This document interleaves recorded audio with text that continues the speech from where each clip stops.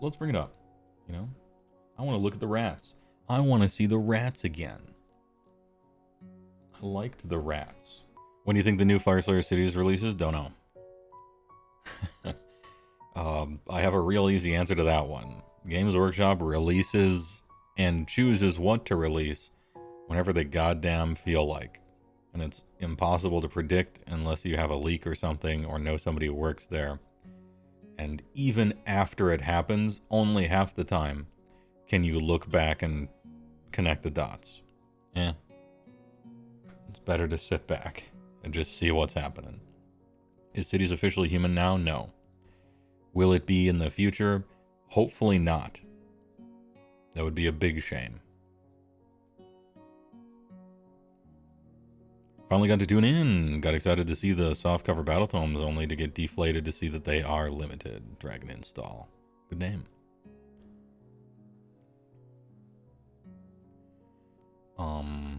The Lurking Vermintide. Pick a friendly skaven unit. You can set them up outside put gnaw holes there. You can retreat for free. You can gnaw hole ambush. Wholly within 6 of a gnaw hole. And more than 9 from all enemy units. As long as you're in the tunnels below. And then once per turn, always 3 claw steps ahead. This ability is really good, by the way. Your friendly non-monster Skaven that is not in combat, and it does a normal move. Enemy hero phase. Good. Good ability. You love to see it. Let me scroll all the way down to the terrain features now, because that's kind of the order I like to do things in. The Gnar hole. Oh, can I just quickly say? Can I quickly mention that always 3 claw steps ahead, in my IMO, is how Murder Lust should work, and how Mighty Destroyers should work. Not 3 inches can enter combat. Get that shit out of here. Full ass normal move, but just can't enter combat.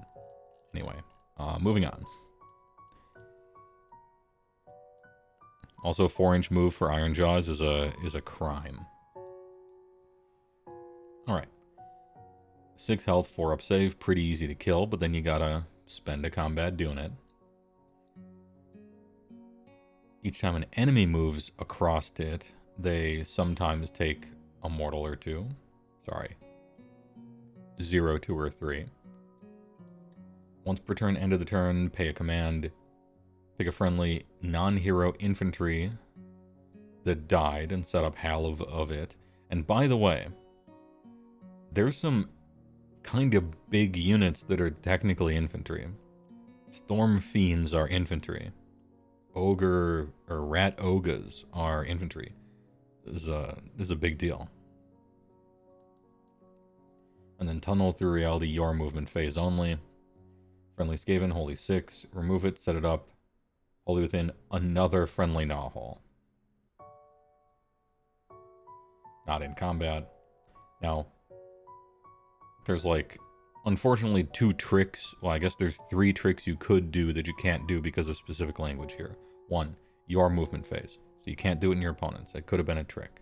The other, not in combat, could have been a trick. And the other, set up again, wholly within 6 of another friendly gnaw hole. So you can't move and then like hop over a gnaw hole in the same turn or something like that. Like targeting the same one, you know? Even still, this is good. Gnaw holes are good. And you can keep setting them up as long as you stop at 3 of them.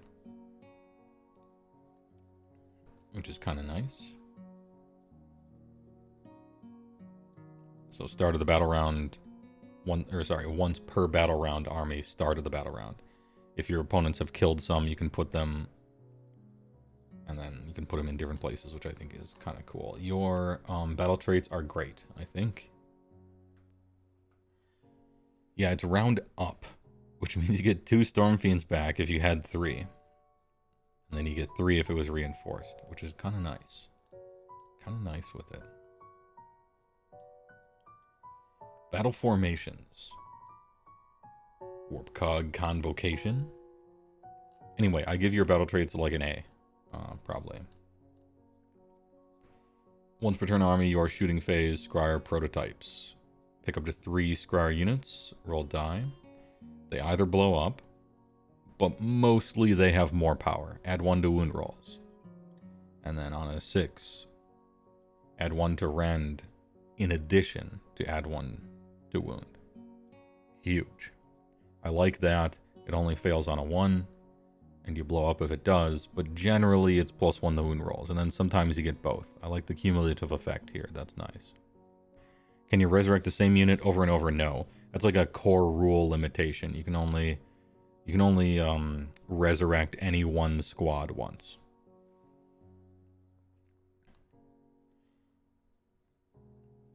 Anyway, this thing is good. And it's up to 3 friendly scryer as well. You love to see it. Flesh Meld Menagerie. Once per turn army, your hero phase. Once again, your shooting phase only. Your hero phase only. Up to 3 friendly non-hero molder units. And then you roll a die. And sometimes it blows up, although it blows up a little more often than the scryer stuff. But we'll see why this isn't necessarily the worst later. Rapid Infusion, add 1 attacks characteristic, big, melee weapons, until the start of your next turn. Lasts for the battle round sometimes. +1 attacks is a great buff. Up to 3 as well. And then Blinded by Frenzy, in addition, 5-up ward, huge. This shit is sick. Prize Creations, excellent. Scryer Prototypes, excellent. Depending on which type of shooting you're choosing, obviously. Virulent Procession. Once per turn army, end of any turn. Okay. Every turn. Pick up to 3 Pestilence. You can either make a pile-in move. Sorry, for each target, first make a pile-in move, then pick an enemy unit in combat, and then sometimes do mortal damage. It sucks. I mean, it doesn't suck. It happens every turn. It's just... I mean, it's not great. It's not these two. And then you have to play with Pestilence stuff. Claw Horde. Once per turn army or combat phase, Claw picked.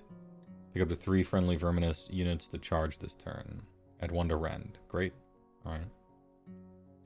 Yeah, nice to see.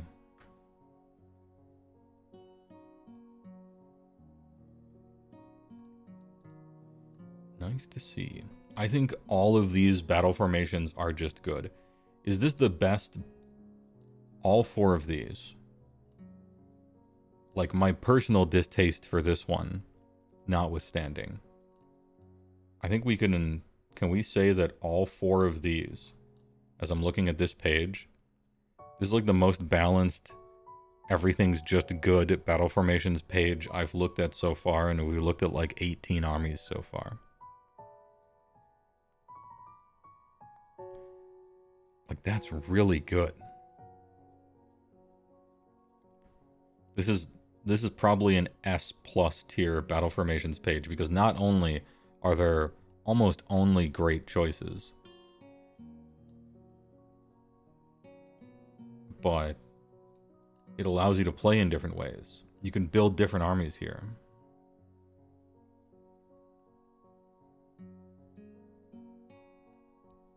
I really like it. Heroic traits. Scurry away. If this unit is in combat, roll die, 3 up, it can retreat for your hero stuff. And this happens before fighting, actually. Short-tempered. Add 1 to run rolls and charge rolls for friendly skaven units while they are wholly within 13 of this unit. It's actually just kind of nice. If you have run and charge, specifically. You could put short-tempered on like a deep strike guy, and now you only need an 8 to charge, maybe, if you're trying to do some sort of combo, I think. Skilled Manipulator. Well, this unit is within the combat range of a friendly non-hero infantry. This unit has a 4-up ward. Oh, okay. Well, slightly overshadowing the others so far as I read it. Each time you make a successful ward roll, allocate 1 to a non-hero. Okay, so you're passing off. We got rid of the bodyguard thing and we brought it right back. That's good though. Yeah, skilled manipulator seems like the standout choice here. But maybe you can do something with this sometimes if you have a plan. And if you don't want your guy to get killed, you don't want your guy to get killed in combat, this might make him kind of immune to some people a lot.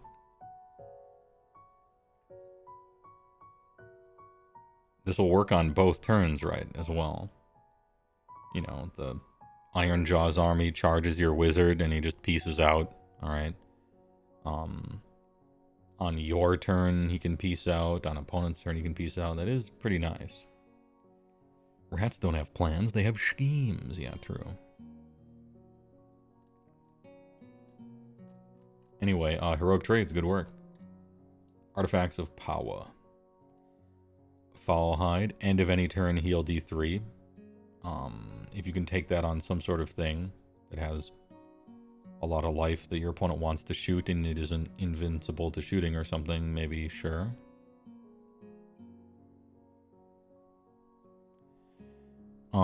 Sorry if this was answered, but did the pestilence units using virulent procession rule have to be in combat to use the move? No. And that's the reason why it's really good and annoying. Well, not... to me, the reason I don't count this... the reason I don't think this is Murder Lust is because it happens at the end of any turn. The reason Murder Lust is so broken is because it happens in the movement phase. If it happened in combat or at the end of a turn or in the hero phase, it loses like 1000% of its gotcha, annoying, broken powers. So if at the end of the turn you are 5 inches away, say, from an enemy, you can pile straight into combat and then try to deal damage to them as it rolls around to their turn or whatever. Which is a good effect. You just can't you can't shut off their charges or, you know, some toxic shit like that. If pestilence units are good, then this thing becomes a lot better. It's one of those kind of things. Anyway, good question. Skilled manipulator isn't as good as it seems when you realize that almost all the good heroes already have a 5-up ward. Oh, okay, well, you know, it's the same as a lot of stuff. A lot of times I'll read something and it seems really strong, or it seems bad. And then we'll scroll down and the war scrolls are like, oh wait, this unit is great. That means that this thing is even better. And, you know, we can go back. Everything has a context to it. Spell lore. What's your unlimited spell? Pick a friendly Skaven wizard. D3 mortals? Meh. Not a very good unlimited spell. Has to target enemies, which you don't really want. Short ass range, which you don't really want. 6 is a fine cast, I suppose. But yeah, this is a bad unlimited spell.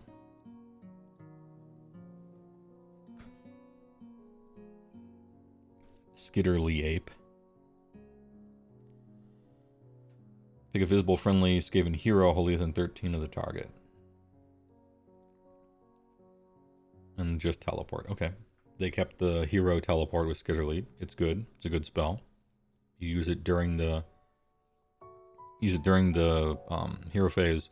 This means that your double casters are even better, because you could potentially teleport into range and then cast something, or conversely cast something and then fuck off, right?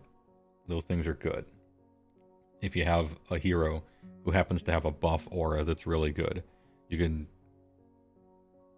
fix poor positioning or something by just being like, well, I'll just teleport into range and now they affect the guys and now the thing happens, right? Warp Gale. Casting on a 6 is also nice. Warp Gale. Pick a friendly Baldur's Gate 3 character that no one liked, and then pick a visible enemy unit within 18 of them. Good range. Strike last for the rest of the turn. Really good. Okay, never mind. I was about to say that the spell lore for Skaven was legit bad. Because if your unlimited spell sucks, that's a big downside, in my opinion. But Skitter Leap is nice and clever, and Warp Gale is the shit. This is it. Warp Gale on an 8 is probably just gonna fail.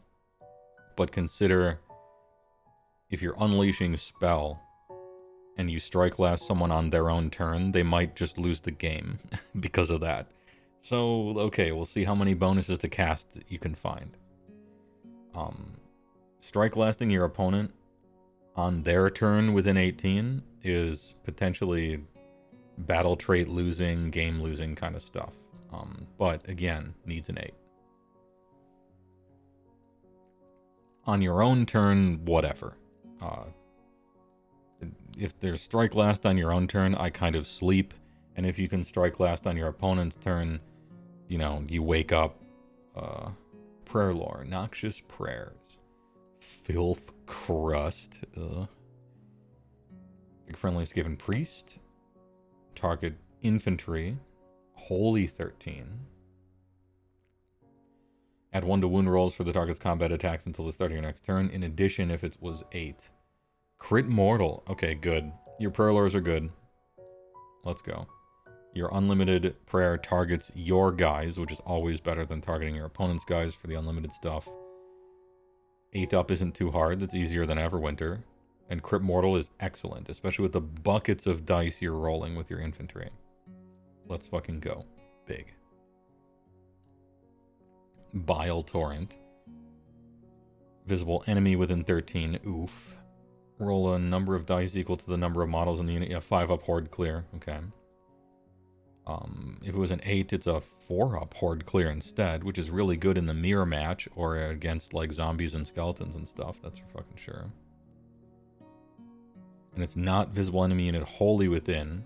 So if you're fighting against true hordes, that is 40-man units on 1 wound, you just pick up 20 of them on an 8 up. Big. Still pretty silver bullety.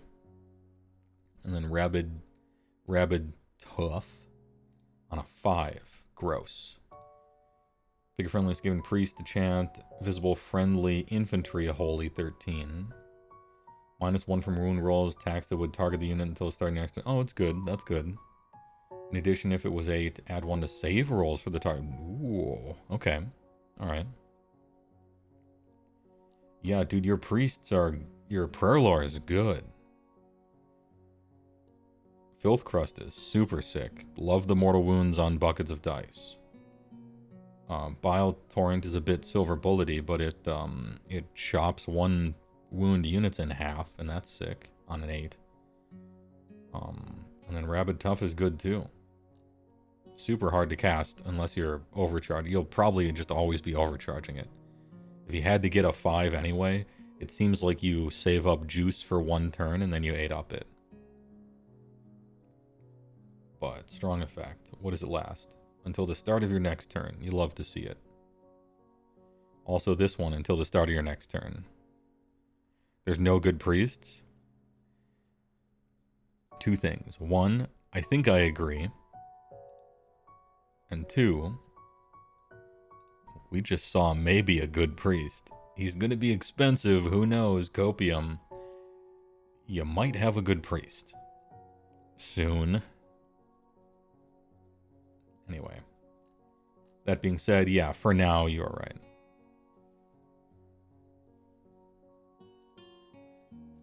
Manifestation lore, the manifestations of Dude. 777s. Lucky. Am I looking at these stupid ass? Do you guys use these? The Skaven that I've played against so far used them. The Bell of Dude. 36 movement, you hate to see it. 7, 6 up.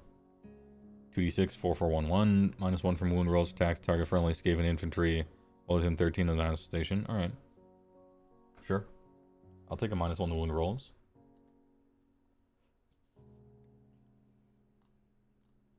It probably moves about as fast as your Skaven do. And then, of course, Gnawhole. And then just a terrain feature, kinda. 13 health. Oh shit. 135501 crit auto wound. You're wasting my time. And then it heals. Okay, so this is a thing that appears on the table and your opponent has to move around or across. Got it. And then Warp Lightning Vortex. What was once the most annoying spell in the game. 7/6, 7-up, can't move.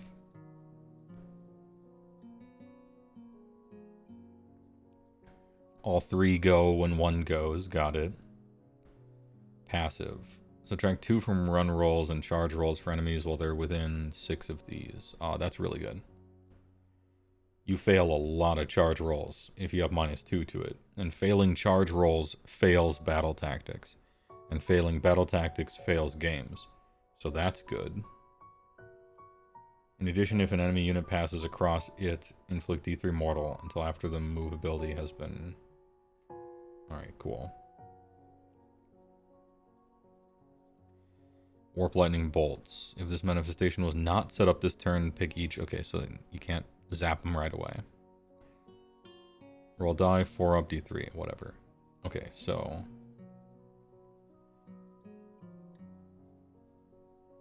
we put the Vortex out.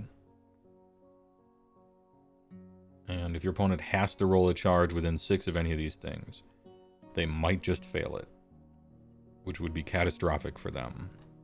I assume you set this thing up Holy 12 from the caster.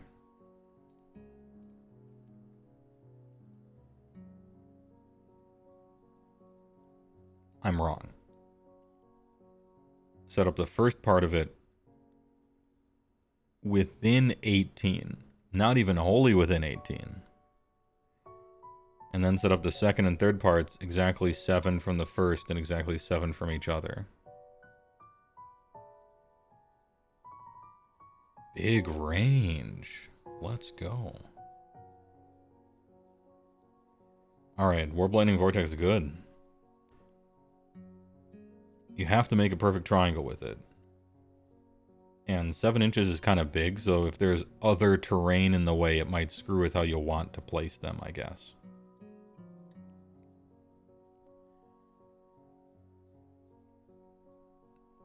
Problem is they can just charge the vortex instead. Good. I want them to waste their charge. And if they're charging these 18 or 25 inches away from me, good.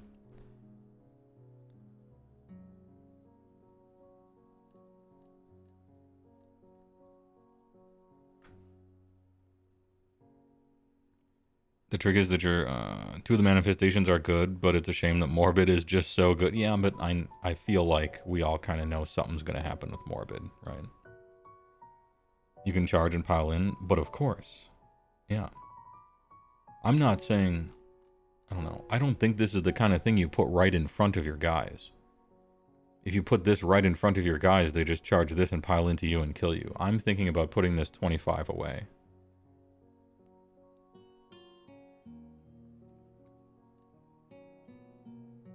Sometimes in a pinch, they might, you know, be charging and you're close to it and they might get a -1, you know, or a -2 to charge and who knows, but yeah. You know, if you put this so that they're 6 away from it after their move, then what? They stop 6.1 away from it and they make a 6-inch charge and then pile in. I don't know, you can put this thing in weird places. I don't think it's a thing that you put right in front of your own guys. Most people, I think, learn that. Because you just charge the thing and pile into you. Maybe I'm thinking about it wrong. I don't play this army, but it seems like you just throw this really far away and it's an annoying ass shit. I just want to waste a phase of theirs, however I can. Delay tactics, I'm trying to shoot them. That being said... as always, you just play Morbid instead. Sag, but they'll probably change that thing somehow. Thanqoul on Bone Ripper, the model that I don't like. A lot of people do. I never really liked it. 14485. Custom warp fire projectors. Do we still get to choose them and outfit them? No. Okay. So we can't build Thanqoul in the super shooty, super fighty kind of different ways. He just has everything, which is sick. You might as well get everything. I'm in. 10-inch range, so you can shoot after a teleport. Important. 62321 companion. Oof. So we have a non-bow, right? Because he's a he's a oh, I was gonna say scryer. He's a master clan. What are the exact keyword bingos that I have to care about? Scryer specifically, Molder specifically, Verminous and Pestilence. No word about master clan. Is there any text anywhere that says master clan equals all the others or something like that, or is it just kind of a dead keyword now? No, it wouldn't be a dead keyword. It would be like, I bet master clan means you can include any number of other keywords in your regiment, and that's really the only use it has. Any skaven. And you can get an overclaw.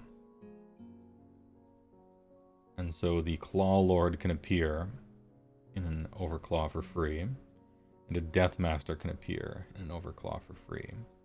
But a Wizard can't, unfortunately.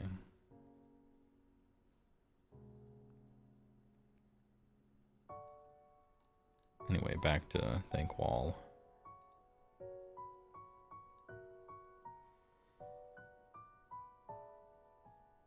Four, 441d3, 6, 4223. Okay. You can kind of fight-ish. All these good weapons are companion though, so. Once per turn army, Bone Ripper, Rampage.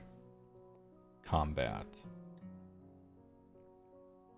Roll a die on a 3 through 5, inflict d3, on a 6, 2d3. Okay. So 3 up some mortals in the combat phase. You heal d3 every turn, which is nice. Do we got a 5-up ward? We have a 5-up ward. Nice. Staff of the Horned Rat. Add 1 to casting rolls. You love to see it. Big. This is huge. Double Wizard plus 1 to cast. Good. Good. Terrible Matt Nass. Cast on a 7, but really kind of a 6. Pick a visible enemy within 13. That's not great. The target cannot use commands. In addition, roll number of dice equal to number of models, 6 up. Alright, yeah, that's fine. That's fine. Super short range. But I'll take it. Kind of plus 1 rend, right? Until your next turn means there's a lot of commands they can't be using. What do you cows? 360. Okay, same as Frostlord on Stonehorn. But you kept your 5-up ward and you're a double wizard. Worse at fighting, slightly. Twitch Prime. Am I being unfair by only kind of liking this? Plus 1 to cast, double wizard, 5-up ward, 14 4-up, can kind of fight, heals every turn, mortal rampage, and a short range spell that's alright.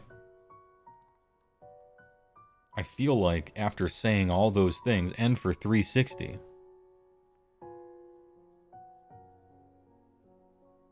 I don't have a... Maybe I'm just being illogical. I might be being illogical. Everything I said was great, and the price is good. So why aren't I excited about him? I don't know. Maybe it's my problem.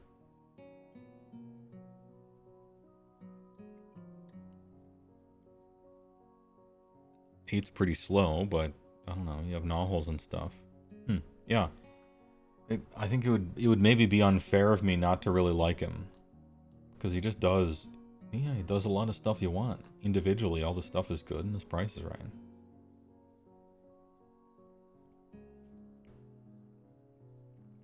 He's not super exciting, he's just a collection of good abilities. Yeah, I mean, that's what he is. Isn't that what we want? That's good, isn't it? Swiss Army Rat. He does everything except buff your troops. And maybe you have spells for that. Knock. Thanks for the big prime for 5 months.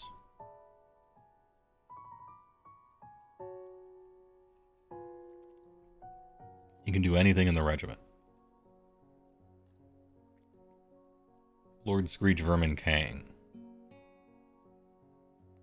7-3-2-2-3, crit 2 hits, 13-4, 10. Oh wait, what was the control? 5, right? Yeah. War Master, unique hero monster, wizard 1 only. 5 up.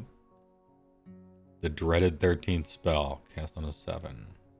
Visible on a 13. 13 dice for each 5 up mortal. And then you return a slain model to a friendly clan rats unit holier than 13. Is it called the dreaded 13th spell because you dread it when you're about to read it and see that it sucks? Terrifying Monstrosity. 3 up, can't use commands, subtract an amount equal to the roll from the control score. Neat. Alright. It has roar except better. That's good. And this guy... Demon, Masterclan, Verminous, Pestilence, Ashen, Scry, everything. Target him with everything. The 13-headed one. Pick one of the following effects to apply until the start of your next turn. You cannot pick the same one more than once per battle. Boo. Add 1 to casting rolls for Masterclan wizards. So, technically, you could get +2. You probably wouldn't. Add 1 to charge. Add 1 to hit rolls for shooting. Add 1 to rend for ashen. Ooh. Add 1 to chanting, but only pestilence priests. And then heal. Okay. So like, your hero phase, you give your scryer +1 to hit, and then he fucks off and gives himself +1 to cast or something.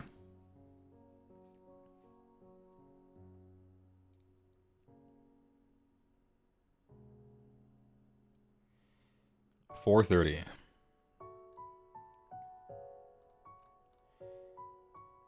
Man, I'm going to be having to ask Skaven players a lot of questions here. I look at Lord Screech and I'm like, I think he's worse than Thanqoul. How come he costs 100 points more?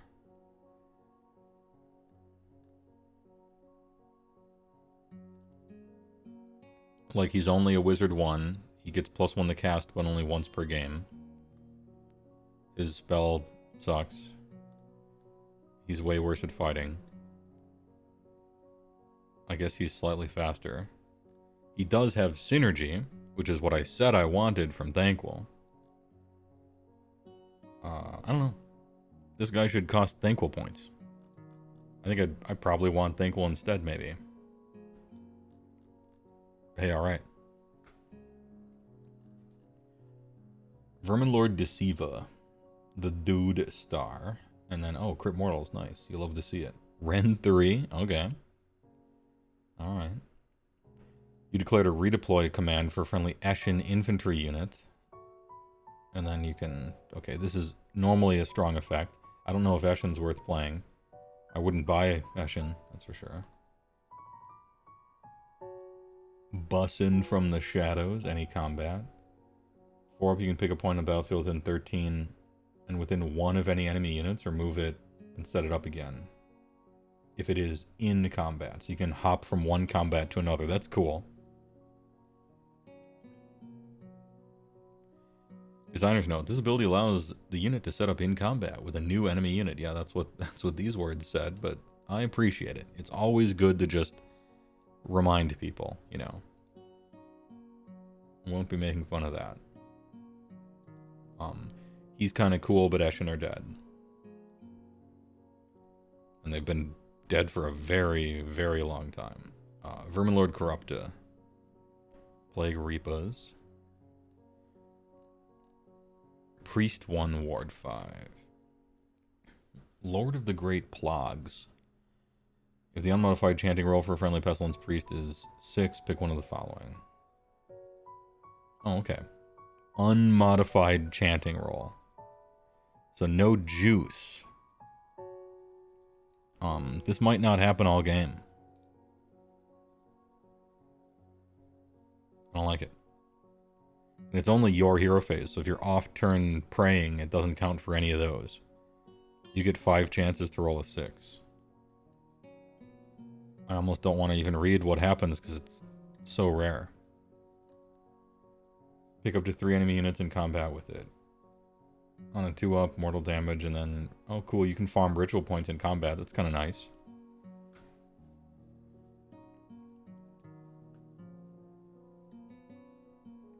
Pick an enemy unit for the rest of the battle. Each time they move, they take damage. That's awesome. I wish you could actually choose to do it. For the rest of the battle, you can reroll chanting rolls. That's awesome. I wish you could choose to do it.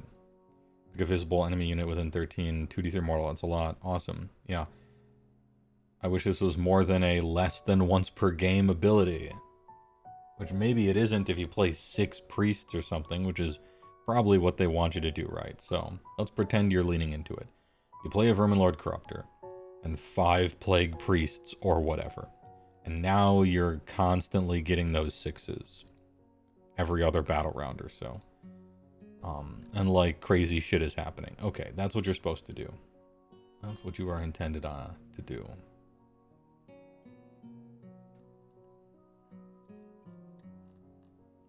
What do you cost? Verminlord Corruptor? It used to be the cheapest one, maybe. 360, okay. Well, if you're in a Pestilence army, you're supposed to take a bunch of priests, I guess, and be a million drops and do this. What if they all roll a 6 every time? Yeah.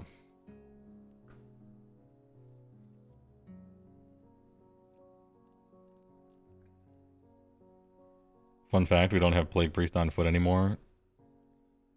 Oh, that's right. They retired Lord Skrolk. I thought they were going to replace him, but they didn't show a replacement. So he's actually just gone. So this guy's trash. Alright. Sell. Verminlord Warbinger. Crit mortal. Nice. 7 attacks even, so it might happen. Still a Wizzy. Once per turn, any combat phase. Pick up the 2 Verminous Holy. They can use all-out attack or all-out defense, even if it has already been used by a friendly unit this phase. Cool. It means you have to have your humongous expensive guy next to an infantry block. There's even more points in the same area. Killing Bow. Once per turn, end of any turns, every turn. Pick a damaged enemy unit in combat with this. If the rolls less than the number of damage points the target has, inflict an amount of mortal equal to the roll. So like if you perfectly finished off some enemy model, then it's d6 mortals, essentially. Cool. That's kind of neat. And this bonus might be very good with Storm Vermin if you want to put a bunch of points in the same spot. And he is still at least a Wizard 1. Is he also 360? Okay.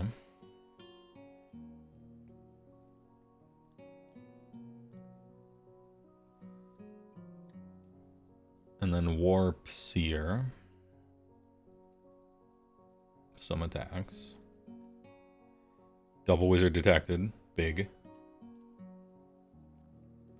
Well, this unit is on the battlefield. Add 2 to the distance friendly units can move when all use 3 cloth steps ahead. Nice. This guy's the best one I've read so far. Hurl Scry Orb. This unit cannot use Divine Future for the rest of the battle if you... Okay, so you never throw the orb. Hey, sorry you guys got an ogre-ass, feast on flesh-ass ability here. And it's only combat range? Yeesh. This shit sucks. Arch Manipulator. Pick friendly enemy unit in combat with it. 4-up strike last. Okay. So you guess for game. He can't actually do damage, right? Like, he's going to do 3 damage on average to somebody, but if you're in combat with him and someone else, then maybe something can happen. It's a lot of points in the same spot. Tectonic Splintering on a 7. Visible enemy with an 18.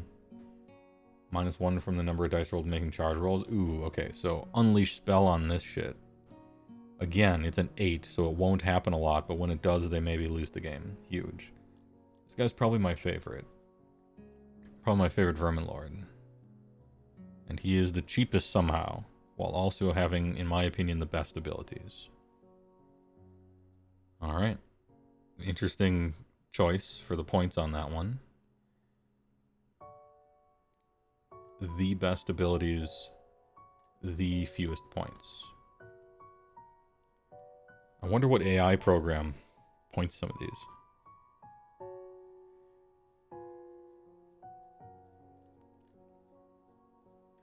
Master Clan, so he can take any, whereas the other ones were keyword locked. Yeah, this guy's way better than the others. I'm pleased that he's the one that costs the least, because I think the other ones are overpriced anyway. Yeah, Wizard 2 instead of 1. I was. Yeah, Warpseer, Chad, Flexer. And then the Grayseer, who looks awesome. And cool, he still gets his 3d6 casting. Let's go. Wizard 1. Oh, they used the old model instead of the new one. Strange choice. I guess in the Battle Tome they'll probably use the new one, right? You're expecting the Warpseer to go up in points? Why? I would hope the other ones go down. Unless, do you think Warpseer is undercosted and like overpowered and the reason why Skaven is topping the win charts in the metagame? It's not topping the win charts in the metagame. I don't know, I'm generally of the opinion that if you're not a problem in the metagame, then basically nothing in your book needs to be adjusted to become worse. But maybe that's like a player point of view, I guess.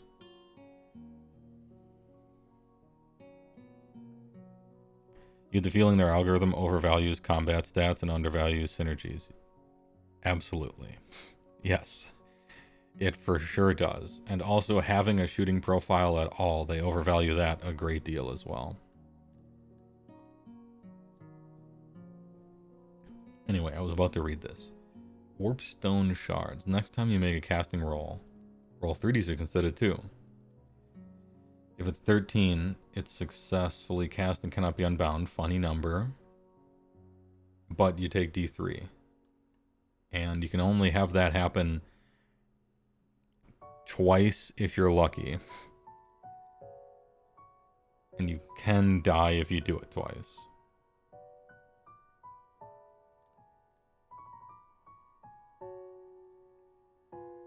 And it's 2d6 drop the lowest. So this is maybe necessitating you to waste command points rallying this guy. Which kind of gives this thing a hidden cost sometimes, you know. From the data you've collected, a lot of units that have synergy cost a lot more. Okay. Maybe it's just negativity bias when you see one like this then. 3d6 is a bigger chance to get 2 1s for a miscast. True, but it is 3d6 drop the lowest. So you only double 1 miscast if you roll 3 1s, right?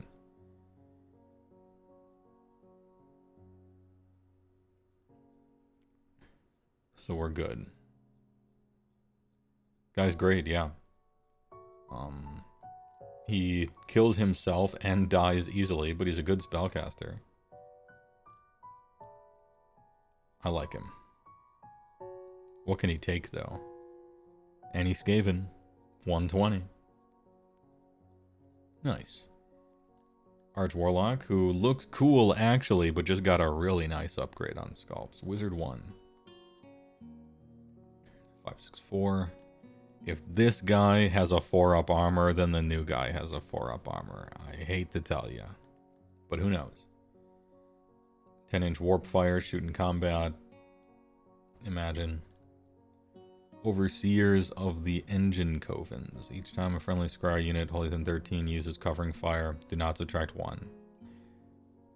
Nice. He's good.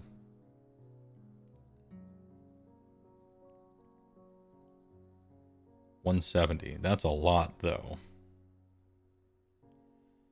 I guess you just have to play him if you're trying to snipe with, what are they called? Jazales. Well, 170 is a lot. I'd probably still run him. I am trying to snipe. If I'm playing Skaven, I'm trying to shoot your overpowered ass, force multiplication ass, linchpin ass heroes. And get around the stupid rule they added to the game, which I don't like. Which is, overpowered synergy busting foot heroes are absolutely ethereal, invisible, they don't exist as long as they're next to literally anything. Unless you're within 12.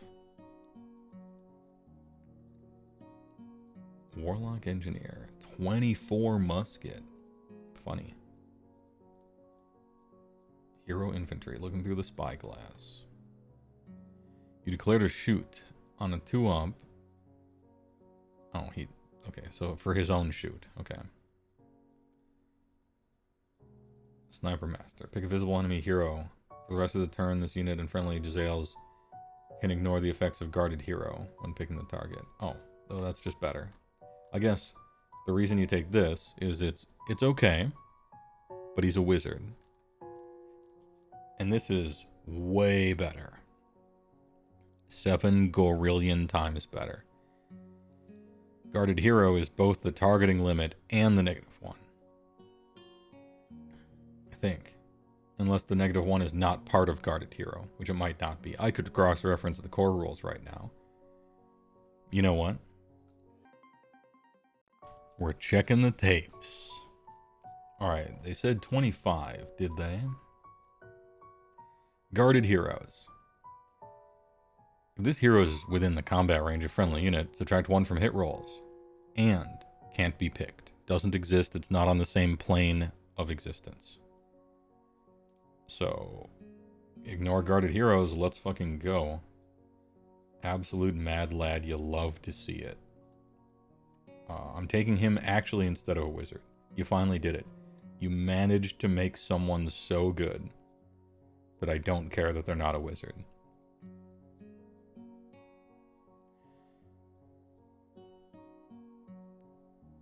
When picking the target, though, hold on. Oh no, is it all crashing down? Let me read this.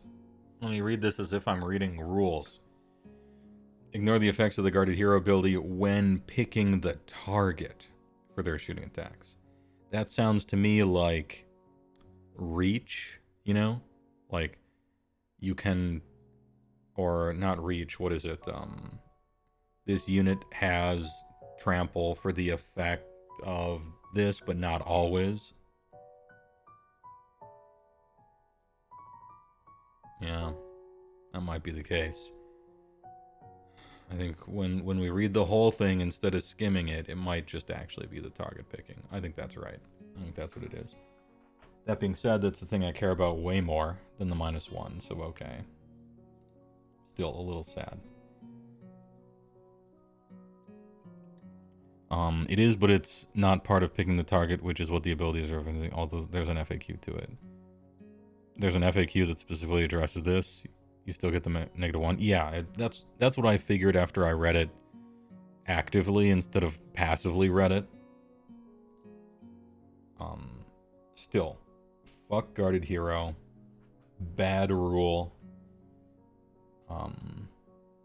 We should ignore it whenever we're given the opportunity to. You know?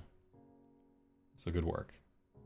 I'm still taking it. It does also specifically list Jazales, and this guy is Scryer unit, so if you're trying to shoot with something else, you know, maybe, whatever.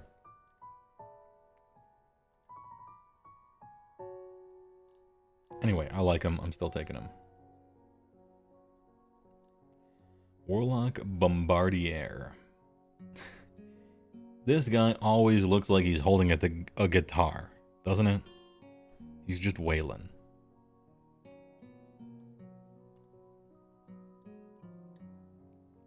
$18, 2, 4, 3, 1, D6 anti-engine. Oh, so he's an Iron Blaster, basically. Not really. 5, 5. Are you a wizard? No. Add 1 hit rolls for this unit shooting attacks, the target enemy unit, whatever. You declared a shoot ability for this unit, and it was not set up this turn, and it has not moved this turn. Would you like to add on a Tuesday? On a 2-up, its damage characteristic becomes an Iron Blaster? Okay, sure. And sometimes he blows up. And he's got a fishing pole. What would this guy have to cost for me to want to play him? As a hero? I don't think there is. Just never, ever worth a drop. Ever. Is a Bombardier free as far as drops are concerned? No. Okay, yeah, then 0 points. I could pay $240 for this if I wanted it to be an Iron Blaster, but nope. If I was already... If like... somebody forced me to play a 5-drop list or something, what would this guy have to cost?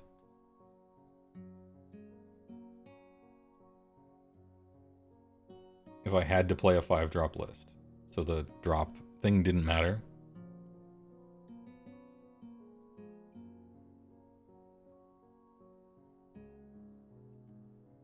$60? Maybe? I don't know. Whatever. Never taken F. Bad job. Storm Fiends. 6, 4, 6. Notice that these guys, these are infantry.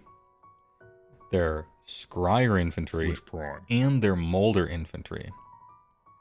Oh, okay. Little keyword soup over here. They can absorb lots of the buffs. Dapper, thanks for the big prime. Appreciate it. And they got Rattling Cannons, Wind Launchers, and Warp Fire. And they have Doomflare Gauntlets, Grinderfish, Shock Gauntlets, and Clubbing Blows. They don't have... They should have more wounds, probably. They're pretty slow. 1/3 can be either Warp Fire or Wind Launchers. Warp Fire have Shoot in Combat, so that's the one that I want.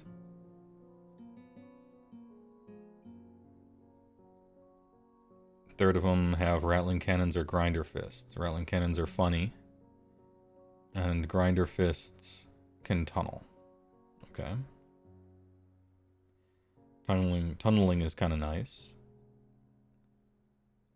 Your Storm Fiends can do some tunnelingus. You can still shoot when you set them up. Land anywhere. And then 1/3 Doomflayer or Shock. And then Doomflayer are 5 attacks, 4s and 2s, 2d3 charge plus 1 damage. And then Shock are just worse. Like patently worse, and then also don't have ability. Interesting.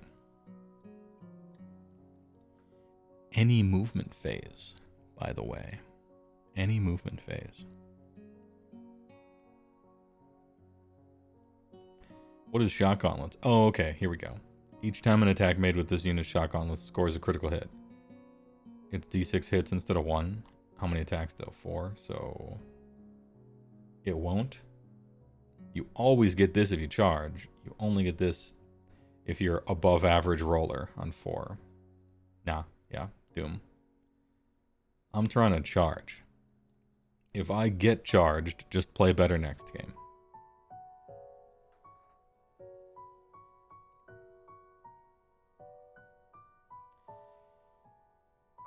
Tip, in a reinforced unit, you can have one of each weapon if you want. Yes, because 1/3 must be armed with, in brackets, one of the following, right? So, you could technically have both in a 6-man, or 2 Warp Fire, or whatever. I believe that makes sense to me how it works. My concern is cost on these guys. Stormfiends. And you get like Molder abilities, they can add stuff to them. You get like Scryer abilities, they're nice. Ahem.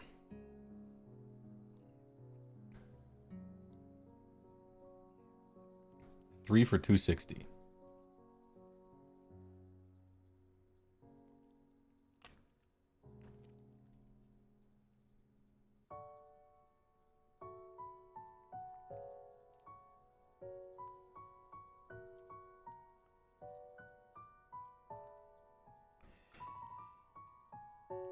The problem with Stormfiends is that they're costed probably right, and they're kind of okay at everything.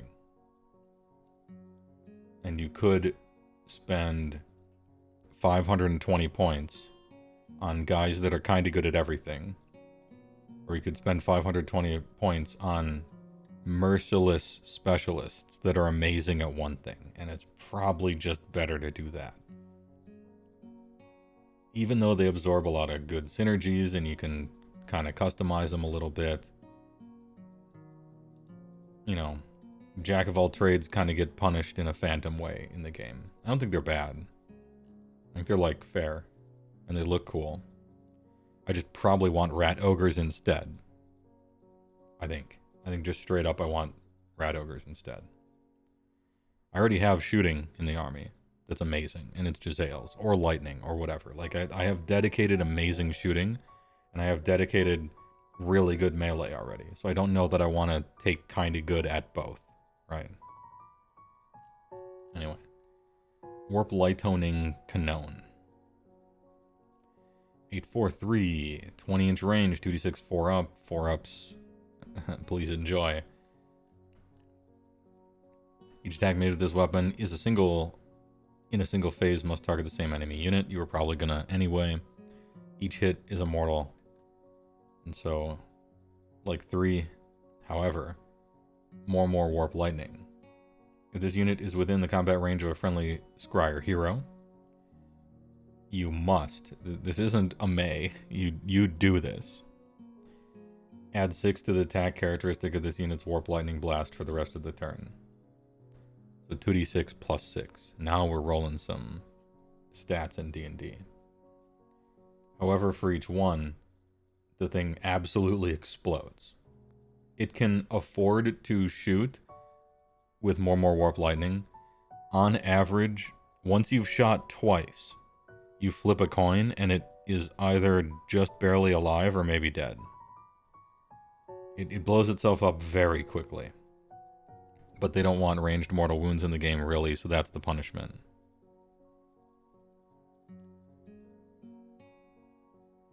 Now, if you don't want this to happen, then you need to move your hero outside of 3 from this thing, because it's not a May ability.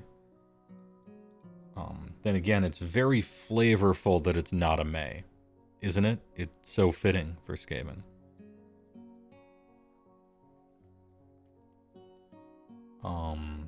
Can I make this a 3 with the thing? Is fun allowed, or is fun not allowed? I'll add 1 to... That's why this is wound rolls and not hit rolls. I see. You specifically made sure that this was wound rolls instead of hit rolls, just to stop the Warp Lightning Cannon from having fun. That's fine. I think that's a much better way to do it than just saying target infantry unit or whatever, and it is making sure War Machines can't, right? This is a nicer way of doing it. If you aren't the type of person to want to play the Warp Lightning Cannon fully charged, why would you play Skaven? Yeah, risk-averse players aren't choosing Skaven. Because the sacrificial nature and the randomly blow yourself up is so ingrained into everything about them, right? Anyway. Oh, true, you can all-out attack it big, Grey Boy, yeah. Don't forget it. It's also not a companion ability. Not that that matters too much, but I think you take one. How much are these? I take 1 of them. I don't think I would ever take 2, but I would certainly take 1. And yeah, it blows itself up by battle round 3, but it takes out the thing you want to take out. Yeah, 180. It's 60 points cheaper than an Iron Blaster. I promise I won't talk about ogres so much.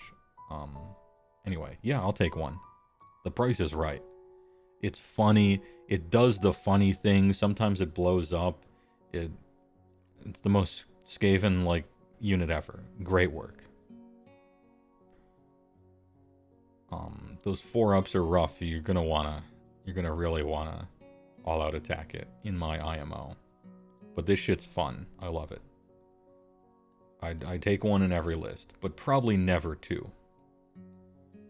Acolyte Globadiers. Are they bad, as the name might suggest? 2661. Poison Wind Globules. 10, 1, 3, 1, D3. Anti-infantry. Oh, that's where the one rend that they used to have went to anti-infantry. And shoot in combat. They might not stay in combat for long, but they technically can shoot there. And they just got new models, so they look cool now. And they don't cost $1 million. Okay, yeah, they do have Scryer. So maybe 2s and 2s sometimes if you want to spend a bunch.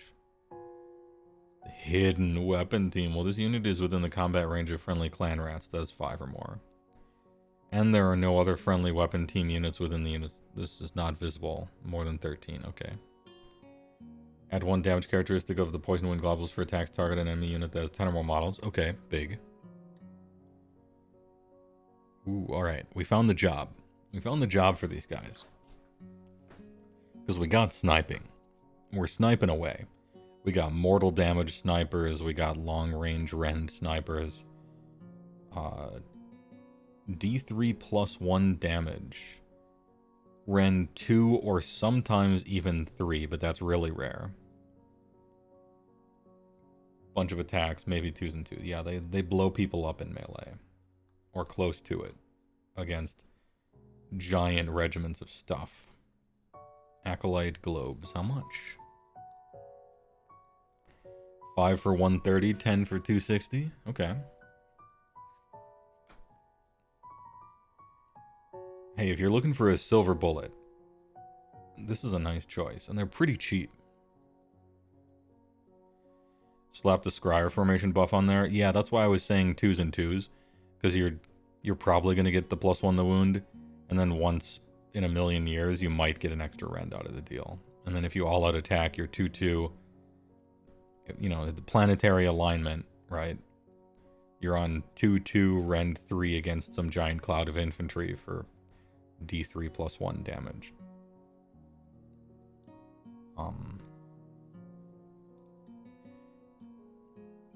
Silver bullets I like to make a little cheaper, 260, but they do a job. I would complain about the cost a little bit, because I always do, but when you put them on the table, they will do that job, probably. They don't die first, which is a concern. Just run a blob. It'll just ruin a blob. And then Doom Wheels, which just got a brand new sculpt. 2d6 plus 7. Okay, I don't like random characteristics, but if it starts at 9, then fine, right? 8-4, 13-inch warp bolts, d6, ew. 3-3-1, d3, ew. Stop putting, I guess, you know. I hate random attacks characteristics. Oh, how I hate them. Especially when the damage is also random. Must I roll a die if they have a ward 6 times to see what happens? Alright, I'm going to target those guys. I roll for attacks, roll for hits, roll for wounds, roll for armor, roll for ward, roll for damage. Stop it. Stop it. They have shooting combat at least. Rolling Dude. It can move a distance equal to its move characteristic. This unit can pass through other models in the combat ranges of enemies, but it cannot end in combat.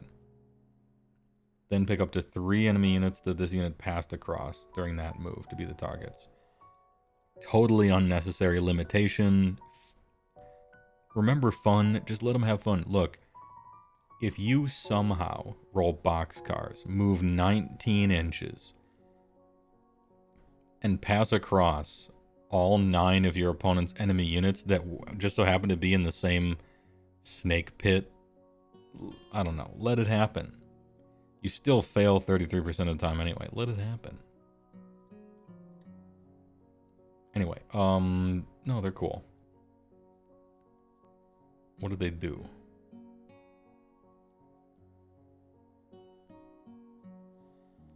Um,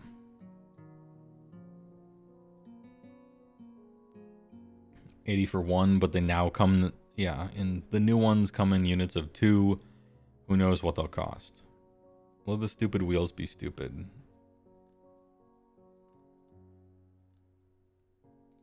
Oh no, wait. Doom wheel. Sorry, Doom flayers were the ones. This thing's 140. Pardon me. I got my dooms mixed up. Okay. Well, then, since this is the one that's for 140, this thing should even more work on your opponent's entire army. I thought this thing was really good at 80 points. At 140, nah.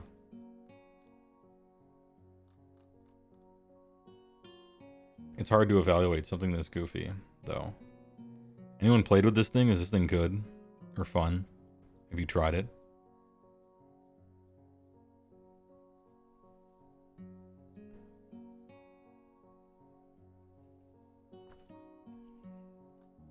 Like, I would certainly not play with it, but I'm not a Skaven player. I haven't dared, you know, maybe someone's put it on the table and somehow it's great. It's horrid. You played it and it did nothing and died? Okay. All according to plan. Giselles.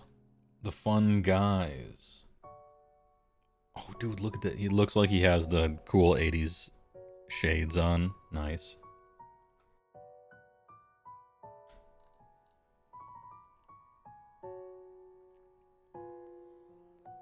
(24) 243 2/2 auto wound. They are scryer. Sometimes they wound on 2s. Actually, most of the time. If you're in scryer. It's weird to crit auto wound when you wound on 2s. That's weird. Man, I wish that scryer bonus was a hit bonus, but okay. If this unit has not used a move, you can add 1 to hit rolls. Oh, well thanks. I kind of wanted that. Now, I guess now I don't care that it's not a hit bonus because you get both. They thought ahead.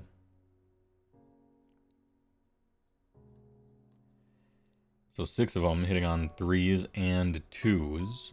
Crit auto wounding, 2 rend, 2 damage. If they're ignoring the guarded hero ability, you love to see it. They're back to 4s, I guess. Unless you're taking engineer, or I mean arch warlock. Yeah, and finally with 24-inch range, you actually are fine with not moving for the most part. I love them. Play a reinforced unit 100% of the time, always rain or shine. Punish your opponent for greedily building their list with maximum greed and hubris, thinking that their 130 point overpowered wizard is safe. You love to see it. I don't even care what they cost. I don't even care. 150 for 3? Sure. 300 for 6? Alright. I make a 1700 point Skaven army. Let's go. Not use the move this turn, right.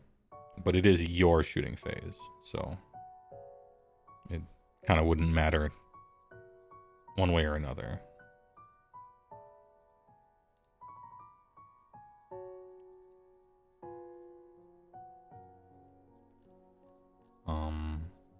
You can use 3 claw steps ahead. Oh, really? I thought that happened in your hero phase. Oh, enemy hero phase. Okay, that's why. So on their turn, you reposition them, and on your turn, now you just get to shoot. It is combo. It is combo unlocked.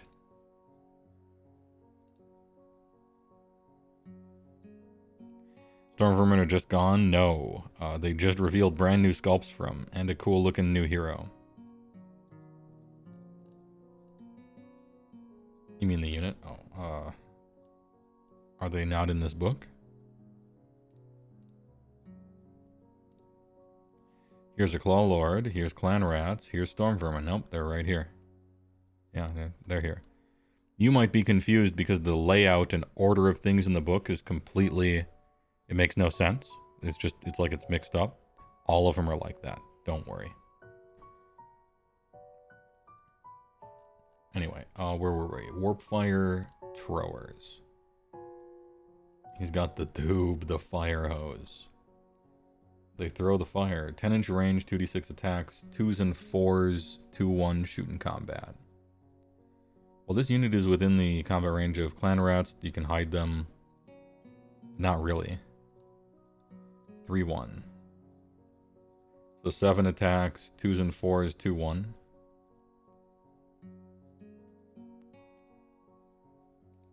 Do you get one of these? How many do you get? One. So there's one guy. So 7 attacks, 6 hit, 3 wound, Ren 2, so they fail 2 saves, and they take 2 damage at 10 inches. Why? No. No. No. Nope. N-O-P-E, nope. Alright, Rattling Gun. The dude.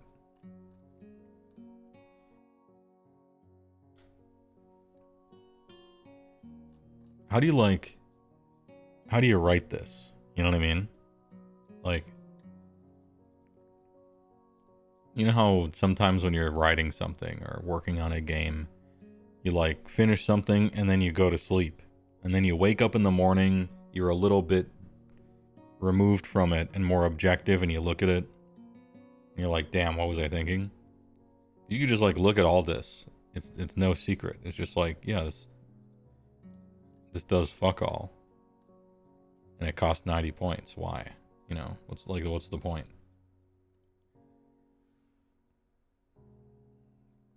Yeah, Thanqouls can't, but these guys can.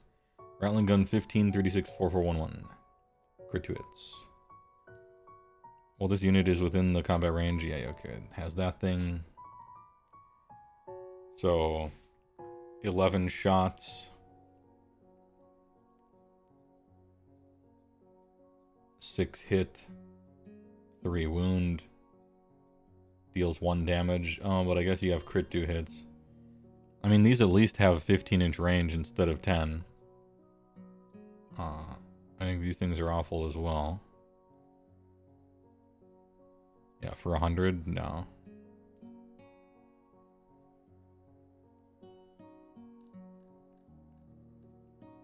Alright, now the Doom Flayers that I mistook for that other thing. These are 80. 8 plus d6. 2d6 attacks. 3-3-1-1 anti-infantry charge. Okay. If this unit charged, pick an enemy within 1, does the bad impact hits. It's 1 flare, no. Soon there will be 2 of them. I don't know what they'll cost, but that's a good start. This isn't the worst profile, even though I hate random attacks characteristics. You got maybe Ren 2, maybe 2 damage. It's, you know, you could... Depending on where everything ends up landing, you could do something with that, maybe. We'll see. As it stands, never, but we'll see. They got new cool shit.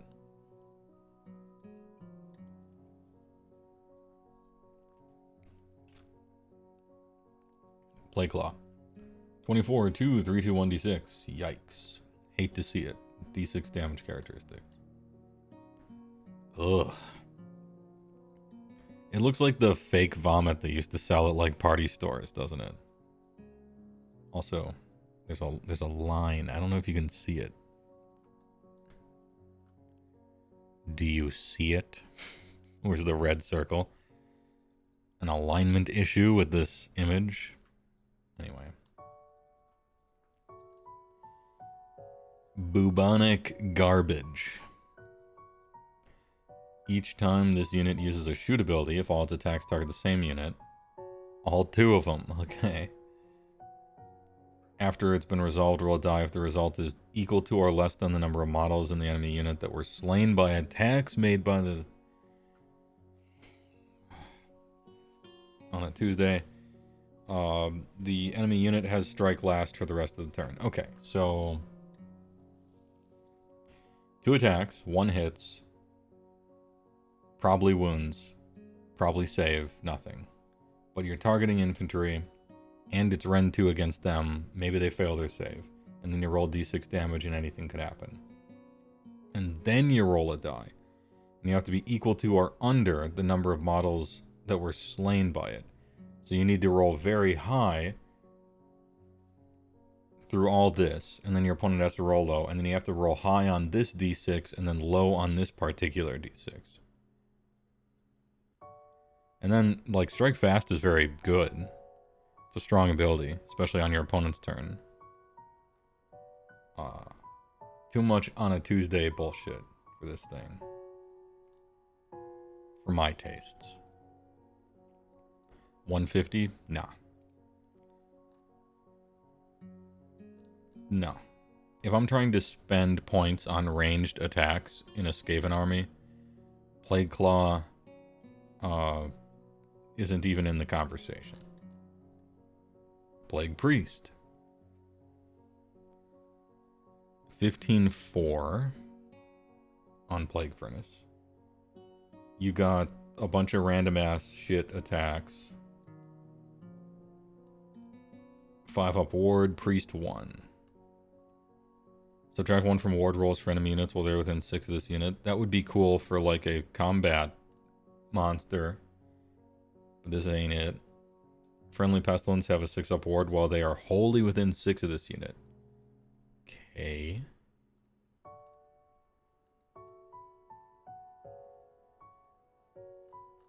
And then Priest 1. What does it cost?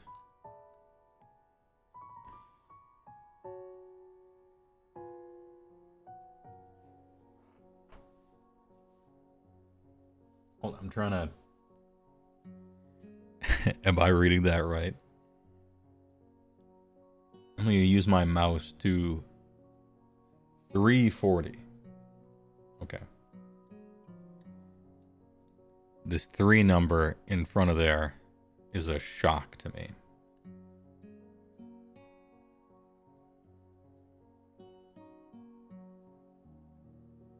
I was ready for this thing in my head to cost $260 and I was going to say it was trash.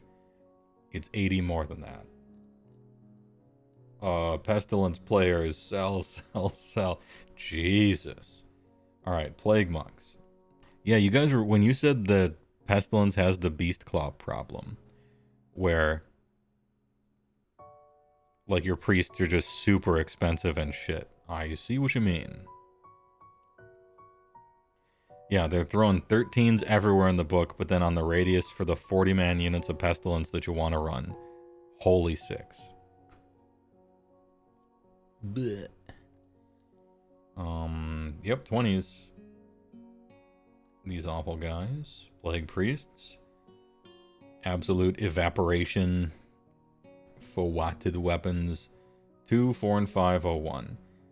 Not exactly the multiple weapon profiles and nightmare to resolve that it used to be, I suppose, in 2nd edition. But 2 attacks a model in a 40-man block. Crit auto wound. When you're ignoring 5s to wound, crit auto wound is very good. Spreaders of filth and disease. Each time a model in this unit is slain. 6-up. Mortal. Nice. You love to see it. You do have to pull from the front on stuff like this, right? Because it has to be that model had to be in combat.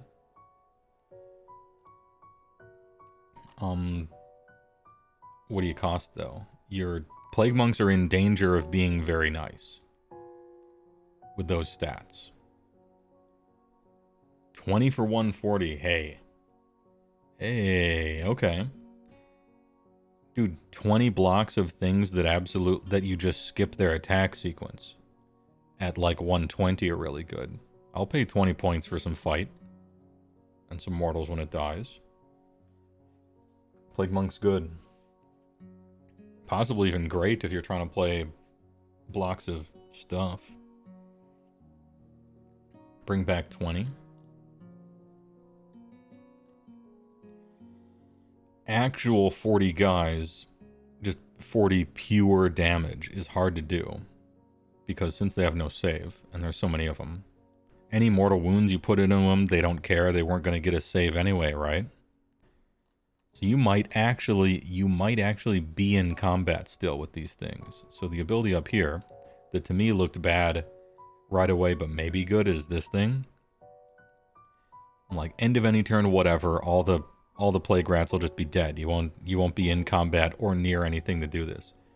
Well, actually, you might be. So now this thing is good. It's still the shit D3 roll, but chances are your opponent hasn't finished them off, and so this thing's actually going to trigger. And your opponent has to always be worried about being like 5 inches away, and you can pull them in, right? And you don't give a shit if these guys charge or are in combat or die. You want them to die. Alright, yeah. This thing is, now that I've read the Plague Monk War Scroll, this thing is good. We are so back. Every other plague anything I've read today has been terrible, but Plague Monks still got it.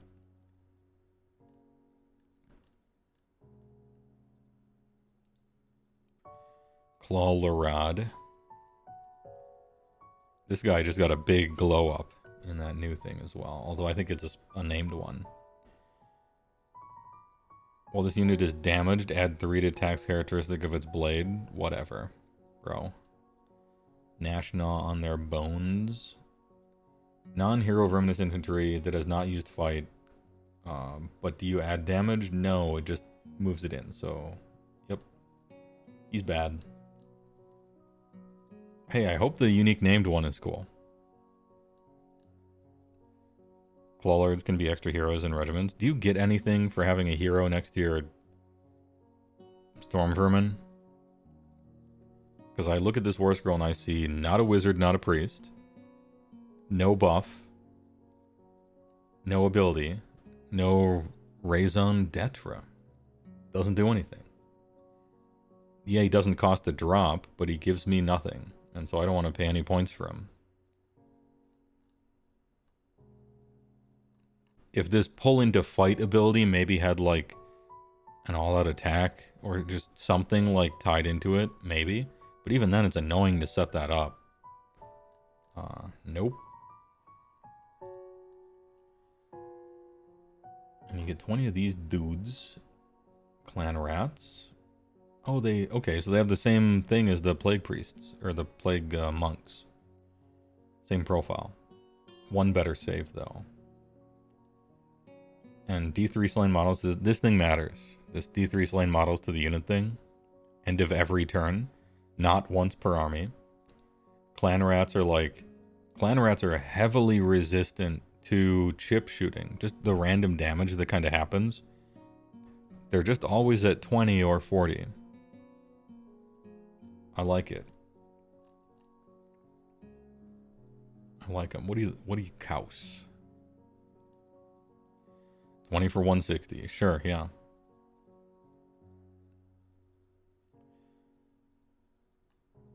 They end up being 20 or 40 points more than plague monks. Kind of depends. You've had at least one unit stay till the very end. Great Tarbid unit, yeah. So clan rats are better than monks. Their job is different. Yes, they're better than monks. They are better. But they're more expensive, and that adds up when you're reinforcing them. And they have different jobs. I think you just pick them. The thing about clan rats is they're good. Plague monks, I probably wouldn't play unless I was taking this. It's kind of like, if you don't have to choose virulent, you can choose something else, which is kind of cool that you could, you know. Clan rats seem just kind of rain or shine great, and they don't tie you to a formation. Do you want to punish your opponent for killing you, or do you want to kind of stick around forever and then come back? Depends. Also, one of these just got a brand new, great looking model, and the other one is dog water. Storm Vermin. 1/4/1. Rusty Halberd.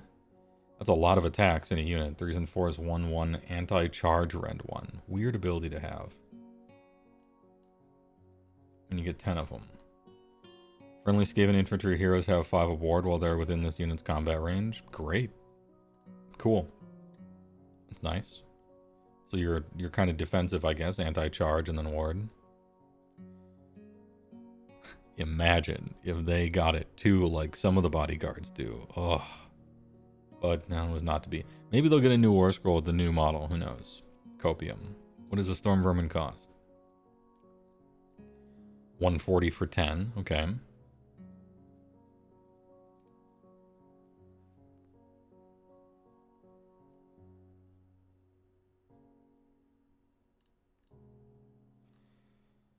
So 31 hits, 3s and 4s, 1/1 anti-charge rend. 4 upward for a hero. I don't know that I want to take them. They just announced new ones, like, hopefully, I don't know. Maybe these are good. I don't think so. Retogers. Now we get the stuff that I like. But I'm an ogre player, so of course I like the big, stupid ogre rats. Notice infantry. And the Molder buff is cool. 4, 5, 6, 1. These Warfire guns are sweet. However, you only get 1 out of 3 that has it. So it's 1 or 2 if it's a 6-man rat ogre. They're 10, so you can drop and pop shoot if you want. 2d6 attacks, 2s and 4s, 2/1, shoot in combat. Shoot in combat is nice. Sometimes they have a 5-up ward, which is a big deal. 5 attacks a model, usually 6, 2 through 5 on a d6 roll, right? 4s and 3s, 1/2. Unleash Warp Fury, inflict d3 mortal damage on this unit, any combat phase. Then add 1 attacks characteristic. Oh, never mind. So 5, 6, or 7 attacks per model. Jeez. Hey, alright. These guys kind of slap and kind of shoot. And sometimes they have a 5-up ward. And if you kill 3 of them, 2 can come back. And if you kill 6 of them, 3 come back. I think they're just good. I think these guys are just great. They're a blender. They certainly die easy. Just like ogres, you know, they got a lot of health, but they just die. Fine, bring them back to life. Who cares? They absorb so many buffs in this army. Master Molder. Where's Scully? 5/6 Arsenal of Mutation. That's a cool name for a weapon. The Arsenal of Mutation. It sounds like a boss fight, doesn't it? Lord of Flesh Grafting. Pick another Molder, heal, whatever. Tyrannical Packmaster. Pick another Molder. Add 2 to charge rolls. Okay, hold on. You could maybe rocket... You could rocket somebody into combat if you wanted to do something goofy. What is the Master? Yeah, 100 flat.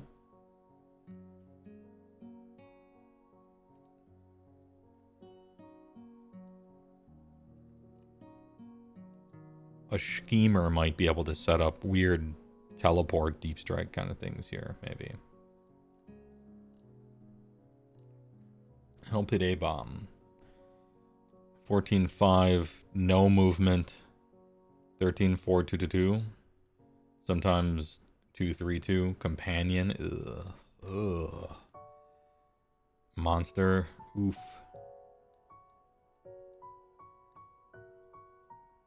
Infantry, 3-up. Hordebreaker. Healing D6 every turn. Okay, that's something. But you die in one combat. Too horrid to die. Oh, maybe you don't. Maybe you're too horrid. Let's read on. The first time this unit would be destroyed, which is also the first time it enters combat for any reason. Before removing it from the battlefield, it will die. It's destroyed. Dead. The rats emerge. Roll a D3 for each enemy unit on a 2-up. Okay, so shit D3 roll. A shit roll. Then it's destroyed. Or sometimes it's alive. Then heal D6. Okay, neat. 0%.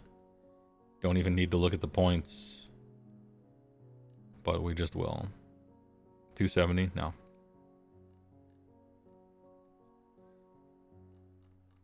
No, you actually just die. And can't move. And companion, no fun allowed. Nope. Alright, Deathmaster.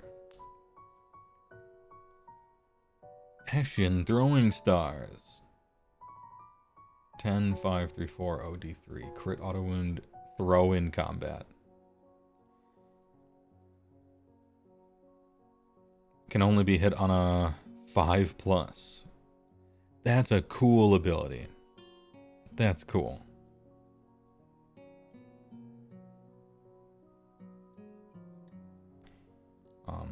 It's a pity that it works on Ashen and Ashen don't exist.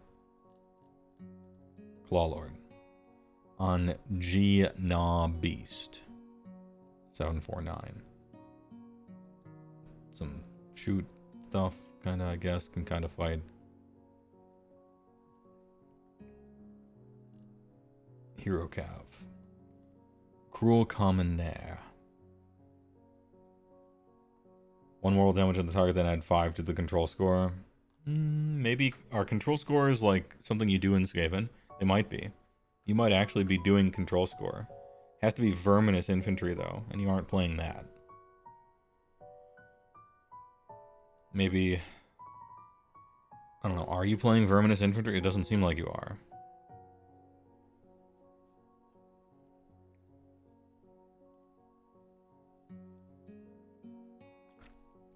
Clan Arts of the Vermin. Oh, I thought it was only the... I thought it was only the Storm Vermin. Clan Rats are Verminous, I forgot. No, okay, this is cool.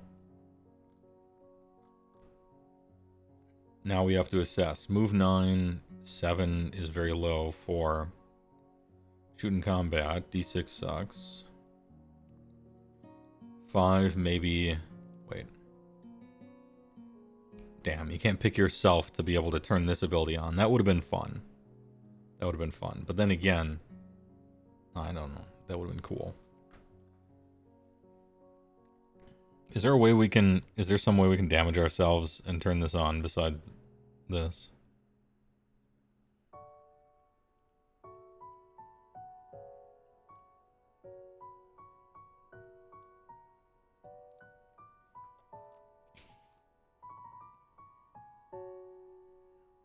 $170.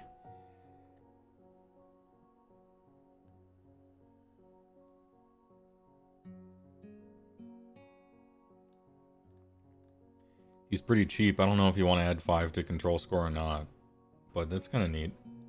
The thing you kill will just regen if it's clan rats. You could maybe take this guy and put funny items on him and do something neat, but it seems like maybe a more of a spearhead kind of thing than a 2K thing. I don't know, maybe you could. When it really gets down to it and you're choosing your heroes, probably not. His model's cool though. Grey Siron Screamer. Sure.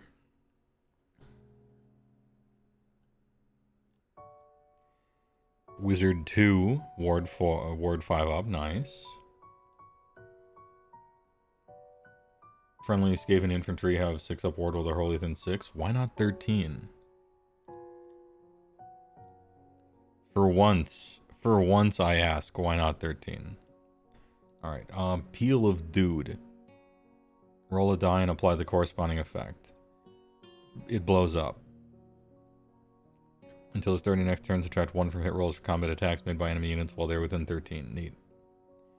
Apocalyptic Dude. Roll a d3 for each enemy unit. Oh, it's a shit roll, though.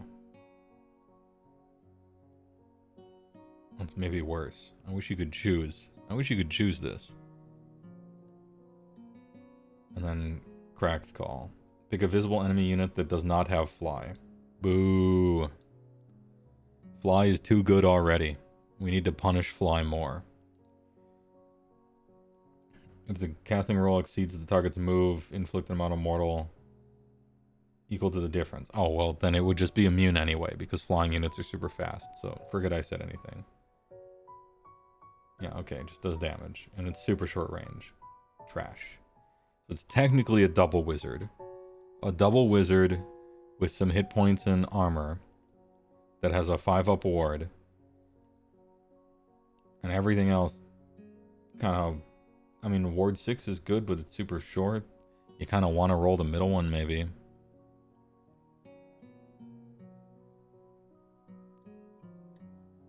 What does this thing cost? $350, that's a lot. It can be a lot of shite rolls, though. Yeah, but not usually.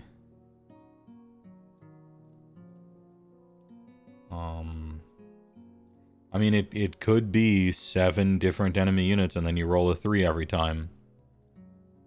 You know? And then you find $20 on the ground, and then you win the lottery. I don't know. Do you take this thing just because it's a double wizard with, like, shit printed on it? I like a ward.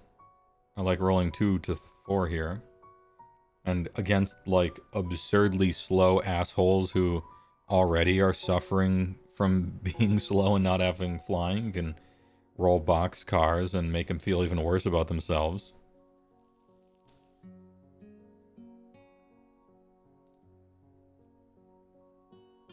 You can take any Skaven.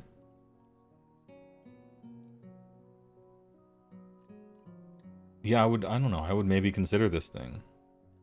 Maybe it's trash. But it does a lot of things I want. 350 is a lot for that.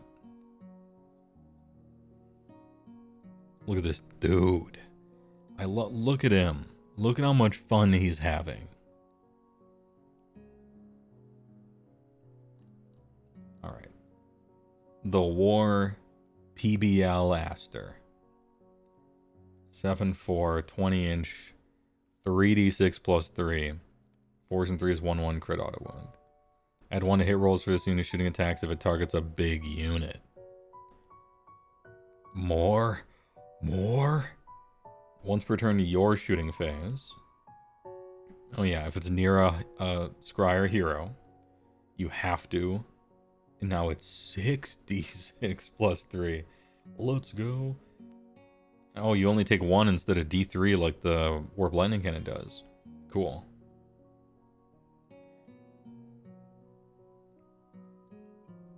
Fun. Remember fun? It's this guy. So it's like, oh, I want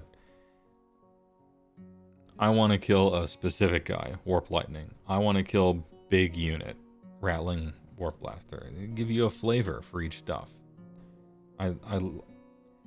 His posture here is so... Isn't his posture just funny? And to me it is. He's in the gamer lean forward pose. He just looks like he's having a blast. I like him. This whole thing is cool. Warp Blaster. 190 for 1. Sure.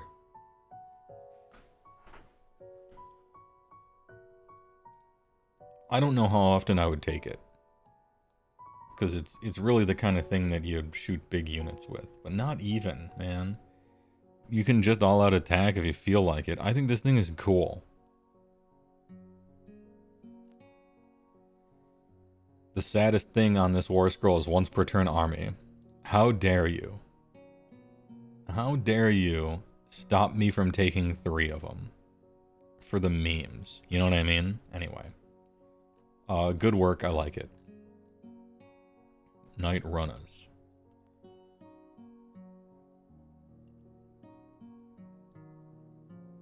Deploy move. Jesus. Oh my god. I need to... Suddenly I have to use the restroom. Oh no. How did you keep these?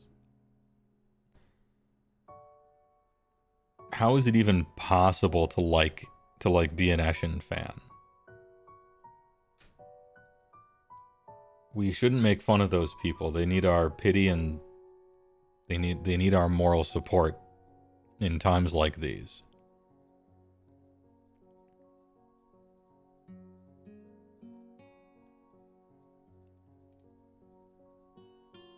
$10 for 130. Yeah, the fact that these were not retired means that like 100% there's gonna be a Warcry warband or something. There's no other explanation for me. Especially since we didn't see them 2 hours ago.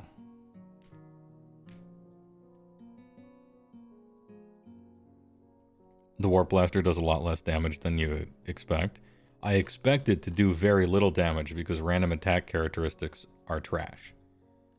But I know that Skaven players like them, so I'm pretending to be excited about something that I'm not personally excited about. Because it's fitting for the people who like it.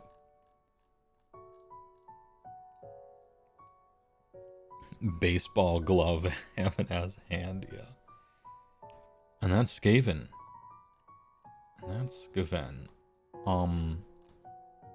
Looks cool, fun. So we got Rattling Blaster, fun. Gracier on Screaming Bell, seemingly kind of good. Clawlord on Gnawbeast, maybe almost worth taking, although I don't think so. Eshin is dead. No. Maybe, but no. Rat Ogre's real good. Hype. I don't think the job is what I want. Copium, looking forward to the new War Scroll. Clan Rats, great. Clawlord does actual nothing. Plague Monk's actually good. As sad as I am to admit it and say it. Plague Monk's good. Plague Priest, very bad. Plague Claw, very bad. Doomflayer, very bad. Weapon Team, bad, bad, bad, bad, bad. Best shit in the game.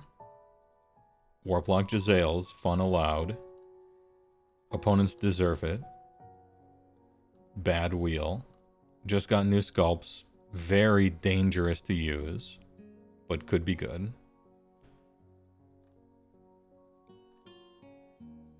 The faction pack plus reveals have a heavy skew to Scryer, so I hope you're into that.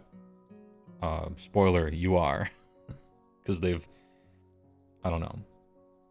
I don't mean to be judgmental, but as an outsider looking into Skaven, I'm like, man, Scryer are real cool. And then there's all this other stuff. But man, Scryer's real cool. Warp Lightning Cannon, let's go.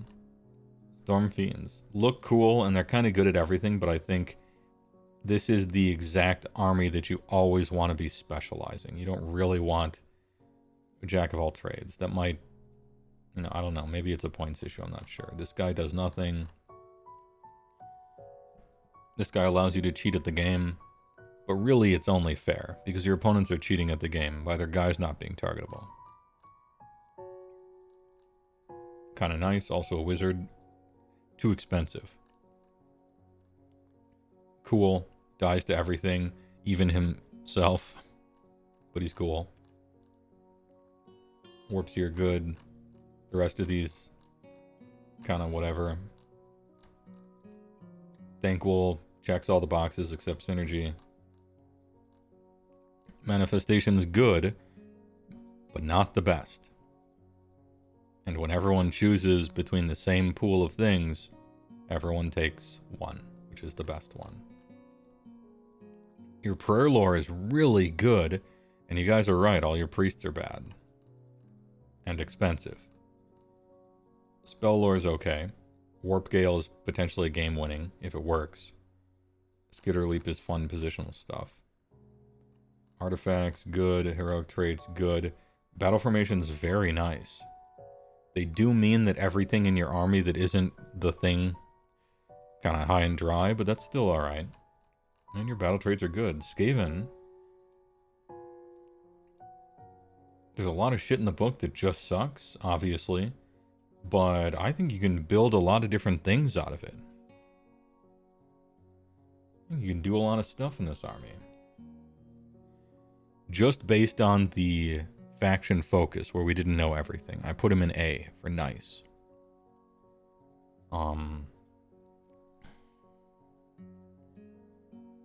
As always, they're an army that all of your guys are so prone to exploding that if you make one mistake, you explode and lose. But you have a tool for every job, and one of the better tools in the game from a lot of those jobs. It's just sometimes you can't take everything, you know.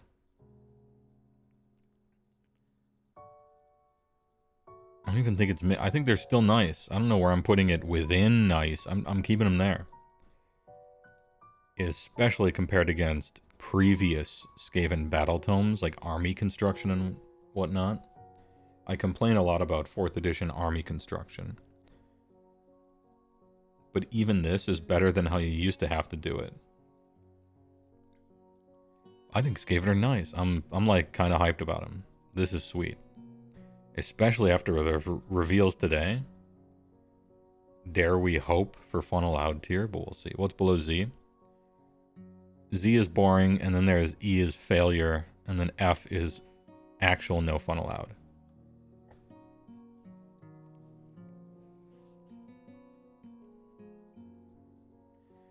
Now, keep in mind, these three, we haven't done them yet. This is...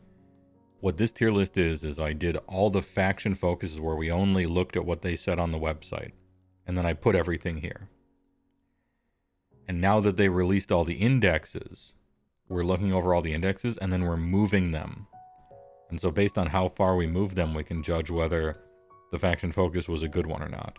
So this is not the index. This is only the faction focus on the website. Same with these two. Same with Doc and Daughters of Cain. And Soulblight and stuff like that. Soon they will all be done and no one will have to wonder which one is which, but...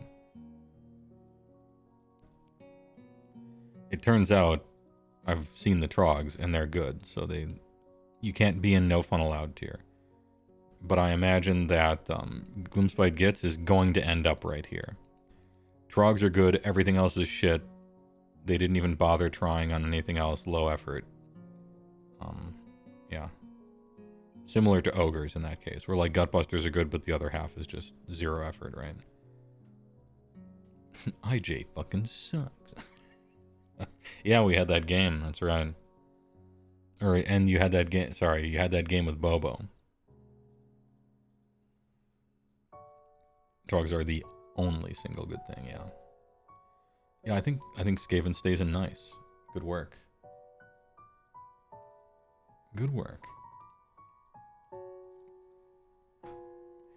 Anyway, chat, I gotta help Gramps. This is the Gramp helping day in the early afternoon. And we're good boys, so I gotta go do it. A shorter show. There was a short reveal, I guess, and a shorter show, but next index time, which is probably Monday, is going to be Sylvaneth, Hedonites Knights of Slaanesh, and Gloomspite Gits. Because I want one of these bottom three to end up being really cool. Which maybe, who knows? We'll see. The trees. Also, the new version of Dungeons & Dragons just came out, and I got pictures of everything. Full spoil. And so I kind of want to look over it and see if new Dungeons & Dragons is good, and if I was going to do that anyway, I might as well do it on stream. You know? I don't know, I might do it. Maybe tomorrow. And then if people want to take screenshots of the stream, well, obviously no one would do something like that. You know. Anyway, yeah, I might do that tomorrow. Keep in touch on Discord. I might do me scrolling through all of the Dungeons & Dragons new rules and judging it based on playing D&D since 1991 or whatever. Get a old man yells at cloud perspective on the thing. And we'll see. I'm kind of looking forward to it. I didn't really follow it leading up to this, which is what you should do. You shouldn't follow stuff like that. It only leads to disappointment. But we'll see. Anyway, I might see you tomorrow. TY for watching. I'm going to deposit you in somebody else's channel, and it might be somebody I know, and it might be somebody I don't know, but stick around and be nice, and then you can, you know, fuck off or whatever. Hey, thanks for showing up. Thanks for being very generous during the stream. Maybe see you tomorrow. Either way, see you Monday. Next. Oh, wait. Actually, it's in the same thing, even though I keep thinking that it's not, because it shouldn't be. Cruel Boys.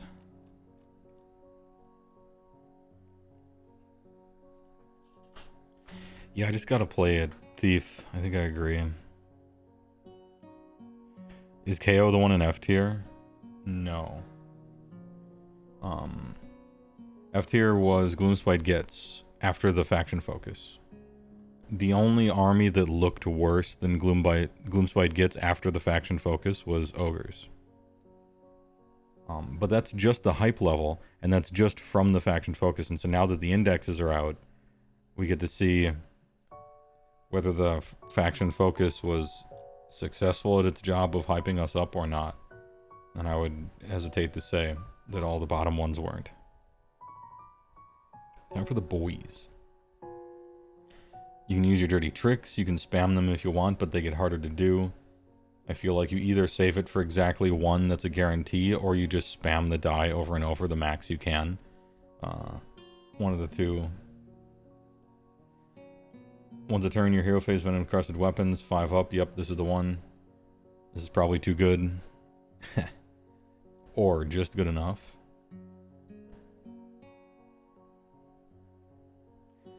Lethal surprise.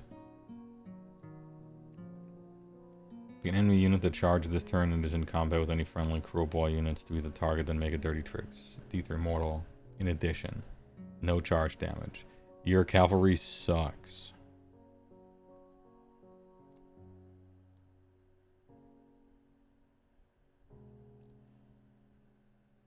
That is indeed a dirty trick.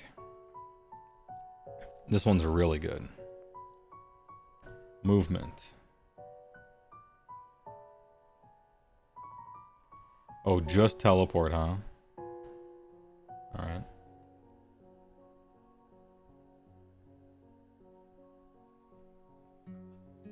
Has to be near a terrain feature. But it could kind of be anywhere.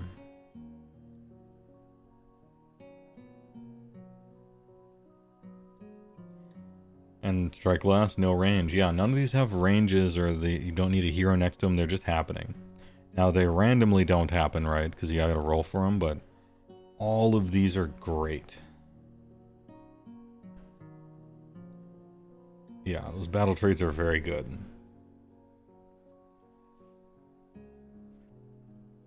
Yeah, it has to be under 10 in the unit for teleport. That's true. Swamp Shroud. Friendly Cruel Boys. Units that are wholly within 3 of a terrain feature and not visible. Okay, that's good. For what this army is trying to do. Your middle finger. They have 3 Bolt Boys, Beast Skewer Kill Bow units for this turn, add 3 to the range characteristic. Nah. You can use sneaking dirty trick ability twice per turn instead of only once. Oh. Oh.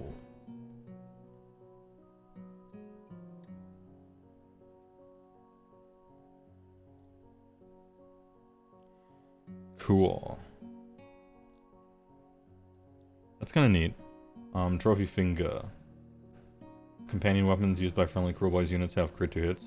No thanks, I just won't be using them. I'll use non-companion weapons, thank you very much.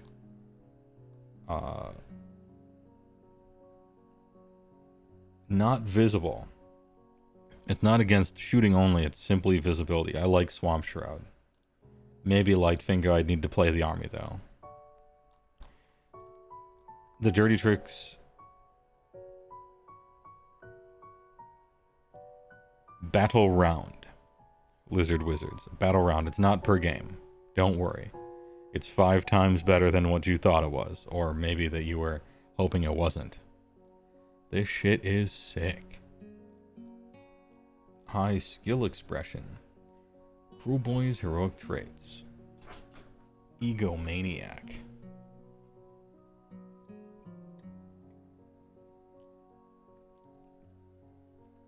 Ahem. Well, this unit is within the combat range of a friendly non-hero Cruel Boys infantry unit. This unit has a horde of 4 up. They give people like shit like this still? I thought this was banned. I thought you couldn't give people good artifacts anymore. I thought this was a 2nd edition thing. Hey, alright. Each time you make a successful ward roll, allocate 1 damage to a friendly non-hero. Yeah, okay, you pass it off. You turn someone else into a true old school bodyguard. Yeah, that's sick. Backstabber. Pick an enemy hero in combat with this unit other than... Okay. Inflict... Wait. Pick an enemy hero in combat with both this unit and another friendly Cruel Boys unit to be the target. No. I don't think I ever would. Slippery Scumbag. If this unit is in combat, roll a die. 3 up, it can immediately use retreat. Ding ding ding. I like it. Basically, as I'm looking through Cruel Boys, I'm only choosing the bullshit. If the ability reads like a son of a bitch, I'm in. That's what I'm here for. Yeah. So it's like, damn, this shit's annoying. Yep, that's the one I'm taking. Slippery Scum. This son of a bitch? Sure. Yep, I'm in. I like it. Cruel Boys Artifacts of Power. I bite a ass. -1 from hit rolls and wound rolls for attacks made by the target for the rest of the turn. Pick an enemy in combat with this unit to be the target. Once per battle. Oh, but it just works. You don't have to roll for it. Interesting. -1 hit rolls and wound rolls is pretty sick. But...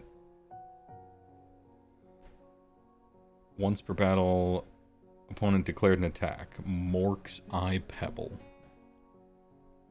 For the rest of the turn, friendly Cruel Boy units have ward 5 up where they're wholly within 12 of this unit. That's way better, right? Pocket Eye Pebble.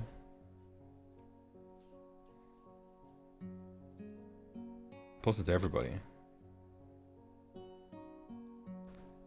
Swamp Stave. If this is not a wizard, it can use Unbind as if it were a wizard. Otherwise, add 1 to the power level. Cool. That's cool, too. I don't know how many wizards you're going to end up using, but Pocket Sand is funny.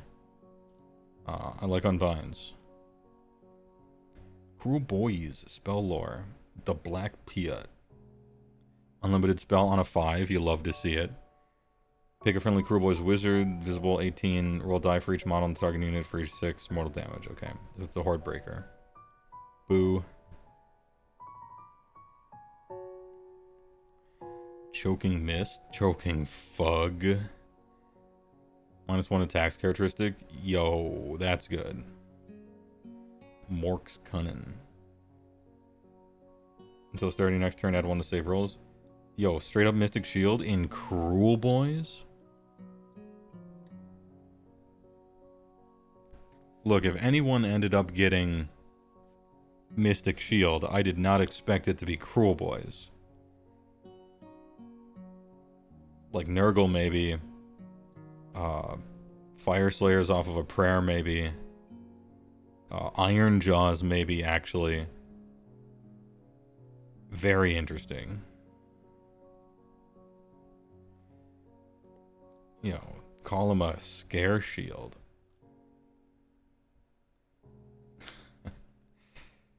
Not like this. Thanks for the big not like this. I love the big emotes. Dude, I am gobspracked at this moment. Ward 6, Wizard 2, 14-5. The most dead man ever. Hopefully he's out of visibility. Yeah, actually, Fireslayers do have, I would say, plenty of defensive abilities as it is, to be fair.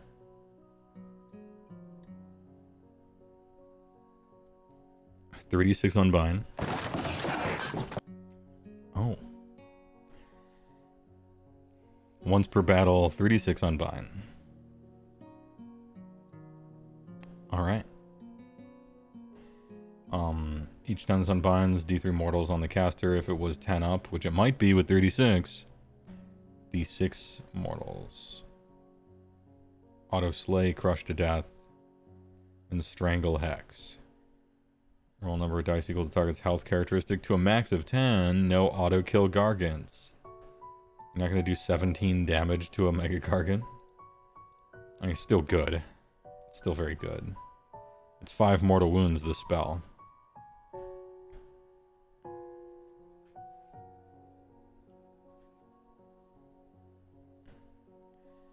Alright, this guy is cool. He might be dying. I don't think people are going to take him, probably. But look at his abilities. They're so fun. They wrote this. They were trying to do fun. They were trying to produce fun. Once a game 3d6 thing. Fuck your wizards. Strangle Hex is great. In a funny way. He at least has a ward. Double caster's good. Yeah, 3d6 Unbind. It's only once per battle. Chill, but yeah, kind of nice with it. What does he cost? You say points, and I didn't think to look. Gobsprack. 380. What do you mean points? He costs the same amount as a Frostlord on Stonehorn. He might actually be better as far as like what he could do during a game. Certainly not in combat. No, let's not go crazy. They're just so different. You can't compare them.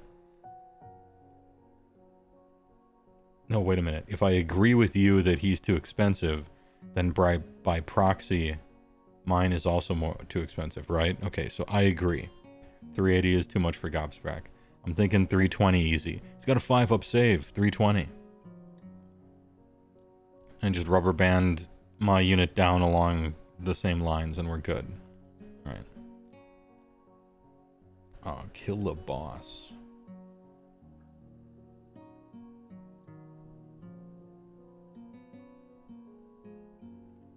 You stole my... They stole the ogre charge ability? The sons of bitches. I liked doing that. That was fun. I liked doing that. I don't like rolling a d3.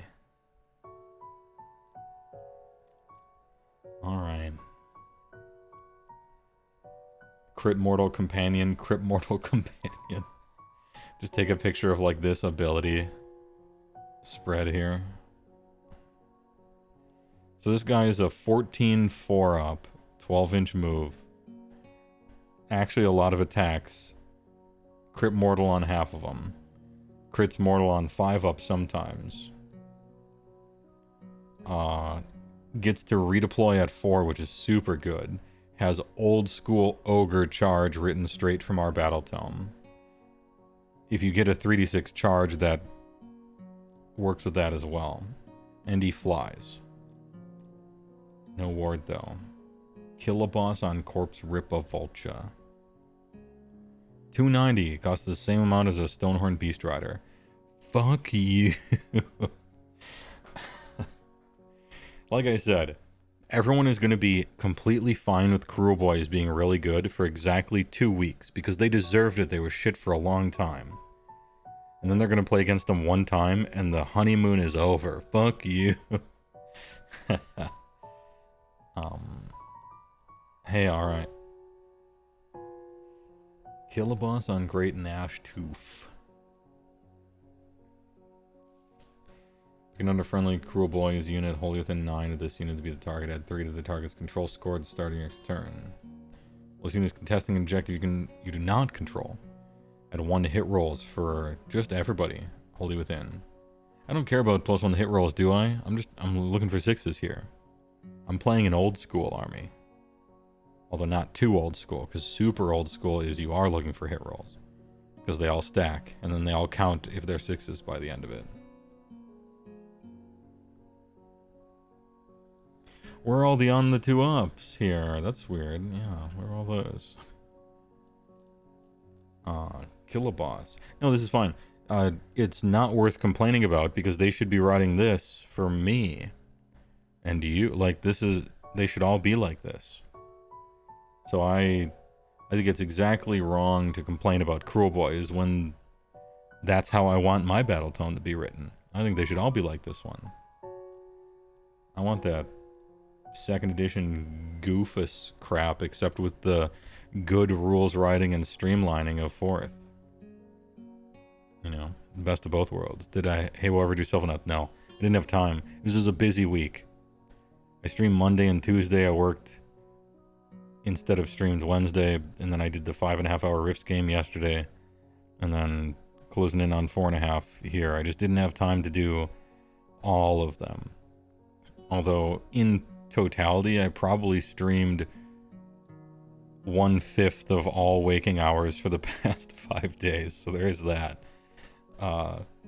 But it's good fun. I do have to go pretty soon, unfortunately. I might not even be able to finish Cruel Boys as I think of it, but they look fucking great, dude. They're just great. Even if they nerf your number or some ability or something, it looks like this is the type of army that they're writing your rules with fun in mind, and so it'll be fine, right? It is rookie numbers, Cody, actually. I mean, you jest, but it is rookie numbers. Iron Mouse streams like 9 hours a day. Just back to back to back to back. It is rookie numbers, actually. But what are you gonna do? Or any of the other, you know, pick a big streamer or whatever, right? Marsh Crawla, Slogoth. Yeah, I won't be able to do all of them. I gotta go in like 9 minutes. She's also in a hospital, so what else is she gonna do? Go to a club? Bro, I'm a hermit. I don't go outside. What am I gonna do? Go to a club? Look at... Hold on. Hey, on my way to the club. Wearing a... Hey, is there any gambling at this club? You guys got any betting discs? I'll take a few of them. We have to get 21, or is it under for blackjack? It's under? It's match or under. Okay, nice. Cool. I doubled my betting discs. Yeah, but she doesn't even get a choice. I'm not arguing that my life is worse than hers. As close to 21 with the goddamn... Yeah, it was a bit.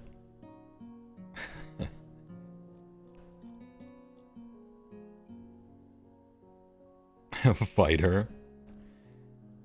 I don't want to get in the same room as her. I'd probably give her something. She's got CVID. Can you imagine if I accidentally gave her, like, the flu and she died? Like, that'd be so terrible. No, I refuse to fight.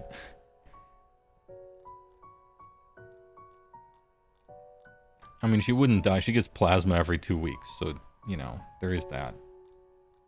But if she got, like, a sniffle, 37,000 of her fans would tear me limb from limb. They would find where I lived. I would, like, get home from the grocery store and there'd be 5 men on my porch with baseball bats. It would be all over.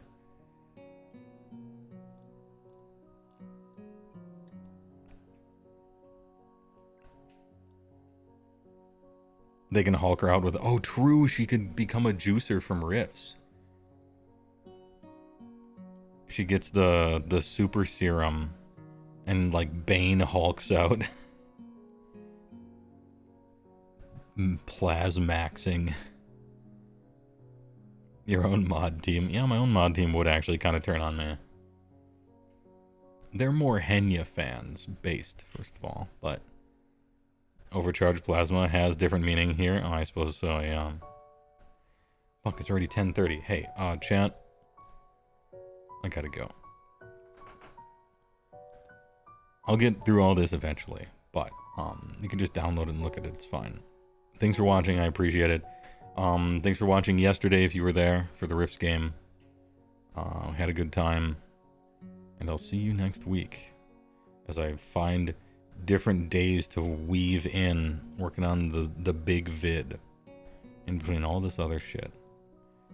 You know that meme where you look at all the stuff you have to do and you're like, damn, I need to fit in room for this extra thing, and then you reach up and you start pulling out sleep? Like, what about...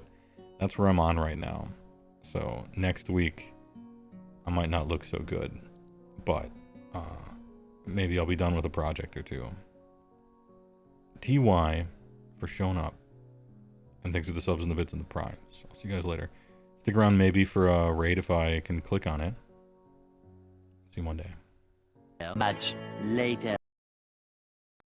Alright.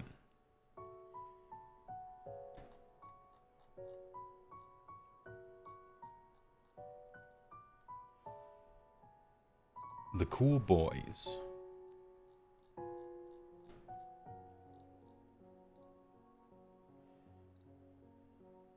I remember we talked about Gobsporak. We did that. Thick boy stream. Is Zinj going to be the same as last edition where you don't really know what is happening while your opponent just rolls dice? Yeah. But that's what they're supposed to do. That is the way of things.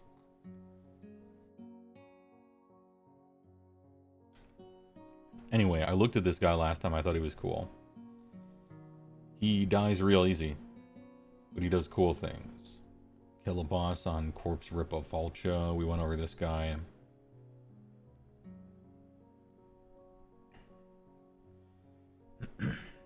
The redeploy thing is very strong.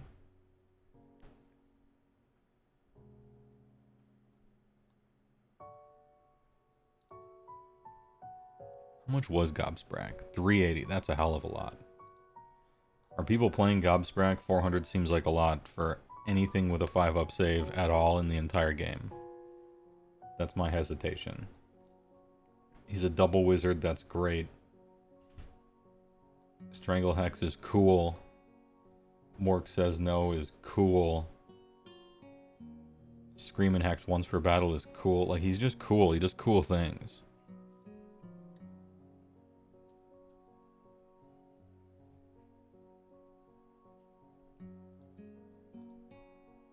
But 400, that's a lot. Kill a boss on Corp Richa Vulture. 290.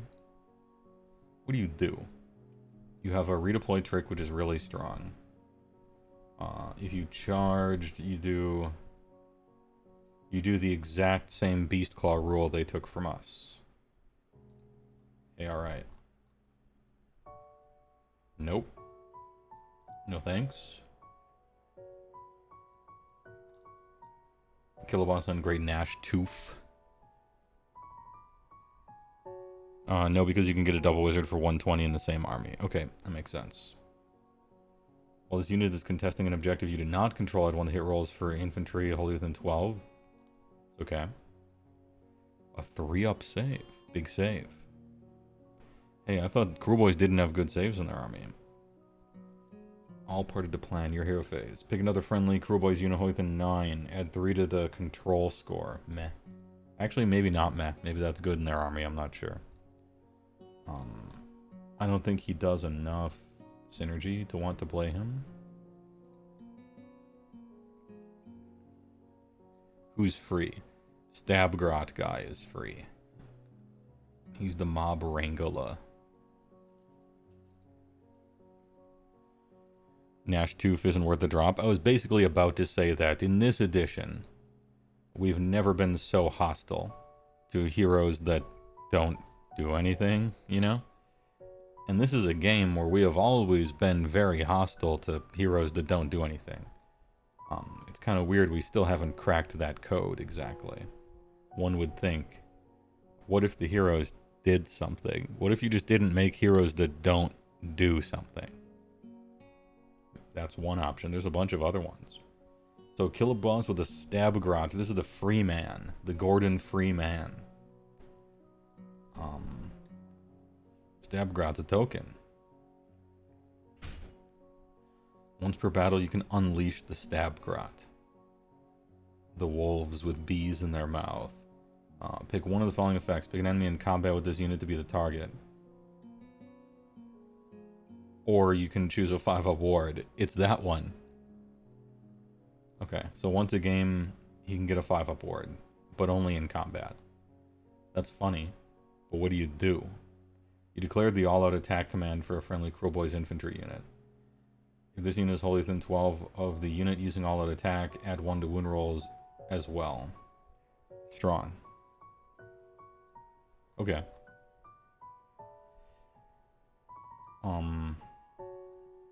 You don't cast spell. Wait, hold on. Can you make a guy a wizard in this army? This is very important, actually.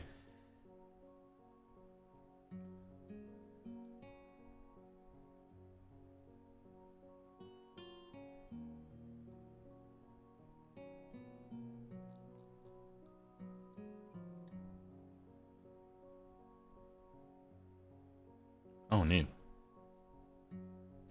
Ah, here we go. This is the one. We found it. So, now that we know that you can make a wizard. No, you can't make a wizard. It's just unbind. Rip.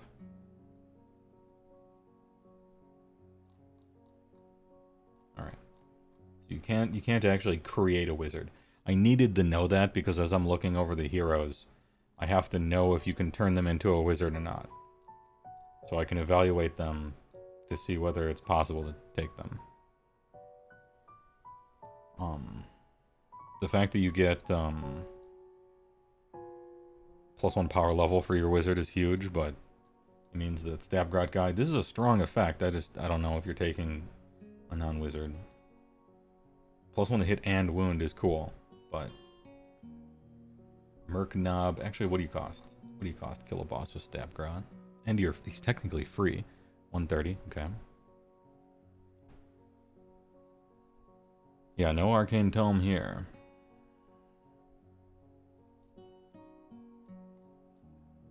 Merc Knob with Belchabana.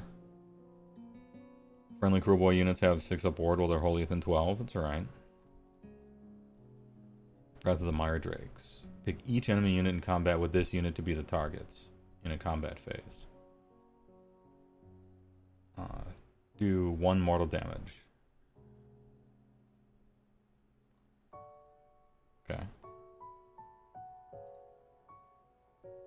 120. Maybe? For your squad that you want to give a 6-up ward to?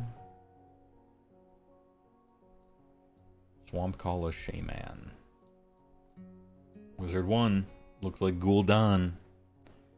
He has the Elden Finger. This unit's Potgrot is a token. Add 1 to casting rolls for this unit while its Potgrot is on the battlefield. Sick. Nice. Nice. If you make an unmodified casting roll of 4 or less, it die. Okay. And then once per turn army your hero phase. No more doubling up on these guys. Kruleboy's infantry wholly within 12 on a 3-up. Add 1 to save rolls for the target. That's crazy.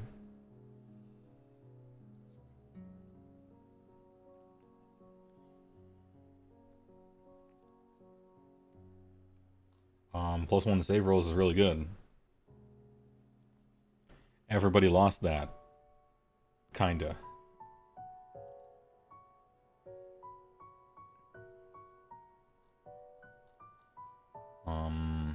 What do you cost, Swamp Kala Shaman? Alright. Nice and cheap.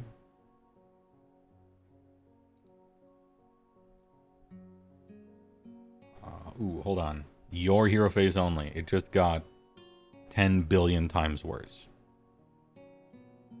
It just got so much worse, I'm actually looking for a different wizard now. And he does have +1 to cast, though.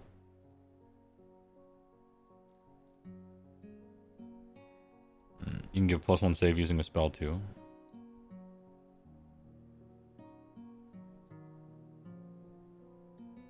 Oh no, your unlimited spell is really bad. That's too bad. Yeah, your unlimited spell sucks. Choking Fug. -1 attacks characteristics, strong. And a good range too, 18. Mork's Cunning. Pick a friendly Crow Boys Wizard. Holy 12, +1 save rolls. Great, okay. How many times will I look at this artifact? So power level 2, +1 to cast, and 2 different ways to get +1 to saves, although only one of those ways is good. Swamp Caller is back on the menu. Double caster at potentially +1. The fact that this only works on your turn, boo, but he's cool. What else we got? Goat Rippers. Check the -1 attacks again. It's Holy Within. Is it really?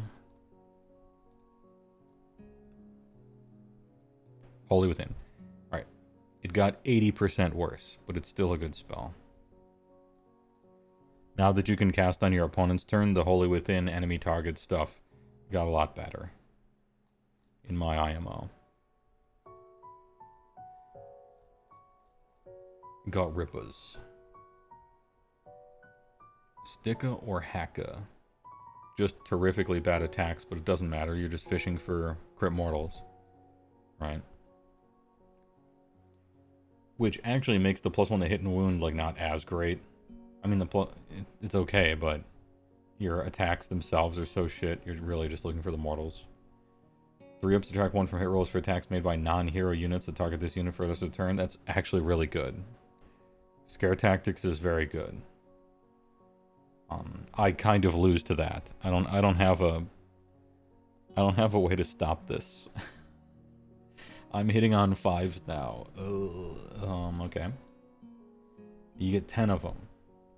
They got all the fixins. You make 21 attacks, and you're looking for crit mortals.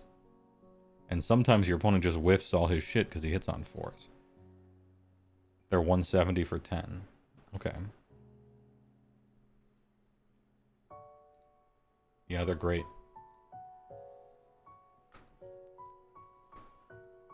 I actually like them a lot.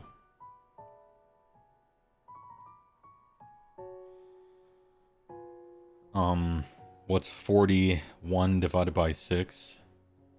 Like 7? Ish. Just a bunch of mortals and then some really shitty attacks that'll just do something afterwards. I like it. Yeah, 5-up mortals, damage 2, which makes the crit mortal do 2. Gut Rippers look great. I mean, they explode if anyone hits them, but they have a built-in ability that might stop them from being exploded, perhaps. Kind of nice. Good work. Cruel Boys Monster Killers. You get 7 of them. And they have 3 attacks a model. 4s and 3s, 1/1, anti-monster rend, and also crit mortal. The Bait and Trap. Pick an enemy monster in combat with this unit. And 1 to the roll if the target is damaged. On a 3-up, target has strike last for the rest of the turn. Actually a big deal.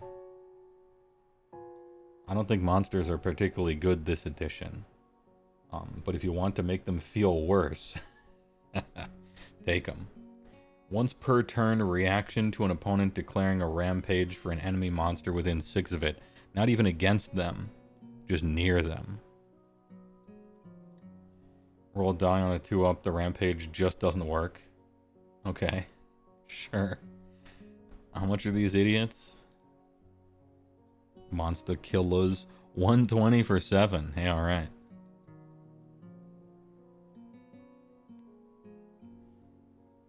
These guys are nice with it.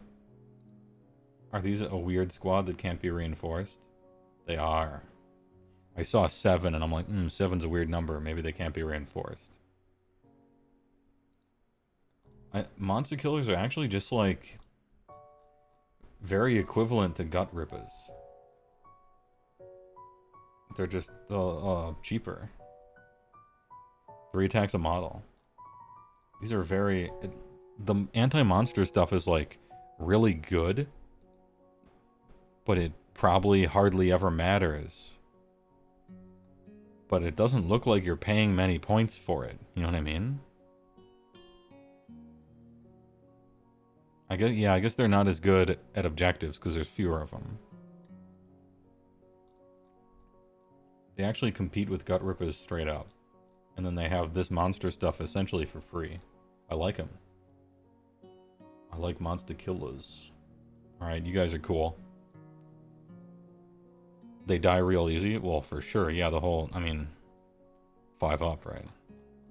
The guy they're comparing to also die real easy, though. Seems to be what you do. You die easy.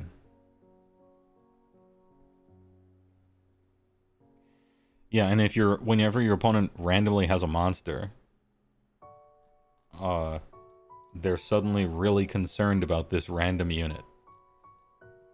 And they're gonna have to be, like, kind of playing around it. And you don't give a shit. Which is cool. Swamp Boss Scumdrack. Named character detected. Not a wizard. No ward. Am I even gonna read it? Sure. You have some attacks. Crit mortals on this one, but the other ones are stinky companion attacks. Ew. Pick a friendly Hobgrot unit. Rest of the battle, the target's slit on knives have crit mortal while they're wholly within 12. Okay, so this makes Hobgrot slitters able to, like, do damage. But everybody else gets crit mortal for free, and I'm not trying to take this guy just to turn them on unless that combo is, like, insane. Even if it is, like, I don't think it could work out. Bet Master. Add 1 to wound rolls for... I don't care about wound rolls. I'm looking for crit mortals. Thanks. Aggravate wounds. Once per turn army, end of any turn. Pick any monster in combat with this unit? Probably not. Roll a number of dice equal to the number of damage points the target has. For each 5, 1 more. Okay. What if this guy costs more than 100? No, I'm kidding. $260? Nope.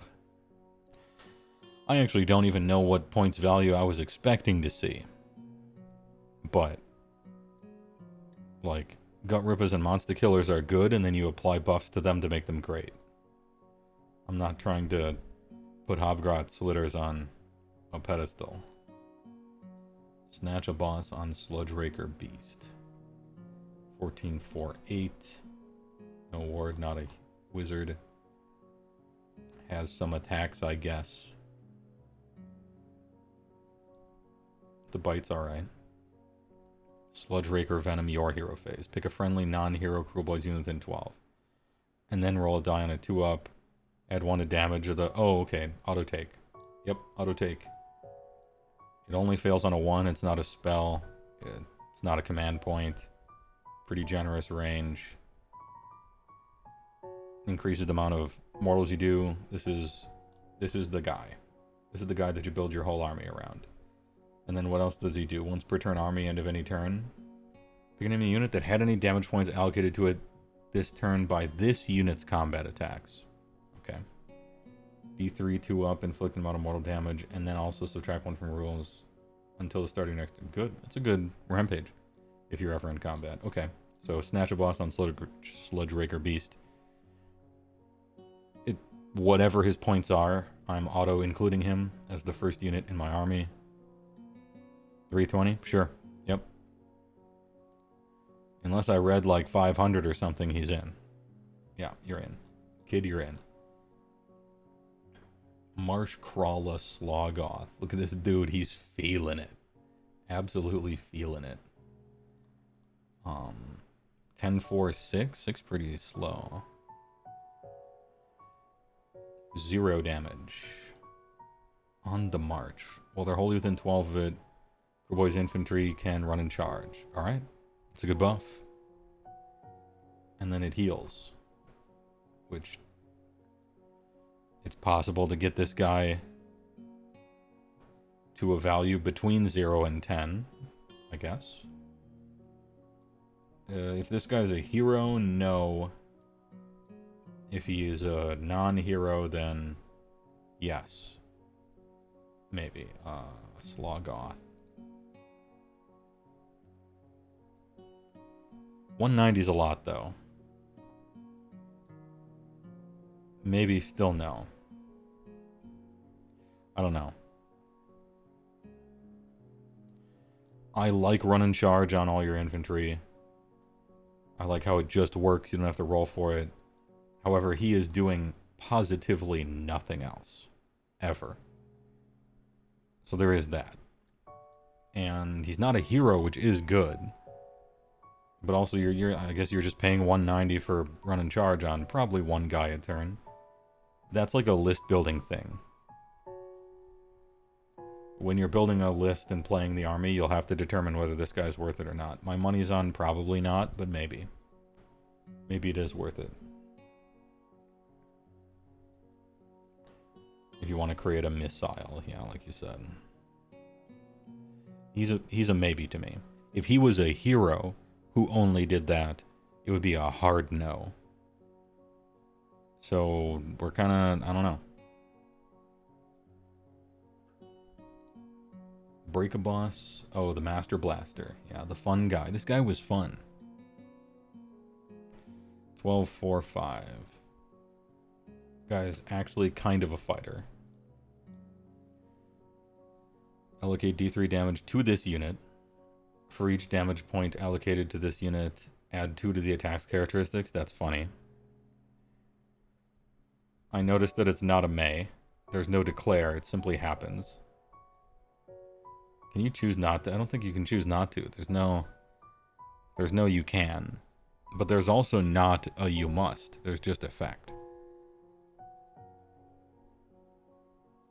Anyway. And he start a turn regenerates. So it's unlikely that he'll kill himself, but he still might. Tear limb from limb, once per turn army, end of any turn. Pick an enemy infantry. If the roll exceeds the unit's health carrot, okay, slain outright. Got it.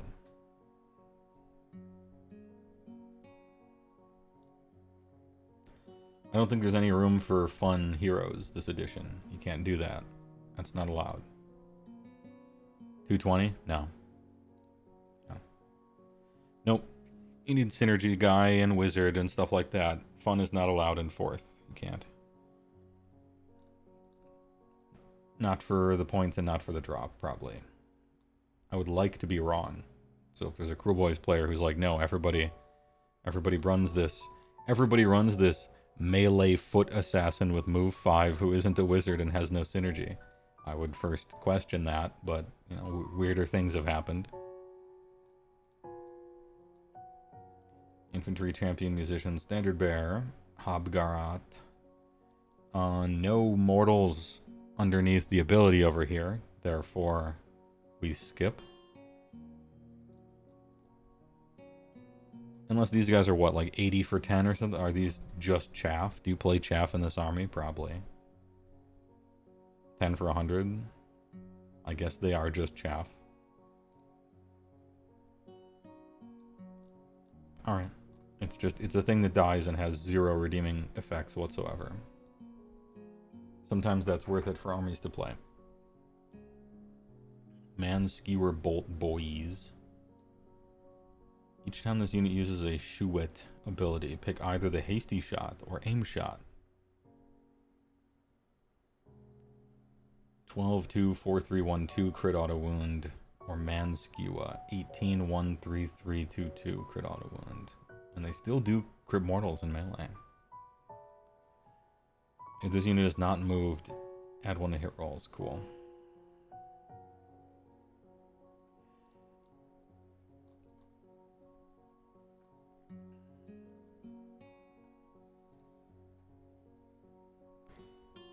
3 for 110, huh?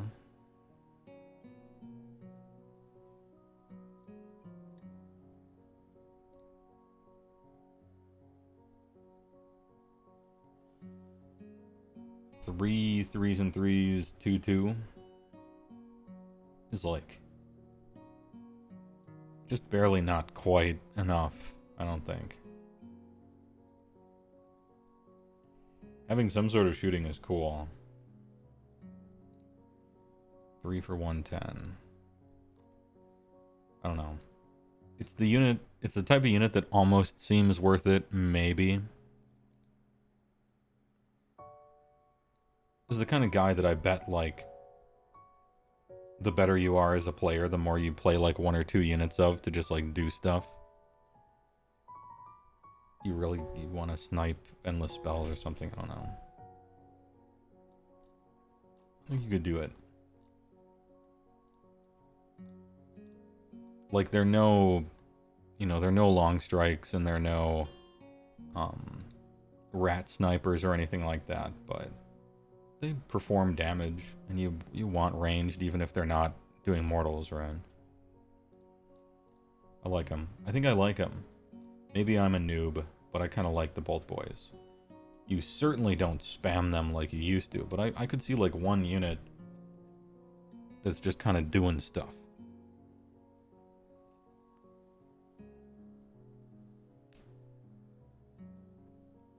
Beast Skewer Killbow. 24-inch, 2 attack, 4s and 2s, 2d6. Anti-monster rend. Auto wound. Auto wound with 2s to wound is kind of annoying, but okay.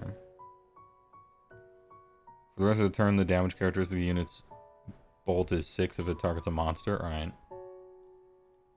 It looks sick, doesn't it? If this unit is not moved, add 1 to hit rolls. Hell yeah. That's actually a good bonus, considering their range is so good.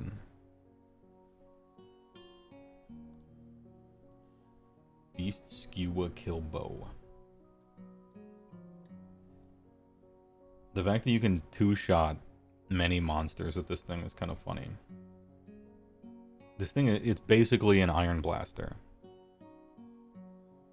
It's slightly worse because its damage characteristic is worse, but it's better because it gives itself a free +1 to hit, and it auto 6s monsters, and it has a better range by a lot. It doesn't have the short range shots. So it's basically an Iron Blaster. Yeah, a fragile Iron Blaster. With random damage. And the Iron Blaster is 240, and I'm not trying to take that. What's the Beast Skewer Killbow? 160, okay. Maybe. I don't know. You could do it. I wouldn't do both of these two things, probably, but...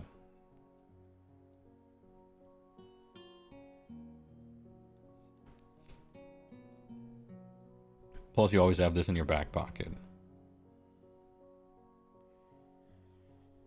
Killbows are just a bit too pricey versus Bolt Boys now.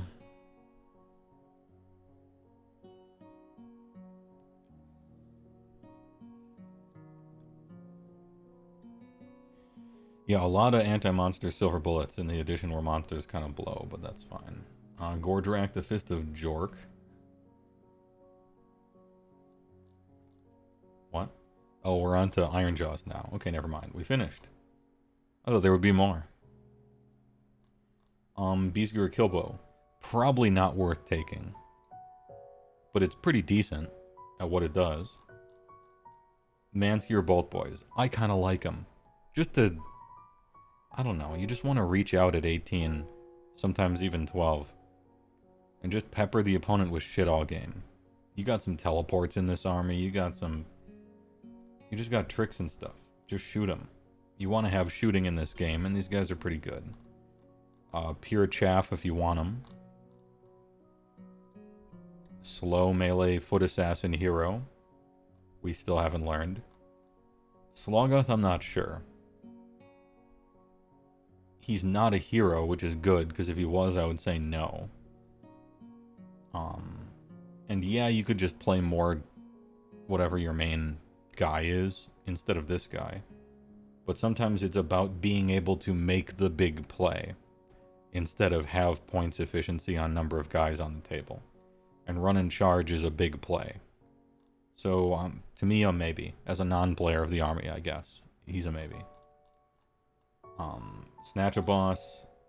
He's got this thing here, and so you start your army by playing one. He's awesome. Build around me for sure. He doubles your best thing on a 2-up. Hey, alright.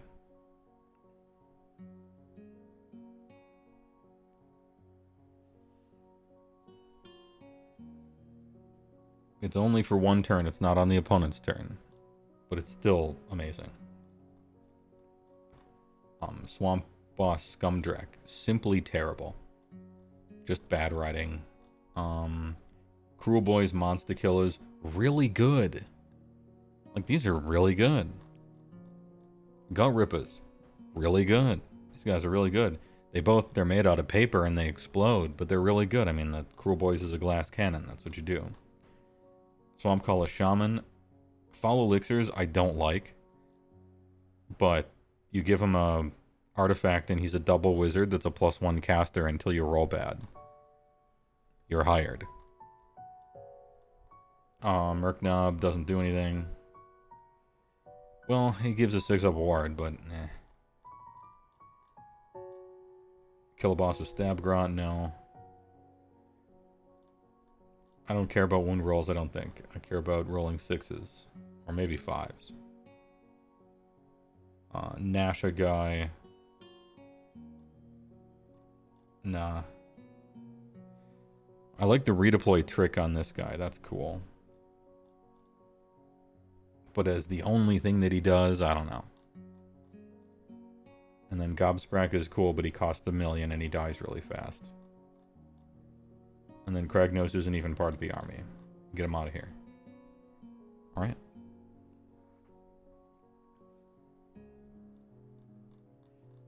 How do I feel about... So after watching the faction, or after reading the faction focus, now that I've seen the whole index, we can turn companion weapons into still not crit mortals. Nope. You can use sneaky dirty trick twice per turn instead of only once. Which one is the sneaky sneakin'? Infantry 10 or fewer models that is not in combat. Remove it from the battlefield, set it up again, wholly within 9. Okay. And the first one works on a 2, then a 3, then a 4, then a 5. This is tricky.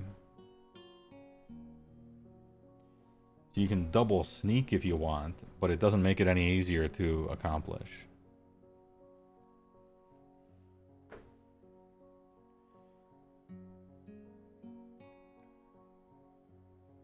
Friendly Cruel Boy units that are wholly within 3 of a terrain feature are not visible to enemy units that are more than 12 away from them.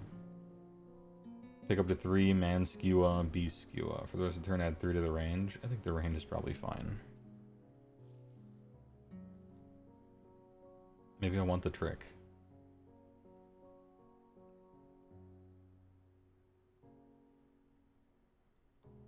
I don't think any of these are like heinous.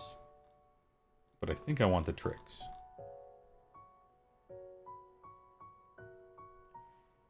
Noisy Racket is good. Noisy Racket is good.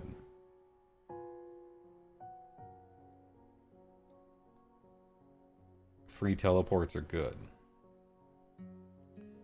5-up is good. Yeah, all your tricks are real good. They're just gate kept behind weird rolls. But I like how you can, on demand, just think about it and try them.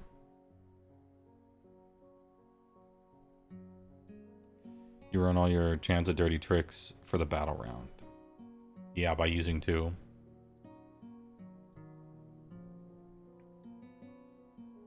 Because it's specifically battle round that it resets, not turn.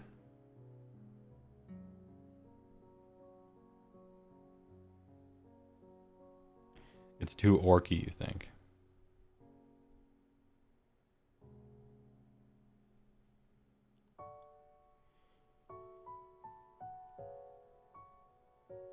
Swamp Shroud is the default, you think? Shoot your opponent without being able to be shot back. Yeah, it's not like obscuring, is it? Maybe I have treated you too harshly.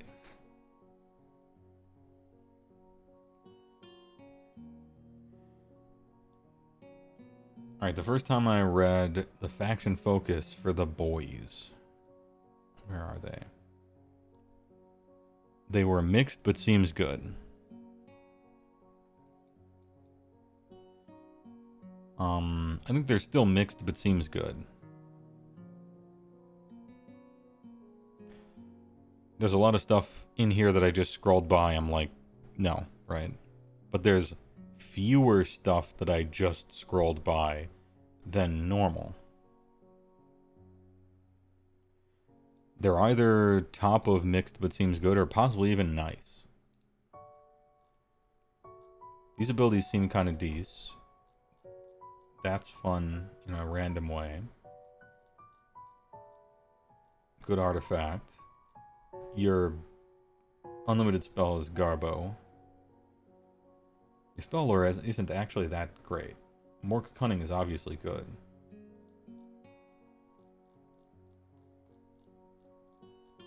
And yeah, you ignore that stuff, but you actually have more options to go for. I think you have more ways to build this than normal. I need to be more generous with this tier list in any case. Maybe nice. I think nice. If I was thinking about building this army, I might consider it nice.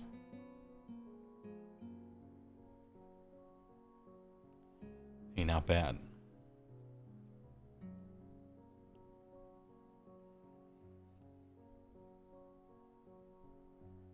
You can debuff basically every enemy characteristic. Yeah, and you get 2 different +1s to save, although only one in a time where it really matters. But you also get all of these, so you technically get... Is that the most save stacking we've seen so far? Is Cruel Boys, which is strange. The 5-up save army gets the most +1s to save, potentially. More than OBR. Is that tier list your hype tier list or your comp one? It is my hype tier list. It is not my comp one. Otherwise, Nighthaunt would not be in B. It would be in S. I think I like Cruel Boys. I'm gonna put him in nice. It is known.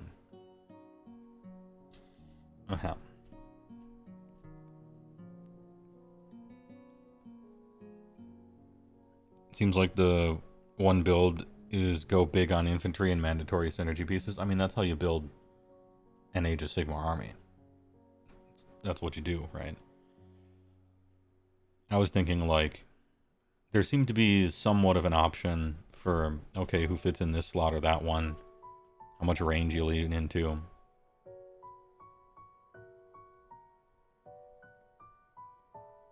Crewboy range is fairly small to be able to expand much beyond to play infantry, I suppose. Took you a minute to realize you were on YouTube watching? No big deal. Spooky kabuki. If monsters ever got good, you'd see Cruel Boys get a lot of prevalence. Yeah, but they wouldn't... They might not even have to really change their list. The monster killers seem great anyway, and they accidentally fuck monsters up, right? Kind of neat when you think about it, I guess. Monster Mash exists, but it isn't great, probably. Yeah, I don't think so. I mean, Suns can only do Monster Mash, so I guess... I'm not sure how good Suns are. I played one game as them so far, but it was a skew game, so I don't know how good they actually are. Cream. Alright. What do we have here? Left monitor, calm rain walkies. Right monitor, screeching anime waifu VTuber. Look, I'm not usually a Shondo watcher. It just happened to be that particular day when the cops showed up. For someone else, I will say. I don't know, usually it's Henya or, I don't know, Lena Lazar, play a bit. Depending. You read them all and you saw a ton of Soulbound books. I guess there's a Destruction one that lets you play orcs. Cool. Sounds fun. Gloomspite Geats. And points. Oof. Ugh. Too bright. Klondike actually still... It does still exist, yeah. It does. Anyway, as far as GSG is concerned, as we all recall, the battle traits are very disappointing and bad. Ahem. It is random. It starts in a corner and then moves into position, and sometimes it affects the whole table and then it goes away. And depending on what you roll, it could go away right away, it could just be gone for the whole game, it could stand still forever. Nobody liked this. Everyone hated this. I wish they would have asked for player feedback on that one, but they did not. And then what happens? What do you get for this random awful thing? That you have to be in exact quadrants to take advantage of, right? That's annoying. Anyway, what do you get? What do you get, if you will? Well, it depends on what your keyword is. If you are a non-squig Moon Clan unit, add 3 to your control score, which never matters until the one time it does matter, and then it's really good. But in general, it doesn't matter. It'll randomly save you, but it's not like a good bonus. If you are a squig, you can reroll the random characteristic on its move. This is trash. It's so bad. I can't believe they still have random move characteristics. That's not fun. And rerolling it is awful. What a bad bonus. And then Moonlit Hide. Troggoth units add 1 to their save rolls. Amazing. Absolutely amazing. It's a little bit of a double-edged sword. It's a little bit of a double-edged sword, though. Because it's so good, and it's foundationally good for your durability. You kind of have to care about it now, and you really have to make sure that you always have it. So it's a bit of a double-edged sword, but it's super strong, obviously, for Trogs. And then Spiderfang Venom. Venom. It allows you to proc stuff on 5-ups. Now, if any Spiderfang units were worth playing, then this would be real strong. You know, imagine Cruel Boys getting a 5-up for their thing, right? Like that's, you know, vacuum, it's a strong effect. Luckily, Spiderfang is terrible. And on the do not buy list, they're just going away, probably, thing. So you don't have to worry about it. So long story short, if you are in a Trog army, you really do care about the moon, because it gives you an incredible bonus that you really do always need. And if you're anything else, the bonuses are so bad that it's like, whatever. But I still call the battle traits for Gloomspite Gits F tier, no fun allowed. Next up, battle formations. Squigalanche, Bouncing Fury.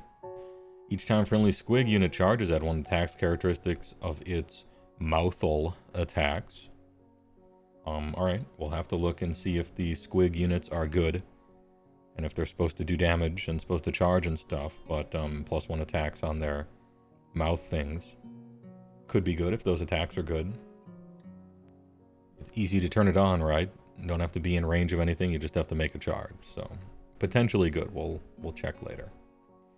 Trog Herd. Each time friendly Trog uses fight, it heals. That's good. In a vacuum, it's not good. but based on everything else that the Trogs are doing, and kind of the nature of them, it becomes good. Moon Clan Scrap. Once per turn army, end of your turn. Pick up to 3 non-squig Moon Clan that are in combat at the end of the turn. And you can either, for each target, make a pile-in move, and then pick an enemy in combat with it and roll a shit d3, and then sometimes do some damage. It's at the end of each turn, and if you are a giant blob tar pit thing, then this is potentially a source for some recurrent damage over time. Even if it is the stupid shit d3, which I've grown to hate immediately after playing the game one time. I liked it in print. I'm like, oh, this is clever. It gets rid of a superfluous die roll, and you're rolling fewer dice now. Nice. And then I played with it, and I'm like, oh, it means that every ability fails a third of the time. I hate this. I hate this now. And rolling a d6 and having to halve it and round up to make a we have a d3 at home kind of duct tape thing is an awful idea.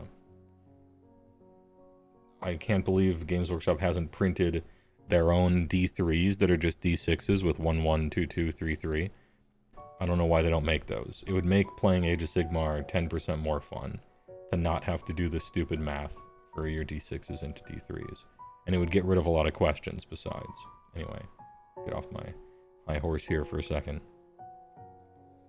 Spiderfang Stalk Tribe.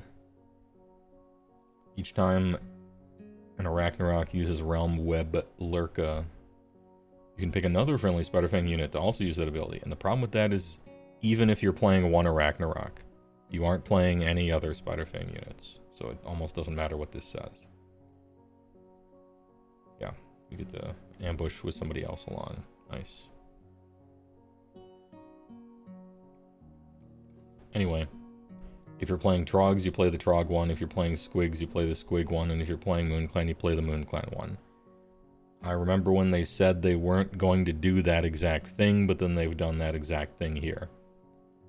They're like, you know, for battle formations, we're going to be more playstyle focused and less unit locked, and you have to play these specific units and stuff. So they did say they were going to do that, just not here though. Not in the Ogre book, not in the Gits book.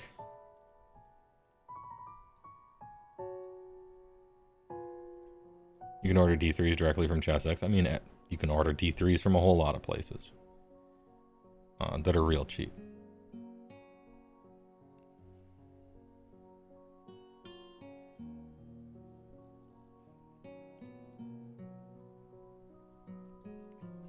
Ahem. Yeah, end of your turn, it should be noted.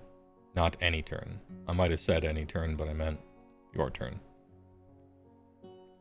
So, not great. Heroic traits. The Clammy Hand. Each time a friendly Gloomspite Giat's unit wholly within 12 uses Rally, you can make 3 additional Rally rolls of D6. Okay. That might be helpful if you're playing with big dudes that need more HP to bring back. Loon Touched. If it's not a wizard, it has Wizard 1. Never mind. This is the one you do. Never mind. All plans cancelled. We're taking Loon Touched. 100% of the time. This unit's combat roll die on a 3-up. It can immediately retreat as if it were your movement phase. This is really strong. Fight another day. It's a strong effect. To be able to yeet out of combat before you fight or get fought. So if somebody charges you, you can like fuck off, which is cool. It's a very strong thing. If there's any like combat hero or something,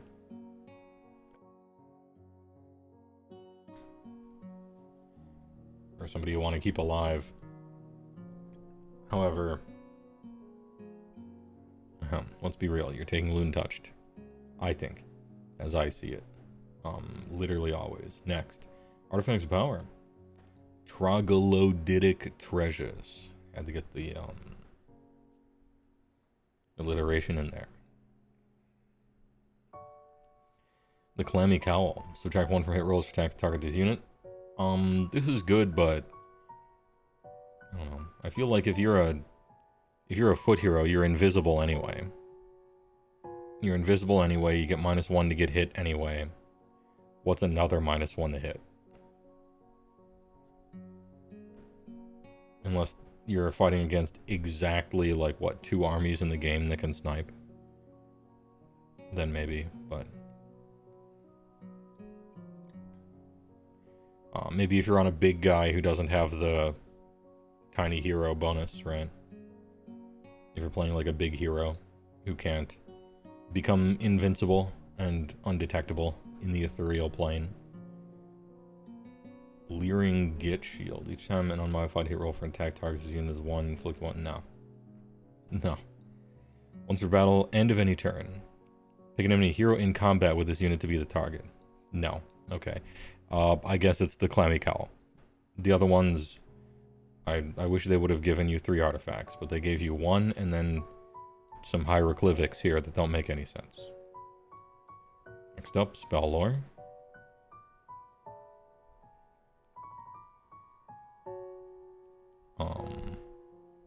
Just show me on the squig where the loon touched you. Hey, Heywoah, got any tips for a Soul Blight player? You know this is destruction, but you play vampires. Ain't no big deal. Tips for a Soul Blight player. Soul Blight is really good. And fun. It's good and fun. Make sure to bring enough wizards. I'm not sure which ones are really good right now, but typically with Soul Blight you pick skeletons or zombies. And then you flood the board with them. And they're incredibly strong, and most of your abilities wrap around them and bringing them back to life, and they're really good. Your heroes are good. Your chaff or giant like blobs of stuff is really good. So much recursion. I mean, they're necromancers, right? But you have so much recursion. You can bring people back to life on the opponent's turn, although that might get changed because it's super good. Yeah. Shadowcar the Based is actually kind of good and playable. Blood Knight Cavalry is good. Possibly even a Mortarch might be good, although I can't remember. Yeah, Vampire Lord on Zombie Dragon is not what he used to be. But then again, like, monster heroes that are supposed to be like fighty monster heroes are kind of bad this edition, game-wide. If you're looking for impactful, big, expensive unit that really does work, you're looking at cavalry, reinforced infantry, reinforced cavalry. Monsters are kind of bad. Unless it's a buff wagon centerpiece thing, synergy thing.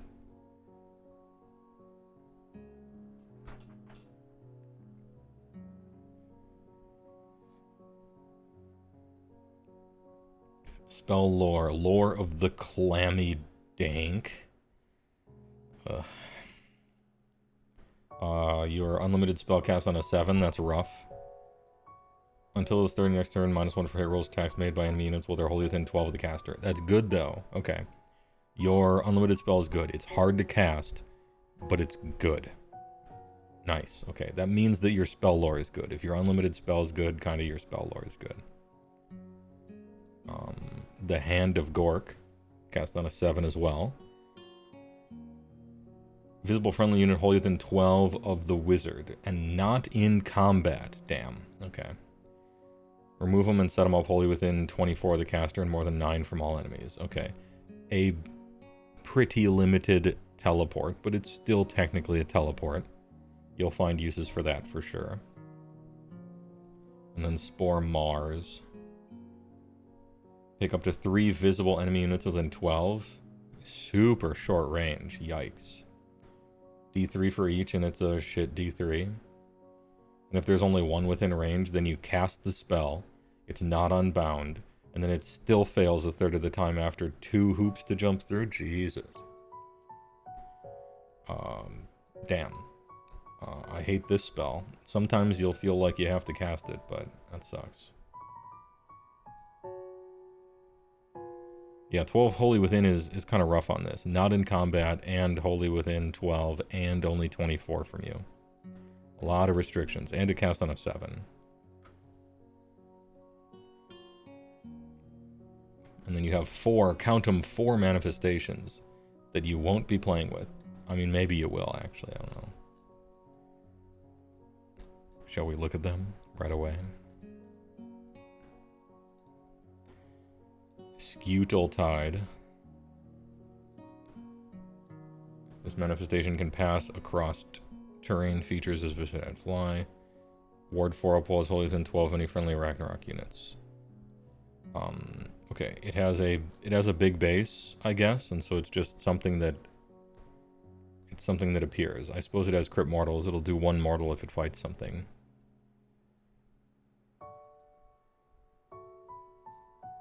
Alright, not great. Orc's Mighty Mushroom. Pick up to 3 enemy units within 6 of it. For each target, roll number, and it does a bad. Okay, this is good against Soulblight, Skaven, and the Mirror Match. Everything else, not really. Wolven Moon. Pick friendly Gits unit that are under the light of Bad Moon while they're wholly within 12 of it. Okay, so this is maybe like a Trog spell, because you always need the light of the moon. You can summon this thing and put it near them, and it moves 12, so it's pretty, it can follow you around. Still, it'd be a shame to give up on the much better spell lores because you're chained to your stupid moon. And then the Arachna Cauldron. +1 power level wizard next to it, nice. Alright, kind of replaces itself.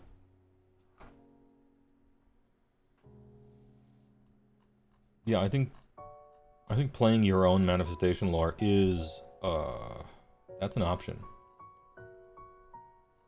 Like, this thing is not great, but it does something. This thing is not great, but it does something. This thing is good for Trogs, and then this thing makes your wizard a double wizard. So after you summon it, you get your power level back, essentially. Kind of neat. And then it can move around a little bit. Alright. Are you still taking the morbid one? Probably, but which prawn? It's a neat option. Holy Proxy, thanks for the big prime for 11 months. Appreciate it. TY. Then we get the Kragnos, which I, in the past, have never talked about in any of the indexes. Because if you have to use Kragnos, it means your book is bad. And you don't want to use Kragnos because he's not in your army, and he's not like a Git, and he's not like an Ogre, and it feels bad to do it. Unless you really want to. Yeah, the bases are huge for blocking. That's the default role of any endless spell. The bare min, right? Big bases for blocking. That's what they all do.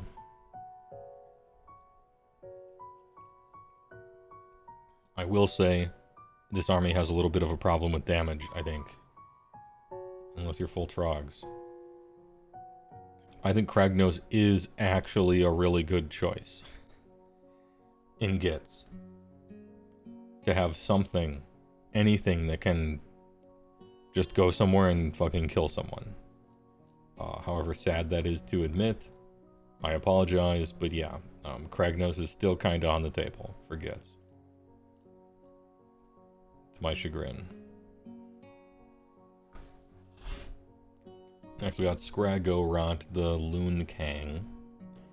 5 moves, 6/6. We saw this guy in the faction focus, I recall. Once per battle, you can choose whether the Bad Moon moves or stays.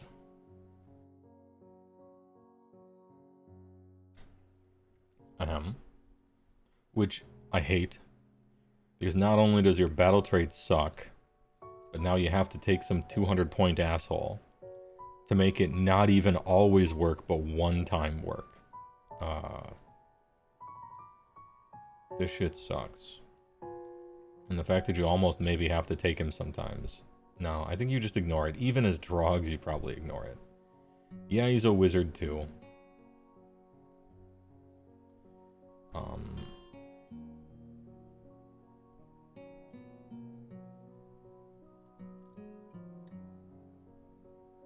Babbling Wand is good. How much do you cost again? I don't like him. 220.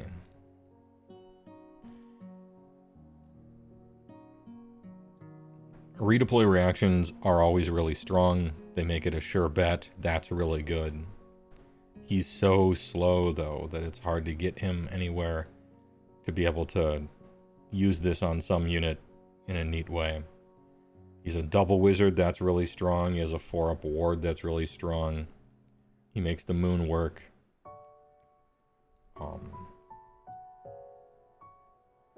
I don't like him, but I could see maybe playing him if you're in Trogs. If you're not in Trogs, I don't think you would touch him. Because in Trogs, you care the most about always having the moon. And so you got to figure out some way of always having the moon. Anyway, double casters are strong. Loon Boz. He pulls somebody in to fight right after him, but he doesn't give them a bonus. But what do? I'm the boss. Pick a visible friendly Moon Clan Stabas unit, only within 12. On a 2-up, pick the following. Okay, so free, and then it usually works. If the target is not in combat, you can return D6 slain models to it. Okay, add 1 to wound rolls, target's next attacks. Okay. But our Moon Clan Stabas good, though? If Moon Clan Stabas are good, then he's good. Because you can make him a wizard. If Stabas are not good, and no amount of buffs can save them, then he sucks. We'll return back to him. Gabapalooza. Now, all of the flavor and fun and interesting things have been sucked out of this, and it's like generic gray goo, and I'm very sad about how flavorless a lot of these War Scrolls in the Index have become, but Gabapalooza is really good. I think it's still really good. I think it's an auto-include. Wizard 1, it's got a funny ward that starts out a 4-up, and they live longer than you think they should. And the know-its are strong. It's unfortunate that they work on a 3-up, but all of these things are good. +1 to run and charge, +1 to Ren, that's the one you want. And you can sometimes mesmerize to turn off all-out defense or something like that. They're great, and they're a wizard. Gabapalooza, auto-include. I'm sorry you got your individual named guys all taken away, and you're just generic stuff now, but it's still good, and I think you still take it. They're awesome. Big plus. Also, this +1 rend, Gloomspite gets. No keyword bingo. Lands on anything. You'll love to see it.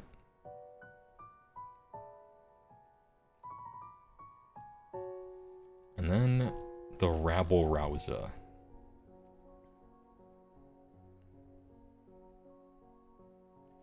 Removal Battle Shock was a big buff to Stabas, yeah.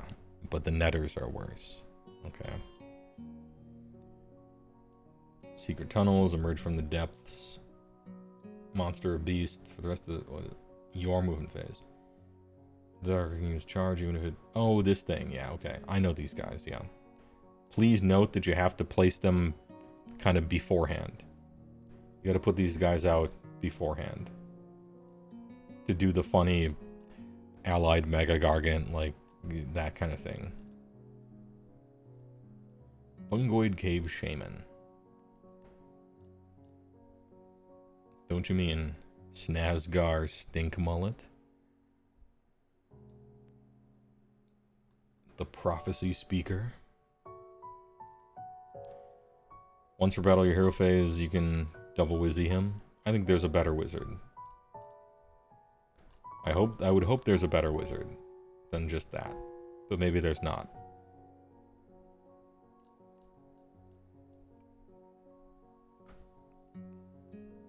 Squiggo boss with Gnashing Squig. This dude, he looks cool. I like him. Pick a friendly Squig unit within this unit's combat range. Roll a die on a 2-up, pick one of the following effects.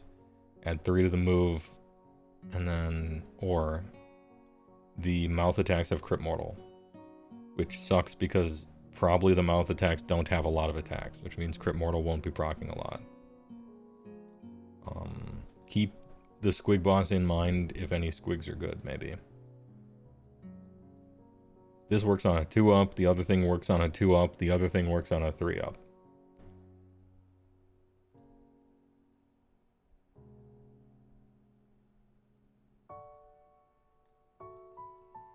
Loon Boss. On Mangler Squigs.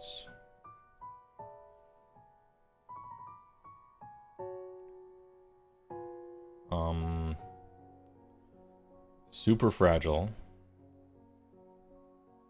Do you fly? Okay, flies, but random movement is annoying. Random movement would fly. Super fragile dies to everything. Shit attacks. Can't fight. What are you for?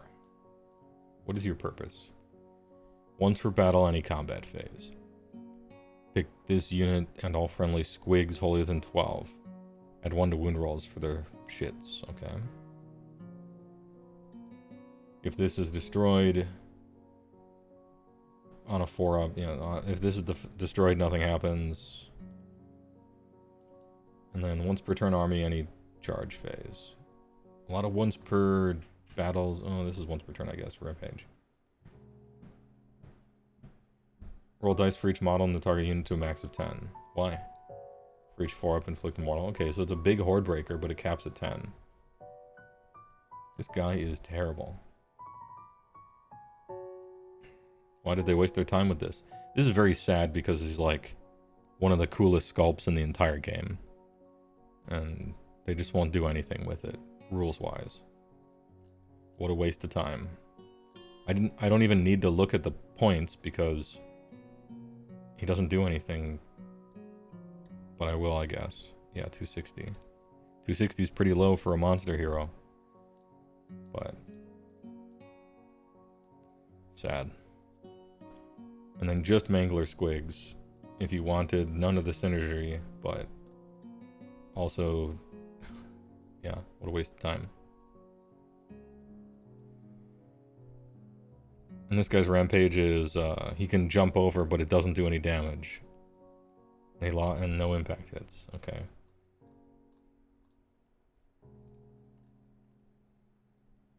$220. Okay. It's trash. Damn, that's disappointing. Sneaky Snufflers. These were the handing out a cool buff guys. And so they probably still have a cool buff. Once per turn army or hero phase. So you can't spam these guys. Once per turn army means their rule's probably good, right? Ooh, 5-up ward, nice. We love to see it. If this unit is not in combat, don't worry. If it's in combat, it already has been removed from the table. You're fine. Pick a visible friendly Moon Clan specifically. Okay, Moon Clan only. Holy 12. There's a lot of Holy 12 in this army. Annoying. For the size of the squads that you're probably going to be running. Add 1 to the roll if it's under the light. Annoying. On a 3, ward 5. Oh. On a 6, also add 1 to the tax characteristic. Oh. Hey, we found our second auto-include. As long as you're running even 1 other Moon Clan unit. Which maybe you will, maybe you won't. Ahem. Yeah. It's annoying that it's so random. But a 5-up ward is a 5-up ward. And then once in a blue moon you get bonus attacks. Which never ever count on. Awesome. Yep. Alright, so what do we have for auto-include so far? Gobblepalooza, Sneaky Snufflers. Maybe Scragrod if you're playing a bunch of trolls, but I don't want to have to.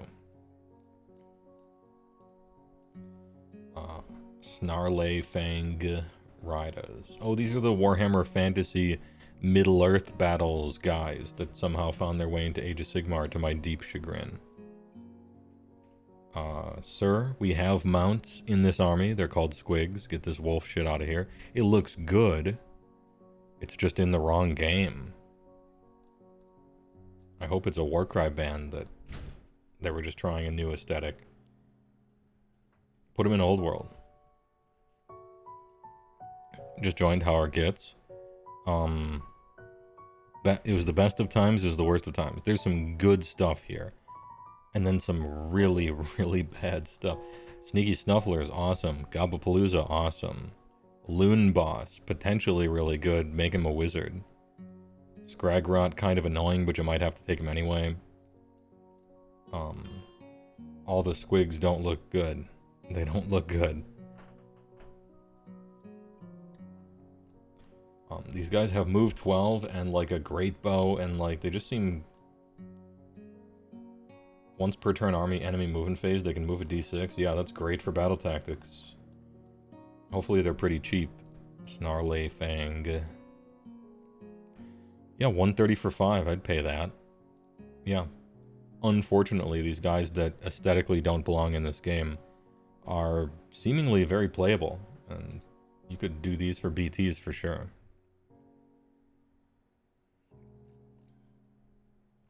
And the sculpts do look nice. I just, you know, randomized move hits hard. That sucks, but that's not the reason that squigs are bad. It's just yet another thing. They have a lot of problems, which is unfortunate. Loon Smasher Fanatics. 1 health, 6 up save. Spinny Boys. Hidden Loons. Pick this unit if it has not been deployed. Set it up in reserve, hidden among the mobs. And then any movement phase you can release them. But they have to be released more than 9 from enemies, which defeats the whole purpose of them. The whole point is that they appear like in combat or like right after a charge, and that was the fun of them.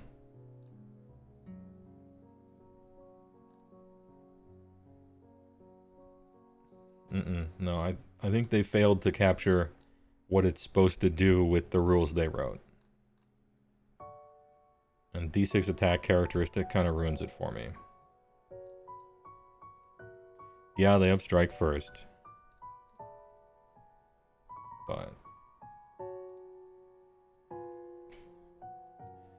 140 for 5, 280 for 10.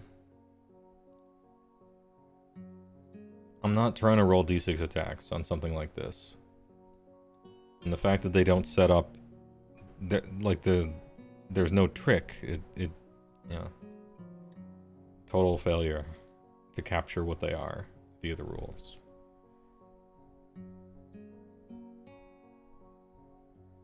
They come out in the move phase, so they can probably make the distance. So they do come out in any move phase, right? But then they're 9 away from enemies. They're supposed to be the surprise. I don't know. To me, they're the... You have a normal unit of dudes, and then surprise, it's these guys. Like, right after your opponent charges, you put them in front of your opponent or something, you know? It's supposed to be a surprising thing. Maybe that I'm just stuck in how they used to work in the past, and I shouldn't be.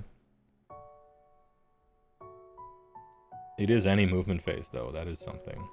If your opponent even has lead belchers, they can probably kill them. Like, even the worst shooting units can certainly kill these guys, but... Yeah. They don't spark joy. They should spark joy, and they don't.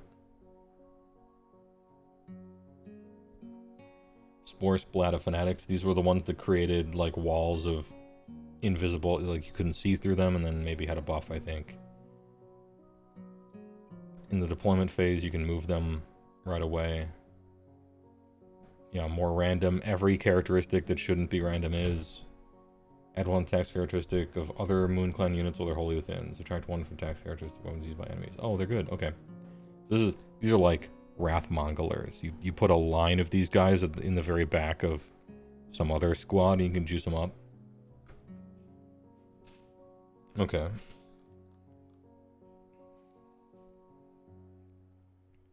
$120. Man, they're so easy to kill because they're not a hero. But I would still probably play some. +1 attacks on a absolute blob of stabbers if those guys are good. You could do something with that. Alright. Spore Splatter. Potentially you're in.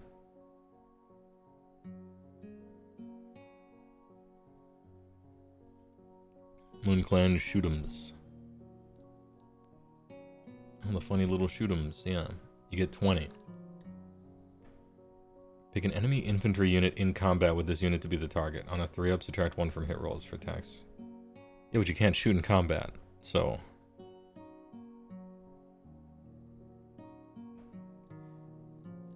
You do potentially get 80 shots.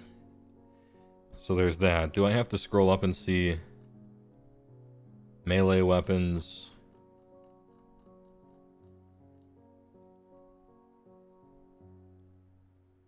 Melee weapons.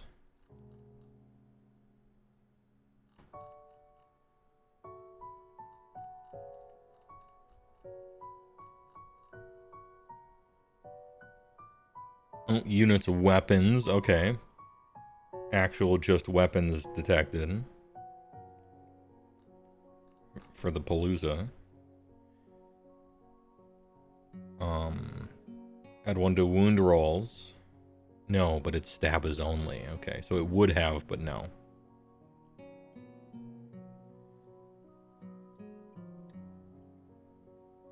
How come this is MoonClan stabbers? You could have just said MoonClan and make the third one melee attacks only. You know? Oh, alright, fine. So it looks like the shooters dodge every possible buff except one. But the one is a rend one. 80 shots at 18. 4s and 5s, 1-1. Is that worth it? Is that something? Once you tag this unit in combat, it's useless forever. Because no shoot in combat. I don't know. I'd have to see this on the table, but 80 shots. Alright, let's pretend you're doing all-out attack, right? So you hit with 50 of them. And then you wound on 5s. Which means you hit with 15 of them, right? Or no, it's 20% of 5.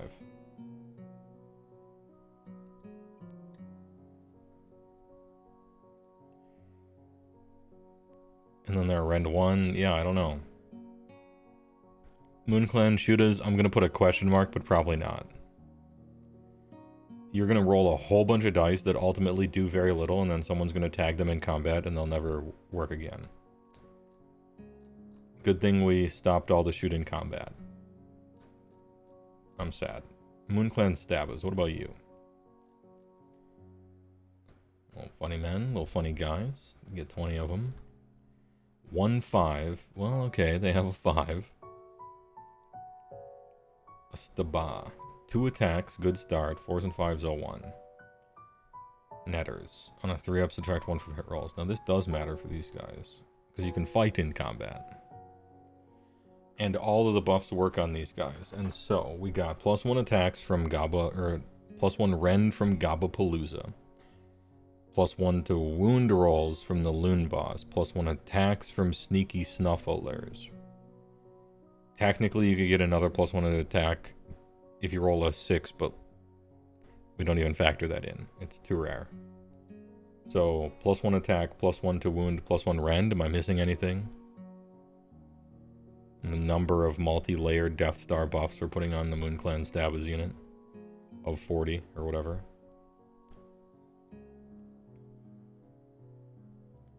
Oh, the Spore Splatter, +2, yeah. And the Snufflers give a ward as well, which is the main thing we want that for. I forgot about the Spore Splatters. So they could be at 4 attacks. Once in a million years, 5, it'll never happen. Like 4, 3s and 4s, 1-1. And then you have like 40 guys with a 5-up, 5-up. Right? Even if you just run 20. Which makes it easier to get within your buff ranges and stuff.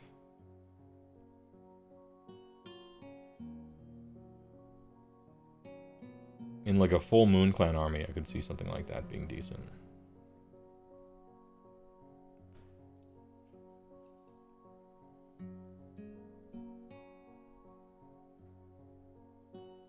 Isn't the Snufflers 5-up under the moon for attacks? Let's check. Roll a die. On a 3-up, you get a 5-up ward.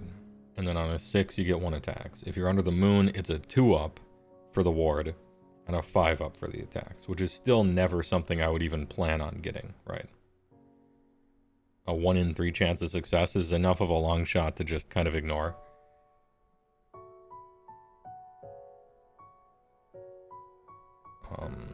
That ward is a big deal, though. That's huge. I think you could give them the... You can put -2 to hit on them pretty good, which makes all-out attack irrelevant, right? What we're really trying to do is get rid of all-out attack. So you put your opponent at net -1 to hit, no matter what. On a maybe 4-up save, 5-up ward guy. With a million creatures that you keep regenerating over and over. I think that might have some legs. That might be good.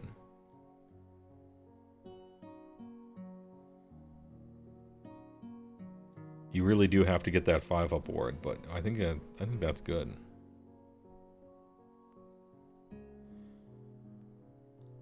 And then Squighoid. These guys are trash. These were like completely overpowered when the book first came out last edition, and then received like 6 nerfs, and then they were okay. And now, yeah, I think they're dead. I don't see what they do. They almost can't even move at all. Their movement's so terrible. Beast is horrendous. They don't do enough damage to really matter. They don't do enough mortals to matter. They're just bad. They're not worth taking at all, I don't think. They finally made every single part of them so bad that you've succeeded. Congratulations. Hey, good work. Yeah, and their wounds are so tiny. Centurion thinks it's a big prime for 1 month. Appreciate it. I'm sorry, for 8 months.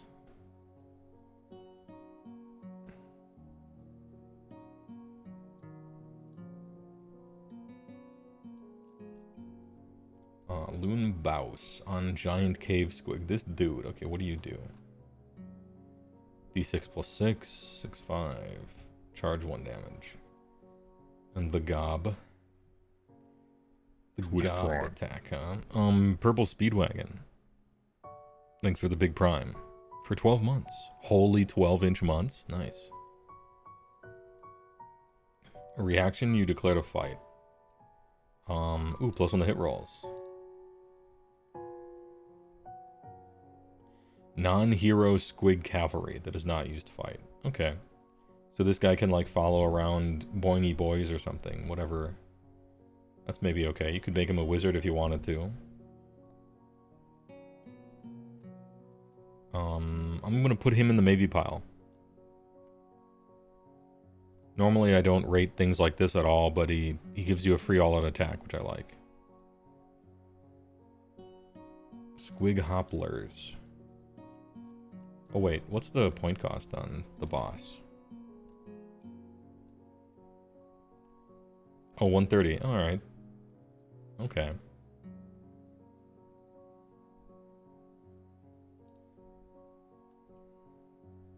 The +1 doesn't affect Squig Bites. Oh, because they're companion. I keep forgetting about the no fun allowed companion shit. Oh, maybe not. In that case, maybe not, actually. Let me check the war scroll here. Oh yeah, the guys on the back don't do anything. Yeah, never mind, he's bad. Maybe it's just these guys are bad though. D6 + 8, 2/6. I only got 2 wounds. Pick an enemy unit that this unit passed across. And 4-up mortal. You gotta roll pretty high to get any sort of decency there. And it's each model in this unit that passed across it. I don't like those.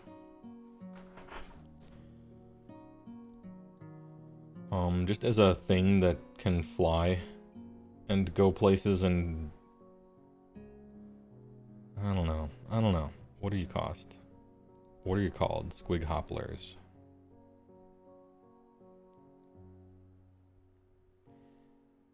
Uh, 10 for 170. Oh, I didn't think you'd get 10 of them. Okay. Well, how many buffs can we give Squigs now? This is Moon Clan only. This is Moon Clan only. This is once per battle +1 to wound on the jaws. No. Not taking a guy for a once per game when the rest of the guy sucks. That's Frostlord on Stonehorn's problem. Alright, now this guy is the squig guy. Roll die on a 2-up. Add 3 to the move, good. And then crit mortal. Oh, okay, crit mortal, yeah, maybe. Maybe that's the... So it's like this guy becomes a wizard if you're in a squig army, perhaps. How many... Because they have like a decent amount of attacks, actually, right? Yeah, 3 per model. And when it comes to crit mortals, you're looking for volume so that they actually happen. 30 fang-filled gobs. 31. Or actually, no, not 31. Because companion stops the champion bonus. The fucking thing.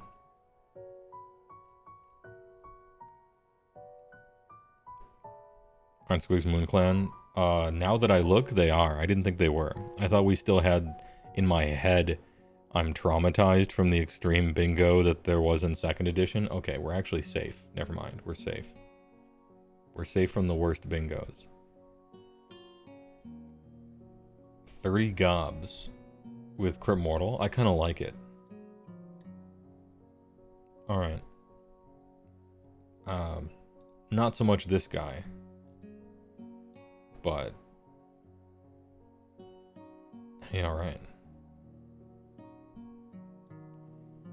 Moon Clan doesn't matter when all the buffs only hit the guys on top. Well, I'm thinking about the 5-up ward. I know you're going to put it on something else, probably, but it's nice to see what you could put it on, right? So, like, these guys, for instance, give a 5-up ward. Which ain't bad. You are boing-pilled. How's the gits looking so far? Imagine a squig boinging up and down, right? Like a sine wave. Everything is either good or terrible. At complete random. I do have a lot of question marks, though. It seems like the type of armor you'd have to play once or twice to figure out. All right, now we got the boingy boys, the Lancer guys, the ones that I want to be good. They are slower than squig hoppers by 2 inches. That is pain, Dio. Teberakuda, thanks for the tier 1 that landed on Crow Ruist.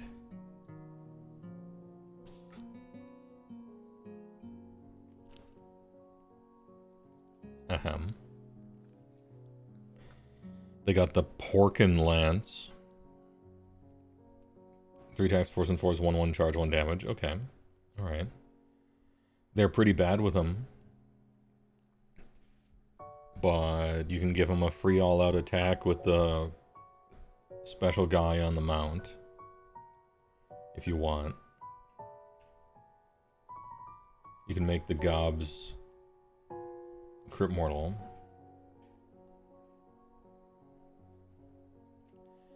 If this unit charged, pick an enemy, roll a d3, it's a shit... Alright, yeah, it's the shit one. They do a shit d3 mortal impact. Which is like, whatever. 2 health, 5.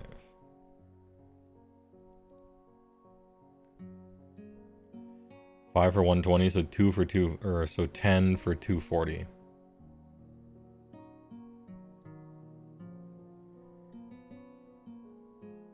I think I actually always want squig hoppers instead. You get 10 for 170 over here.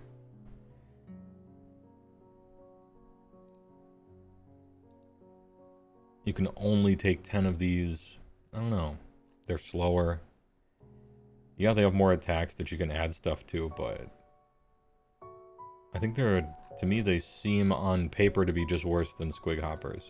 For the points that you would pay for the amount that you get. Is the shit D3 nomenclature because of a Poor Hammer podcast. Somebody from Poor Hammer came into my show last week. And people were like, you should go on Poor Hammer. And I'm like, okay. And so I watched one of them.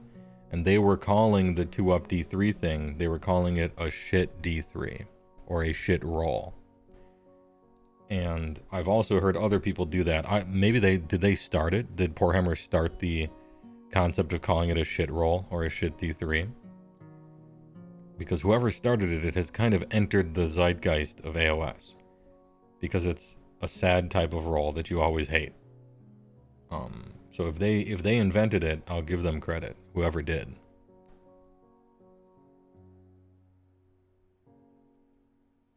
Do they say shite? Is this a hero thing? Do they say shite roll?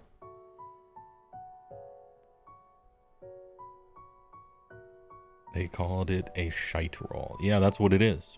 It doesn't feel good to fail a third of the time on stuff that should just work. I agree. Anyway, due to how the points end up and the amount of support you'd have to give them, and the fact that they're slower, I actually like squig hoppers more than boingies. I would play with them over them, I think. Because it's the smite spell from 40k 9th edition, but shittier. Okay. And then we got the tug man. The tugboat. 16 health, 4 up. A small amount of unlikely to land attacks that do big dam. And so he's going to be really swingy and end up not doing a lot. Mostly. He's not reliable, that's what I'm saying. Very slow. 16 4 up, no ward, but he could get a ward some other way. Okay.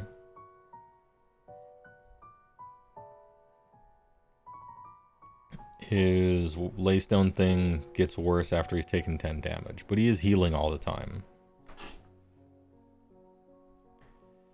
Once per turn army, pick an enemy unit within 1, roll a die if the roll equals or exceeds its health characteristic, gets slain. That's alright.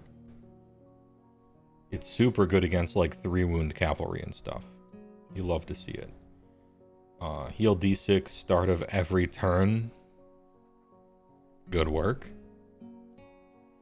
Malfunctioning laystone. Roll 3 dice. You must pick 1 and apply the effects that correspond to the table. Effects 2 through 6 persist until the start of your next turn. Alright.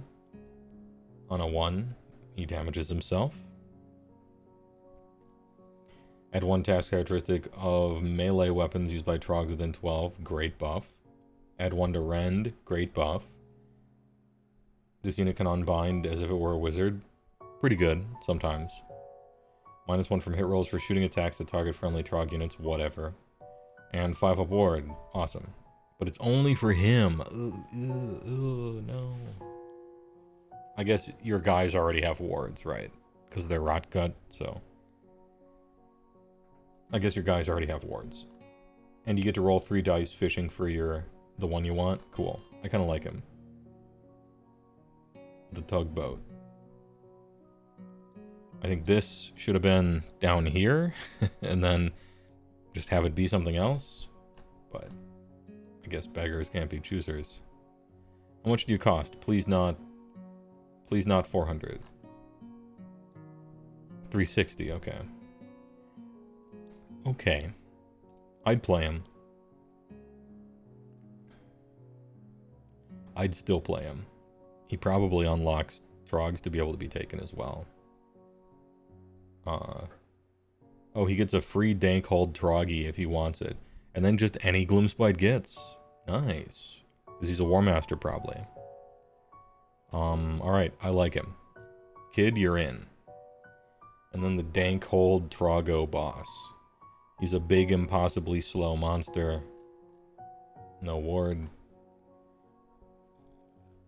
5 attacks where your opponent will end up getting hit by maybe one of them by the end of it, and then you're still rolling d6 damage. Trash. Once per turn, shepherd.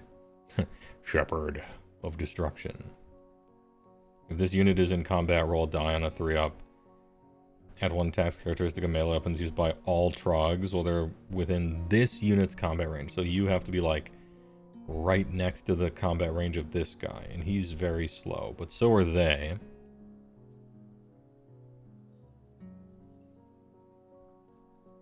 Three up. Only if he's in combat. At least he didn't have to charge, like all the BCR stuff. He has the big regen. If this unit was picked to be the target of a spell, don't worry, he wasn't. But you can sometimes ignore it. What would I pay for him?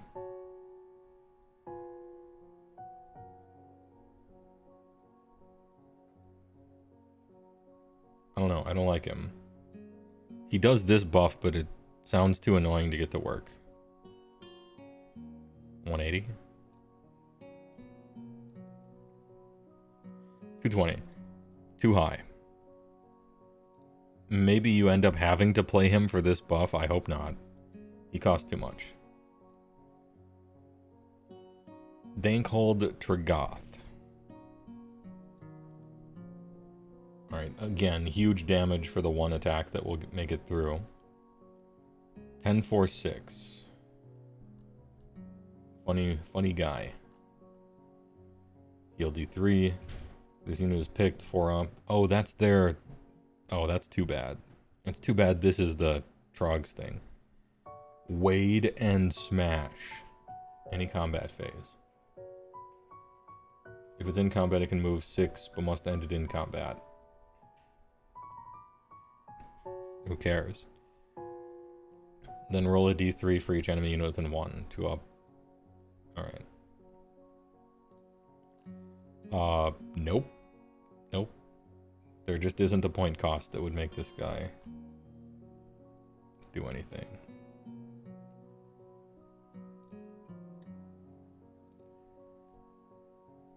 $180? Yeah, no.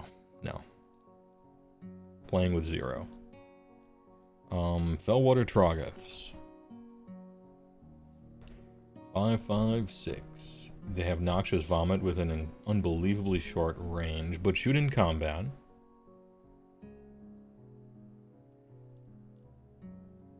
Very aging sculpt from Forge World, I think. If any damage points are allocated to an enemy unit by attacks made with the Noxious Vomit, it is drenched in vomit. While a unit is drenched in vomit, nice keyword. -1 from save rolls. Oh, that's good. Ignore positive modifiers to save rolls. That's even better. Alright, so they have a 6-inch range. Randomly like the best debuff in the game. Okay, interesting. Interesting. You prefer D3 plus 3 over the D6 damage? Yes, of course. Yeah, D3 plus 3 is way better than D6. I just don't think either of their damage is worth writing home about in any case. Super random, super swingy, whatever.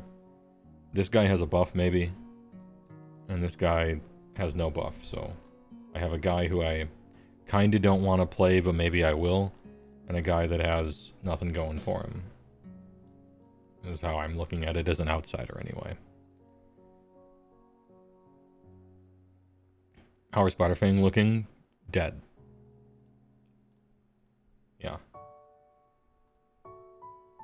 Probably, like, buyer beware, don't buy into them.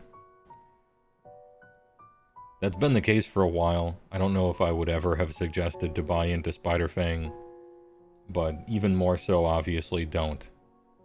Now. Anyway, Felroda Trogs. What do they cost? 3 for 180, huh? Okay. Alright, I'm gonna give you a... What's the word? I'm gonna give you a disclaimer. I am being mentally manipulated by this stupid short-range vomit that will always be out of range and never work because the effect is so good. And so I'm drawn to this strong effect, like a siren song. But it's on a unit that you probably shouldn't play with.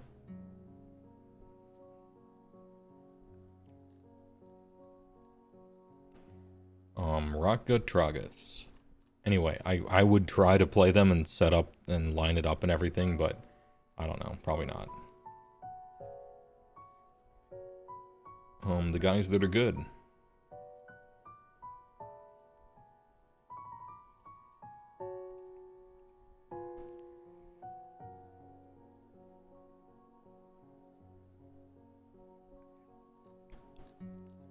Five up ward.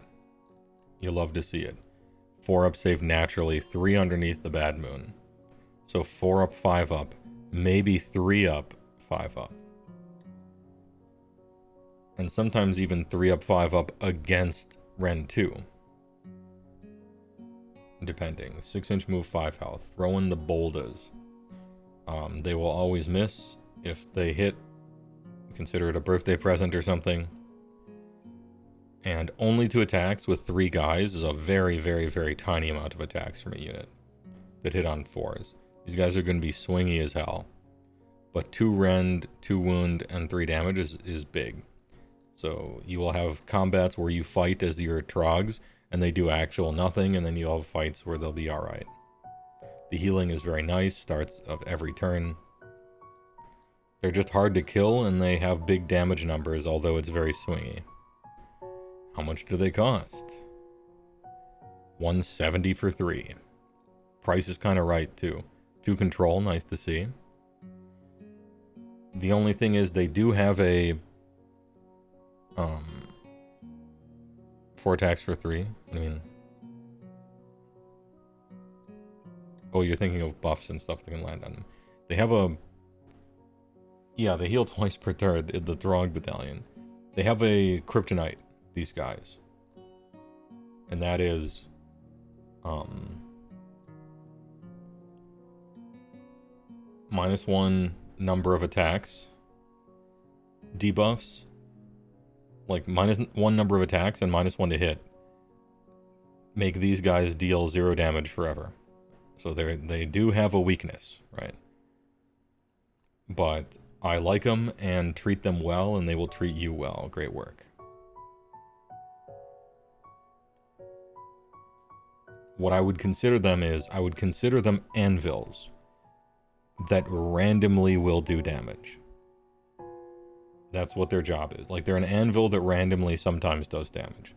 And if you put that in your head, then you'll be a lot happier with them, I think. Spider Riders.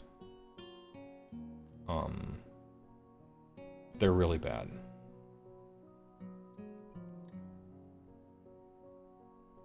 $5 for 110. They're really cheap, though. But yeah, I would still just get something out. Even if you want some battle tactic acquiring thing, I still wouldn't play Spider Riders. I would still do something else. Web Spinner Shaman. Just the guy. He's a wizard. Bleh. What do you do? Spider God Staff? Pick a friendly Spider Fang unit or terrain feature. 2 up. You can remove this unit and set it up again. Alright. Speed of the spider. Pick a spider. And then it can run and shoot and charge. Alright. Nah. Ragnarok Spider. Was this thing the one that's kind of... This one might be useful if you already own it. 16, 4 up 10. Got some spider bows. Got some crit mortals on just those. Only 4 though. Eh. In the light of the bad moon, I guess they proc on 5s? No, this isn't the one. It's got the shit roll too. I'm thinking of the one that's a wizard. Where's the one that's the wizard? This one? Web Spinner Shaman on a Ragnarok Spider. 320 for one of them.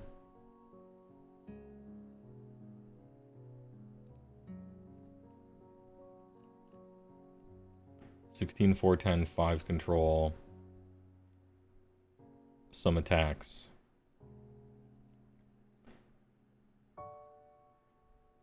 +1 to cast. You are a Spider Fang Wizard.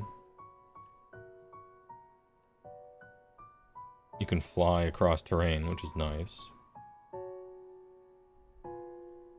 Enemy infantry hero has strike last, whatever. I don't know. I kind of like it because it's like spider power armor for a wizard. +1 to cast guy, 16 health, 4 up, 10 move. You can scurry across stuff. There's a bunch of profiles here. I don't know. If you already own one, I would maybe try it out and tell me how it is. If you feel like paying that much for it. If you don't own one, definitely don't buy one. And then all these spiders. Scuttle Tide. Then we get to that. Okay. Alright. So, in total, there's a big expensive spider that's maybe something, but I don't know. Rock good trogs are good. Good anvil that randomly does damage. Good healing. These guys have one of the nastiest debuffs I've ever seen in the game, but super short range.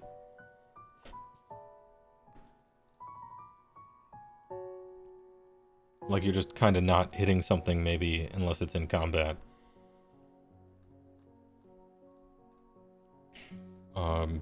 Dank Trog, which I don't like. Dank Trog Boss, which I also don't like, but technically has a buff, even though it's annoying to get it to work. It's basically the same thing as the Huskard on Stonehorns, right? And then there's the big Trug, whomst I like. I like this guy. He seems fun. Good buffs and everything. Nice AoEs. Greater regen. He's huge. Boingers, which I don't think the points are quite there for. If this was... Nah, even if it was 4, they would just super die. It doesn't matter. Squig Hoppers, I think, are better. For the amount you get for the points, because they come in 10s. This guy would be okay if Companion wasn't in the game. These things are bad, I think. Stabbas, I think, are good. Moonclan Shooters, if they had shoot in combat, maybe, but they don't, so I don't think so. Fanatics, sure, I love +1 attacks. These guys, they failed the right rules that replicated what they do. These guys are pretty good for BTs, I think. Snufflers, S tier, go in every list. Mangler Squigs, big sad, they will not make the Mangler Squigs good ever. They can't. And there must be a law. This guy's good if you're playing Squigs. I like the Crit Mortal.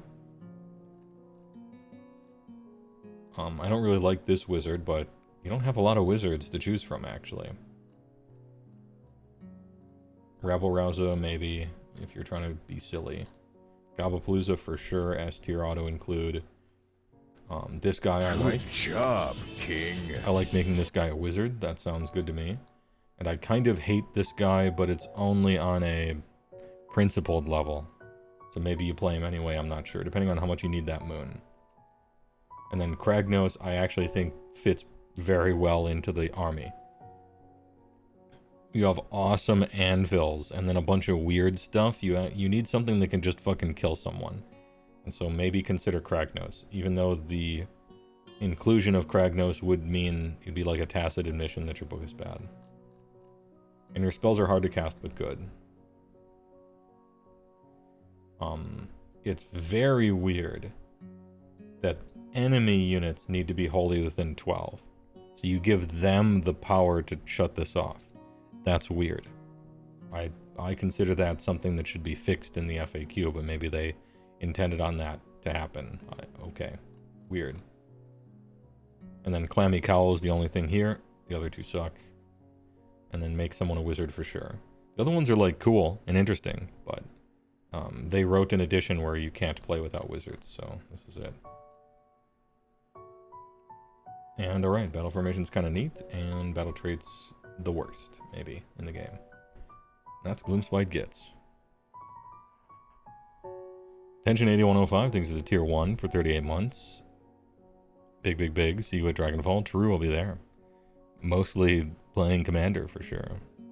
And some AOS, you know, walking around.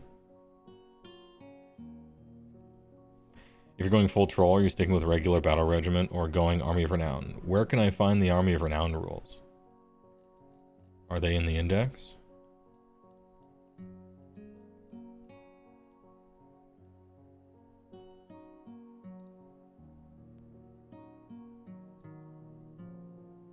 They have a PDF on GW. Why didn't... Oh, I didn't talk about the Bad Moon Loon Shrine. I almost forgot. It has 14 health and a 4-up save. It's possible to kill it, but I wouldn't freak out. You just have to protect it a little bit. It's really good. everything's under the everything's under the light around it. That's awesome. You spend a command point to get tons of points back. That's awesome. It's awesome and huge in real life and looks cool. It's great. I don't know why they don't put the Army of Renown. Actually, I don't know why is there an Army of Renown at all? Isn't an Army of Renown basically like a battle formation when you think about it? How come they did that? That's fucked up. That's weird. And then they put it in a different spot. I'm gonna have to go searching for that fucking thing now during a commercial break to try to find it. Well, I'm supposed to grade the indexes, I guess, and the Army of Renown, they're like a whole new army rules. Well, I say, if your indexes rules are so half-assed, how come you're going off and writing all new army rules for the same army? Why don't you just take that energy and make better index rules for them? You know? It's like you own a dog and you're like, oh, I don't want to take my dog for a walk. I'm going to buy a new dog. It's like, and then take that dog for a walk. Take care of what you have first. And it's weird. That's not a good metaphor. Anyway. I don't have a dog, so... I'm tired of this dog. Bring me another. It's new ways to play your models as an option. Put those options in the index. I don't see what... Why not? Why not do that? I don't know. That's the kind of thing that I would be more forgiving of if the index was perfect and everything was great and fun. But it's just not. So, finish your job. I guess they kept them from the Dawnbringer thing, which was a whole nother thing besides, but now we're in 4th edition. Ethan, you had the chance to roll them into the indexes, you probably should have, you know?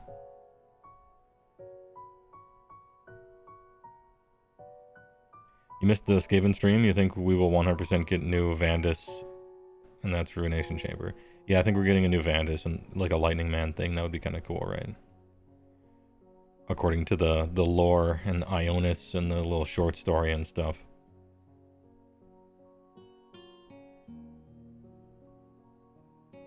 Why did you think they were getting rid of Regiments of Renown? Because they usually do when a new edition comes out. It was a temporary thing. Bald Stormcast versus Bald Rats. Whoever wins, hair loses. Anyway, where do we put Gets? They used to be in no fun allowed tier. From just the faction focus. It looked the worst. Ogres actually did look worse than Gits originally. But Gits were the second worst looking faction focus that they showed us. After the index. Well, Rockgut Trogs are good. You got some, maybe a boingy thing. Stabas look pretty good. But ultimately, you do probably have to play Kragnos, which means the book is bad. And there's a lot in there that seems pretty poor on the face of it. A lot of bingo still. Sub-factions that are all keyword locked up like they said they weren't going to do anymore. The battle trait that everyone hated was not even addressed at all. Low effort.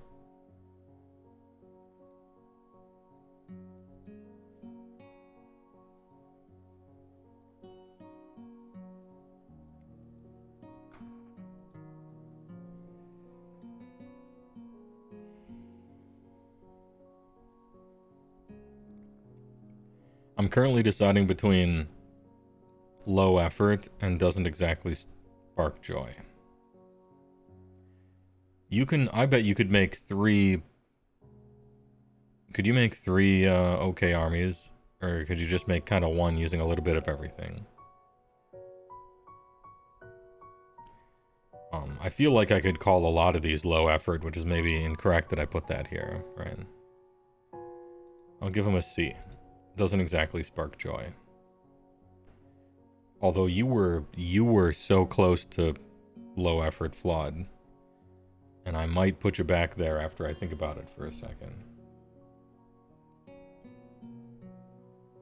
Bottom of C, maybe top of D+. No, we haven't done Seraphon yet. Not quite yet.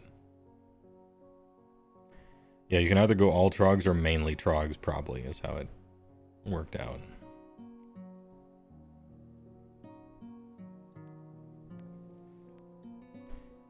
Alright, next up. Sylvaneth or Haas? Which one? Hedonites of Slaanesh or Sylvaneth? I'm thinking maybe Sylvaneth. Because we're doing the 3 justice ones that look the worst, you know? I will read the responses after this commercial break. Get up and stretch your legs and stuff. I'm going to have one hot chip. So I'll be right back and we'll get into whichever people comment on the most or whatever I feel like. Yo. We are back. I see some Sylvaneth, some Haas, and then a first-time chatter with Haas. And then Crower said, Haas, that guy. Which was part of the opening song, and so Haas wins.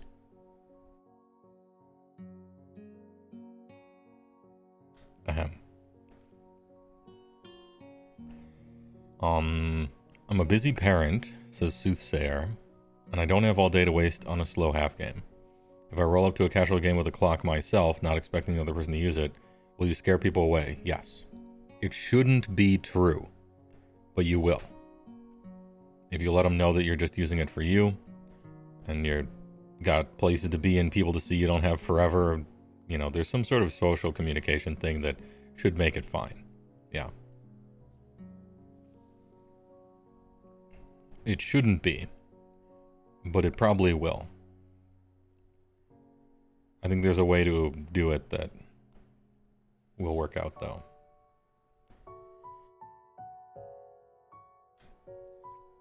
Ahem. You're slow and want to get your decision timing down so you can actually finish games. Would definitely communicate your timing yourself to improve. Yeah, then that's fine. Yeah. You know, it's a really social game, this AOS.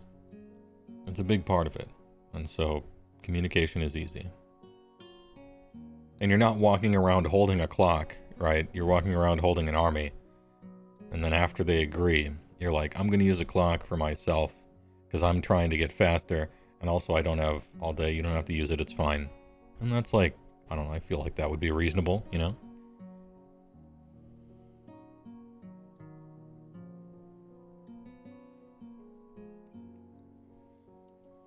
You're glad they put the Tit Demon on the index cover? Yeah, I mean, at least they put a centerpiece on the cover of this one instead of some stupid little tiny guy. Unfortunately, they chose the stupidest thing. These guys, the Fiends. Not a good selling point. Jesus.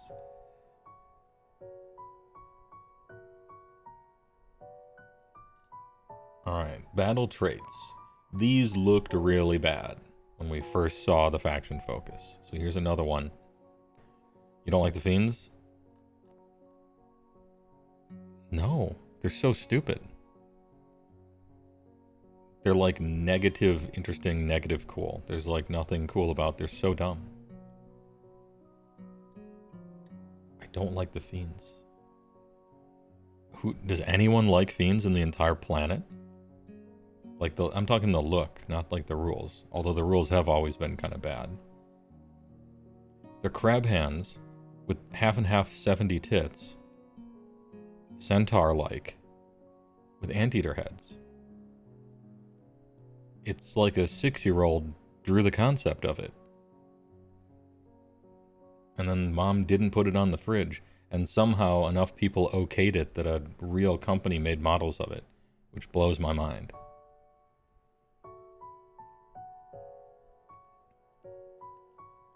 Holy. Anyway, look, there's no accounting for taste. Opinion's my own, but if somebody in chat likes them, you would be the first person I've ever heard of in my life to have. Somebody has to, I guess, on the planet. But It's very rare to find them. A diamond in the rough. Having just assembled more flamers, yeah, some even worse looking stuff, sure. It fits the Slanesh bill. What stuff that looks terrible? Generally, yeah, I guess, unfortunately, but some of the stuff is cool-ish. You like them? Don't judge you. I don't judge you. I judge the fiends. It's easy. It's simple. I don't judge the person. I judge the model, or the art, or whatever, the idea. You could have a lot of reasons for liking something. Kale Shield thinks it's a big prime for 10 months, and then 17 months. Appreciate it.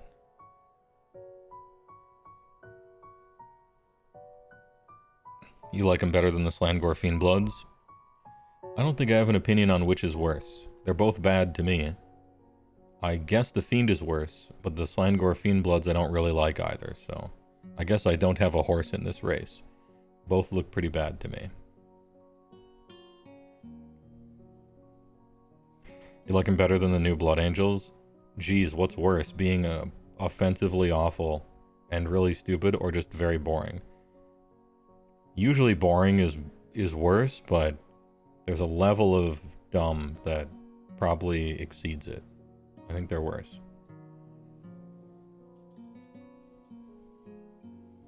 You mean the new old Stormcast? The new Liberators? Don't like them either. I swear I like a lot of things. You just keep bringing up the things I don't. Anyway, let's talk about these battle traits that I also don't like. Ahem.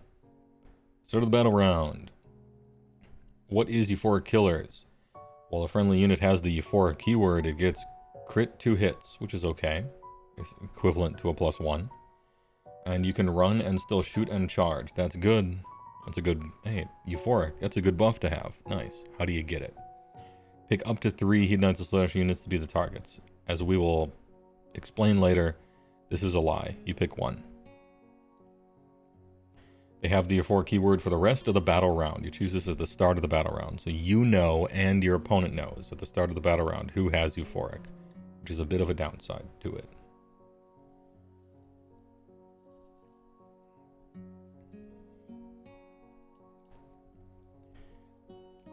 In addition, for each friendly unit you pick, which is give your opponent 1 temptation die. That's weird.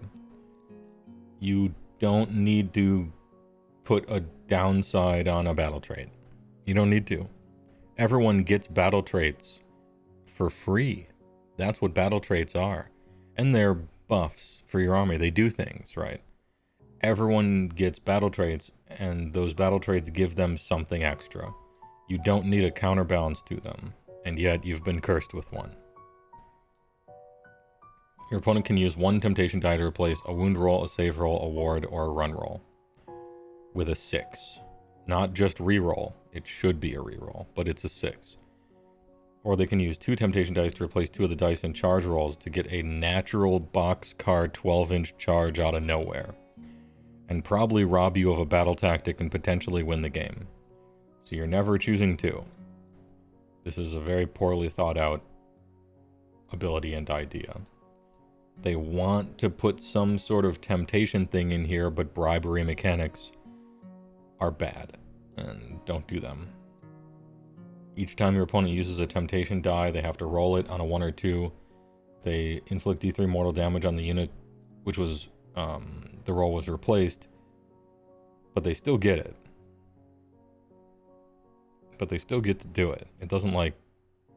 Your opponent will always get it, right? So yeah, this sucks. Having euphoric on 1 guy is good. It's a good buff to have. And replacing this thing with a 6 for any one of these is good for your opponent, but not crazy. 2 is crazy.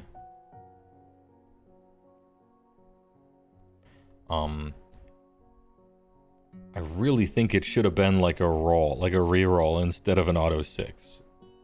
But, you know, c'est la vie. Or a chance to fail, or I don't know, just something.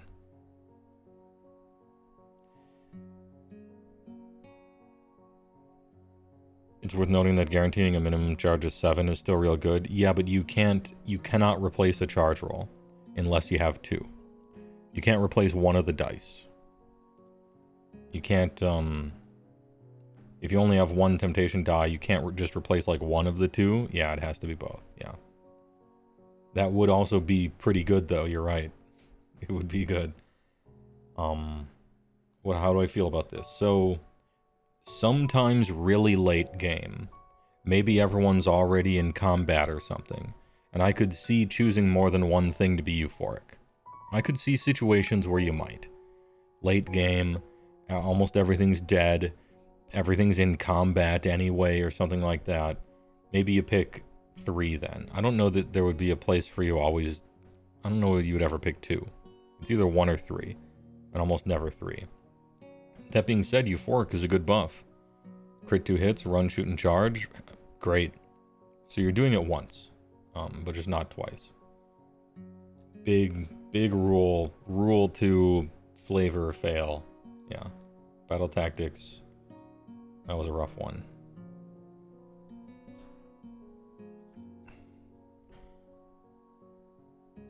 Battle formations. What do we got? I'm told Slaanesh is pretty good, or at least like strong as an army, so we'll see. Euphoric Killers is actually great. An incredible buff. You can move around on a unit. An option to go hard when you want to cripple your opponent when they can't really benefit from the upside. Yeah, you just have to really think about it. Like, if you're going to do 2, there basically has to be no possibility of your opponent ever charging, right? Which you could be in a situation for. It's possible, but probably pretty rare. And it should be noted, weapons have crit 2 hits, not melee weapons. This will matter later. Depraved Carnival. Add 1 hit rolls friendly Cyberite infantry while they are damaged, or if they had any models slain in the same turn. Weird. I hate it.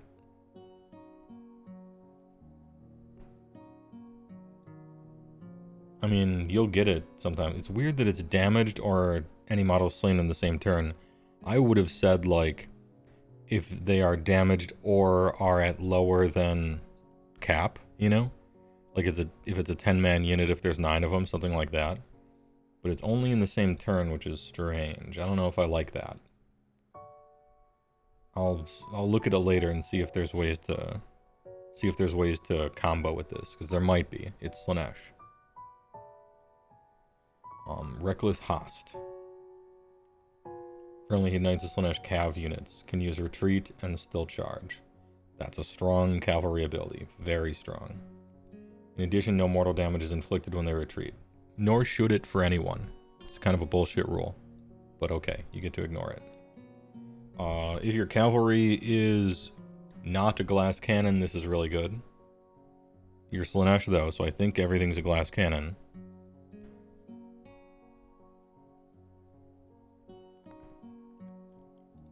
Again, we'll have to see. Epicurean Revelers.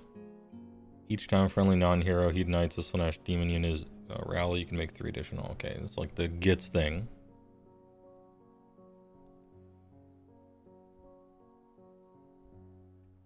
Supreme Cyberites. Add 3 to the control scores of non-hero Heed Knights while they are within the combat ranges of any friendly heroes. Godly ambitions. So this thing right here, combat range of heroes, that's not going to be a lot. Control score buffs I have found as the edition has, as I've played a little more.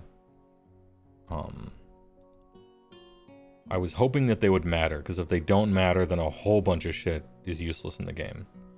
And I found them to sometimes matter. It's kind of like the old you can't retreat rule. Like, back in the day, there was an ability that stuff would sometimes get that stopped you from being able to retreat from them.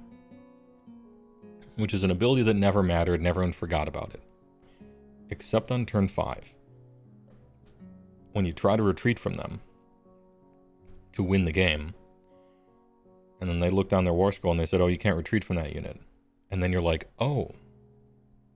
Because I was about to retreat from them and win the game, but it turns out I can't. So I now lose the game. 100% lose the game because of that ability. That never matters. To me, that's kind of control score stuff in 4th. It basically doesn't matter. But when it does matter, boy does it matter. So anyway, that's my spiel on that.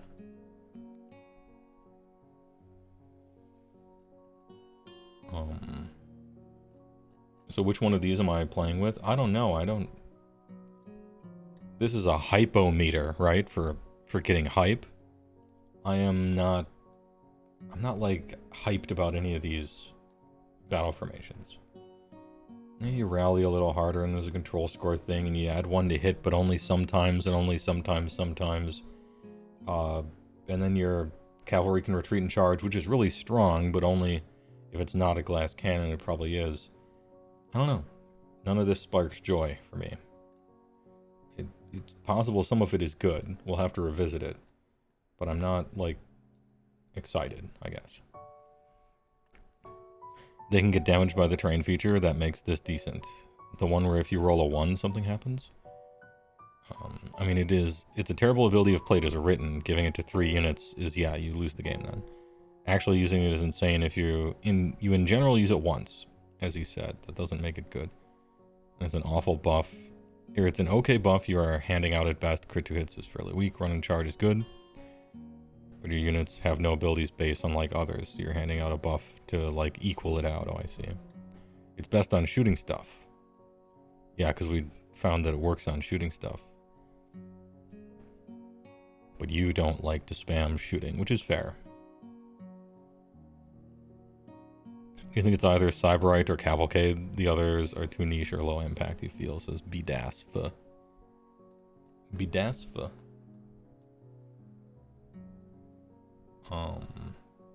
What did you say? Cavalcade or... Yeah, I mean, we'll revisit them. None of them, like, are very exciting to me.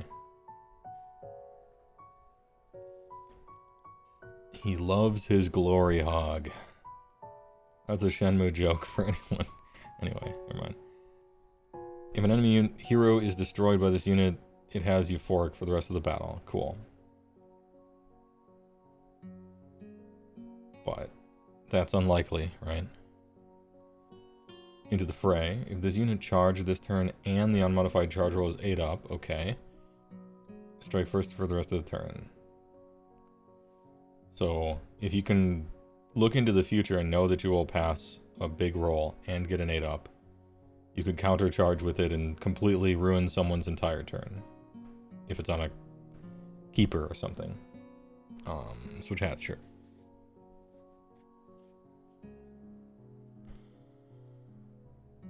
And then strongest alone. Add 1 to hit rolls and wound rolls for, well, it's more than 6 from all their friendly units. I mean, that's what I want my big combat heroes to be. I want them far away from everybody else, off on their own, doing another job. Somewhere else. All of these are meant to be on, like, combat fighty heroes. So, alright. Without looking at the rest of the war scrolls yet, probably strongest alone. Just because if I'm gonna have a combat hero, doing something, I want it off on its own doing something, unless it's like a synergy monster. Artifacts of power. Once per battle, any combat. Once per battle, any combat. Don't like those already. What about end of turn 1? If any damage points were allocated to this unit, heal 3. Heal 3 every turn is kind of cool if you got somebody that's hard to kill. Straight 3 every turn, not bad. Once per battle, any combat. Pick a non-hero Hedonites unit wholly within 12 of this unit, so you have to be next to somebody. Plus 1 attacks for melee. I mean, it's a good buff once a game.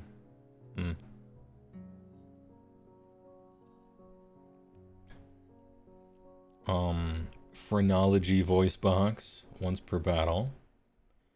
For the rest of the turns, subtract 1 from attack characteristic melee weapon used by enemy units when they're in combat with this unit. Hey, if you want something against Troggoths, when those rock guts charge you, and you use this shit, And now they're one attack a model. Oof.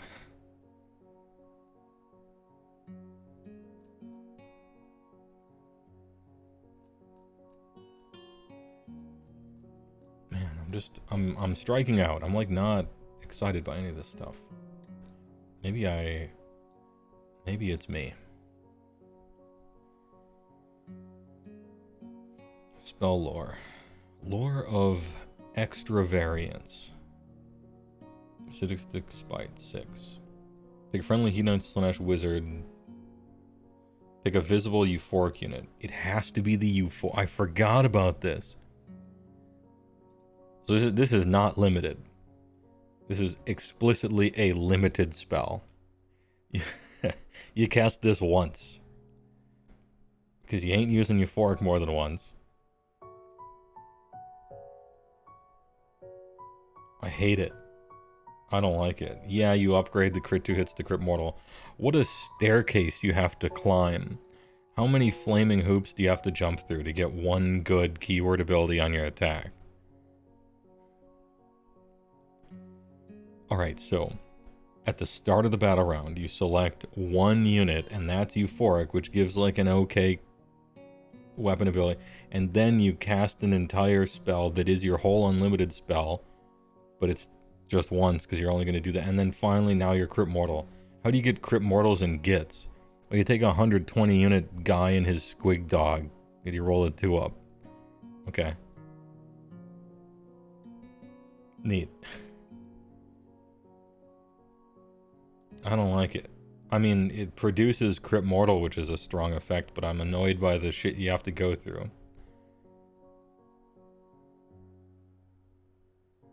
I guess it's visible, at least. At least there's no range on it, right? It's a visible euphoric unit. Only his melee weapons get crit mortal. Which I guess makes sense. They don't want mortals at range. But making it the unlimited spell is, I think, I'm wounded by that. It's insulting. This thing should have been one of your one-of spells. Because even if you're choosing 3 euphorics, like, pick one, I don't know. I'm annoyed by this. Damn, can they ever get this right? I mean, a 6 is nice, at least. It's a 6, that's good.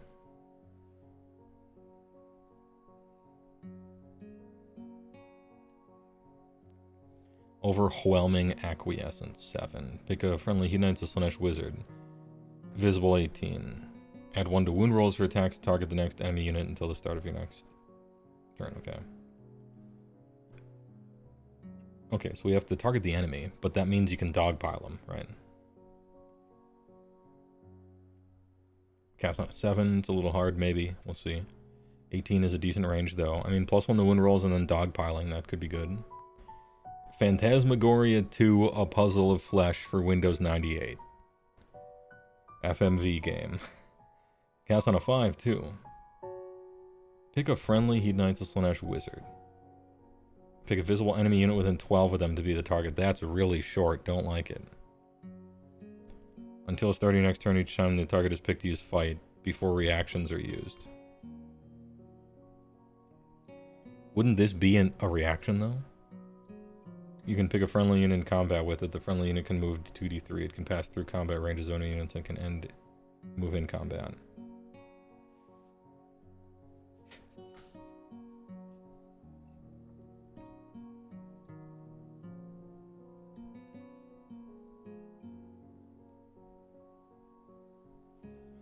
So you cast Phantasmagoria on some enemy. Let me see if I got this. Alright. You cast Phantasmagoria on an enemy. Somehow you got a wizard within 12 of them. And then later, that enemy, whatever, it charges you, or it charges somebody. It gets in. Alright, now it's time to fight. And as a reaction to that fight, because that's really what this is, however, before reactions are used, you pick the friendly unit that they were about to fight, and then let's say you roll hot, right? You roll 6, and you can get out of combat. And now the fight ability doesn't work because they can't fight because they're not in combat. And you just saved, you did the electric slide, you know? You gave them the shibbity whoop straight out of combat. But only if you cast it and it wasn't unbound and within 12, and then later there's only one, and then you actually roll high on this thing. Because you could roll a 1 and a 2 and then still nothing happens, right? No, even if you roll a... Hold on. No. Even if you roll a 6, they still move 3... Or they still pile in 3 and attack 3.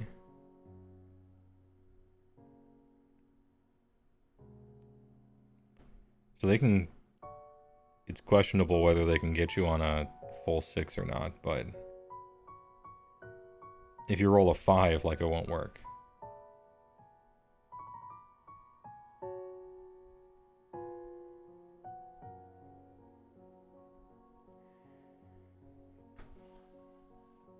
The spell happens after pile-in.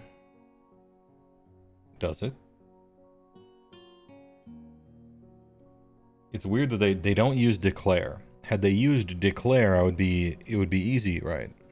But they say picked to use a fight ability. That's the word that they used here. So now let's go to the rules, okay. Where's my fight ability? Alright. Any combat phase fight. Declare. Pick a friendly unit that is in combat or that charged this turn to use this ability. So it's part of declare. Each time a target is picked to use a fight ability. So it seems like you aren't done declaring, you've started to declare. And then before reactions are used. So this is before piling in. Yeah. Pick a friendly. Before reactions. I would say that as it reads, because it doesn't use the language declare, it says pick, which is only the first part of declare, and it says you can't react yet. As I read this, you pick a unit, then you can move, then they do pile in. Then if you're in combat, you can do a resolve, but, you know, after that part of the declare, then you use reactions, as I read this. So because this happens before piling in, I don't think it works how they want it to work. Almost no matter what you roll on the 2d3. But this is definitely an FAQ, like, we're going to have to clarify that.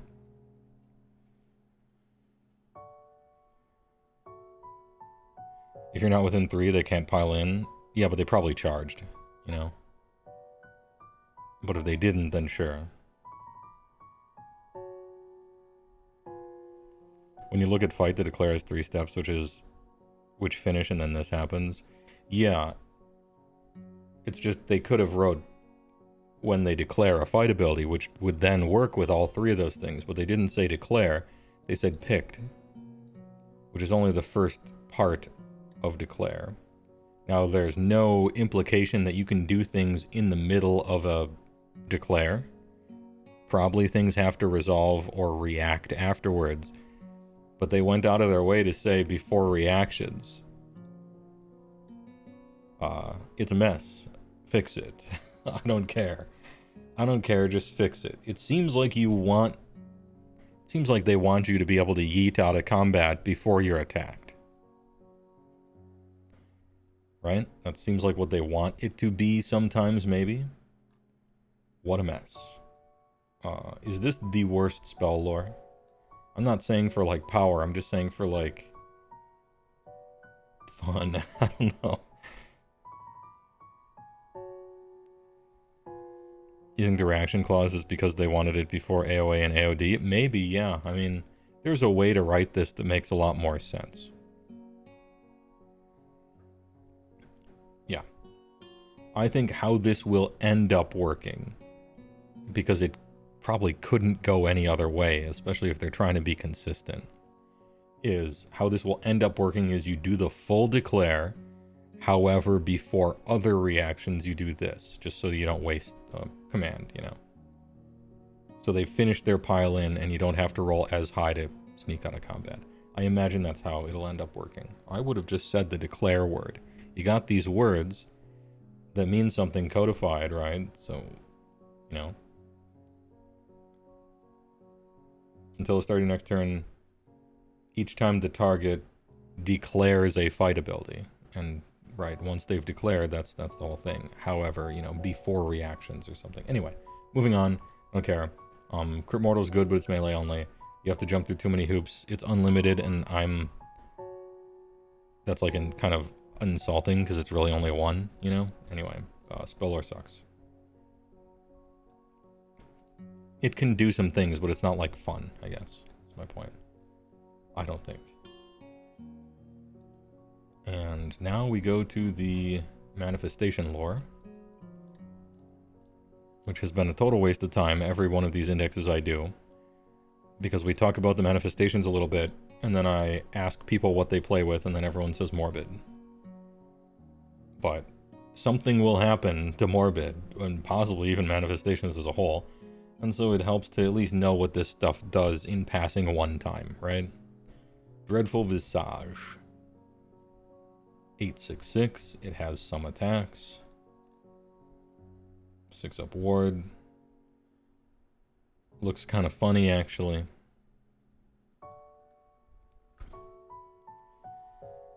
Flensing Tongues. Pick an enemy unit in combat with it to be the target. So kind of like a rampage, maybe, in combat phase. 6 dice, each 4 up, inflict mortal damage, so 3. If any models are slain, the target has strike last. That's strong. If you put something else into it, and it's any combat phase.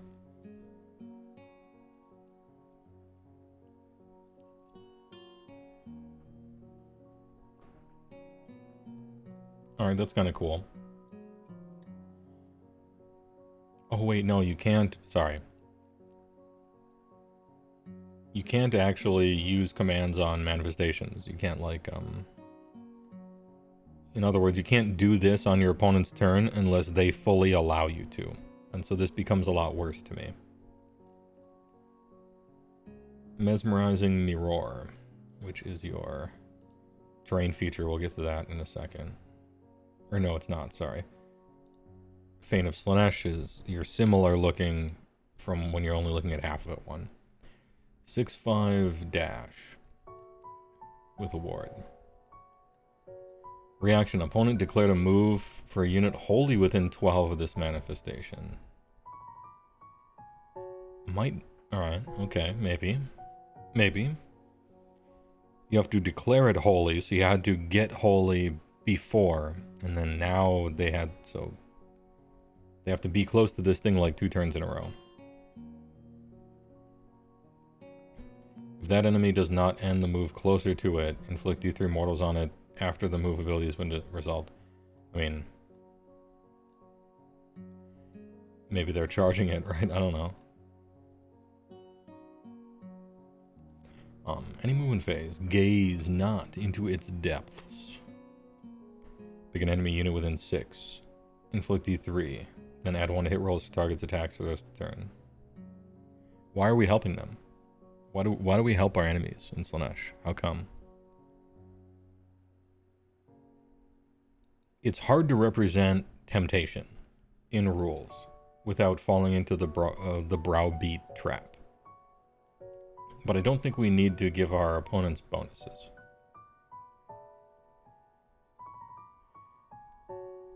Look, if you could target your own guys with this, you would. You know? I'd take a D3 mortals to get +1 to hit sometimes. I would sometimes do that. I would give 2 of my opponent's units euphoric if it meant I could get an auto 12 charge. I would maybe do that sometimes. I mean, you would pick their shittiest units for sure, but yeah. Anyway. You gotta flip it, because you never want anyone to be able to say, I wish I could do this to myself, right? Wheels of Excruciation, and it's not just putting the damn thing together. 2d6, 4/4/01, moves 8. Pick up to 3 enemy units that have passed across on an 8, though. I mean, you'll probably... Maybe 1. Roll 6 dice for each target. For each roll that is less than the target's save, inflict a mortal. So you do mortals on people that have bad saves. If they have bad saves, it means the mortals are like not as efficient into them, right?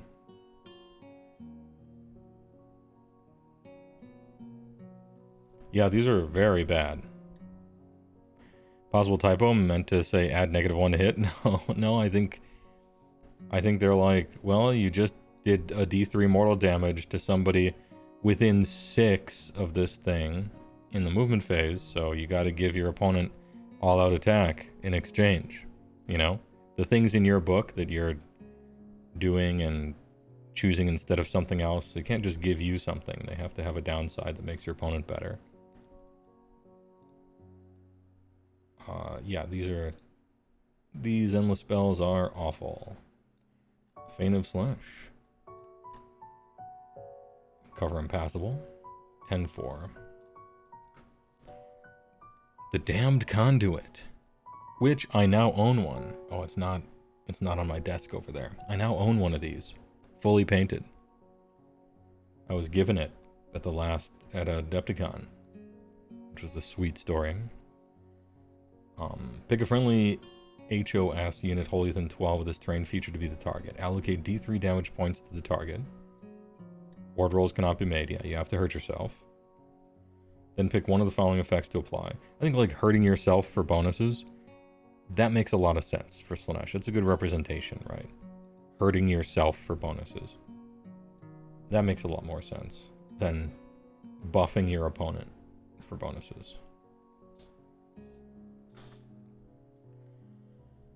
Pick one of the following. Add 1 to wound rolls for combat, 1 to run and charge rolls, or 1 to casting and unbinding. Well, I guess casting, right? You have to be wholly 12 from it. Okay. Good job, King. It's me, Jupes. Thanks to the tier 1. 32 months. Big. Thanks a lot. The Damned Daniel, yeah. Fail combo as well with the heal 3 every turn relic. It would heal that, right? It would heal it. And I think all of your relics are like bad. So maybe you do that. I can't remember though. Let me check.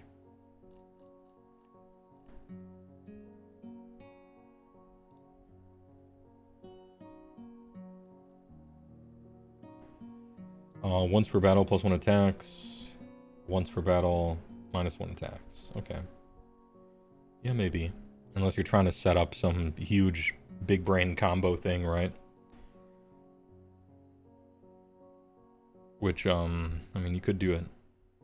You could do that.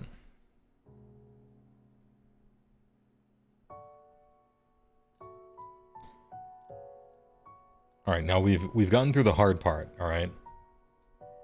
We just read all the battle traits and the formations and the spell lores and the manifestations. And it seems like, holy shit, this is the worst army in the game. No fun allowed. Failure to understand why someone would want this. Failure to represent this and that, blah. It seems so bad, right? But, we had to just get through it. Because I haven't seen them, besides the one in the faction focus.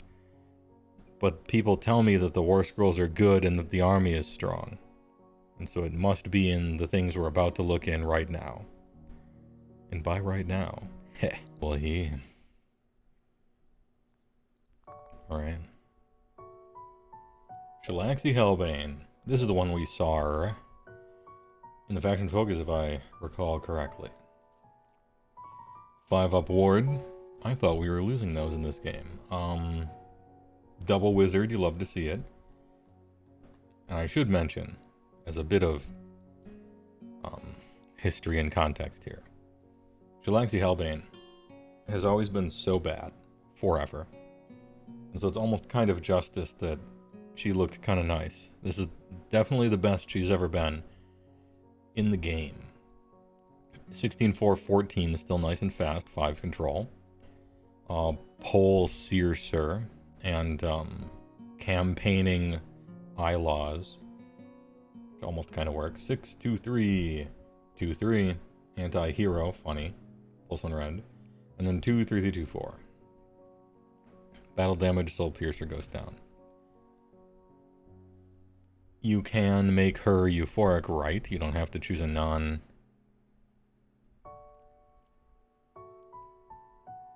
Yep, okay, fun allowed. You can choose anybody. You can choose anybody and anything. No companion, right? No disgusting companion keyword, which is the beast keyword of weapon abilities. So you could do crit mortals on this thing if you wanted to. It probably would end up not being the thing that you do them on, but maybe it is, I don't know. -1 from hit rolls for combat attacks to target this unit. In this edition, this is a lot better. This is a lot better than it at first glance. A lot of people be hitting on 4s now. That's a big deal. Refined Senses. Cast on a 4. For the rest of the turn, add 1 to wound rolls for this unit's attacks to target heroes. And add 1 to save rolls for attacks made by heroes to target this unit. So she is a... anti-hero. Your Refined Senses. XX of Violent. What is this? Pick a friendly non-hero. Can use 2 fights? Okay, I thought there was yet another hero thing. Once per turn reaction, opponent declared a charge ability for a hero within 9. Yeah, there it is. There's the other hero thing. Anti-hero. If it's not in combat, it can immediately move 2d6. It just can. You can pass through the combat ranges of enemy units, but it must end within half of that hero. If it does, this unit is charged, and the hero's charge has no effect. Big. Free anti-charge, albeit with a bunch of restrictions on it. Still funny. Once per turn. Dude, she's cool. I don't know if you end up playing her in an army list, because I don't know what an army list would look like. But I think she's cool. This is like fun. Excess of violence. Once per battle. Oh, ew, once per battle. Ew. And it has to target somebody else instead of you. Ew. What do you mean? Anti-synergy with this shit? I thought you were the strongest alone. What is this? What is this has to target somebody else instead of yourself thing? Boo.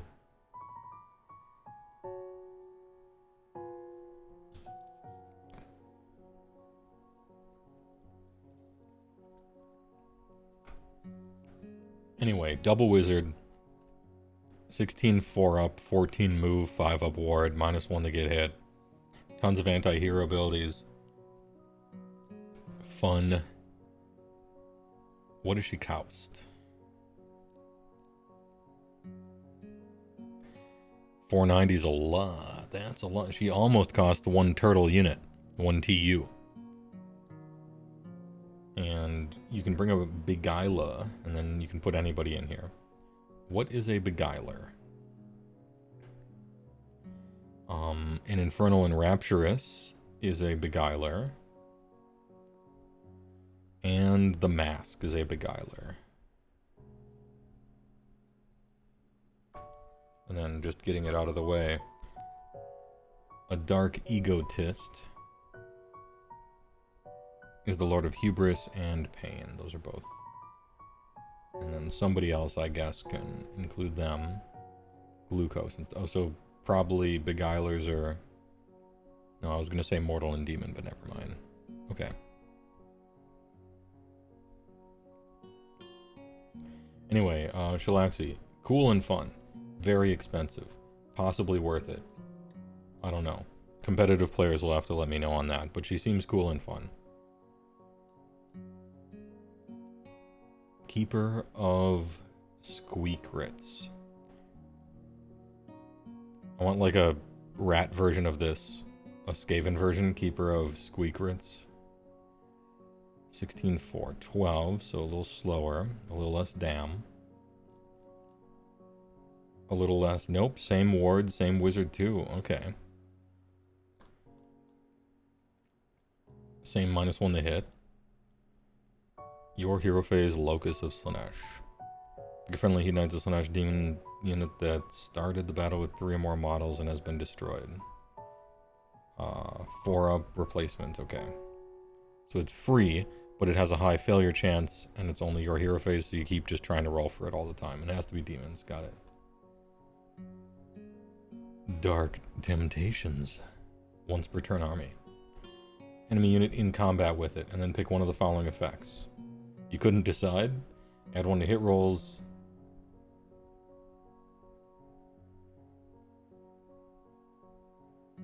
Wait, pick an enemy unit in combat with this unit to be the target. The enemy unit is then the target. How come I'm giving them +1 to hit? I thought this was like, you get +1 to hit. Add 1 to save rolls for the target. If the target is damaged, heal it.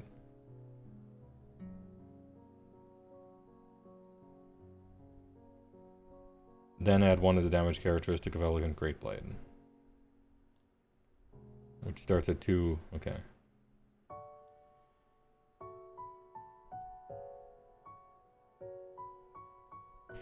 Okay, so. I'm sure somebody submitted an FAQ. But I'm a Magic player, and so you'll have to forgive me on this one. Declare. Pick an enemy unit in combat with this unit to be the target. I choose that unit. That full life unit. Pick one of the following effects. I pick the 3rd effect.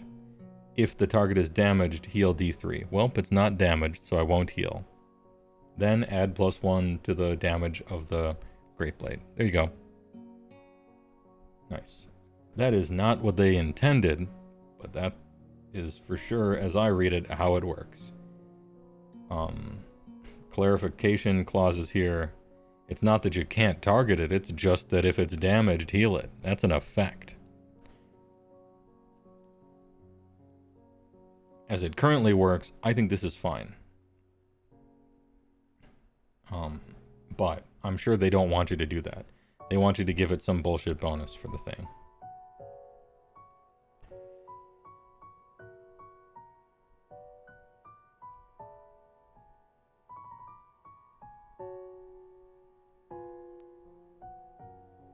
Your hero phase, 6. Pick up to 3 visible enemy units within 6. Within 6? Hold on. 3 visible enemy units within 6. Roll die for each. If it exceeds the control characteristic, inflict D3 mortals. Roll dice to roll dice to roll dice.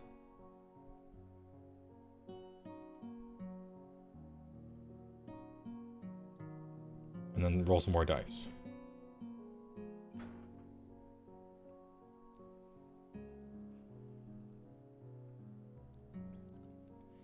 If they do make it work as intended, then is it even worth using? Yeah, if you think this will kill it. If you've done the numbers in your head and you think you'll just kill them, then yeah. You pick the +1 to hit, obviously. You never pick the save. It's literally counterproductive, right? +1 damage, but +1 save. You even out at best and possibly get worse. Probably get worse. Yeah, you pick +1 to hit, and then you're like, well, I hope I kill you.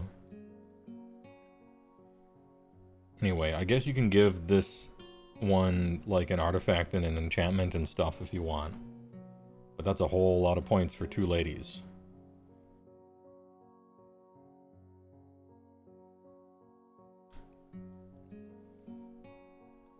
If you have enough rend, it's fine. Yeah. I don't think we do, though. You add 1 to save rolls, and then they all have defense. So they get 2 armor from that. And you have rend too. So you're breaking even. Oh, yeah, okay. And then this shit, why is this 6 inches? Holy. Why do you have to roll dice to roll dice? To then roll a dice. And then if it exceeds, then you roll a die. And it's some piddly little D3 at the end of the day. Alright. I mean, I'm probably just taking Chilaxi, right? I don't think you're probably not playing 2 giant demons for 500 some points, or almost 500. Almost 1 TU.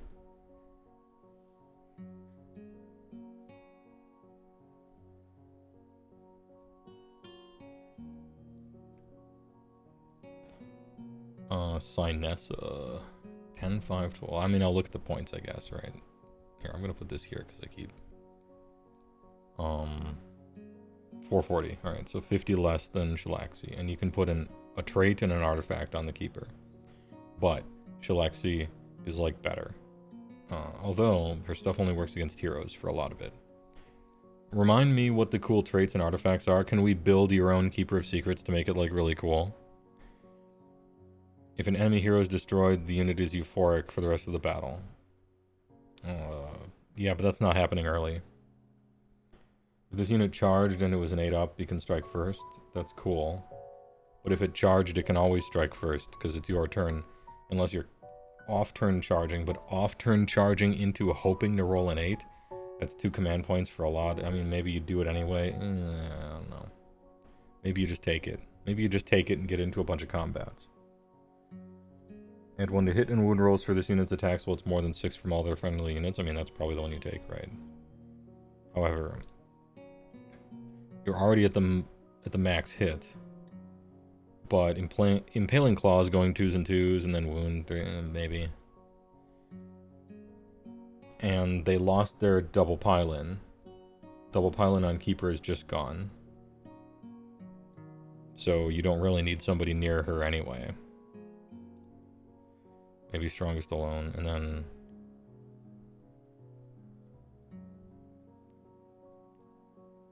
Pendant, I guess, for healing your stuff because you're a double wizard, but you're going to be far away from your terrain most of the time anyway. I guess healing is good because you're really defensive.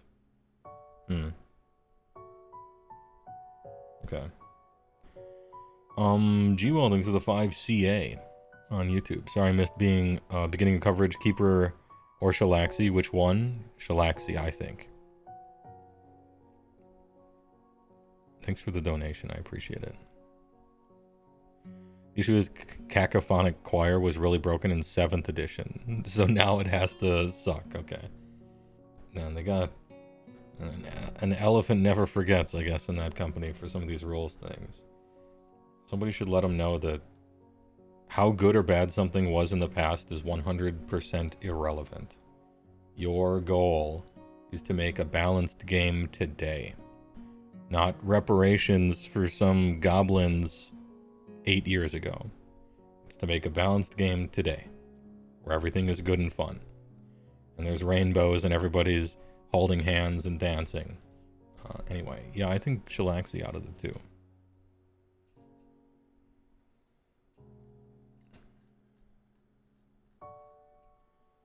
Anyway, Sinessa. What do you cost, Sinessa? 280. She can include any hedon. Alright, I think the worst is over. The rats chewing at the internet cords. But I think we're back. Anyway, what was the last thing you guys heard? Thanks for sticking around.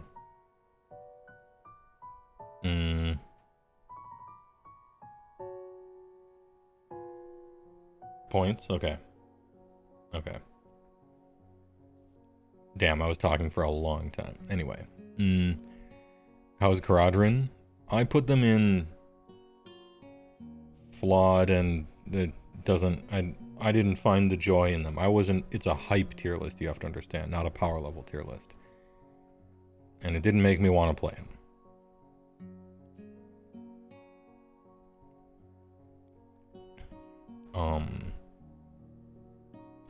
All you have to say is Balloon Boys are more expensive than Dawn Riders. Yeah, but please consider that Dawn Riders are more expensive than Dawn Riders in the future. And that's a sure thing.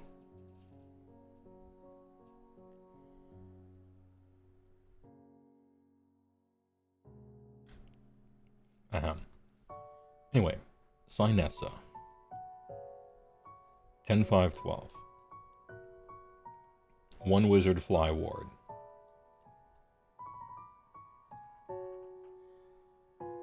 18, 3, 3, 1 D3 shoot in combat is kind of nice. I kind of like it. Once per turn army, any combat enthralling. Pick an enemy unit that charged this turn. Ugh. And is in combat with this unit. 3 up, -1 from wound rolls for the target's attacks for the rest of the turn. Okay. Voice of Slan-ish. Pick a visible unit when within 18 of this unit to be the target. If the target is a friendly unit, add 5 to the target's control score for the rest of the turn. Good. Good. When it's good, it's good. When it doesn't matter, then obviously it doesn't matter. Target, yeah, -5. Cool, cool. Nice. End of any turn. Both turns. 18. Only within, not even... Alright. The mainstream media won't show you this. They're trying to silence me. Damn, it's been flickering on and off. I'm gonna keep going, but if the scryer rats keep DDoSing me, we'll see. Anyway, what did you hear last? I was cooking. I said cool stuff. Anyway, you almost bought their book from the last edition. You're gonna start collecting more. The roster is bouncy, vicious animals, giant spiders, massive idiots, and little duggos. Gets is the most Australian army. I was just going through all of this lady's ability and hype list last. Okay. In Throwing Splendor, it only works if you get charged, which kind of sucks. 3 up, -1 from wound rolls is a debuff. That, you know, any debuff is good. So fair enough. She's not a fighter, so having a defensive combat rampage is decent, right? Voice of Slanesh is good. I like it. End of any turn, works on both. Visible unit within 18, not even wholly within for the enemy. Plus or minus 5. Control score is 5 is a lot. And control score doesn't really matter, but when it does, it matters big time.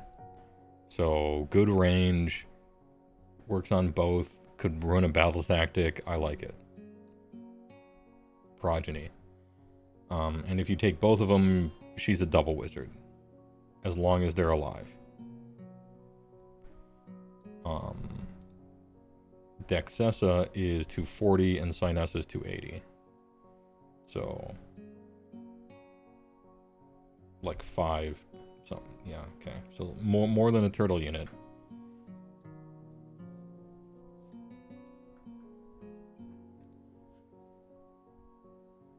And then Whispers of Doubt. Also, I kind of like the ranged attack. 18, 3-3, 1d3, shoot in combat, kind of like it. Fly, ward 5 up. Whispers of Doubt, 7. Pick a visible enemy hero within 18. Ooh, has to be a hero. Add 1 to hit rolls and win rolls to combat attacks to target that enemy unit for the rest of the turn. Potentially you can hilariously dogpile some centerpiece wizard or like a battle barge kind of buff wagon thing. But it is kind of limited in that it can only target a hero. I don't know if she's worth it, probably not. Because you're already spending a lot on Shalaxi, maybe. But she does some, like, neat stuff, I guess. It's all just kind of little stuff. I guess it's not little stuff, but yeah. I don't mind her. I don't know if the points are right, or if you're even going to do it. And then the pair. Oh yeah, that's right. This one's not a wizard. Okay, so that kind of makes it... You get 2 wizards out of the deal if you take both of them. 10, 5, 12. She has some attacks as well, but not really a fighter. End of each turn, Joyous Battle Fury. If any enemy models are slain by this unit's combat attacks this turn, heal D3, then place a Battle Fury token next to it. Oh, a token, huh? Add 1 for each. Oh, until the end of the next turn. Okay, I thought we were juicing her up.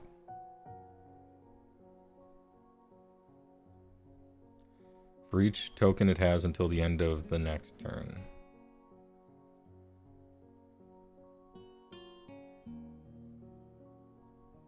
It doesn't say you remove the tokens though, right? I guess it's part of the effect. You know, it's part of the effect, right?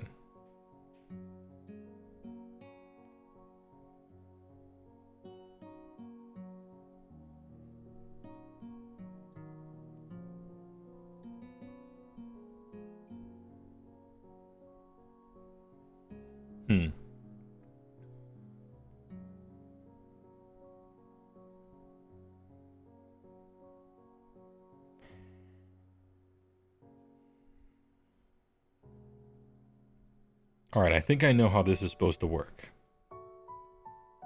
But stop me if I'm wrong. You never remove the tokens, it says, right? You don't remove the tokens. But you only get the bonus underneath the effect up here, right?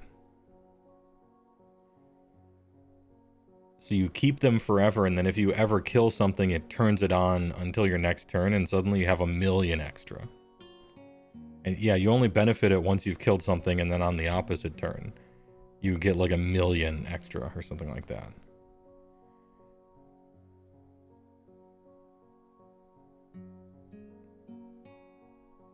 Yeah. Yeah, I think that's how it works. Which is kind of weird, but also kind of neat that it maybe works like that, I think. I don't know. This is an FAQ question for sure, I think.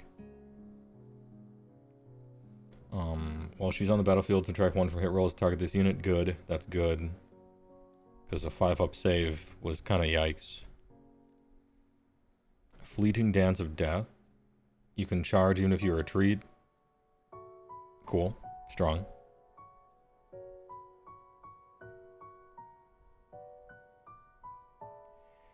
Well, it's an ability, so you can use it whenever. Oh yeah, I guess so. There's no declare, is there? Healing and placing the token only happen if you did this, but then down here, this just happens? I suppose you just keep activating it. It's strange that it doesn't have a declare, yet really feels like it should. It should have a declare. Anyway. Redolence of Volence. If it charged, pick up to D3 other friendly non-hero demons within 12, add 1. Nice, okay. I don't know, but kind of neat. I would want to like try to play with these and see what's going on. Maybe the 5-up save just kills them or something, but weird and kind of neat, and probably they don't find their way, I bet, into any like serious lists, but I'm interested in like how they play out, actually. Interesting. And then Sileski, what do you do? 250. 948.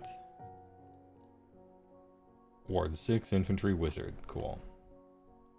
250 for a Wizard 1. Damn. What else can you do? Some attacks. You got some attacks. 10 of them. 10 weird attacks.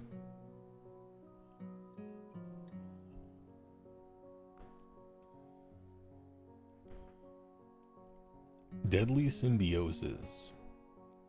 Pick friendly non-hero Cyberite unit. And a friendly non-hero demon unit. Both units must be wholly within 12 of each other. Okay, so you actually need both of those. You can't only have one. For the rest of the turn, if either target uses all-out attack or all-out defense, the other target can also use it. Okay. Each time you make a non-modified save roll 6. Inflict 1 mortal. Okay, whatever. Subvoit. Visible enemy within 12. Ew. Can I use commands? Okay, yeah, I never.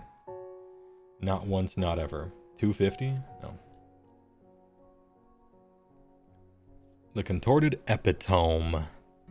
The Epitome.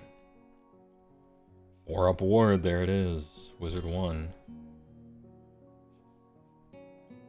Wizard 1. The things we've lost. Opponent declared a command or retreat for a unit in combat with this unit. D3 mortal damage, funny. Swallow energy. If you make a successful ward for this, add 1 to its power level until the end of your next turn. Cool. How do we do damage to ourselves? Wait, hold on.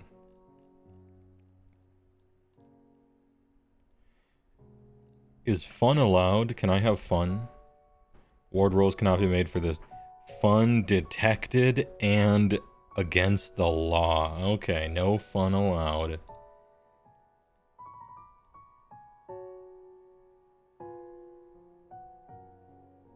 Oh yeah, it's an enemy unit only. Okay. I was about to have fun, but I forgot. Yeah, no fun. Can't do it.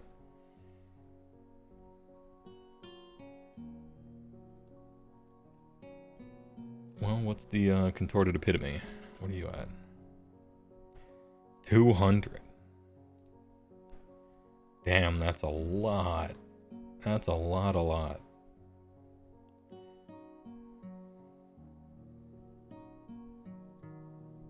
The contorted paid for its sins in third. No sins detected. It was just kind of good. I don't know. It's just kind of good. Is that so wrong?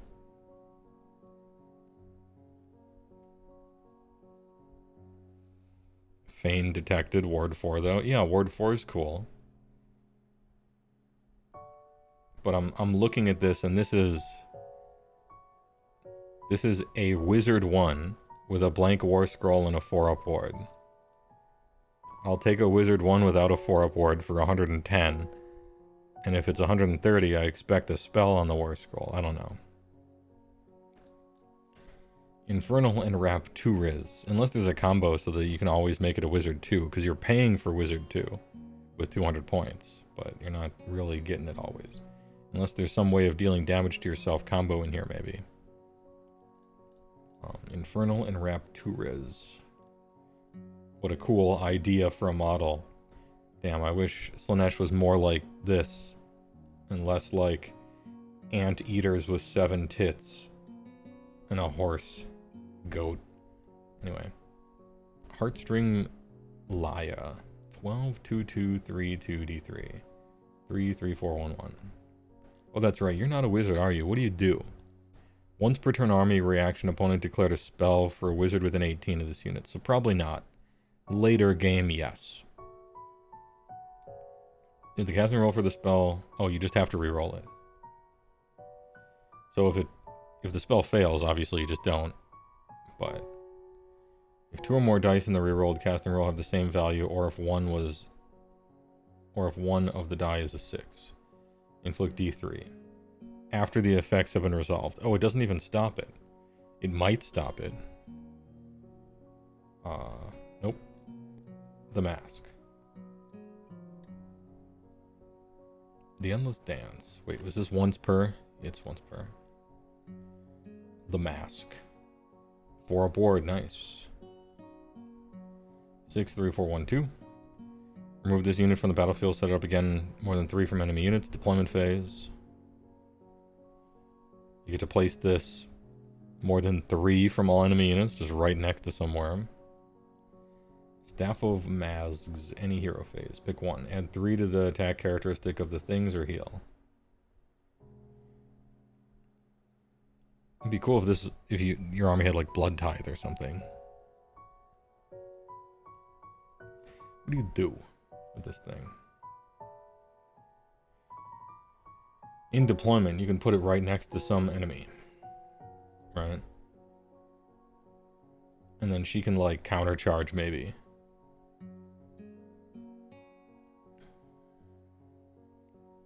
I'm trying to think of the use cases for this. You could put her next to their like stupid flappy 100 point BT guy, you know, and then just place her there and countercharge it and kill it, and they can't do the one battle tactic maybe. She's a 4-up ward. She's probably annoying to kill, actually. Any hero phase, she could be at 9 attacks with this stuff, which does something. Or heal it.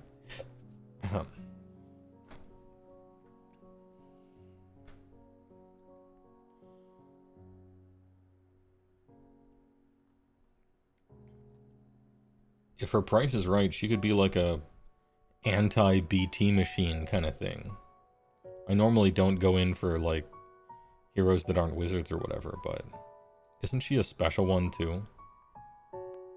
Yeah, the Mask is it's a beguiler, so she's free. Hold on. She's free. 150. She might be the like a Slaanesh version of the Score Seeker. The Lumineth Score Seeker.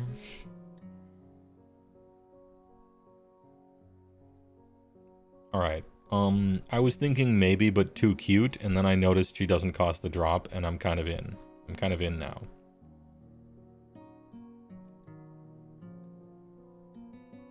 Like, damage 2, she can actually do stuff, and a 4-up ward will randomly keep her alive for way longer than your opponent thinks is okay. I like her.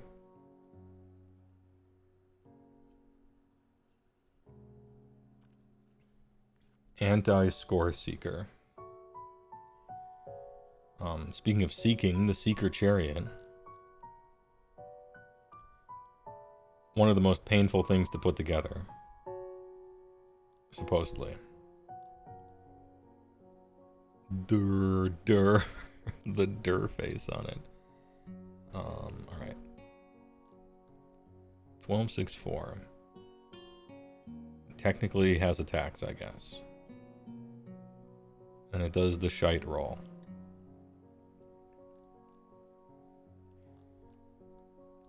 I hate it. Has a high move value, though.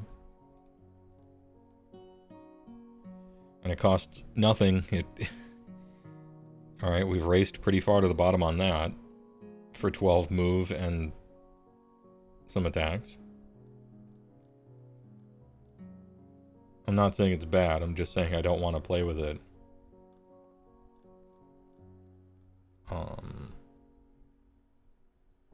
Another type of chariot. The Hellflaya.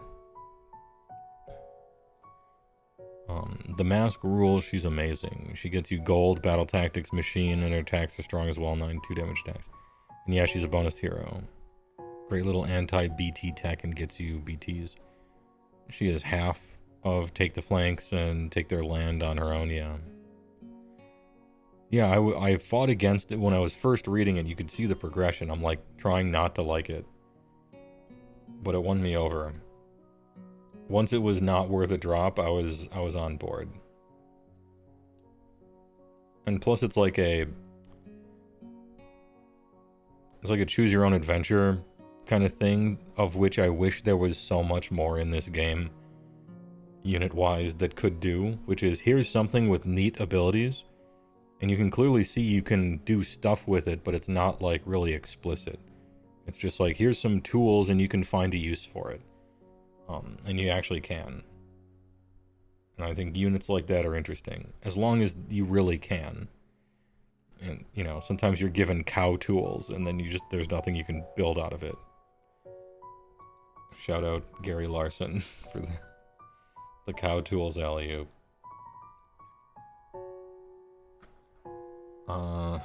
7-4-10. Bunch of bad attacks. These are alright, but they're companion. 4s. Ren 3. Axle blades. It's not only anti-infantry, it's anti-human fingers when assembling it, according to some people in my Discord. Pick up to 3 enemy units that this unit passed across. With a 10? Probably not. Just 1, maybe, if you start close.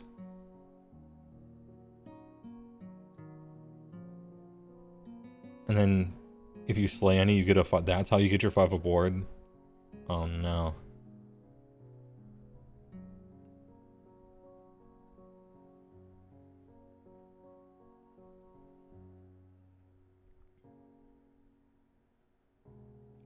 So you can like charge and pass across them, but this only matters in this phase. Hellflaya. 180. Bladebinger. Exalted Hero version. Wizard 1, okay. Ward 6. Whole lot of nothing up here, so you're clearly a barge. Once per turn army, or move in phase. Pick up to 3 friendly non-unique Hedonites / War Machines. Oh, so this is you're supposed to play the War Machine army, yeah. Add 1. It does affect companion weapons. No. I mean, I'll look at the points just to... Sure. Units. You get 10 of them. 6 up ward. Oof. 1661. Alright. This is about as low as it goes. Piercing Claws. 2, 3, 4, 1, 1. Damn, and then they have this really cool art in the background here. And this cool art in the background, by the way, is not a Daemonette. Maybe it is. Is this supposed to be a Daemonette? I thought it was supposed to be a, like a hero. Damn. I wish Daemonettes looked like that somehow. Add 1 attack characteristic to this unit's Piercing Claws for the rest of the turn if it charged. Oh, good. Yeah, it has Mark of Khorne automatically. So 3 attacks. 31 attacks, 3s and 4, 1, 1. They don't have an ability over here. You have to euthanize them and then mortal woundsify them. Or crit mortal them, rather.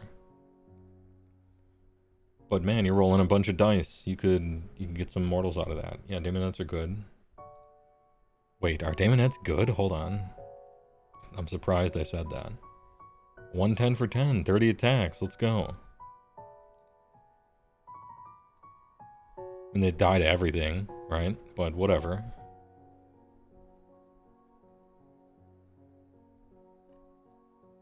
Chad, is this real? Are Daemonettes good? They seem like, yeah, it's a shitload of attacks for 100 points. 110. Just throw them at stuff. I kind of like them. Infernal and Raptulus, which I've already read. I don't know why. Oh no, the thing on the side didn't move. That's right. Pardon me. There we go. We're back to Daemonettes. You could also play Bloodletters and not have to jump through 5 hoops. Apparently you love jumping through hoops if you're playing Slanesh. I'm sorry, that's mean. That's mean. You probably resent that. Just as Gits players resent the stupid moon ability. And how, you know, whatever army. The thing that GW thinks they like. They're average, they die way too easily. If you can euphoric and get the spell and get them in good target, you could have done that with a good unit probably. I'm paraphrasing here, yeah. Alright, true and fair.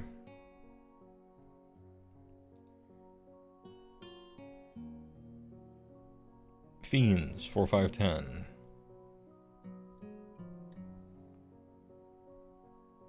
Once per turn army, any combat. Oh, cool, you get a 4-up strike last against them. Even on the opponent turn, maybe, with a 4-up. That's potentially very annoying.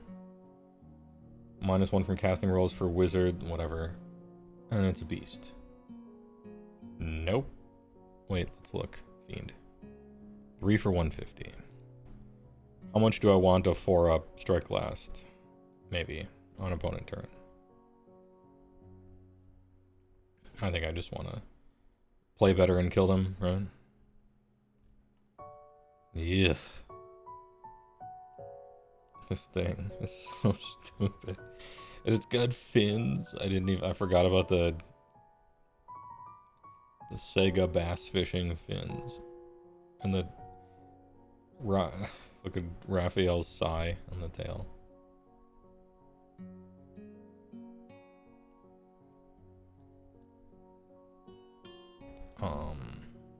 Gugh. There's 5 of these. These are usually good because they're fast. Anti-cav, interesting. When making run rolls for it, you just get a 4. And you can run and charge if you're euphoric.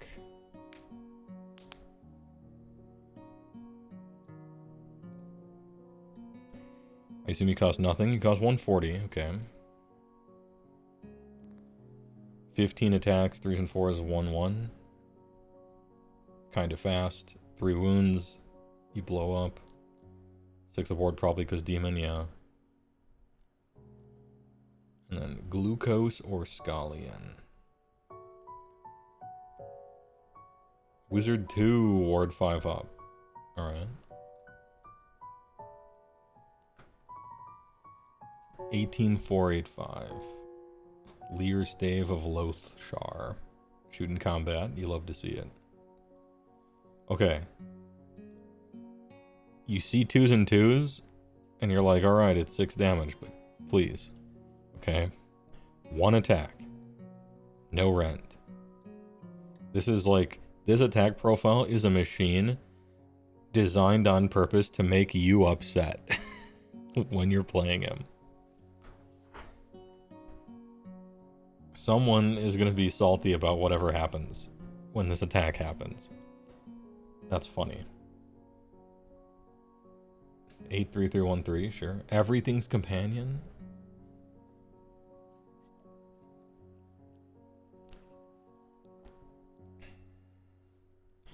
Yeah, wouldn't that suck if your opponent had 1 automatic save? It's the most dyssynergous like attack in the book. This guy's your Korg. Okay, I get 1 thing. Lear Staff. I'll take a 6. Okay. Gorge on Excess. Pick a friendly Cyberite unit wholly within 12. Heal 6. Big. That's heal himself too. And 18-4-5 up. Man's kind of a little guo. Crippling Famishment. 7. Pick a visible enemy unit within 18. Halve move or halve run and charge rolls. I really like these things for Unleash spell. I think they're really, really strong. For Unleash spell. Huge. Maybe it's there to bait the save. If you want to call it that, sure, but they still do it and it still works. But yeah, no, you know what? Sure, we'll give them the benefit of the doubt. It's actually 500 IQ. They did that on purpose to bait your opponent into getting, spending their save on it. Because it makes sense. I could write some propaganda that made it seem like that was the case. The Grand Gourmand. A different effect applies to friendly Cyberite units each battle round while they are wholly within 12 of this unit, as shown below. Oh, Tides of Death. The effects of all previous battle rounds also apply to those units while they are wholly within 12. 1 to run and charge, 3 to control, 1 to hit, 1 to rend. Cool. This guy's funny. If you couldn't pick between Nurgle and Slaanesh, you just couldn't decide. Easy. Play Slaanesh and then run Glucose. How much of a turtle does he cost? 470, almost a turtle. Getting kind of close to turtle cost.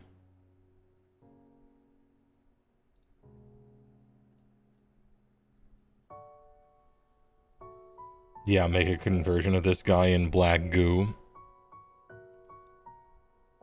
Make him the Baron. I like him. I think he's cool. What does he actually do though? Well, this spell's really strong. You'd rather have a turtle? I mean, same. I think he's cool. I don't know. I'd like to see how he plays out. I don't think he does enough. He's a double wizard though, and he's hard as fuck to kill. Lord of Hubis. Exquisite Scimitar. You first, I insist. Pick an enemy unit in combat. Your opponent must decide whether the target will accept or decline the unit's challenge. The target has strike first for the rest of the turn if they accept. If this unit is in combat with the target when the target is picked, they must attack him. Otherwise, they strike last. That's cool, because they definitely don't want to kill this guy. They want to kill the real thing, and this is like a... what's that? There's a bunch of different magic cards, like Taunting Elf and stuff like that, where you're forced to block this guy instead of that guy. I think that's an interesting kind of rule, maybe. Like a taunt effect, you know. Only the best will suffice. Your friendly Myrmidesh, Painbringers or Twin Souls. Roll die on a 3 up the rest of the turn each time a model in the slain. Roll die 4 up. Inflict a mortal, okay. Yeah, lure effects, in other words. the ancient lure, you know, basilisk style effect.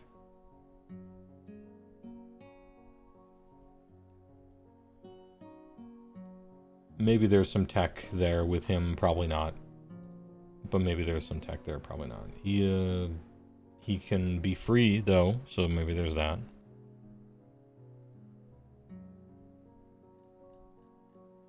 Lord of Pain. Yo, 5 up ward on the infantry heroes though, you'll love to see it. 4 up, 5 up. Soul Piercer Mace. Share the pain. Each time you make a successful ward roll for this unit for a damage point inflicted.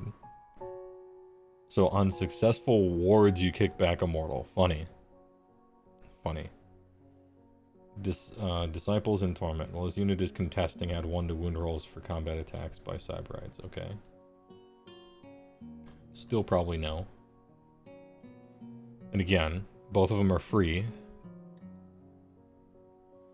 They seem very, like, stationary, though.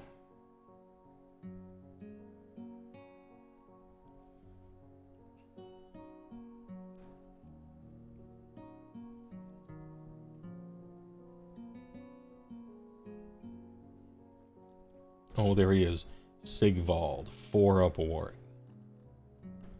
2 control. 7/3/6. 5/2/3/2/2. No ability.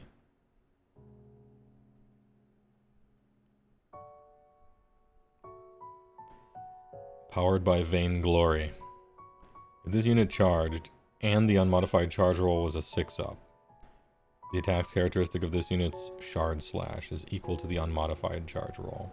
I think it should be equal to the modified charge roll. Just for fun, you know?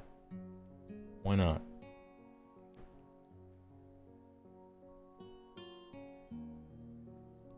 Strike first if it charged. And no ward rolls can be made.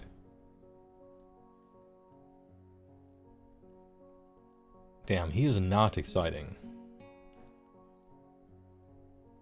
260. I'm like very whelmed. I'm very whelmed by Sigvald here. This should be exciting, and it's just really not. Yeah, he gets like 7 attacks or whatever that are alright, with no ability. And you can't make ward rolls for him, and he strikes first, but only if he charged. I don't know. I don't know, man. He's got a 4 up ward, that's cool. I want to be impressed.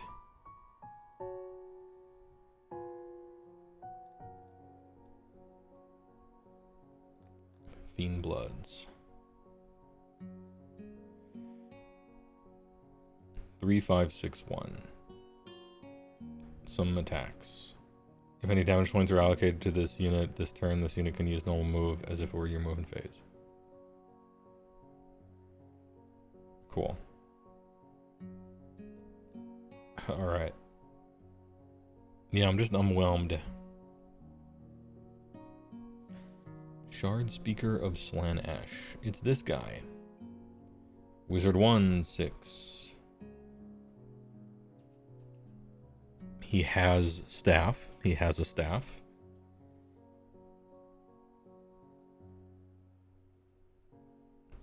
Pick an enemy unit with an 8. 4 up, subtract 1 from save rolls. Oh, that's really, really, really good. It's also really short. And it only works on a 4 up. But if you're taking a wizard anyway. Miss Lurka. This unit successfully casts a spell until the start of your next turn. It can attack with its shadow cloaked claws. Oh, it can only attack with these if something happens?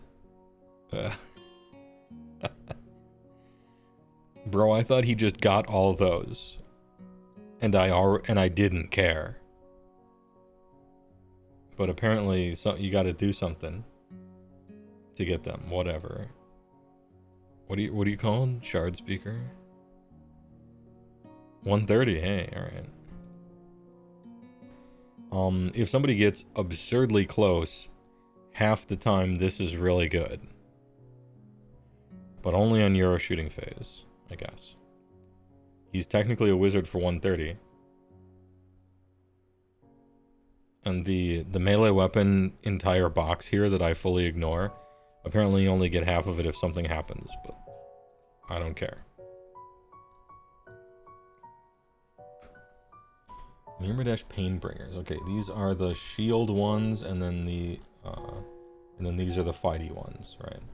So there's the dual wielders, so those are obviously the offensive ones. And then there's the ones with giant shields, which are obviously the defensive ones. So Painbringers, 2/3, yeah, 3 up armor, so 2/3/6, Wicked Scimitar, 3/3/3/1/1. Add 1 to rend. Well, it's contesting an objective you do not control. Okay. And you're just kind of guys.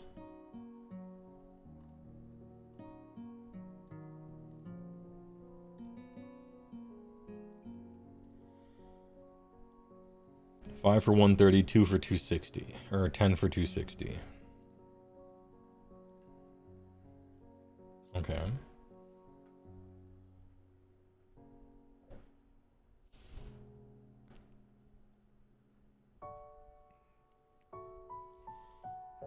Sometimes you get a rend. And then what about the other ones? Twin Souls. The dual wielding ones. Their armor is worse. 4/3/4/1/1. 3/3/3/1/1. Sometimes pulls one around. Is this even better? Statistically, it's pretty close. Ego-driven excess. If this unit did not charge, subtract 1 from the attack characteristic of enemy units while they're not in combat. If this unit did not charge this turn, subtract 1 from the attack characteristic of melee weapons used by enemy units while they're in combat with this. Okay, another Trog Slayer. If this unit did not charge this turn, it has 5 up ward, 1 combat. Oh. Point of order. World building note question for Slaanesh lore people. Why are the dual wielding ones the defensive ones, and the ones with big shields the offensive ones? How come that's like that? Didn't they go through all the war scrolls and like give them jobs based on what they look like? I see that this one has a 3-up save, so that's, you know, there is that. And these only have a 4, but then they get a 5-up ward in combat if they didn't charge. And they have a defense buff if they didn't, again.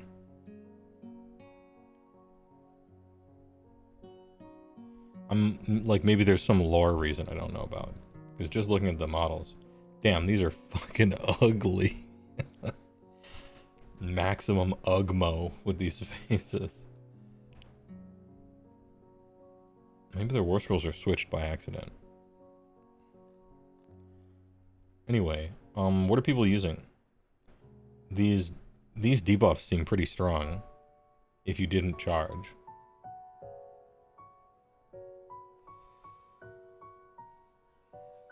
But I don't know if they become... Man, they just get a 5-up ward if they're standing there. It's kind of cool.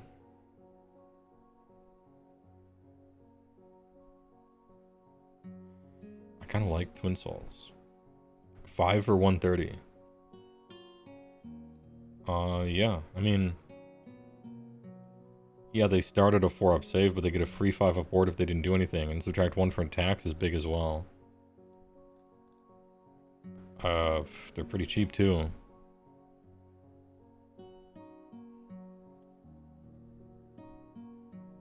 They're kind of nice.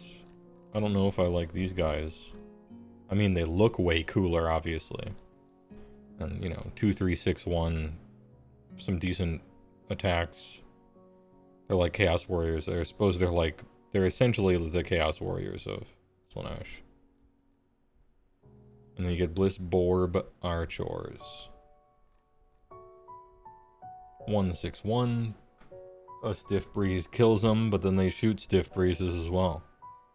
18, 2, 3, 4, 1, 1. And Euphoria works on ranged weapons. How many do you get? Is this the weird one where it's like 11? No. I guess I must have been thinking of something else. 10 for 140.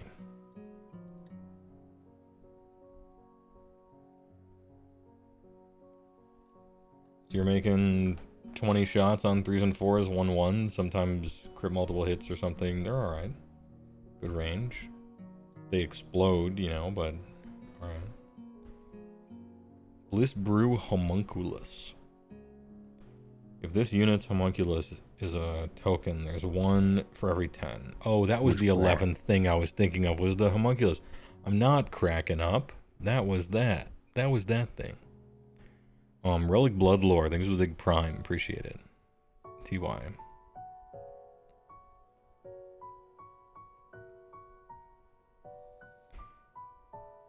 -1 from hit rolls for shooting attacks to target this.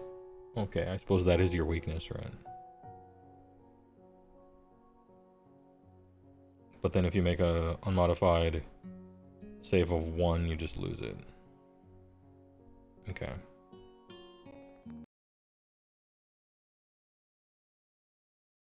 I'm like, we have to get through Slanesh. Alright, damn, sorry about these internet issues. I have no control over it. It's just happening. Apologies. Anyway, Relic Bloodlore, thanks for the sub. It's not normally like this. Yeah, I learned that I was thinking about it. I thought I was cracking up, but actually, there was an 11th. It's just now a token that does a thing. I still like them. I still like Bliss Barbs. You can use Euphoric on their thing. That's probably good. I hate what these look like, but, I mean, this army aesthetically is just, like, super not for me, right? So, my opinions on their models are totally irrelevant.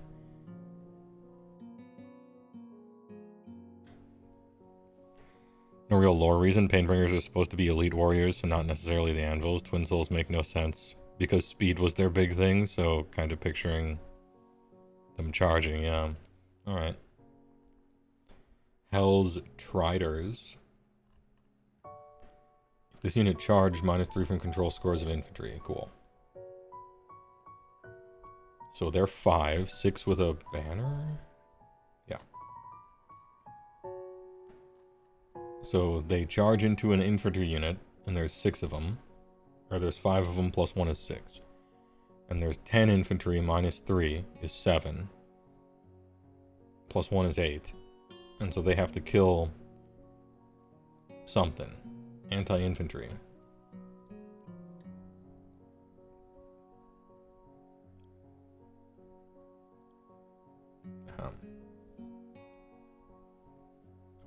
Anti-infantry and then plus 1 charge damage. Decent number of attacks as well.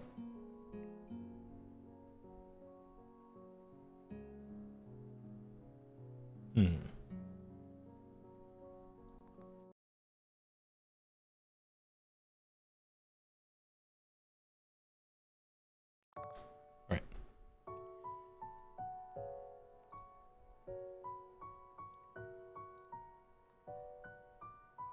"15 attacks, 3s and 4s, 1, 2.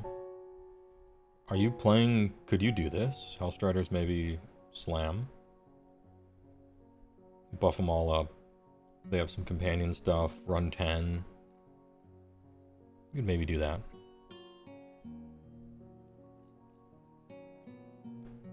Seekers. So 3, 3, 4, sometimes 1, 2. And then companion. 3, 3, 4, 1, 1. Or 1, 2.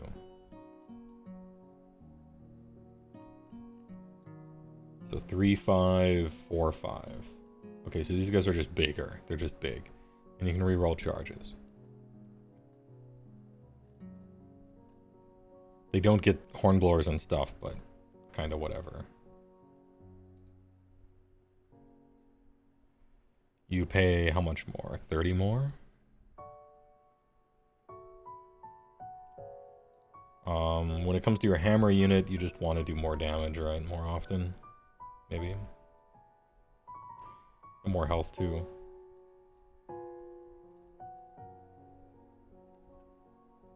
Bliss Barb Seekers have some decent shots. Very short range. Scared of that.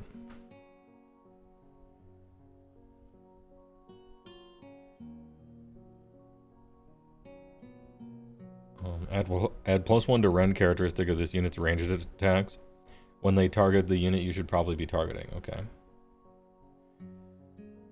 Give Slickblade Euphoric. Yeah, I was thinking about that. Like, whatever... I'm like searching for a hammer that we're gonna put all our buffs on that's like fast and stuff. And so maybe it's these guys. And then we're down to the dreadful Visage. Okay. I've come to the conclusion that everybody else has, I think. But, you know, I would have to like play the army as well to figure out more of it. You can find good war scrolls here, fast stuff, damage stuff. Cool little defensive ability things. Bliss Barbs are good, still. Some quizzical choices. Some people who should be really exciting, but very much aren't. And, like, humongously dropped the ball on everything from this page until this page. Right?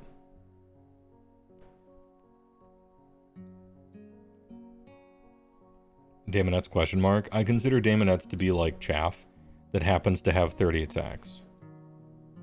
Like, if your chaff has 30 attacks, cool.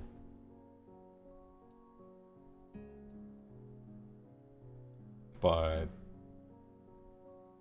I don't think that's like a... I don't think it's going to be your hammer.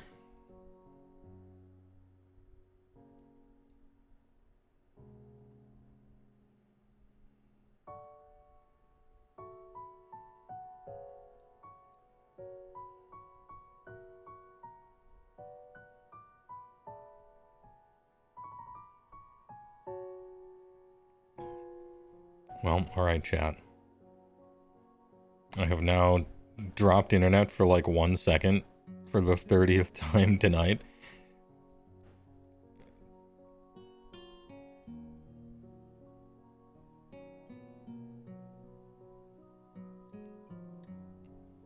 Anyway.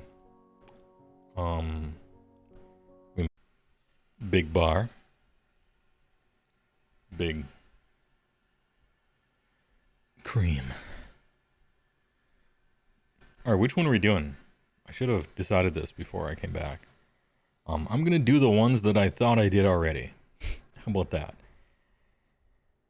Quick question. What's better, In-N-Out or Whataburger? Whataburger, obviously. Culver's pretty good too. But I round down on Culver's because it's from my location, and everybody always thinks their shit is the best. So I round down Culver's a little bit. Pretty good though.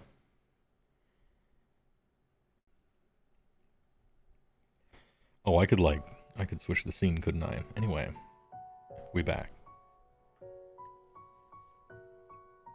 Culver's has Friday fish fry, let's go. Yeah, and fried cheese curds and some decent ice cream.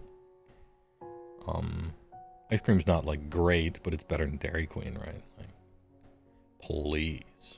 Decent root beer as well. People talk bad on In-N-Out, don't understand what it is that people like about In-N-Out. It's not like it's the best burger ever, or even the best regional West Coast fast food burger. The habit, for my money. It's the consistency at the price point that people love. Okay, well, every fast food place in a non-shit part of town is consistent. At least in my experience. If you go to the shit one in the shit part of town, it's not consistent. But then again, I don't know, maybe that's a thing. Like, there were 2 Checkers in the place I used to live, and one of them was consistently good. Terrible for you, right? Because it's Checkers, but what are you going to do? And one of them was, you had like a 20% chance of getting robbed while you're in the drive-thru. And it was always shit. It's kind of a location thing.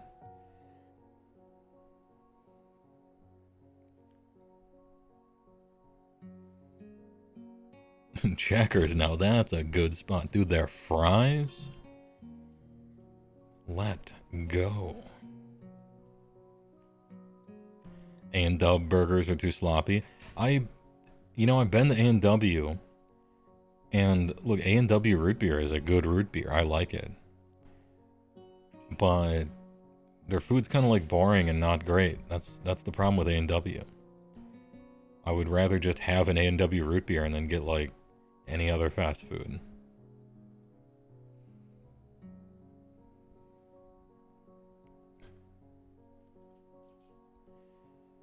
Fast food tier list when? I mean, look, I'm fat enough to do that. Everyone knows it. You know it, I know it. Checkers is called Rallies here in Kentucky. Yeah, sometimes it's called Rallies, and it's in the same way that like Carl's Jr. is also called Hardee's elsewhere, right? Like it was Carl's Jr. when I lived in Tempe, and then it was Hardee's when I lived in Wisconsin.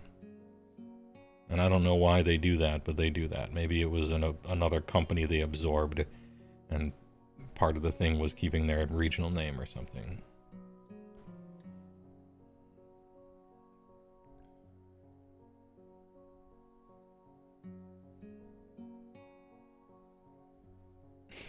A&W needs only two things, root beer and curds, dude. Those Kurdish curds. Alright, what am I looking through? What am I looking for? Slavs to Darkness? Are they before or after death? Probably before, right?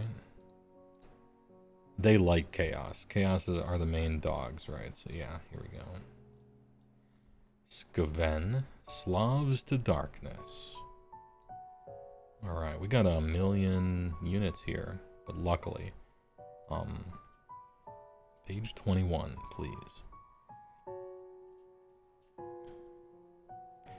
No word of a lie, Canadian A&W easily trumps America's. Yes, it does. I had A&W when I went to Canada a few times on fishing trips and stuff. And it was superior in Canada. But a lot of the fast food was. Also, it was funny. Depends on the era, I guess. But when I went there, it was cool because you'd get food and you'd give them $5 and they give you $5 back. It was kind of funny. I mean, it was Canadian $5 back, but that was like cool.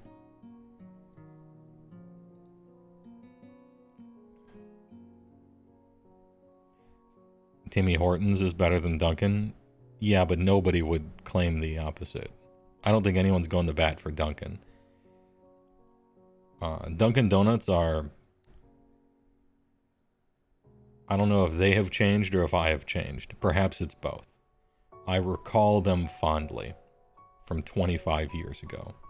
However, I went into a Dunkin' Donuts at like 8 a.m. at a AOS tournament of not 1 year ago. And their donuts were very dry. And just the faintest, and I mean really faint, the faintest salt to it. Dry and almost imperceptible, kind of salty. Almost to get you to buy a drink when you go there. I didn't enjoy the donuts that much. Their coffee's good for what it is. But man, the world no longer run no dun, right? Krispy Kreme are both kind of trash. I would go to Dunkin' 10 times before I went to Krispy Kreme once. They're not even donuts. They're like spongy, soggy. I don't like Krispy Kreme donuts. No, sir, don't like them. And you can't hold them. It gets your hands gooey. I ain't trying to do that.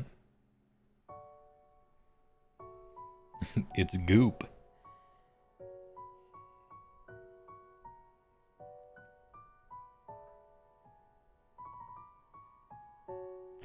You don't like soaking your face and hands in sugar slime? I'm not that fat.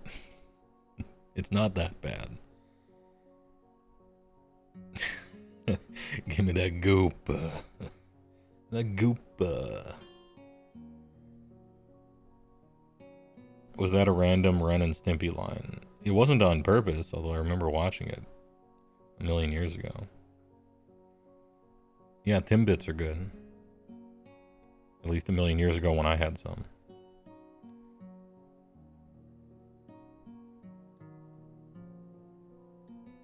Like Cinnabon? Yeah, like Cinnabon. Now, Cinnabon is a place that you go into a Cinnabon, and you turn into a cam girl. I don't give a shit. They lay you down on one of those chiropractor beds, you know, face up towards the ceiling and just roll you underneath a machine.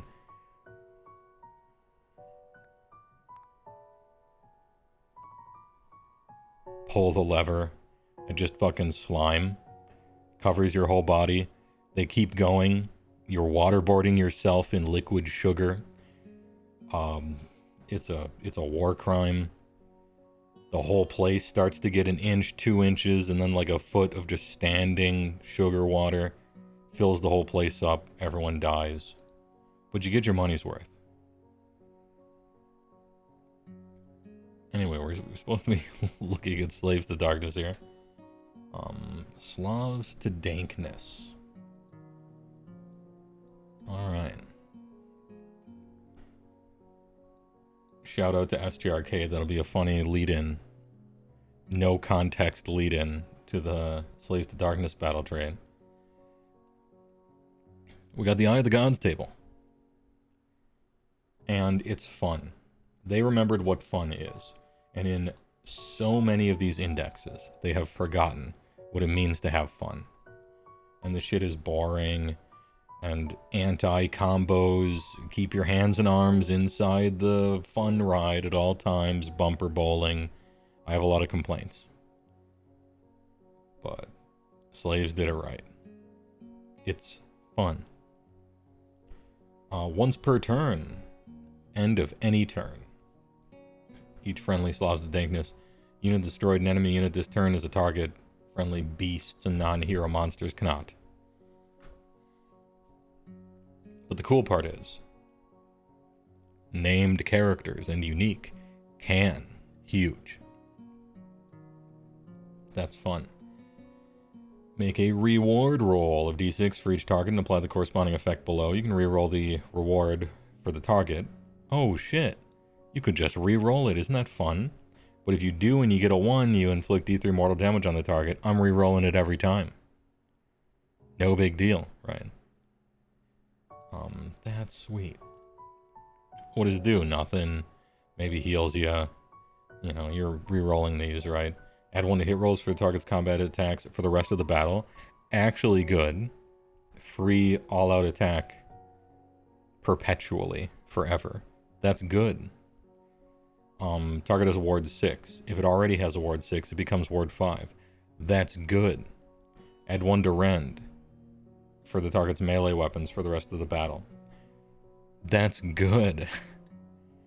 Damn, dude. And then 6 is just pick 1.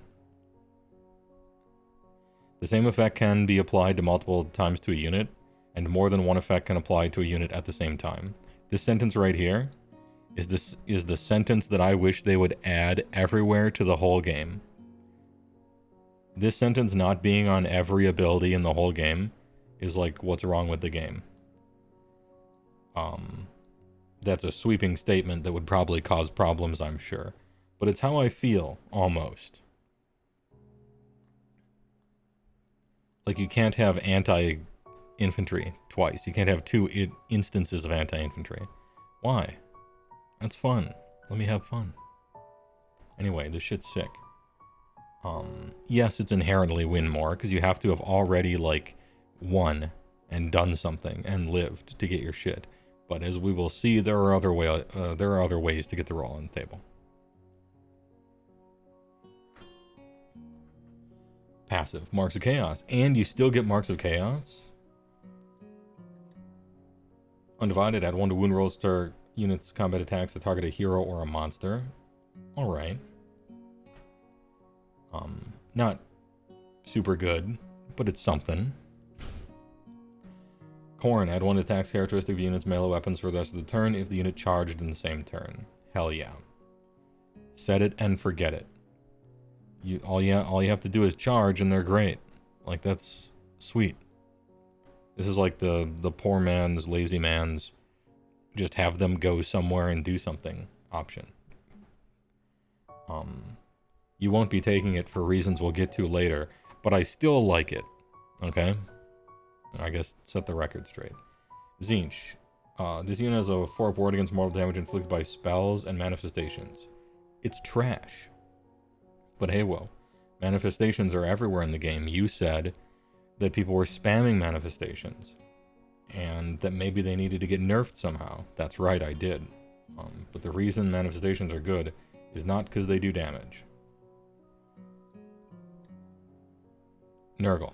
-1 from wound rolls for combat attacks target unit. Oh, we found it. We found the one you take always, right? We found the one that you take for almost everything. Not just your anvils, just kinda like even your hammers. You might as well keep them alive, right? Anyway, it's quote-unquote the best one. I still think Khorne is fun sometimes, maybe, but a Slaves player will probably know more than me. And then the Slaanesh one, add one to run rolls and charge rolls.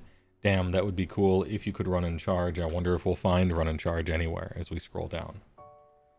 But I know we will also find when we scroll down, and it's a spell that gives you 3d6 to charges. And so this shit is, like, kind of unnecessary. Anyway, the reason that Undivided isn't, like, that good is because really good stuff in the book is locked into Undivided on purpose as a balancing lever, I think. So.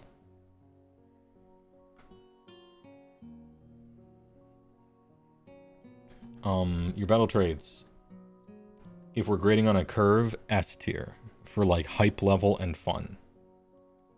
Some of the most fun, cool, you are allowed to have fun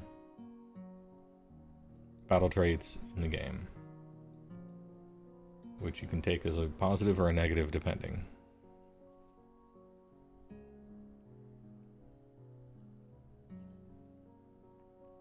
Ahem.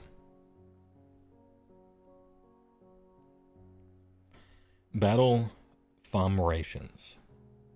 Legion Chaos. United in Darkness. You could have sworn we did Khorne. I could have sworn we did Khorne as well. But my editor assured me that he had the VOD of us doing... he had all the VODs, and there was no Khorne. I don't know. Anyway. Legion Chaos. United in Darkness. Well, there's at least one Chaos hero and one other friendly Demon hero or Dark Oath hero. Add 2 of the control scores friendly Slaves Darkness units while they are contesting an objectives wholly outside friendly territory. That's a lot of hoops to jump through for something I don't really care about. Slaves to Darkness players will have to let me know, but this thing seems trash. I don't want to play with Dark Oath. Mixing Demon heroes and Warrior of Chaos heroes, I could see doing that, maybe. But 2 to control score is kind of meh. Only for wholly outside friendly territory, I don't know. I'm not interested. God's Wrath Warband, which is the one that I've only ever played. I played against Slaves to Darkness quite a few times. Every time they were on this one. Once per turn army, end of your turn. Your turn, right? Ironclad Onslaught. Pick an objective that is contested by any friendly units to be the target. Place a defiled token. Also contested by, right? Then roll the shit d3. On a 2-up, inflict an amount of mortal damage on enemy unit equal to the roll. End of every turn, forever. The objective tokens, they never go away. You can't get rid of them. They just stay there forever. And so, when I was playing against Slaves of Darkness, I took an objective, and obviously you have to stand on it, especially if they could be nearby or they could get onto it. You gotta stand on objectives, that's the game. And so I'm just randomly taking damage forever for standing on the objective. It was sweet. It was really good. I'm like, damn, that's cool. And you could just place these, right? Put 2 of them out, put 3 of them out, depending. and they just sit there pulsing forever. That was cool. I thought it was really good. Even though it's a shit D3 roll. Good job, King. I found it to be good against me and cool. Anyway, good work. As Arcade thinks the tier 1, 46 months. I'm big now. You can only defile once per round. Correct. Yeah. You can only do it once per battle round because it's during your turn, end of your turn only. It's not both. Right. So, that's an important note.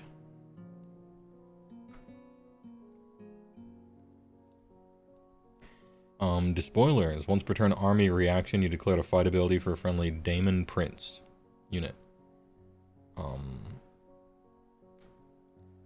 Pick friendly non-hero slaves monster or beast unit that has not... Anyway. Dark Oath Horde. Rally the tribes. If there's a friendly Dark Oath hero on the battlefield. Probably not. Pick a non-hero, non-unique Dark Oath unit that has been destroyed. Oh, okay. And then 3-up, you get it back with half the number. Okay. 3-up's pretty decent. Once per turn. A lot of the your movement phase, roll a die, and they come back to life stuff, I have found, are like 5-ups and 4-ups. So being a 3-up is better than the alternatives. I bet you could make a pretty decent, like, carpet of just a billion guys and keep bringing them back to life. You could, I've never read this one before, but, I don't know, this thing, you could play with this, I bet. Depending on how good the Dark Oath guys are. I don't think they're good, because I haven't seen anyone play them, but maybe they just are.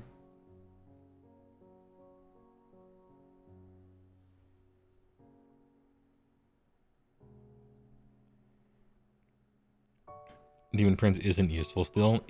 They made it fun now. It's arguably maybe playable. But it at least, like, does something and it's fun and cool. It's just maybe overpriced. And then this Despoilers thing. Non-hero slays the darkness monster or beast that is not used fight. Wholly within 12 of specifically only a Demon Prince. And then they can fight immediately after, and they don't even get the good fight after. They get the nothing fight after. The fight after that doesn't even give them a bonus. So this shit sucks. You can only choose between, like, kinda bad creatures. And they have to be holy. And you don't even get a bonus for it. Yeesh.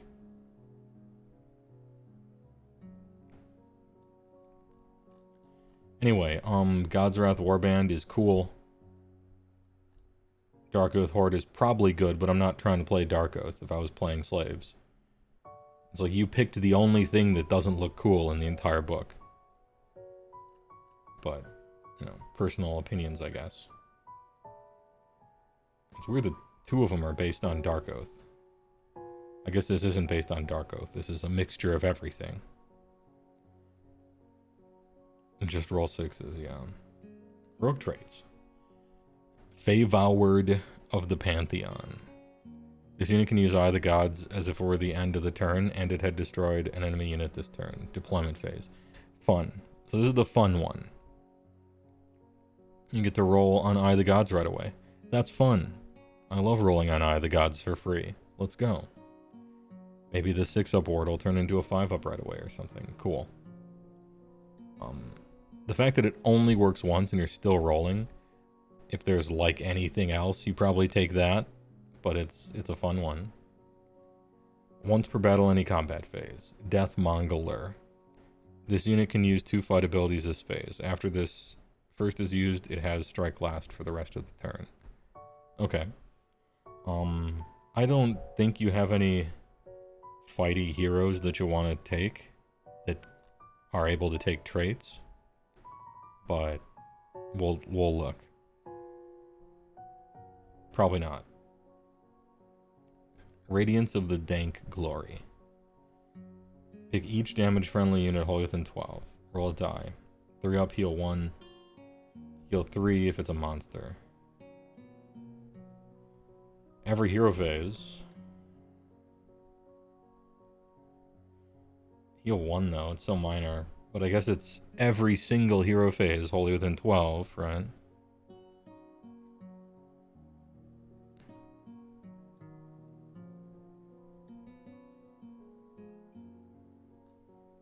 I don't know. It seems like we have a maybe. So Deathmonger is like maybe there's a combo that we'll find later. Radiance is minor, but it's constantly happening. And then Favored is fun. Alright.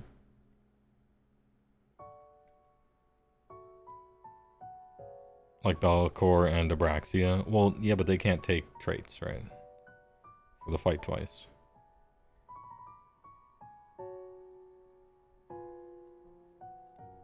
Wait, is Abraxia a Cav, or is she monster? Is she big enough to be a monster? I guess I'll just find out as we scroll.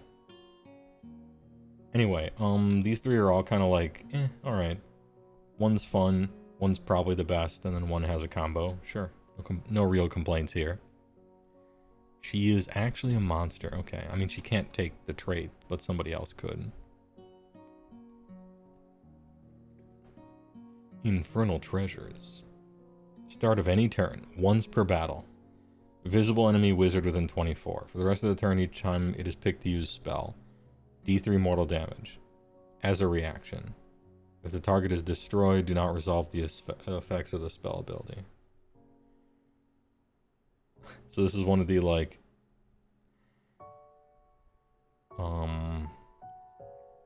Alright, my opponent is on Nagash. And you're like, oh no, I'm just running my normal build. I haven't customized this against you or anything. So anyway, Infernal Puppet. Once per battle, your hero phase realm warpers Twist Rune. Train feature within 12. If the target does not have obscuring, it gains it. Until the start of your next turn. Then roll a die for each model, friend, and enemy within 1 for each 5-up, 1 mortal damage. It's trash. And then the Conqueror's Crown, -5 control scores for infantry, while they're in combat with this unit. You probably take the Crown? Okay. The Conqueror's Crown has the opportunity to be, like, crazy strong. Like, you're in combat with technically 3 infantry, and so you're -15 on them. I bet this thing actually matters sometimes. But it's, like, not overtly powerful enough for you to write off the funny one, if you maybe want. The Realm Warper's thing is shit, but, like...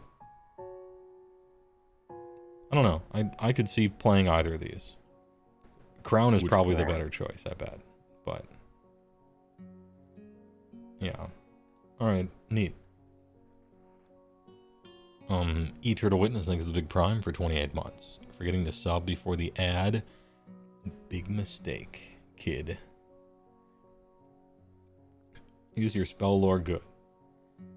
Spike Tongue Curse. Cast on a 5, unlimited. Pick a visible enemy unit within 12 to be the target. If the casting attempt is unsuccessful, or if it was unbound, inflict D3 mortal damage on the caster.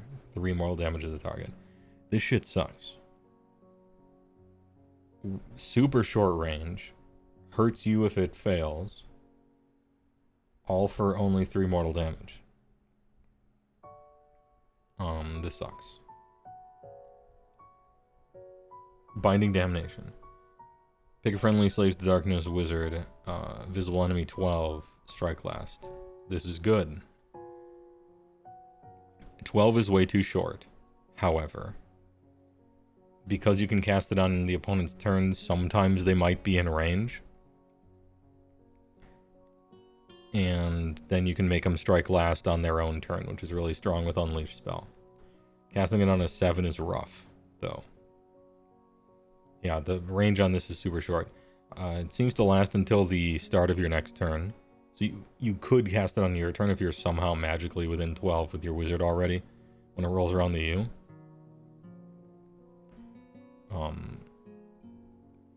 But I don't know. Successfully resolving strike last on an opponent when they're playing their turn is huge.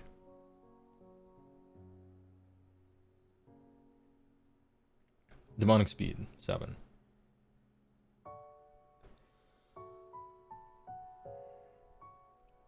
Holy Within, 12. Add 1 to the number of dice rolled when making charge rolls for the target, max of 3. Massive. Super good. Again, cast on a 7, which is sometimes a little rough, but 3d6 charges are bread and butter. Amazing, excellent. So good. You have one of the worst unlimited spells in the game, maybe. But these two here are excellent. Demonic Speed is hella good. And Binding Damnation, while being a little too short range, still has one of the stronger effects you can do this edition. So your spell lore is, like, really good. And it doesn't even matter that your unlimited spell sucks. How many wizards are you gonna have? I don't know, probably some double casters.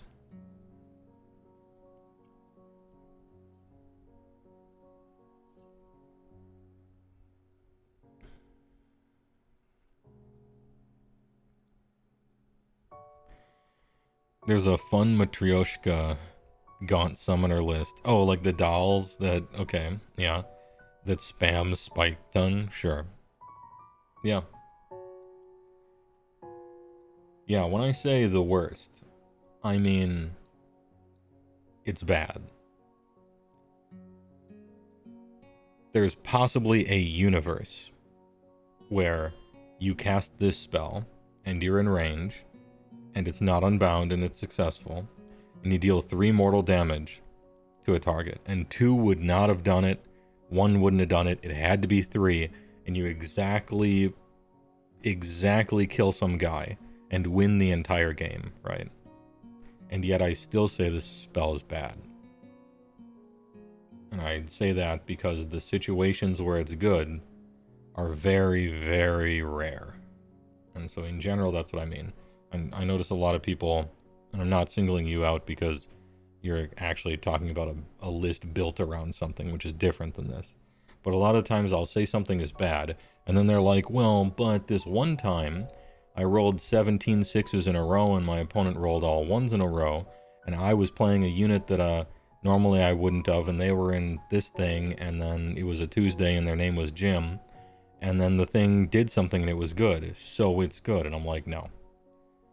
We judge whether something is good based on how often it's good, in general, you know. Buying lottery tickets is brilliant, right? Because somebody won it, yeah. Somebody has to win, but...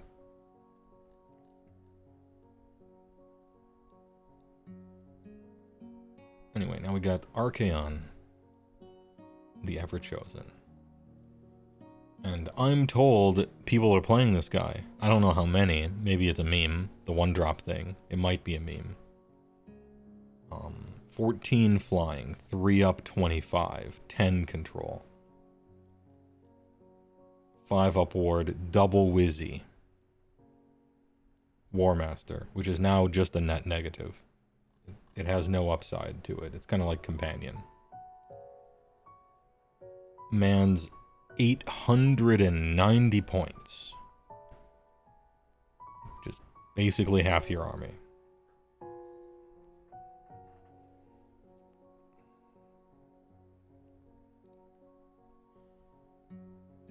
He's got the Slayer of Kangs.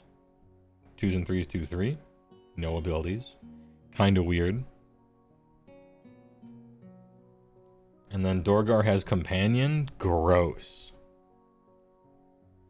I think it shouldn't have Companion.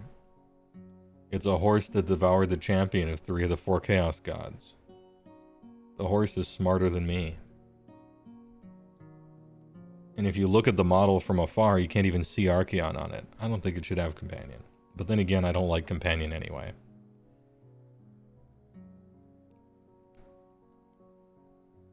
Pick one of the following keywords, and it just has that, in addition to Undivided. Cool.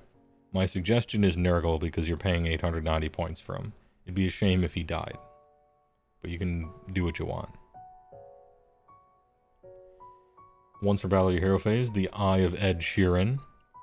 Roll a die. It replaces the priority roll for the next battle round. On a 1 to 3, your opponent must take the first turn.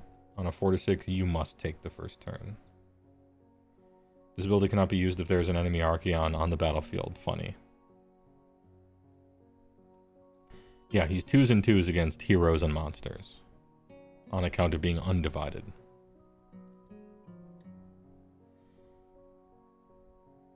Wait, hold on. Hold on a second. Just one. Good job.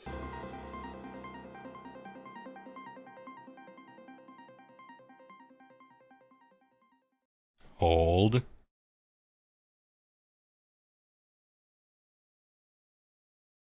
Okay, Ordmandius, get fucking parried, by the way. I didn't even see that in the preview thing. Get parried. Thanks for the tier 1 for 4 months. Big streams. You got parried by the checking of the tapes. Priority roll, core rules 12. Okay.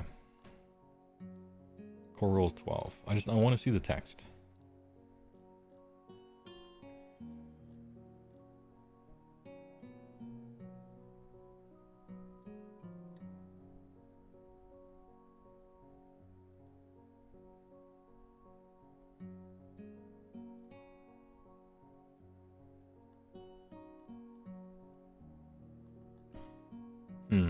Where does it say the priority roll?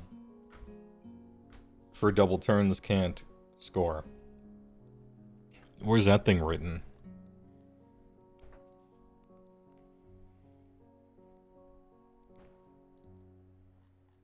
Do we have a... No, of course. No, yeah, we do. Glossary. Alright,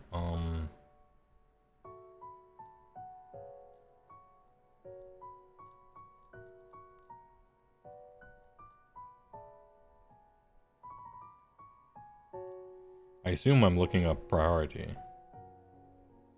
No, I'm not, I guess. Tactical Gambit is what I'm looking up? Okay.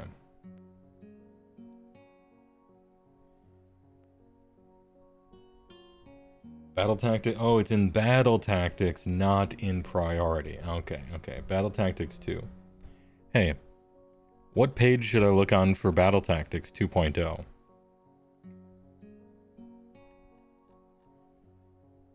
Where could those be? Somewhere after core, I guess. I just have to keep clicking. Border War 1.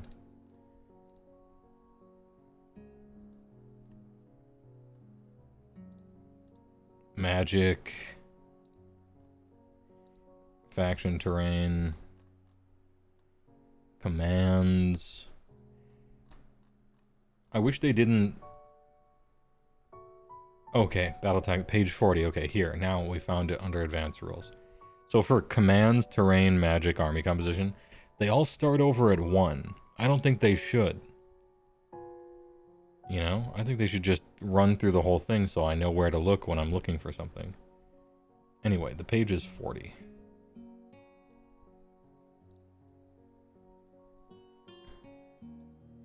Can I use the ability if you went second in the previous battle round and choose to go first in the current? Chose to go first. Must take the first turn, not choose. Okay, I wanted to see if... Because I know how they... I know they wrote it like you take it. I wanted to see if they said take or if they said choose. And they said... choose, so we're safe. I'm pretty sure they didn't intend for it to work that way, but I just wanted to see.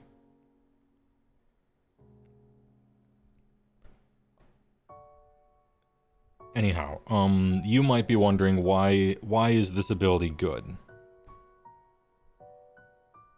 And it's good, well, it depends. If you're going second in the battle round, it's good. If you're going first, I don't think it is.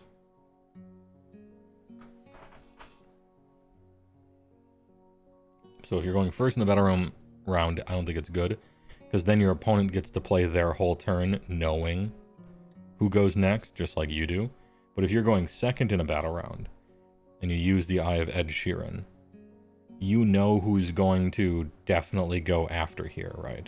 And so, you can play your whole turn knowing that, and then the next battle round happens, and you just go into it. So if you know that you are getting a double, you can play into it. And then if you know you're definitely not, you can play away from it anyway. So that's why this is good half the time sometimes.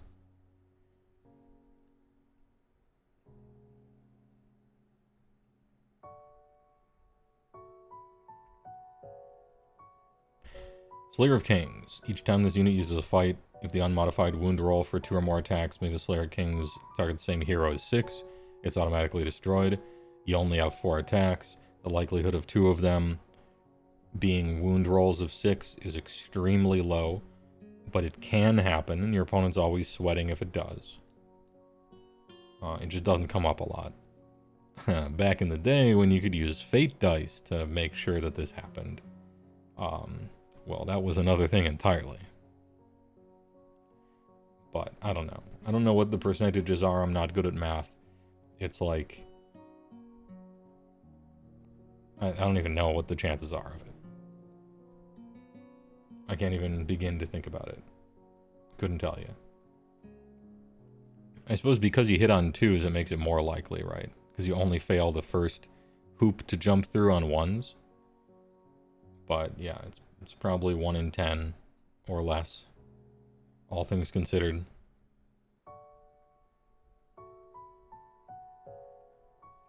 The Favored Warlord. Oh yeah, we read that already. You did the math on it, assuming you got all 4 hits through. No, I don't want that. I appreciate you doing the math, Leon Duvall.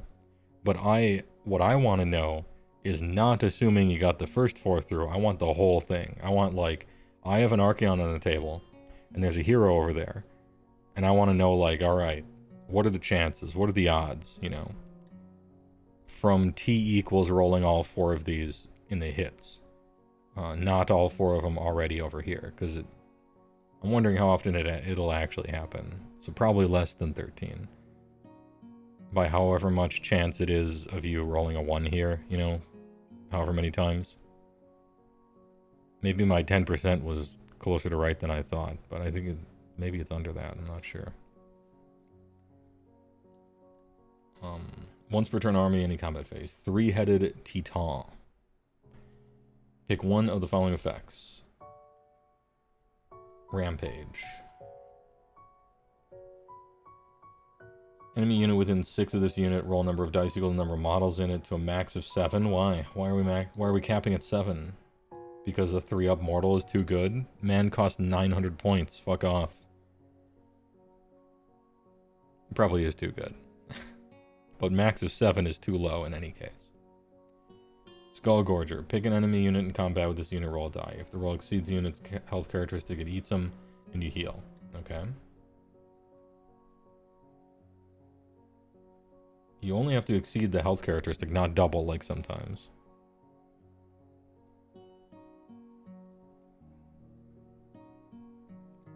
Spell Ida. Pick a manifestation within 12, 2 up, it's banished. And D3 mortals to the wizard that summoned it, and the wizard that summoned you too. It's 7 because Nurgle. Okay, well, having it be the funny number is nice flavor, but not at the expense of gameplay. Maybe that's where me and GW just differ, though. Because I know they go out of their way a lot, historically, to make the funny number like a gameplay thing in a way that just sucks. Anyway, you'll get a decent chunk of mortals from this. It's like fine, I guess. The fact that he's a wizard too is really good. He doesn't have a spell still, which is unfortunate.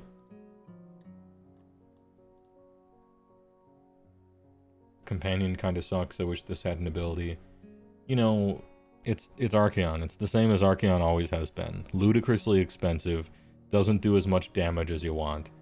And you kind of suffer for having so many points in one spot. But he's kind of invincible. And that's cool.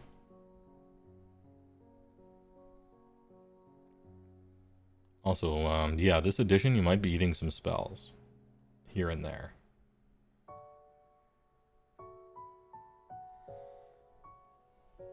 Remember, you can do that even if you're not in combat with anything. It just happens in that phase.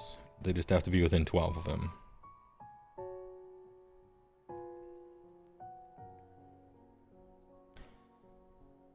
Demon Prince. This guy got a huge glow up because he used to be trash. Like, embarrassingly bad. And before that, he used to be completely overpowered. And then before that, he was like, alright, but you probably wouldn't take him. So, man's been on a roller coaster. What are we on? 6 up ward. Infantry, it's not a monster. Although, kind of looks like one. You can give him any keyword you want. You go kid. Take a keyword, anyone you want. Crit mortal on a 3 damage weapon sounds kind of nice. 6 attacks, 3-3-1-3. Alright. Airborne Horror. If this unit has wangs, it has a move characteristic of 10 and fly instead of 8 otherwise. And if there's any terrain or other models near you, the difference between 8 and 10 is a lot of times much more than 2 inches. But what happens if you get the trophy rack, though? What do I exchange? What do I get otherwise? Is it tempting? If it has a trophy rack, the weapons have anti-hero rend 1. No. Wings always. Why do I need anti-hero rend 1? It's rare to fight heroes, and I have crit mortal anyway. And I can roll on Eye of the Gods to maybe get rend if I really want it that way. And that's rend against everything. Yeah, I'll take the wings 10 times out of 10. Your hero phase. Ruinous Heywoah. Pick a friendly non-unique unit wholly within 12. Oh, this one is fun, not allowed, kinda. Where the normal one isn't, but this one you can't pick a unique. Boo. And it has to share a Mark of Chaos keyword with this unit. Oh, I didn't notice that before. I've only ever played against it. Roll die on a 3-up. Oh no, it's a 3-up. Boo. But you can immediately roll on Eye of the Gods. And that's fun. So, the fact that he allows stuff to just roll on Eye of the Gods, that's fun. That shit is hella fun. 3-up, dumb. Non-unique, boo. Wholly within 12, kind of boo, but actually it's fine. Anyway, it's cool. I think Demon Princes are like fun and kind of good. If nobody's within range, you can always use it on yourself, try to get that rend, you know? Although generally the first thing I've seen it do is try to get that 5-up ward. Just get that 5-up ward real quick, right? Anyway, I think he's cool, and he controls 5. You can give him a artifact or an enchantment. He's sweet. I remember him being, like, more expensive than I wanted him to be. Yeah, 280 is a lot. 280 is a lot. That shit needs to come down for sure. But he's fun and cool. I'd pay 280 for him maybe if he was a wizard, on top of all this other stuff. And even then, maybe I don't know. Anyway, it's not like you won't take him if you want to. Because look at him. Like, he looks cool, he has a fun ability, you want to take him. I think right now, he doesn't cost enough to make you, like, not take him if you want to, right? I think he's playable. It's too much, but you're still taking him if you think he's fun. And I think he is fun. So that's my long speech on the Demon Prince that used to be hella fucking trash, and they fixed him and now he's fun. Maybe a little expensive. Maybe more than a little expensive. But he's fun.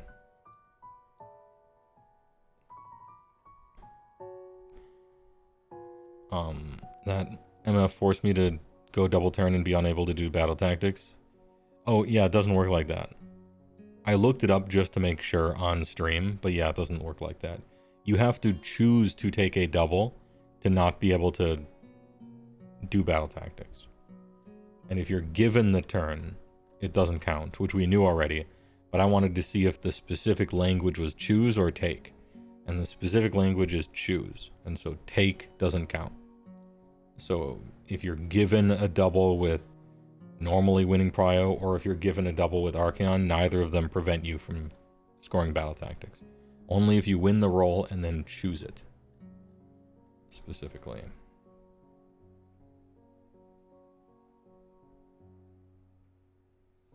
You have to tell the guy you played against? Yeah, no problem. I mean, if you're just skimming rules, stuff like that is bound to happen. It's early in the edition. I've skimmed rules and gotten them wrong. People have skimmed rules when they're playing. You know, you kind of read half of it or whatever. Or you don't know that there's a difference between take and choose, and, you know, it's fine. It's just stuff learning, you know. L attack things with prime.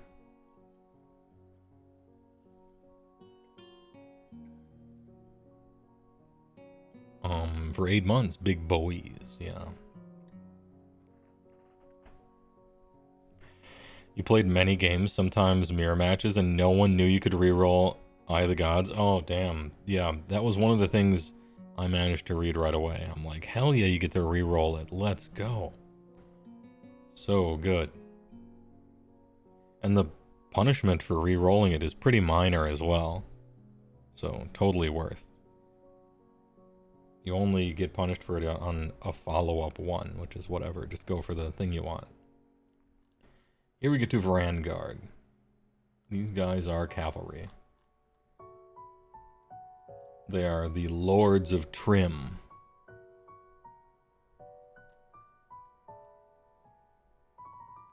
Six control per squad. They don't have a unit champion.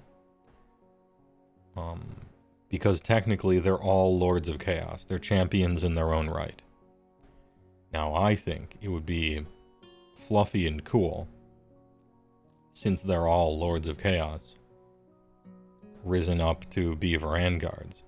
I think it should say champion 3 out of 3. So for every 3 guys, you get 3 champions to reflect the lore of it. I think that's how that should work.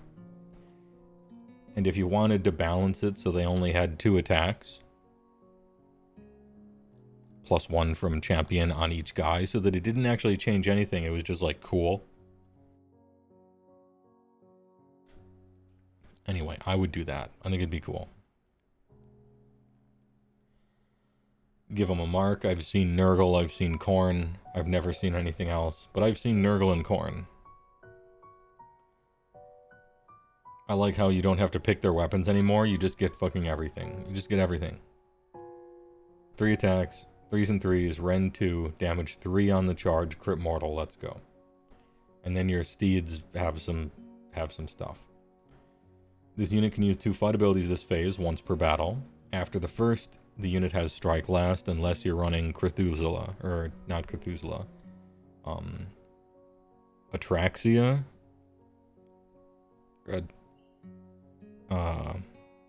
What's her name?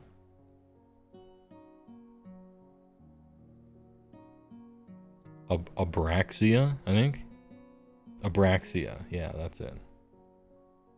I kept thinking Atraxa, like the fucking magic card. It's Abraxia, that's it. Anyway, she has some combo with this. They don't have a rune ward anymore, which is a little sad, but nothing does, so fair enough. They're big and kind of fast for your army. And they have a good save and a decent amount of health, and they even have control too. And you can give them a ward with Eye of the Gods if you want. You can mark them Nurgle to make them hard to kill. They do a shitload of damage sometimes. They have crit mortal. They're just killers. They can pile in twice. And they're 103 points a model, something like that. Vanguard.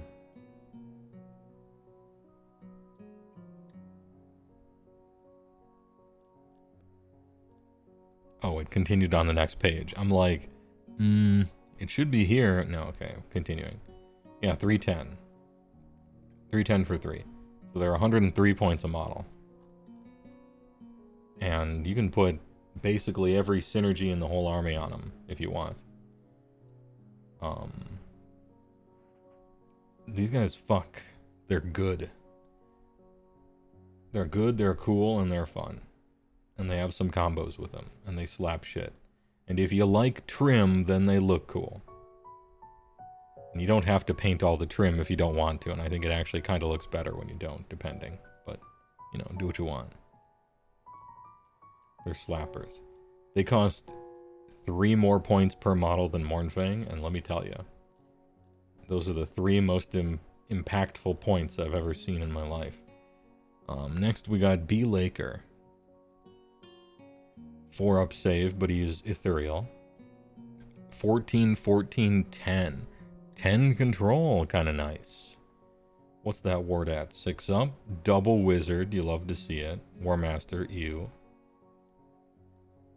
8 attacks, 3s and 3s, 2/2, crit auto wound. And then some claws that have a charge bonus, neat. Shadow form, ignore modifiers to save rolls for this unit. It is ethereal, which is super good this edition. Once per turn army, enemy combat phase. Deadly trap. Pick this unit and up to 2 friendly slaves to darkness within your combat range. Roll a die for each target. On a 4-up, it has strike first for the rest of the turn.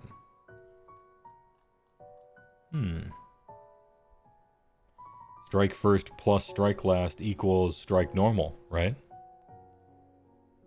Is that how that works?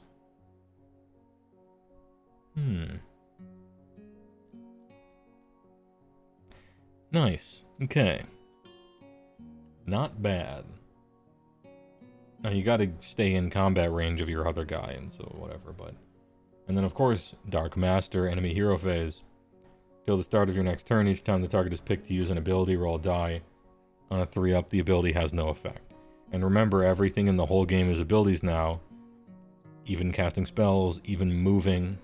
That's a rough one, kid. Pick your opponent's most expensive unit, and it does probably nothing. For potentially 2 turns if they have the opportunity to double turn you. Or kind of nice. Yeah, fighting is an ability, moving is an ability.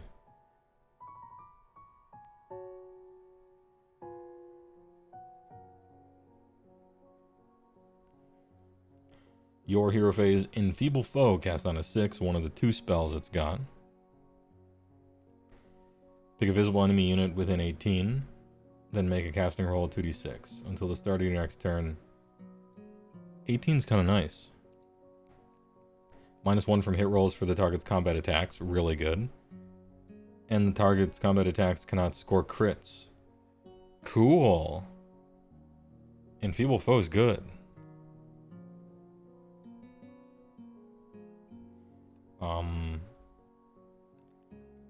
In 3rd edition, I thought Bellicor was an auto-include, although I didn't play the army. In 4th edition, I think Bellicor is an auto-include, although I don't play the army. Everyone who has like those 4-up monster attacks can eat shit. Everyone who's relying on crit mortals to do any damage, eat shit. 18's pretty good range, and it only casts on a 6. Let's go.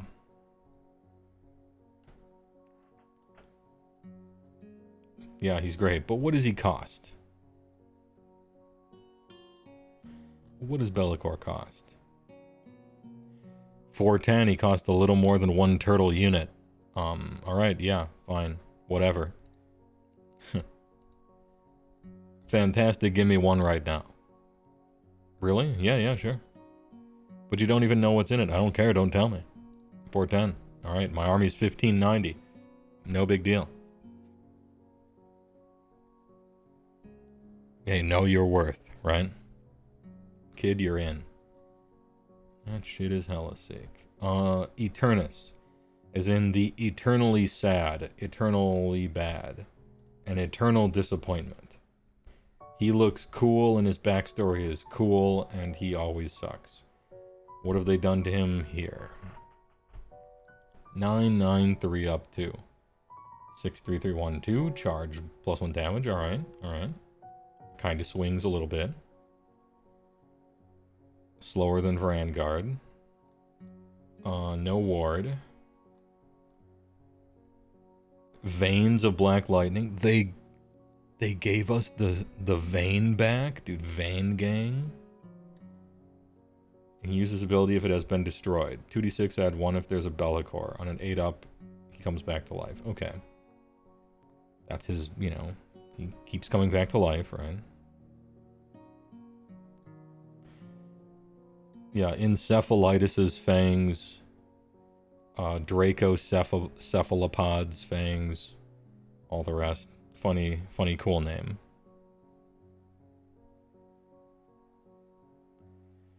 Please pronounce Mount name. Drac Os Phallus. Drake my OC's Phallus's fangs. So he comes back to life, so you want to just like run him out there to die so he maybe comes back.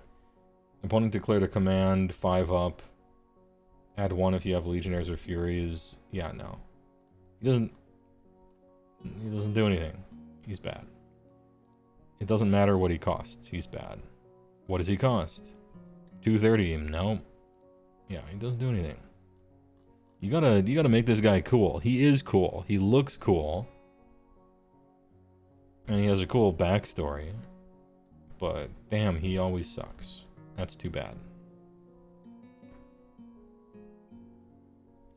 Do you want to pay 200 points for chaff? Not if it's also a drop. Yeah. Chaos Lord on Demonic Mount. Damn, look at how sick this guy looks. Everything in Slaves to Darkness looks awesome. Jesus. Alright, what do you do? What do you do? 8-10-3-2. Cursed Weapons. 5-3-3-2-2. Charge 3. Kind of swings. 5-3-3-2-3 is kind of a nasty profile. The hooves are not a nasty profile.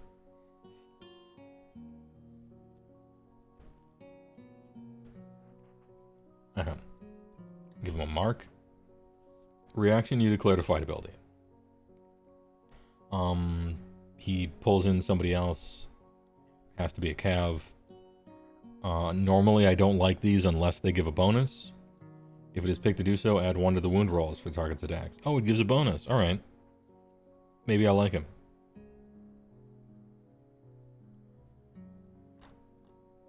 What do you wound on if you're a Vanguard? Man, you're over here wounding on 3s. Wouldn't it be nice if you were wounding on 2s?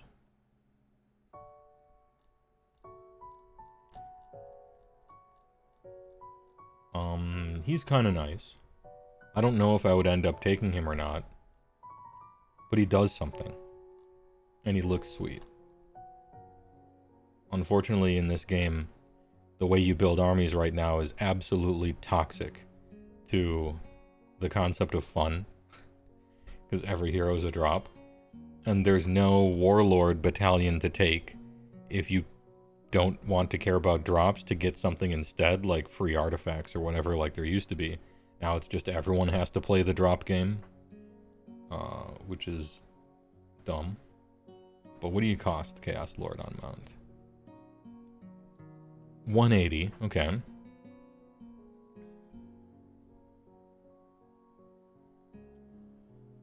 I would probably almost never take this guy.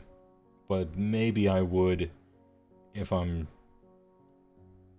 trying to, like, go all in on Vanguard or something to find yet another buff to give them, maybe. 180 isn't really that bad. I was expecting, like, 210 or something.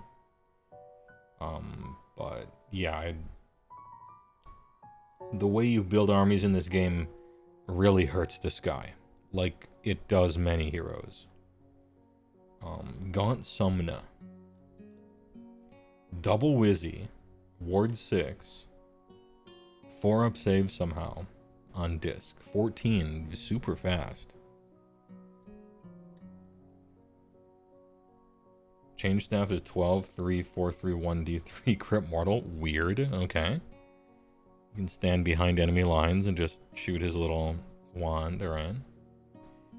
Minions of the Silver Tower. You can set them up in reserve. And then pick a friendly unit in the Silver Tower and set them up on the battlefield wholly within 12 of this unit and more than 9 from all enemy units.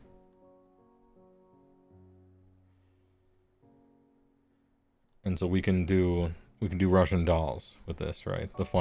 You can do the funny thing with this. Taking like 2 Gaunt Summoners and putting 2 people in the tower, and you summon a Gaunt Summoner who then summons something else, and you can do funny things with this. I don't know if any of it is good, but you can do silly stuff with it, and I appreciate the ability to do silly stuff with it. Arcane Imprisonment. Pick an enemy hero in combat with this unit to be the target. Bro, what?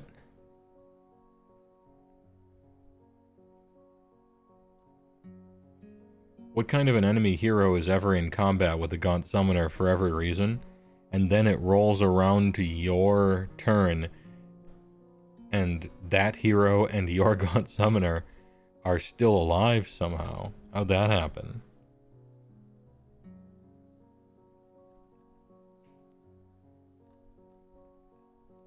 Well, whatever. However it ended up happening, you have the spell you could cast sometime. Unmodified casting roll exceeds the target's health characteristic. It is automatically sent to Detroit. Okay.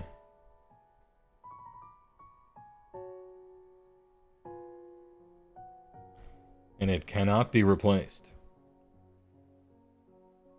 Go to Gary, Indiana. That being said, you deserve it. Like, you just deserve it. You got into combat with a 6 health 4-up save wizard. And that wizard is somehow still alive on the next turn. You deserve to get banished to Gary, Indiana. Get out of here. Anyway, Gaunt Summoner without the disc, back to a 6-up over here.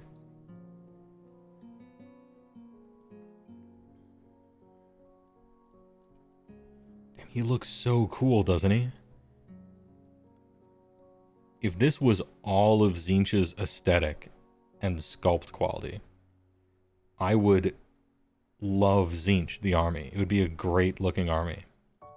If only it was all Pan's Labyrinth ripoffs with a blue and purple color scheme. I would be here for it. Unfortunately, it's like 2 models. Still double wizard though. Wait, how much is the other Gaunt Summoner?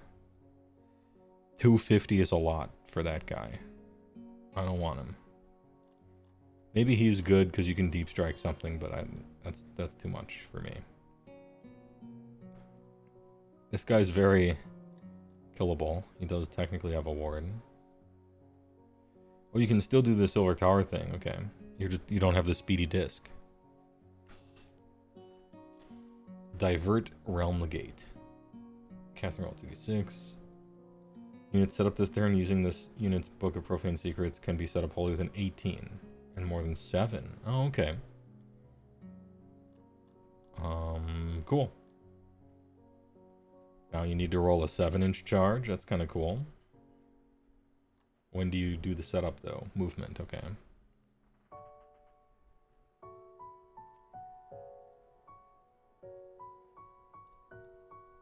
Yeah, I mean, you can do like a funny combo thing, right? Where you take this guy, and then he takes this guy, and you pop him out, and then pop him out, and then summon a guy 7 away. That's like 30 inches total, and now it's like an Alpha Strike sort of thing, but I feel like you have a spell to just cast on a unit of cavalry. You can give 6 Vanguard 3d6 charges, which is basically an Alpha Strike anyway. Maybe it's not an Alpha Pin or something, but...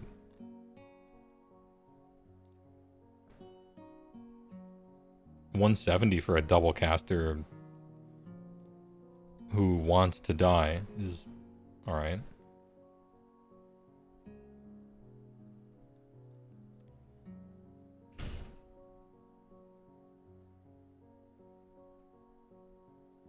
Anyway, this guy, he casts this, and then puts another guy out 18 away, and then... No, that doesn't work. Alright, yeah. You can't double up, because you get out in the movement phase. So the second one can't come out and then use this thing. He has any in his warband, which is nice. I really appreciate that they give you the option of trying to do this stupid stuff. I like that. Maybe it's not good, maybe it's too good. I would just have, you'd have to see it play out. I think it's cool that you can come up with these stupid ass combos and try to like do them and see if they work or not. I appreciate them letting you try. I think that's cool. Ogroid Theridons. These guys used to be basically never played, but sometimes they were played and they made for a strong like counterpunch unit. Pretty easy to kill, but they did a shitload of damage, and they were your second wave of counter charges, and they look sick. They look kind of dope.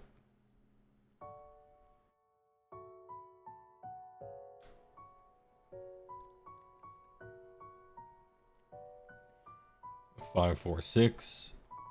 Grown ass weapons that do... Oh, they don't anymore. I was gonna say they do grown... I was gonna make the joke. They do grown man damage, you know? But they don't anymore. They're down to rend 1 damage 2. They used to be 2, 3. They hit on 4s. Anti-infantry is nice though. And you do give them a mark. Add 1 damage characteristic for his units for the rest of the turn, once per battle. Okay, so not once per game, you can pop this. Okay. You can indeed get back to your former glory for a little bit, like 1 time. Which maybe that 1 time, that's worth it, right? Alright. Ogroid Theridons. Is the price still right? 3 for 200. I don't know if the price is right. 4, 8, 12, 13. 13 attacks on 3s and 2s. Let's pretend they're fighting exactly what they want, and it's a once per game, and all like best possible world. They're Khorne, they're fighting infantry, you spent a command point, used your once per game. So we're on 15, 16 attacks, 3s and 2s, 2, 3. And maybe, okay.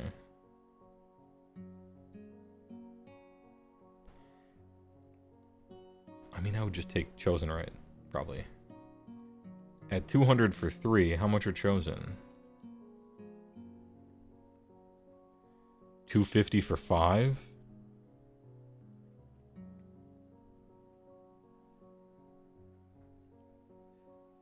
Yeah, but for 2 more guys as well? Damn, you guys look fucking cool and everything, but... Yeah, I would just take Chosen probably, right? Maybe the points don't work out or something, but... Chosen have crit mortal? Yeah, I know I played against... I played against slaves, so I know a little bit about this. But, some of this is still news to me, like these guys. And so yeah, I have been on the receiving end of some crit mortals from Chosen. Chosen are sick, they're super cool. Big fan. That, they should be in the Dark Oath half. Yeah, maybe they should have the Dark Oath keyword, you know?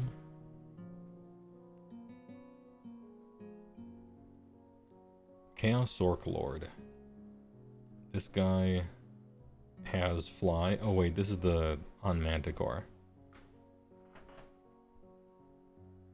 He is on top of a monster, but he can't fight. So being on a monster just gives him health and move. He has some bad attacks.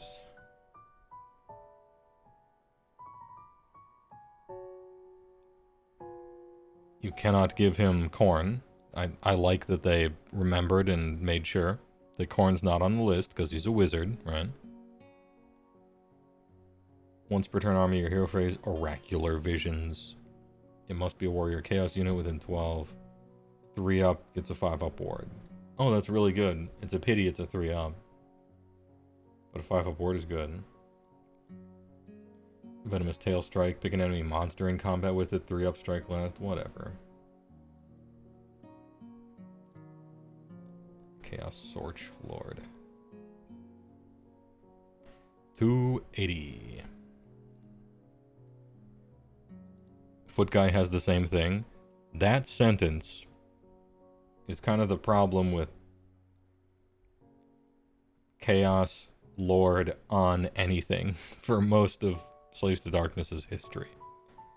This guy used to have the dankest horde clearer you've ever seen as a custom spell. He has lost it. And so he has lost my respect. And I will keep scrolling. Chaos Lord on Manticore, who has some weapons. A crit mortal, alright. The one addition that Hordebreaker would have been good in, he finally lost it. Alright. Add 2 to the control scores of friendly warrior chaos units, I don't care. Apex Predator. Once per turn army, any combat phase. Pick an enemy monster in combat with this unit to be the target. Why? How come an enemy monster? How come? Add 1 to hit rolls. And it also affects companion. Oh, let's go.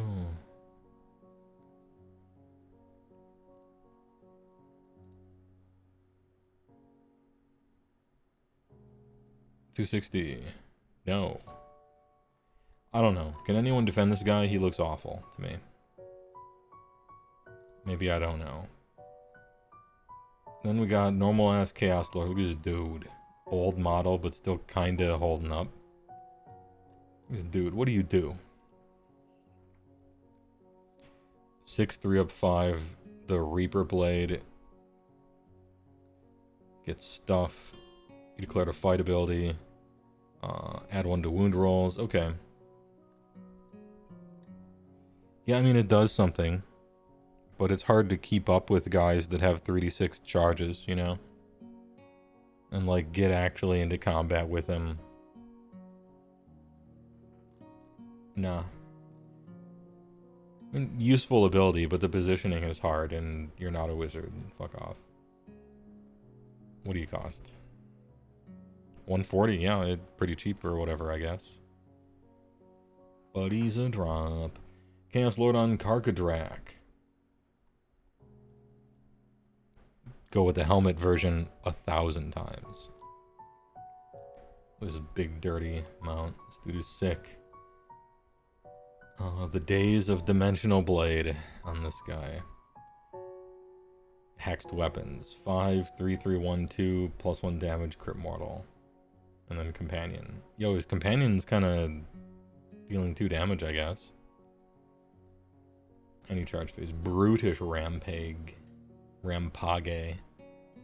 With this unit charged, pick up to 3 enemy units within 1, and then do 3 shit D3 rolls. Interesting. Okay.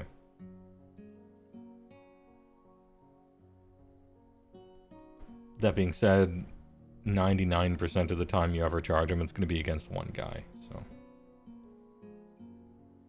And then also once per battle any charge phase. Pick this unit and up to 2 friendly non-hero warriors of chaos. Add 2 to charge rolls.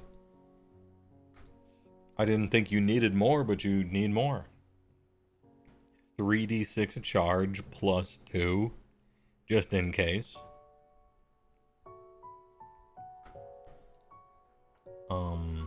The reason why this is good still is because, yeah, you have a spell for 36 charge, but this happens in the charge phase.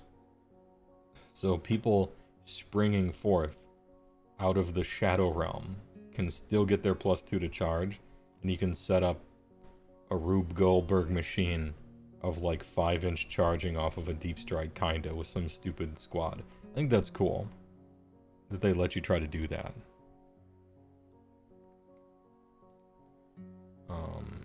250 is a lot for that one trick, and I don't think anything else he does is worth anything.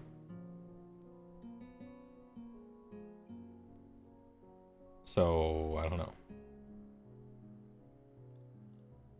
Chaos Sorcerer Lord on foot. Hey, it's my boy. It's the other auto-include guy. He's a Wizzy 1. 545. Hey, nice armor, dude. 4 up armor. Nice. Oracular Vision. Once per turn army, your hero phase. Pick filling world of chaos within 12. 3 up, ward 5 up. Alright. It's funny that they make Oracular Visions basically worse every edition. And Slaves to Darkness players complain to me that it's worse every edition, and I agree. But it's still good. Sucks that you have to roll a 3 up to get it. But a 5 up ward's a 5 up ward. Good work. And you're a wizard. Kid, you're probably in.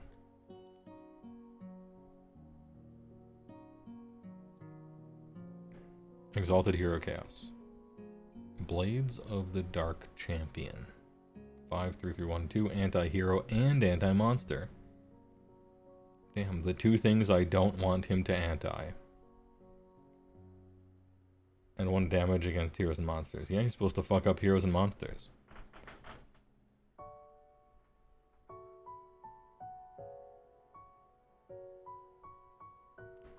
Hey, RN. Foot guy supposed to fight heroes and monsters. You know, don't call me, I'll call you. Not calling you. And then we got an Ogoroid Myrmidon. Wait, how much is a Sorcerer Lord? 120? Yeah, seems about right. He's not like that great anymore.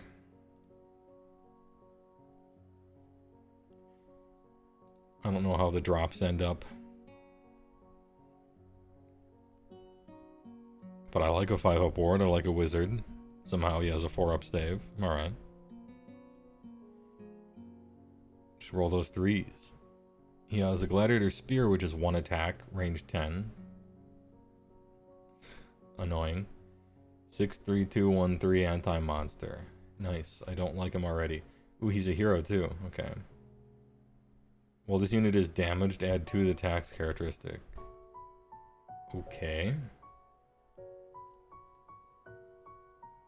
Pitmaster.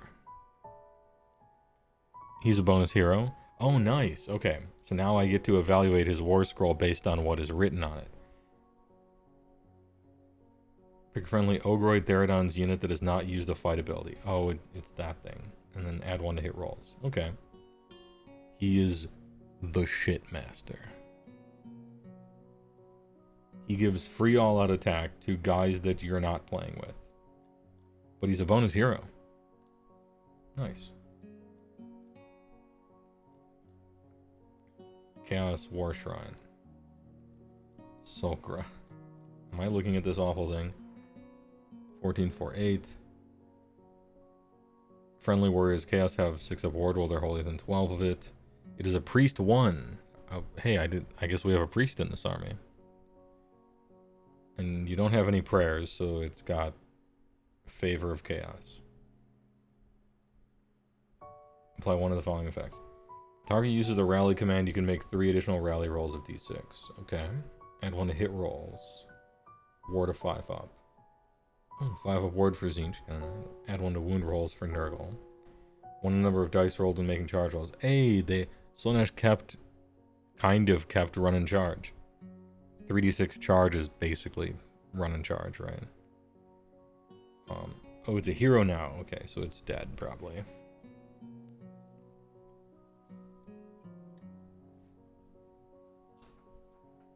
If the chanting roll was 8 up, you can pick 2 units instead of just 1. That's sweet. Nice.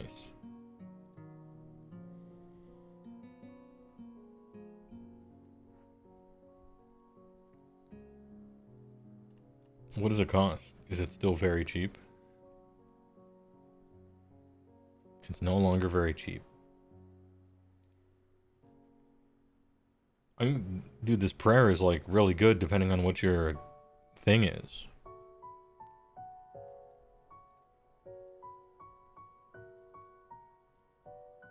For 250, that's a lot though. And for a drop, that's a lot though. You know, if they ever fix army building, you'd start to see more stuff like this. Maybe get played, I think. Again, 250, I'm not in love with that. But I don't know, if drops were free, I could see someone doing it for sure. Soul Grinder, get this fucking thing out of my fantasy game.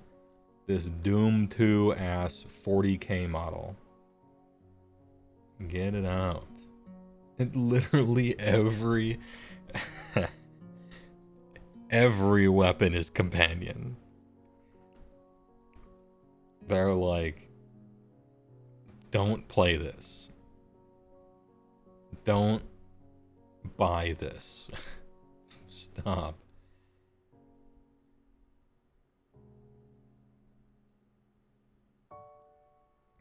You can run and charge. Once per turn army, piston-driven Carnegie.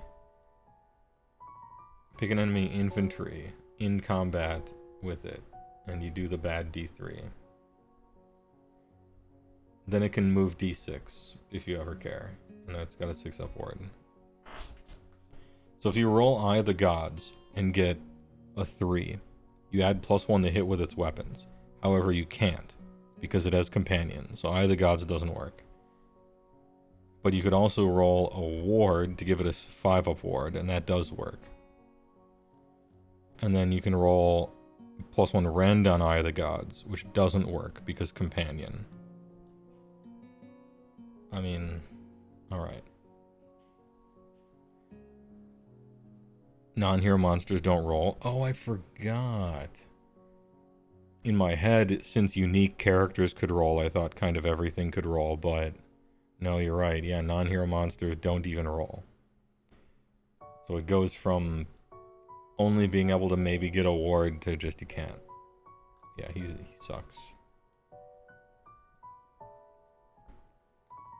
Chaos Chariot.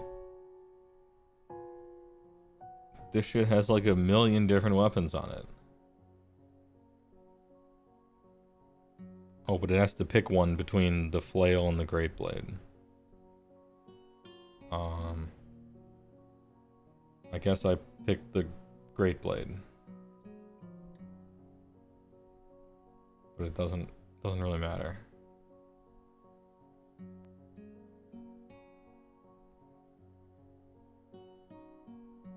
If this unit charged, pick an enemy within 1 and do a bad roll. No.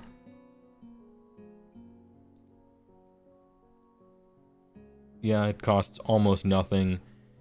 This is an endless spell that you pay points for. It's a thing that takes up space on the table. I bet it's probably kind of good, just because of that. War Machine.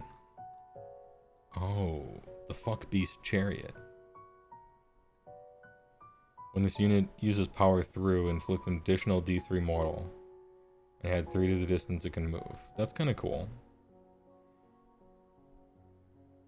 Health characteristic 8, it should be powering through against most stuff. If it didn't die in combat, which it may. 2d3 power through is kind of cool.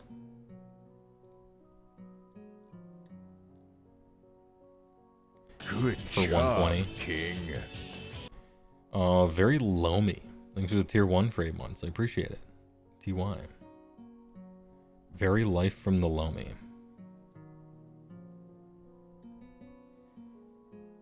I think this unit is going to appeal to the type of person who can't stop adopting pets and saving them from like people who weren't taking care of them or the streets or whatever. They're like, damn, for 120 points, I could get this dude and I could give him like a Nurgle mark and maybe he'll live through a combat. I could do like 2d3 power throughs and then be on an objective or something like that. Yeah, I mean, maybe. Dredge 3 baby, hell yeah. Love me some Life from the Loam. I played several Life from the Loam decks. Back in the days. Some of them weren't even awful. Some of them weren't even terrible. But a few of them were. But they won anyway.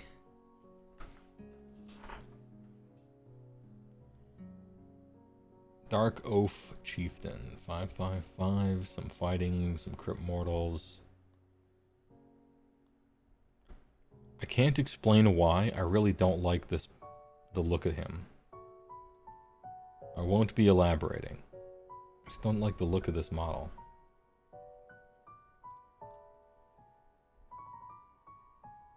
Oath of Murda.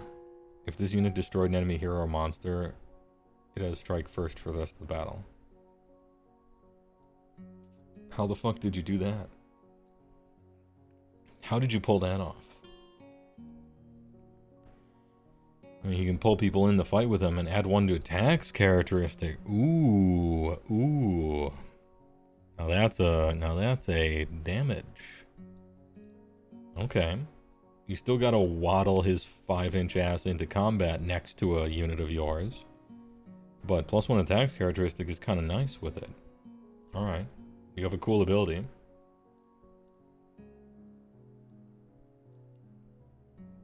He has to be undivided. Oh, I didn't know that. Okay. He has to be undivided, huh?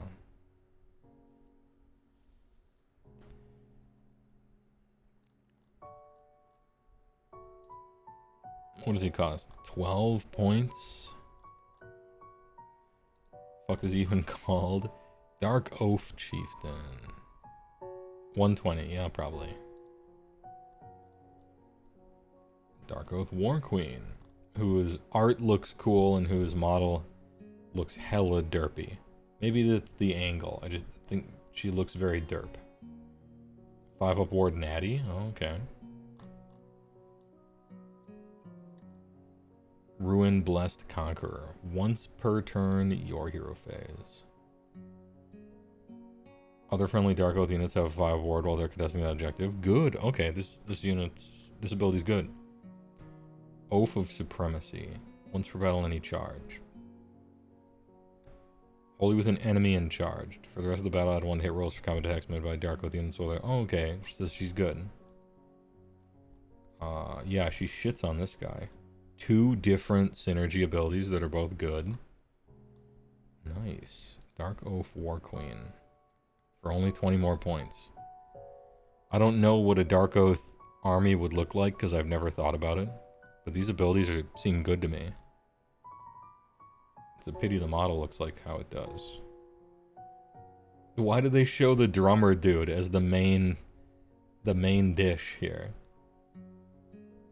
The hammer slammer jammer. Dude, I'm blasting this drum. Anyway, Chosen are awesome. They're great. They fucked me up in the games I played against them. I like them. Once a battle, they can fight twice. Sometimes they get strike last. You may or may not be able to combo stop that from happening. But the unit is like kind of durable enough, potentially not to just die in between the 2 activations. They slap. They have Crypt Mortals. They're hella sick. What do they cost? 250 for 5. A fair price.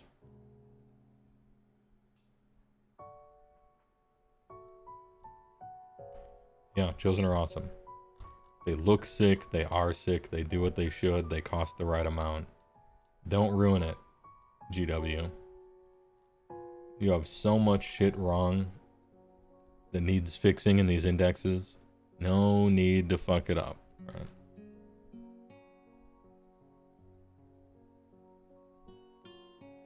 Now we get 10 Chaos Warriors. These guys are just good, like anvils are hard to kill.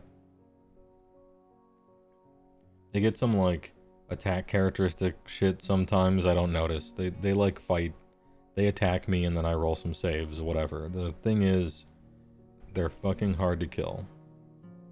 And that's good, that's what they should be. 200 points for 10, alright.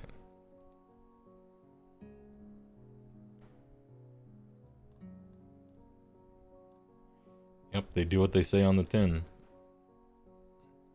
Is Mark of Nurgle Warriors still to play? I think so, and by that I mean when I played against Slaves to Darkness 2 or maybe 3 times, the Chaos Warriors were always Nurgle. I don't think this profile here is worth trying to pump up. You just cut your losses. They're capable of doing some damage, or just leave it at that. No need to make them worse at their main job for their side job, I don't think. If you want damage, we got them, but it's a different unit. Chaos Spawn, I don't know why this thing exists.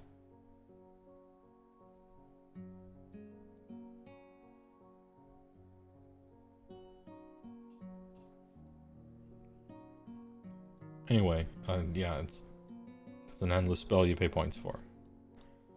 Chaos Knights. These guys look so cool, and look at the casual manner upon which this horse be prancing.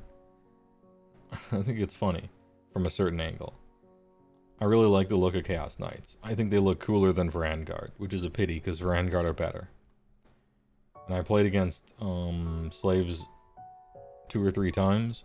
I've seen Vanguard every time, and Chaos Knights once, I think. 10, 4, 3.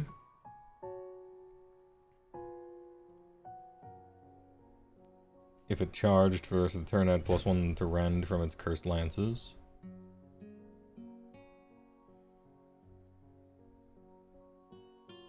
Okay. Can we talk about rules and formatting? Cursed lance. 3 attacks, 3s and 3s. 1 rend, 1 damage. Ability, charge, +1 damage. What does that mean? That means if it charged, it's +1 damage on this weapon. And then down here we have a passive. If this unit charged this turn, for the rest of the turn add 1 to the rend characteristic of its cursed lances. Why couldn't you write charge, parenthetical, +1 rend?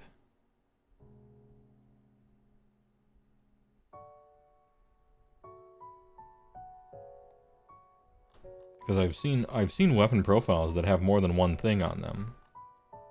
Where is it?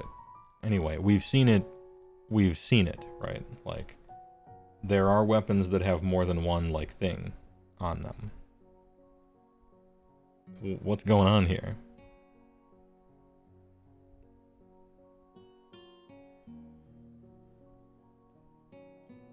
They couldn't do that because then they'd have to give it an actual War Scroll ability? No, just make the whole thing blank like the Gluttons, you know?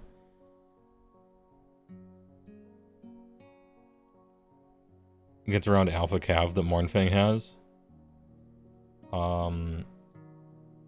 Alpha Cav doesn't apply to rend. It's only applying to damage, so it already gets around that. Technically, is the charge +1 damage is a whole thing in the core rules.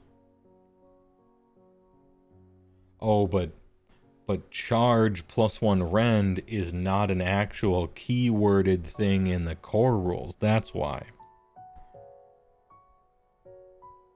That's why. I thought it just was or could be. You could just infer it because it's so obvious, but I bet charge parenthetical +1 rend is not like written in the core rules somewhere. That's why they can't do that.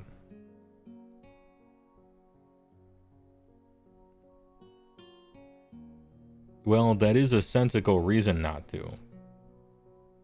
However, it looks weird, and so they should be able to.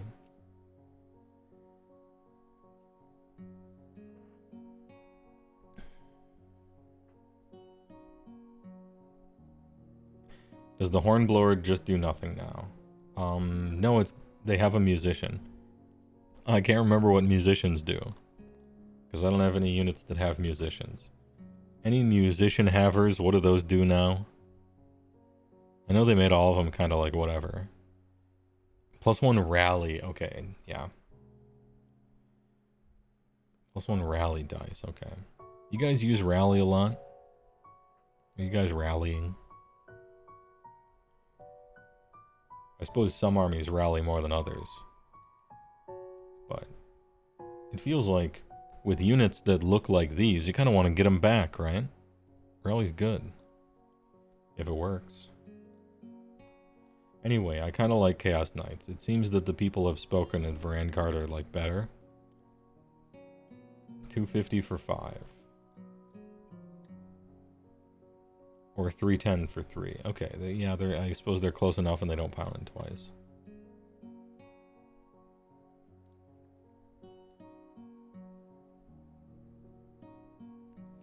Four wounds is hard to get on 6 dice. The musician helps a lot. I suppose so, yeah.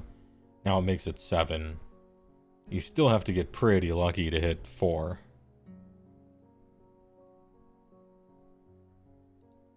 Well, not pretty lucky. You do need to get lucky though. Anyway. If Vanguard get nerfed to the ground, Chaos Knights will be the backup, I suppose. I don't know that that's how the balancing should happen, but historically it kinda has. Anyway, I think they look cool. Mutilith Vortex Beef. 14, 410, 5 control. Real shit attack profile. It heals every hero phase. Once per turn army, any combat phase, aura of mutation. Pick a visible enemy unit within 12. Roll a die and apply the corresponding. If it's wholly within 12 of a Tzeentch wizard, it won't be. You can roll 2 dice. Minus their control score. Can I use commands? Subtract 1 from the move for the rest of the battle. Inflict 2d6 mortal, or sorry, 1d6 mortal damage, then heal. So you can make a little funny blaster man. You put a Tzeentch wizard next to a bunch of these, and you make really short range, like lightning cannons. That's kind of funny. And just try for horrific. Try for horrific or gift over and over. Because this one, unlike many, doesn't have a minimum. Try to get something down to 1 inch just to produce a weird effect. No, it's funny. Probably not. Well, okay, definitely not, but it's funny. 190. Yeah, you can. Maybe that's what you're supposed to do. Maybe their intention is that your little Gaunt Summoner guys just always, each of them have their own pet Mutilith Vortex Beast Pokemon, and they just throw them out and try to get the D6 Mortal Wound Lightning Cannon. It's kind of silly.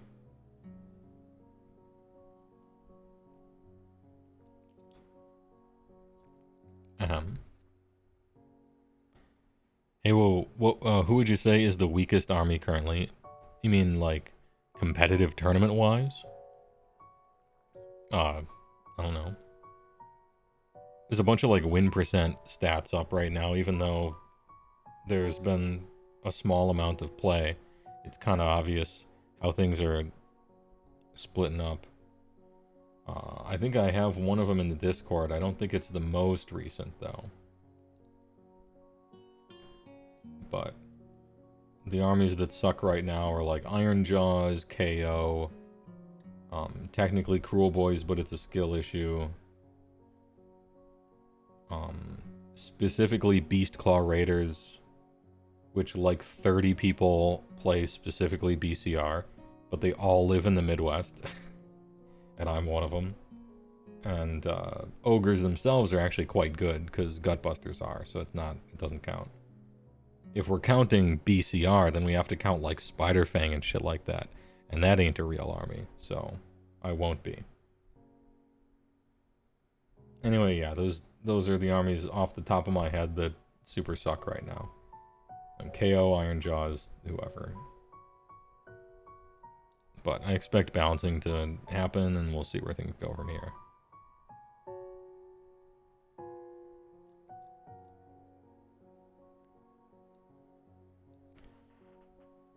The S Laughter Brute, who's another non-hero monster with awful attacks.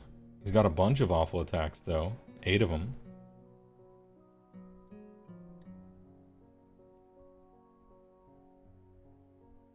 Alright, he fights infantry.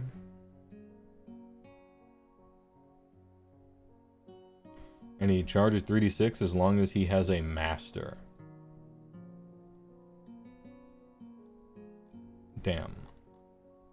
That's funny. 240. Okay. You know, he's only bad because you're capable of spending points on anything else in the army. Like, you could all-out attack him and put him next to a guy and, like, do some stuff, but you could also just play some Vanguard and some Chaos Chosen and, you know, just, like, stuff in your army. You could also just do that. And then those guys could roll on Eye of the Gods, and they don't need a, you know, babysitter. Anyway.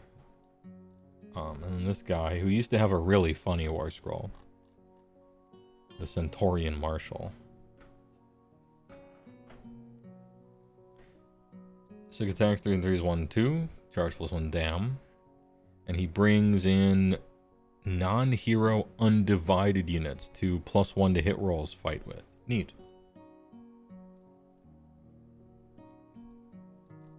Neat. Oh, 180. Less than I thought it would be.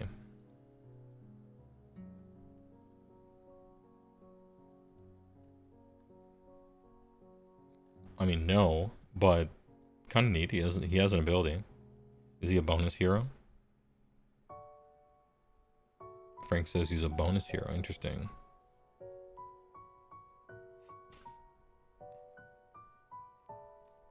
Neat.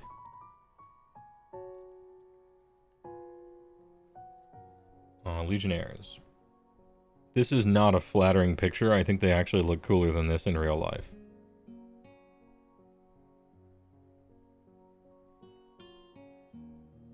And it's not often we get to see Brigadine. You get 8 of them. Maybe it is just studded leather, never mind. 1-4, huh? 2, 3, 4, 1, 1. Pick an enemy within 6. 4 up, can't use commands. Nah. Too close.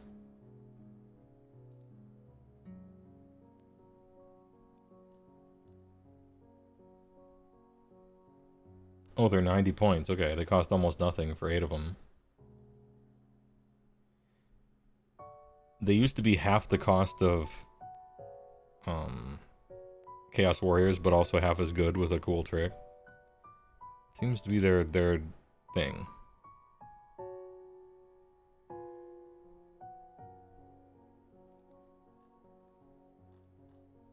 Nah. I think, like, their price is probably right. They're half as good as Chaos Warriors, and they're half off, so it's like, yeah, sure. But I'll probably take those instead.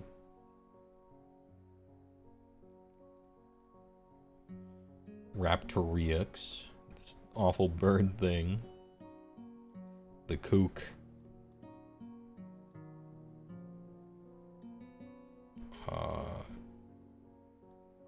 Wait, no flying. You look flying. You got wings in the art, wings here, but it is, I guess it is running. No flying, huh? So this thing These 2 feet here, these 2 legs are moving this creature at 10 inches. These feet, these legs are exactly as fast as a stonehorn. Alright.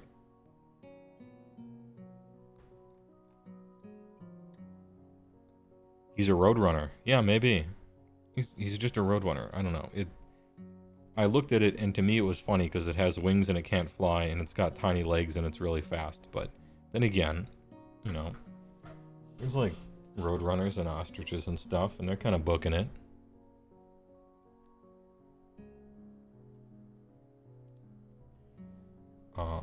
I assume you cost like nothing. Yeah, 90 points for 6. It's a battle tactic unit. What did we decide to call these? Prospectors?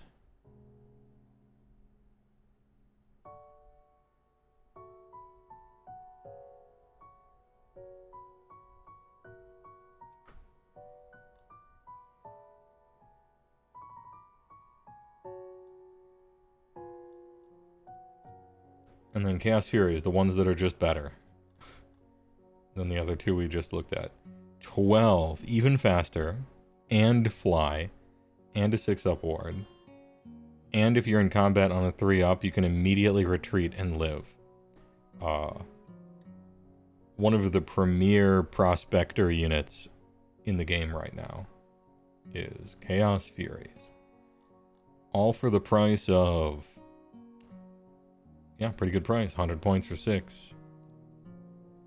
100 points for possibly 2 different victory conditions. Let's go. Anyway, yeah, Chaos Furies. They're super good. It's not that Raptorixes are bad. They're good at that. Like, they're great at that job. It's just you happen to have one that's, like, kind of better in every way. So if you have 10 points free, then do it. Mind Stealer Spheranx. This thing looks cool, and it's...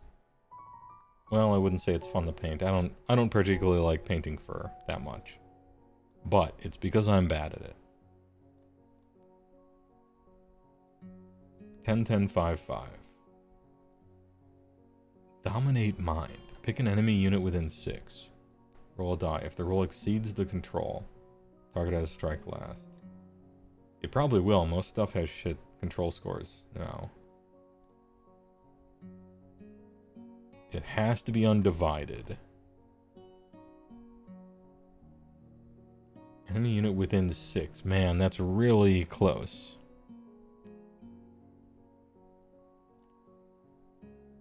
It's a shame that you can't choose a mark for it and you can't Eye the Gods it.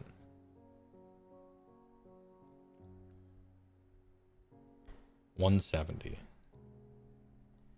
I think it looks really cool. I wish this ability was more than 6. And it wasn't dyssynergist with the rest of the army. Like, you can't use Eye of the Gods, you can't use Mark, stuff like that. It needs to free this up. 170 for, like, maybe a single strike last trick sometimes, but probably not. Yeah, nah. I mean, you could just, like, put it behind your guys, and then they have to pile in, right? So...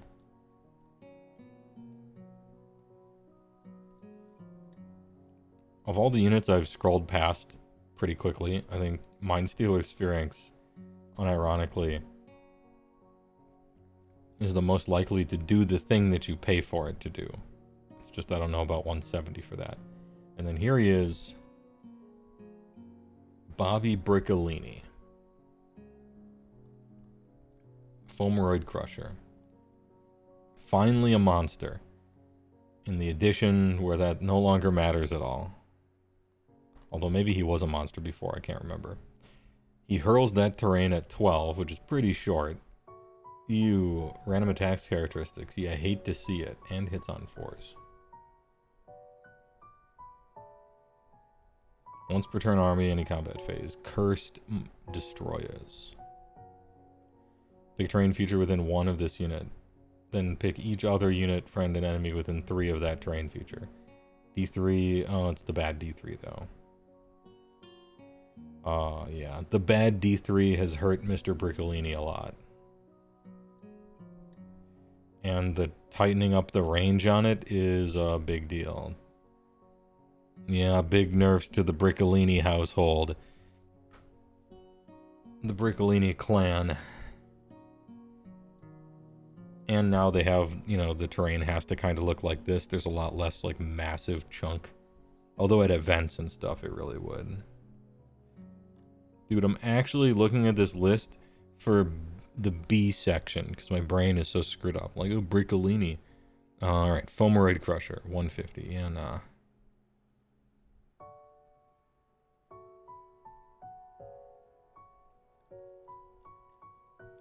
Realm Skirt, and then we get to this stuff. I've only had my opponents complain about how shit the Nexus Chaotica is. The faction terrain. And it looks really cool. And all of my opponents are like, this shit sucks. And it never does anything. And then they roll a 5 or 6 every single battle round for the whole game. And it's constantly doing awesome stuff. But I've never even pretended to listen to what they told me that it did, because I didn't care. And so now I will finally look at it, and we can make our decision. Roll die, give a number of power points to this terrain feature equal to the roll. It can have a maximum of 12. Okay. Infernal Sorcery. If it has 3 or more, pick a friendly wizard within 3. Remove 3 power points from it, and then add 1 to casting rolls. Cool. Annoying hoop to jump through that I don't think is necessary at all. It should just give... What if it was just arcane? That's arcane terrain with 3 extra steps. Why? Anyway, Corrupt the Realms. If this terrain feature has 9 or more, pick an objective or terrain feature within 24 and pick any number of enemy units within 3 of it. Remove 9 and then roll the bad D3. No, okay, yeah, you guys are right. This shit sucks. If it was just arcane terrain, it would still be better than this. You're jumping through so many hoops.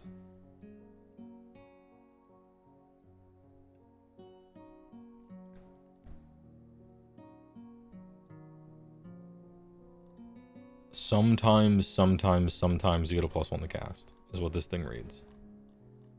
Yeah, you guys are right. You are right to complain. Realm Shaper engine, but bad.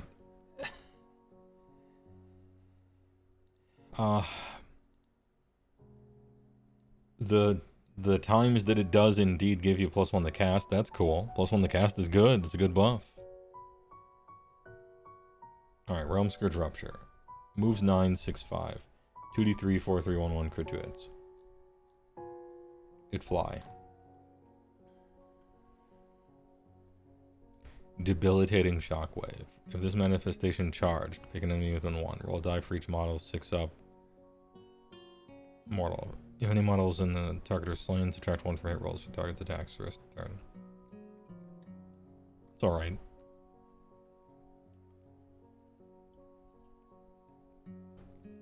I mean, it's like, okay. You charge in, -1 to hit rolls. That's a good debuff.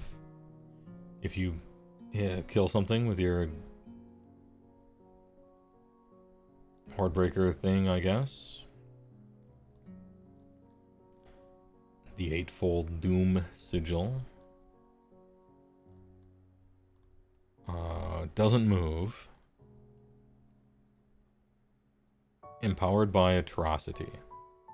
If 2 or more units, friend or enemy, were destroyed this turn, for the rest of the turn add 1 to attack characteristic of melee weapons used by slaves.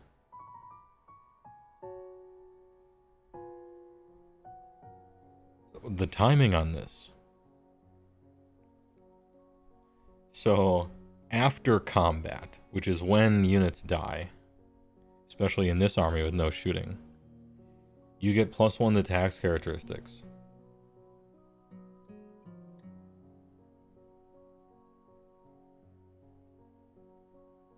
If you're wholly within 12 of this manifestation. And then the turn is just over. And then you lose this.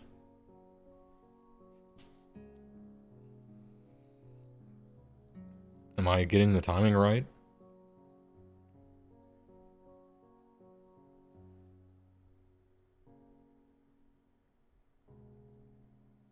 It's passive, so it can apply partway through the combat round. Okay. So if you're in a shitload of combats and they're near this thing, then 2 units can die. And then you're in, like, whatever. Everybody's in combat somehow. And then after that, sometimes, if you're wholly within 12 of this, maybe, you can get +1 attacks. Damn, this shit sucks. Yeah. This is like if the enemy fucks with your prospectors, and they're dead. So on the turn, you get totally wrecked. After you have gotten wrecked, you get +1 to attacks, which that you might be able to take advantage of.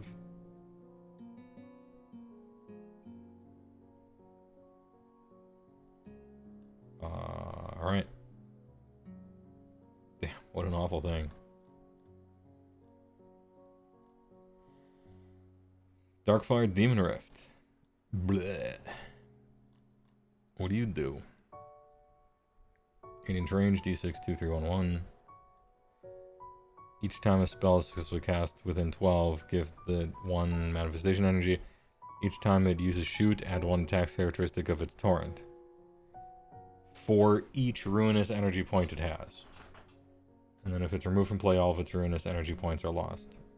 Well, yeah, I would expect them to be. So, you summon this, and then you cast 6 spells. You cast 6 entire spells around this guy. So he has 6 ruinous energy. We're maxing it out. And then you're going to use your Darkfire Torrent, because you're within 8 inches of somebody somehow.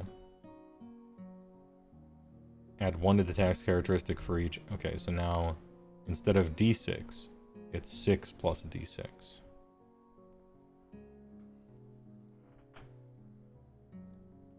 This is like a wizard guard that shoots people, maybe.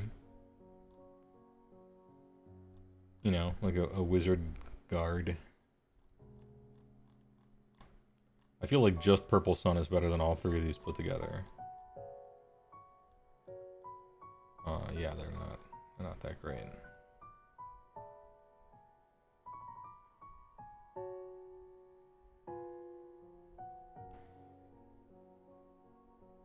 Just Shackles is better than all 3? Yeah, that's true.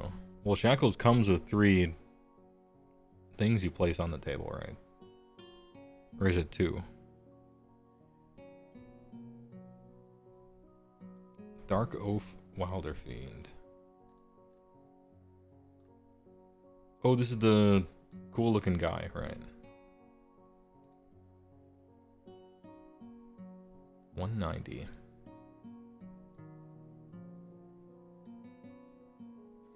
Double Companion.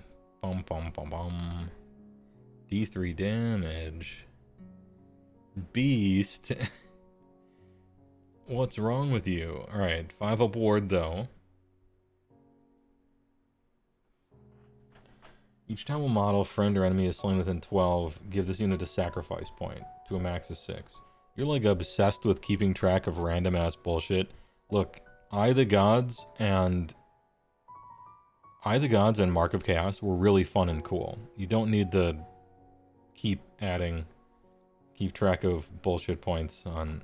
Maybe I've just been reading a lot of it recently with this stuff. Anyway.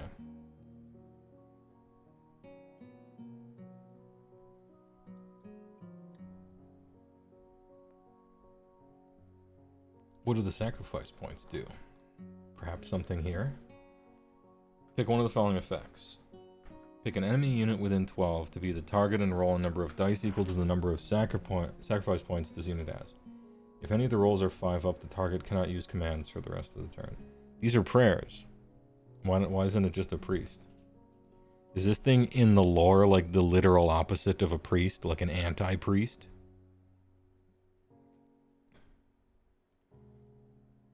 You already have a system, just, yeah, I don't know. Make a priest and then give it a a thing if stuff dies also. I don't know.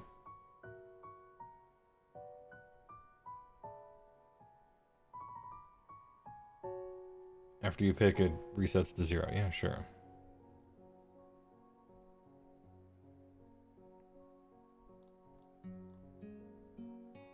Yeah, no.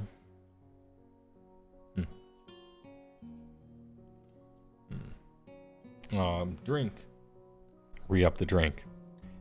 We've been going for a little while. Get up and stretch your legs a little bit. B and RB. Getting a drink. We back.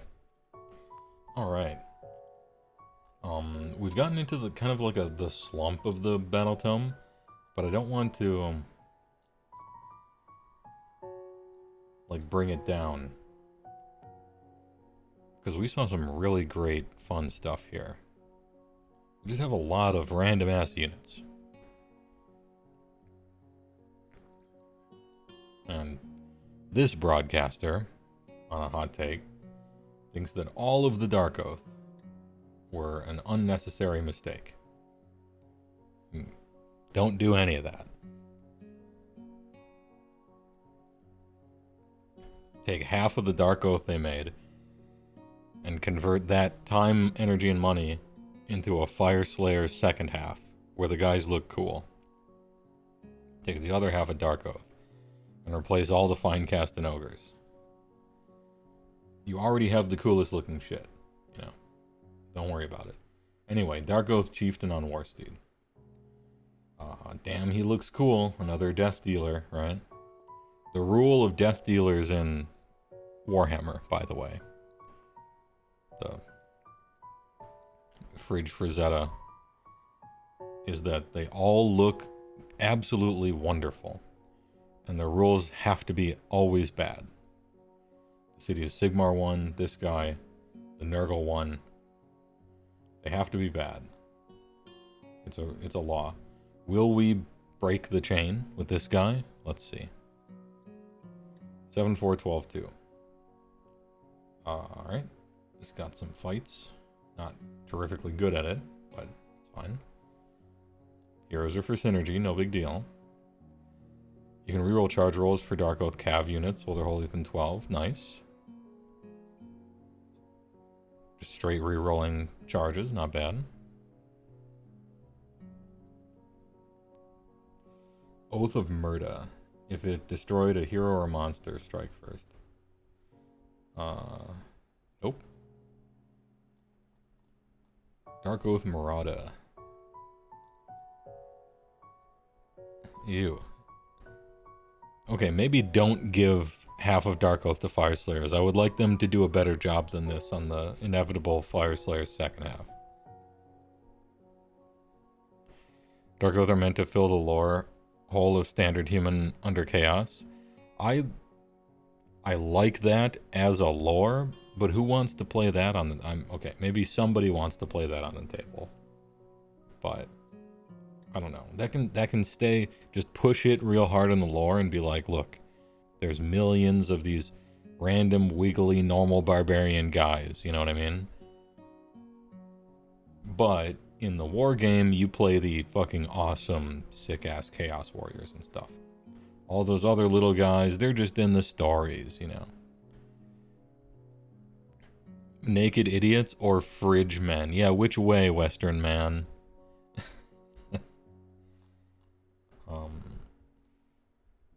If it charged and the unmodified roll was 8 up, add 1 to rend. Sure, okay. Oldest unit is wholly within 12 of any heroes. Each time model is slain, you get a murder or a kill roll. Alright. Chaff that explodes.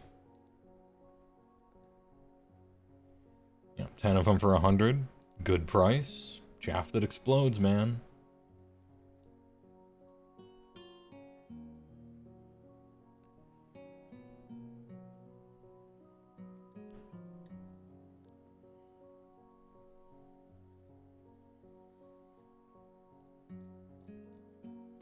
Dark Oath Savage. Give him your murder face. Give him your best murder face.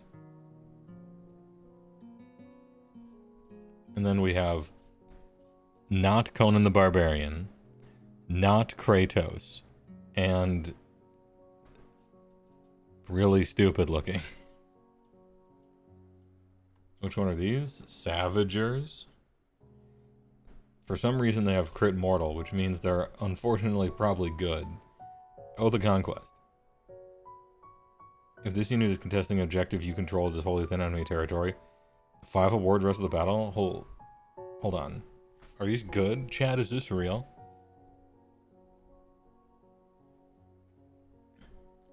That's kind of cool. You get 10 of them.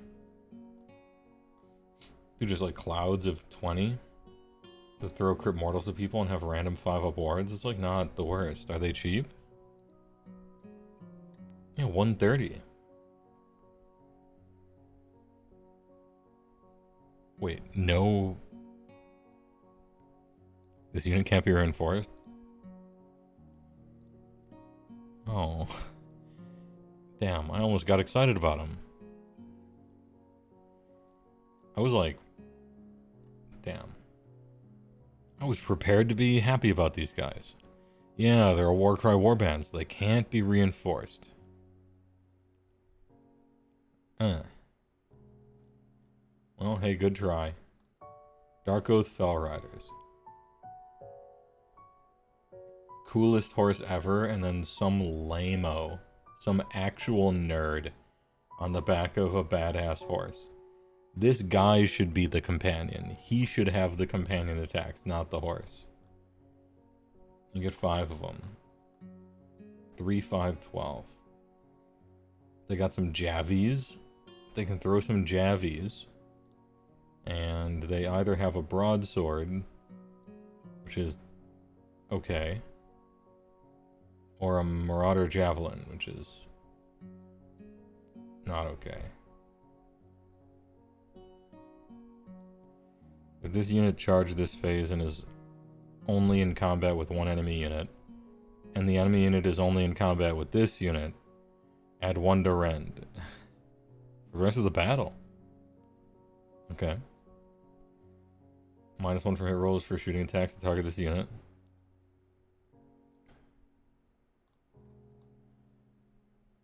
Dark Oath Fell Riders. 150 for 5. Alright.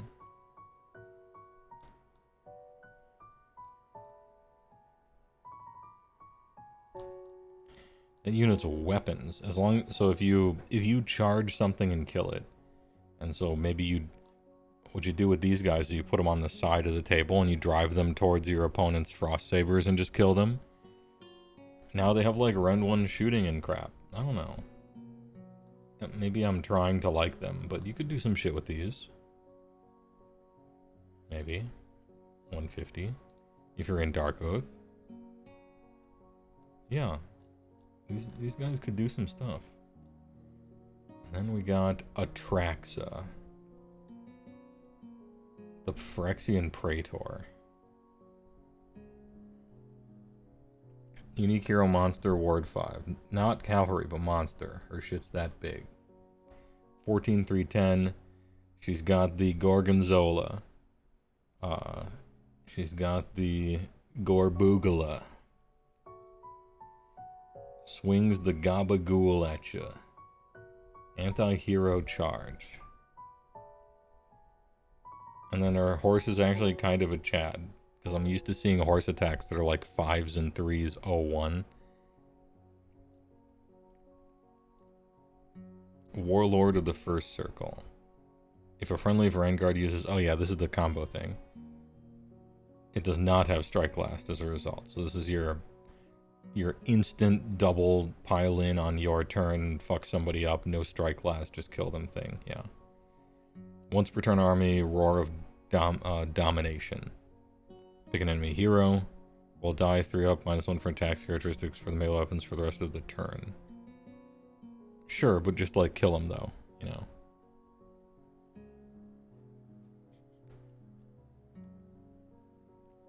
Blood of Molten Veranite. Veranium. Roll a die each time a damage point inflicted by a combo attack is allocated to this unit. On a 4-up, inflict 1 mortal damage. on the attacking unit after the fight.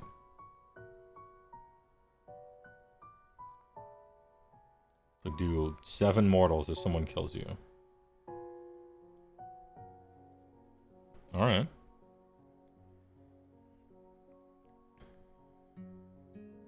The Vanguard still have to wait to do the double tap. Yeah, you don't get to activate twice in a row. It's just you don't have the biggest gap, right? You don't have the... And then Gabagool the Accursed. This unit is in combat, roll, die, and apply. Uncontrollable power. Allocate 1 damage to this unit. Womp. No effect. Essentially 3 up. Add 1 to damage of Gabagool. Let's go. 4 damage, maybe, on the charge. Big. Or 6, Rampant Mutation. The effect of White Hot Varanite applies, and you have Crit Mortal for the rest of the turn. Do the Gorgonzola. I mean, that's only on a 6, so really I'm just looking for a 3-up plus 1 damage, which is kind of sick. Dude, when she swings in with the Gorbugula.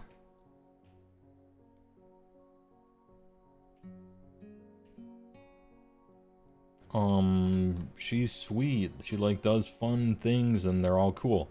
And she even has a synergy with Vanguard. I want to really like her. But I heard she was expensive. Oh, she's expensive. How much is just Vanguard? She's more expensive than 3 entire Vanguard? Yeah, I don't know about that.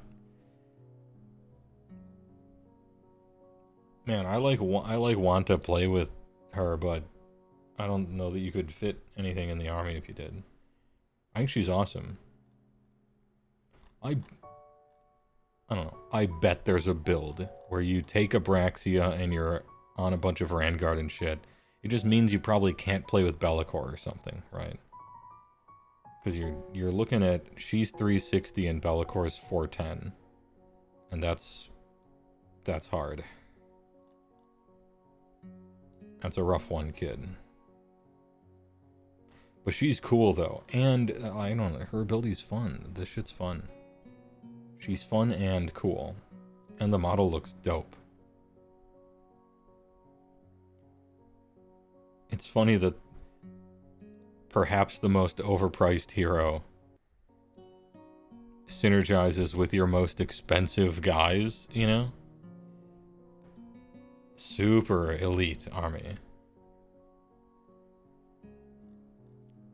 Anyway, the Gungnar brand. Who's this dude? Chaos slays the darkness, undivided, dark oath, Gunner's Oath Swarm. And then there's, oh okay, it's some Warcry band. I hate these things. Carve a path to glory. This unit can use this ability only if it is in combat with an enemy hero. Oh, okay. Well then, let's skip it. Can use this only if enemy heroes are slain by this unit. Yeah, whatever.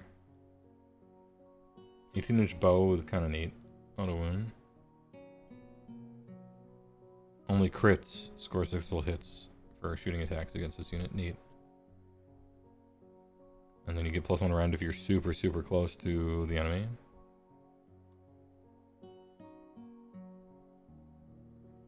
Oh, Swarm Kian. Oh, look at the funny man. I love this. Look at this guy. I like him. I like him.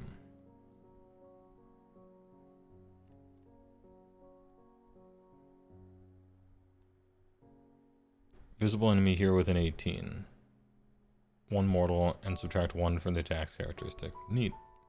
Only works on heroes, so it's like super rare. Wait, he's not a wizard? How does he have a spell? Oh, broken ninja. Well, this unit's broken ninja is on the battlefield. It has wizard 1. Okay, that would be how it can cast a spell. Yeah, it does look a little Kenku-like.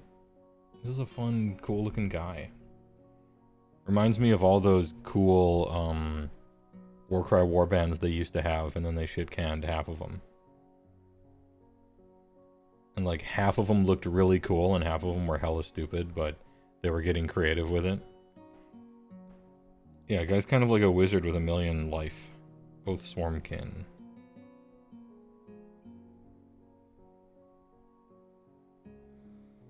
Gunner brand is 280.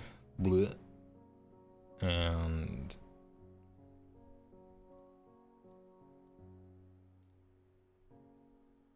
points? Are you not a hero?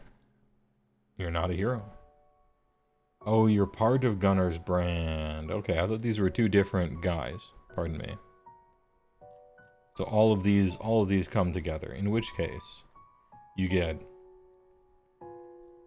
one dude who has fucking 10 attacks, which is funny for a single guy, right? That's funny. And that's closing in on the number of attacks you would need to have to make a foot hero worth anything in combat, right? And crit mortal besides.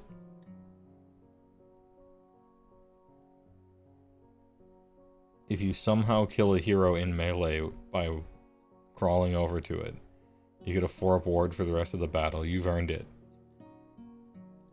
How many brands are there? How many Sigmar's brands? What are these guys? Sigmar's brand. Those are technically heroes, I think. Oh, it's just her. Okay. So you get one dude, one horse, and one funny guy. No, 3 funny guys. For 280. The guys are from a book? They gotta be from a book or something. Anyway, hey, that's cool. But no. This would be cool in, like, Spearhead maybe or something.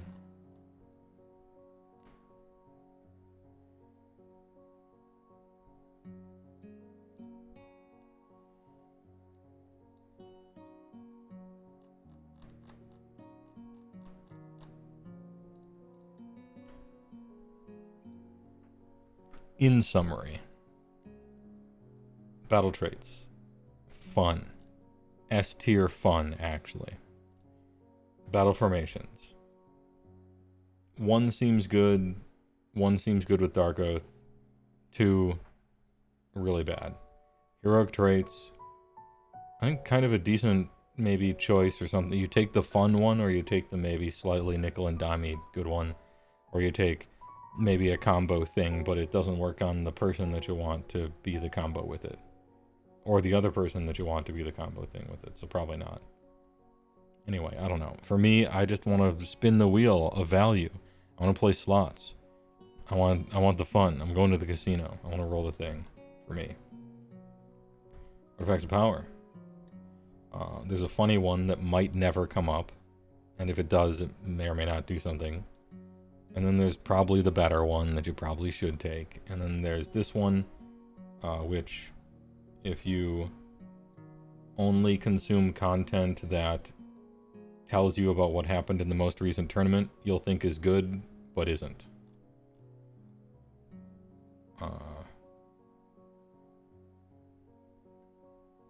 Spell lore. One of the worst unlimited spells ever, but the other 2 are good. And demonic speed is like... If this army didn't have demonic speed, it would be a very different army. And then a bunch of your dudes are like hella cool and sweet. And a few of them are more expensive than I would like. And I have yet to ever read an Archaon that wows me. And I think for the main character, kinda, of the whole world, who cost 900 points, his war scroll should be nothing short of wowing me. Demon Princes still suck? No. They are good and fun. You might not be able to fit them into your list, but they're good and fun. So it's like, I consider that a huge win.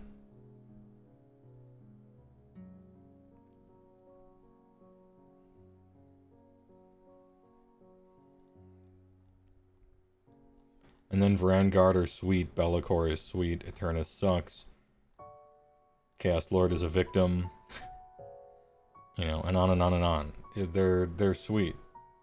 Now that I've looked at all their stuff, right? Where do we put them? Where do they go? When we just read the faction focus, and they just told us about Eye of the Gods and what Demon Prince. We're like, fun allowed S tier.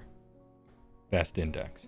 This is a hype level tier list, not a power level tier list, not a competitive ranking, but a hype level, which involves some of that, right? Because if you suck, then that's not exciting, right? But I don't think they maintained quite the fun allowed. The S tier. A lot of their shit is cool and good and fun. Like a third of the entire book is sick. But I kept scrolling and I kept scrolling and I kept scrolling. Top of nice. Like, really good. Really quite cool and fun and sweet. But probably top of nice. Maybe it's impossible to maintain a level of quality with so many War Scrolls.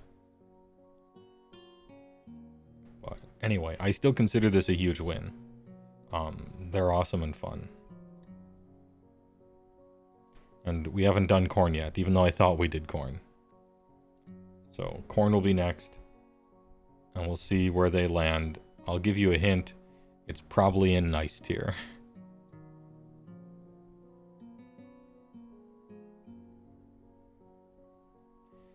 Yeah, STD is super, super cool. I might just sleep on it, and maybe tomorrow I put them back in funnel out. I'm not sure. But as it stands right now, I'm putting them in nice. Their endless spells being almost worthless is pretty bad, too.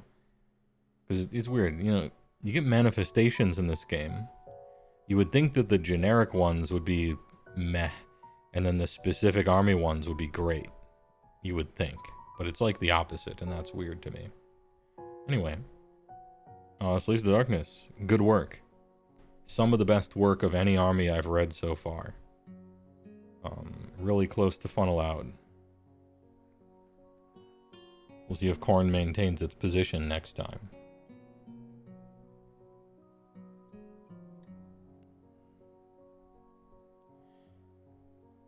Maybe they still have forbidden power boxes they need to sell. I don't think they do. They're sold out everywhere. It's hard to buy those things. It's downright difficult to buy the endless spells from Games Workshop. I don't know, maybe regionally somewhere they got a bunch of them, but it's hard to find them. Anyway, Slaves to Darkness, good work, and chat, thanks for joining and showing up. I appreciate it. We would have ended on time, but I got to yapping, and it was a nice walk. And Plibby Raid showed up, which was nice. She's on a subathon this week. Fellow small streamer. I'll see you tomorrow. This week, massive streams.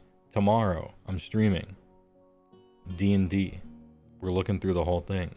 Thursday, Rifts. Friday, TTS game probably. Damn, this is a 4-day weekday. And I still have a fucking job. Imagine. Thanks for showing up. Thanks for the subs and the bits. And the primes. I'll see you like actually tomorrow. We're back. I had one hot chip. Pretty nice. Not two, but one was pretty good. Alright. Said we'd do Khorne. It's time to do Khorne.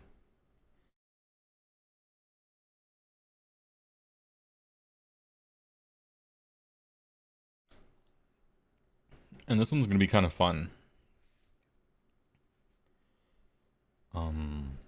I found Khorne to be pretty good. The stats say otherwise, but maybe that's true. They kept Blood Tithe.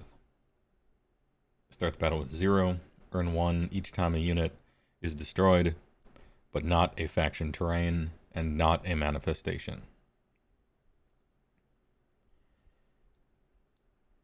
Reaction: opponent declared a spell ability, Spell Eater Curse. You can only use this ability if you have not used any Blood Tithe this turn. Cost 2, spells unbound. This used to be bread and butter, you just used it all the time, and it used to not actually say unbound, and so it could unbind stuff that couldn't normally be unbound. What I'm trying to say is it used to be cool. It's still good to counter spells, obviously, right? But Murderlust is so ridiculous that you really do want to be doing that thing. Any movement phase, Slaughter Triumphant. Only use this ability if you have not used any Blood Tithe. Spend 8, pick 1. Add 1 attacks characteristic melee weapons used by friendly Blades of Khorne units for the rest of the entire battle. Let's go. Huge. Pick a friendly non-unique Bloodthirster. Why not? I guess because it has to set up a replacement, and if it's unique, then the guy's just dead, right? So, hey, Scarbrand BTFO. Set up an identical replacement, 9 from all enemies. Murderlust, any movement phase. You can only use this ability if you've not used blah blah. Spend 1 Blood Tithe point. Crazy cheap. And pick a friendly Blades of Khorne unit that is not in combat, and it can move 3, and it can move into combat. That last sentence is bullshit. I say, as the army that loses if I don't get a charge. That shit's annoying. Combined with redeploy, holy. Really, really good. Kind of nice with it. And then any hero phase, Brass Skull Meteor. You spend 4, roll 8 dice for each 3-up, inflict immortal damage on the target. Enemy unit that is visible to a friendly Blades of Khorne hero to be the target. And so the final one is Heads Must Roll. You can use this for 6 in a combat phase, and you add +1 rend, which is a good bonus, but 6 is a lot. There was this game that the control scheme was so ass, my brother and I returned the rental, and like an hour later, it was The Adventures of Cookie and Cream for PS2. The Adventures of Cookie and Cream, huh? I can't believe that game has bad controls. Who would have guessed? So for a recap of Khorne battle traits, Spell Eater Curse is pretty good. Murderlust is the best and the cheapest. Who knew? The other stuff you will sometimes use, maybe. But at least in my games against it, it was all about the Murderlust. Really strong. Moving into combat, ridiculous. Very cheap. Your mind is so open to Warhammer Fantasy, you got a Marathi tattoo on your whole upper left arm. Post it in the Discord if you wish. Big Cream on YouTube? Yeah, exactly.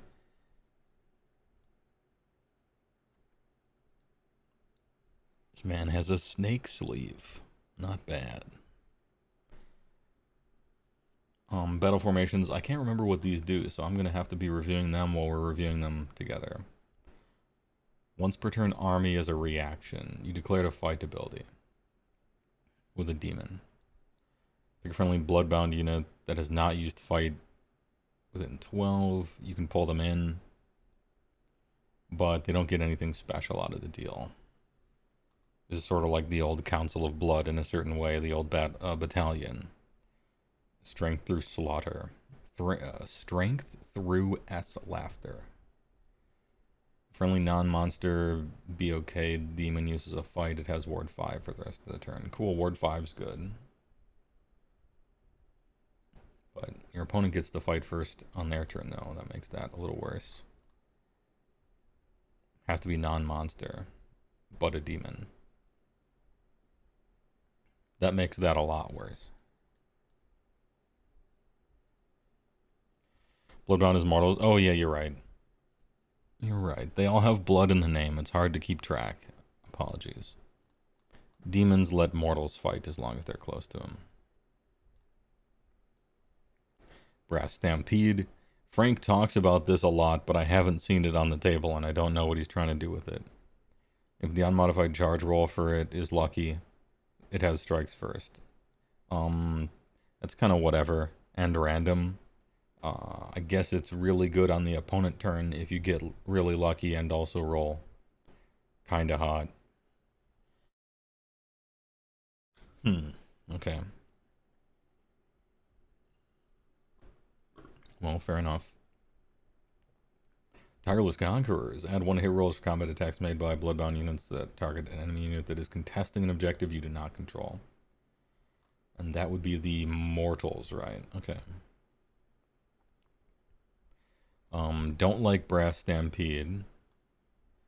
I suppose if you're spamming bloodletters, you could give them a 5-up ward. That's kind of neat. They have a 6-up ward anyway, right?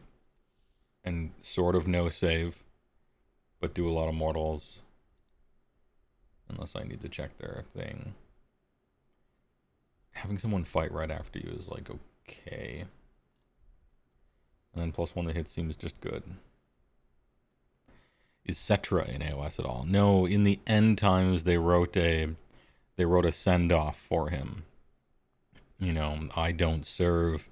He walked into the warp and was never seen again, as far as I recall. I never played Warhammer Fantasy. But I'm told that he kind of walked off into the sunset, and that was it.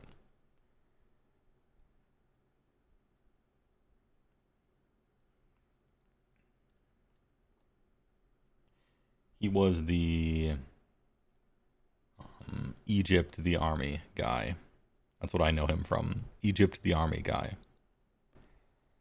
But yeah, I started the game with Age of Sigmar, so I don't know any of the... I don't really know much of the Warhammer Fantasy stuff from, what would it be, 10 years ago now.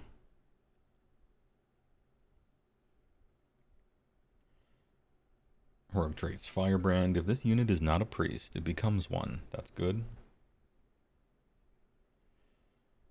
If this unit is picked to be the target of the Murderlust ability, you can move 6 instead of 3. This is the one that I've played against the most.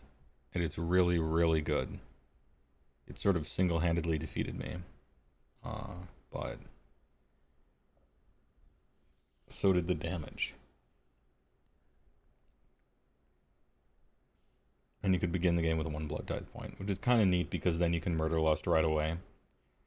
Like on your opponent's turn if they go first. If you want to do that.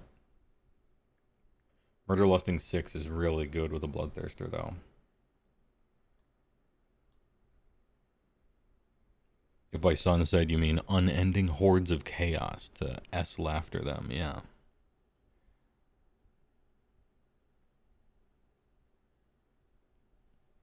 Artifacts power. Agath, Argath, the King of Blades. Pick an enemy hero in combat with this unit. Ward rolls cannot be made. Nah. Collar of Contempt. This unit can unbind. That's good. Each time it does D3 to the caster. Alright. And Halo of Blood. Ignore negative modifiers to its control score and to hit rolls. And wound rolls. Alright, I've only ever played against Halo of Blood. Collar seems pretty good too, like getting another unbinder. I don't know how many unbinders we'll end up having here in Khorne, but yeah, Relentless Hunter. Shit on me, that's for sure. And Halo Blood as well. I distinctly recall him using this because I was playing with a Frost Sword on Stonehorn, and I actually got the Frost Spear. I got in a situation where the Frost Spear was for the first time ever going to actually do something and matter. Because it's a really bad ability that never matters. And it didn't last edition either. And I finally got in a situation it was almost going to matter. I dealt damage to a Bloodthirster. And so he was just about to be at -1 to hit. But then this ignored it. And so I'm like, okay. You got your manifestations. They're alright, I guess. And then the prayer lore. Unholy Flames for 5. That's a lot. Pick a visible friendly Bladescorn unit wholly within 12. Add 1 to the rend characteristic of the target's melee weapons for the rest of the turn. That's great. In addition, if the chanting roll was 10, add 1 to wound rolls as well. Awesome. 5 is really hard, obviously. You got to charge it up. For sure. But I like getting more rend in this army. More rend sounds pretty good. Witchbane Curse for 4. Pick a visible enemy wizard within 18. -1 from their power level to a minimum of 0. You can actually turn off their ability to use spells. Because it is on your hero phase, right? So you can target a wizard 1 and then do that before they get the opportunity to unleash spell, which might shut it off. It was 8, inflict 3 mortal damage on the target. Yeah, whatever. Blood Bowl. Pick a visible enemy within 18. Number of dice equal to the number of models in the target unit. 5 up mortal. Okay. In addition, if the chanting roll was 8, -1 from wound rolls for the target. Okay. Little horde breaker. We are seeing some hordes creep their way back into Age of Sigmar. So, hey, alright. Overall, your prayers are really expensive, but with good effect. Randomly okay, maybe, sometimes. Could, like, totally ruin someone, maybe. But it won't do anything on the opponent's turn. You can't unleash prayer this one, because your opponent is going to be finished casting all their spells by the time you get a chance to do a thing. And then we got a little horde breaker deal. Alright, prayers are okay. And then we got Scar Borand. There he is with a big smile. The Croc Man. The guy who would be really good, except Korn trolled him so hard that he can't even fly in the game. He has a 5-up ward. He's a War Master, so he has to be your general. Unfortunately, War Master is just a straight downside in 4th. It used to be a good thing. Now it's just a bad thing. 1648, a decent control score. He's got Slaughter and Carnage. Crit Mortal on an 8 damage weapon is fucking hilarious.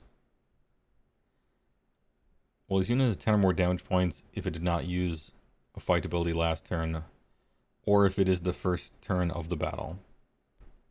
His Slaughter has +2 attacks, which is alright. That's the, what is it called? Incandescent with Rage. The ability it used to have in 3 was that one, except it was much, much, much better than this. Very watered down. Very watered down. This man always rolls 36 charges. That's great. You love to see it. Since he is very slow and doesn't fly, you need something to give you some reach, right? And then, once return army, any combat phase, roar of total carnage. 3 dice or a number of dice equal to the number of damage points this unit has. For each 4-up, inflict 1. Okay, so 3 dice. You do 1 or 2 mortals, whatever. Or dice equal to the number of damage points it has. So perhaps, you know, you have 15 and you're on 1 life left, and then suddenly you're doing a lot. Interesting. Any combat phase. You got a 5-up ward at least.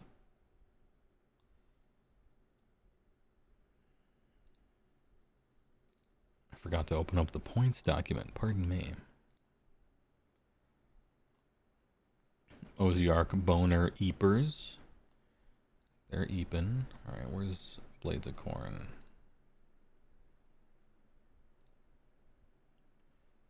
There we go. I imagine he's going to be like 400 something. I'm wrong. He's a turtle. He's over one turtle unit. 510. He's 10 points more expensive than Turda. And he's your War Master, and he can only have demons. Even though he's a War Master. Gross. Oh, all of your Bloodthirsters are like that. That's kind of awkward. Ahem.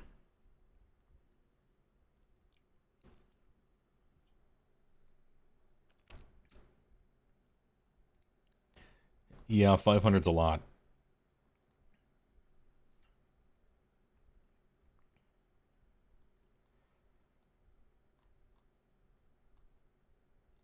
$500's a lot. Alright, now we got the Wrath of Corn Bloodthirster. We got a bunch of different types of Bloodthirsters here. There's 3. Daniel Jackson on YouTube, thanks for being a Heywoah enjoyer. Appreciate it. Thanks for signing up. Got Hellfire Breath, 2d6 attacks, 2s and 3s, 1/1. Shoot in combat. 16, 4 up 12 with a 5 up ward. It's actually just a Stonehorn, right? 16, 12, 4 up, 5 up. Except that's what Bloodthirsters are now.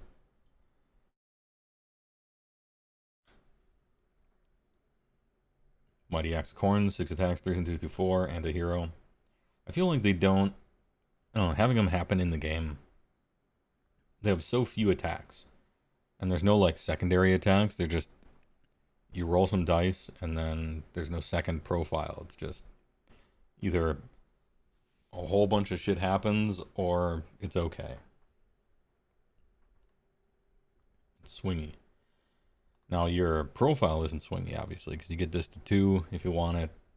And so it's just going on 2s, but with so few, it's weird. Pick up to 3 other visible, friendly, non-unique Bloodthirsters to be the target, once per turn in any combat phase. +1 attacks.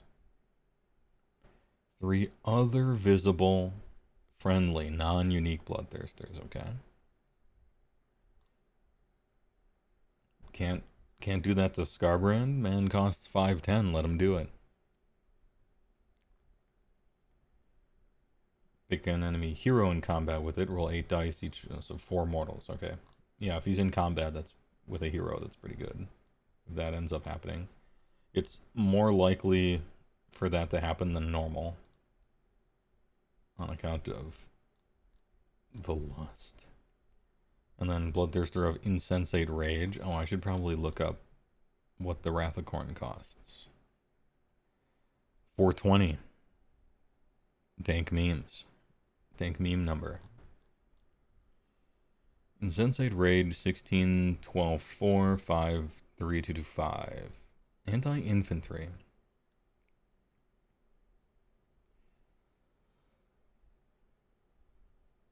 Each time you crit, every enemy unit within 8 takes D3. This happened in a few games I saw. It happens more often than you might think. But I still wouldn't count on it. But it's still funny when it does. Shattering Charge. D3 2 up. Alright, yeah, it's the bad D3. If the target is infantry, an additional 3, that's kind of cool. Big charges. I imagine all of these are pretty close in points, right? Yeah, 470. Oh. That's not pretty close. That's approximately 50 points different, according to my quick maths. Okay. I was about to say he's better. But I guess they detected that.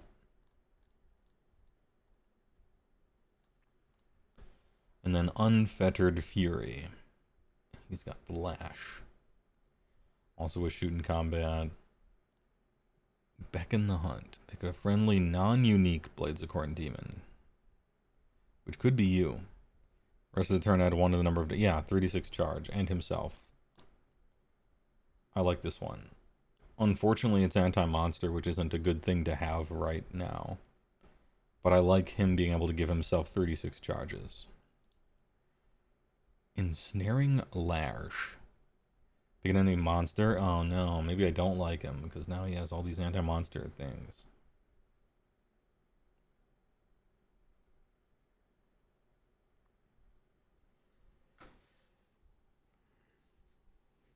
Well, he does kind of smack monsters around with this ability. That's true. And I like 3d6 charges, I just do. It's a great ability to have. 440. Yeah, that being said, if you are a Bloodthirster who has a shoot in combat ranged ability, a few attacks, 3d6 to charge, and then yeah, you have anti-monster stuff that could have been better or have a better target. Not like having a ribbon ability, the only unit on a Bloodthirster is, yeah. It just means he could have been better, that's all, right?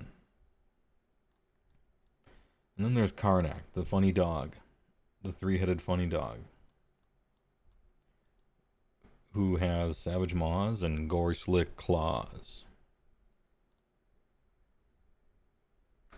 Pick an enemy hero to be this unit's quarry. You can pick a hero in reserve. First of the pack. Well, this unit is wholly within 12 of a friendly Fleshhounds unit. Add 2 to charge rolls for this unit.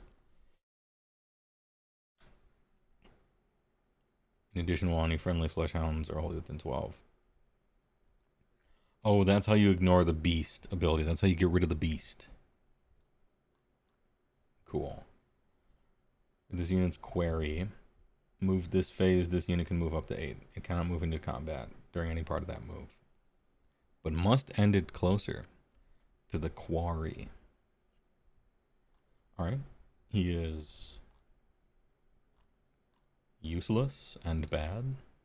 Unless I'm missing something. Doesn't matter what he costs. Fleshhound's bad, Karnak bad, does nothing.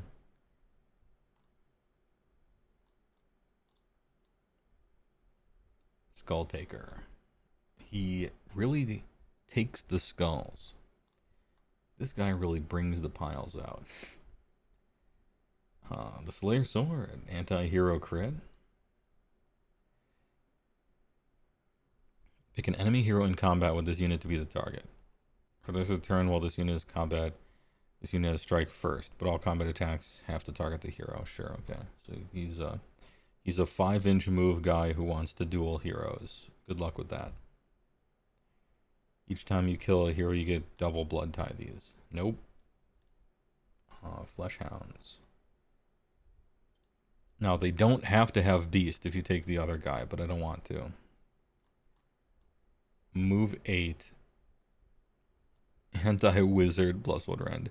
They can no longer unbind, which was why they used to be good. Move 8, though. You can do some BTs with that. I don't know what your BT unit is. 110, okay. Yeah. BT unit. And then there's the Blute Master. He is a priest. Oh, nice.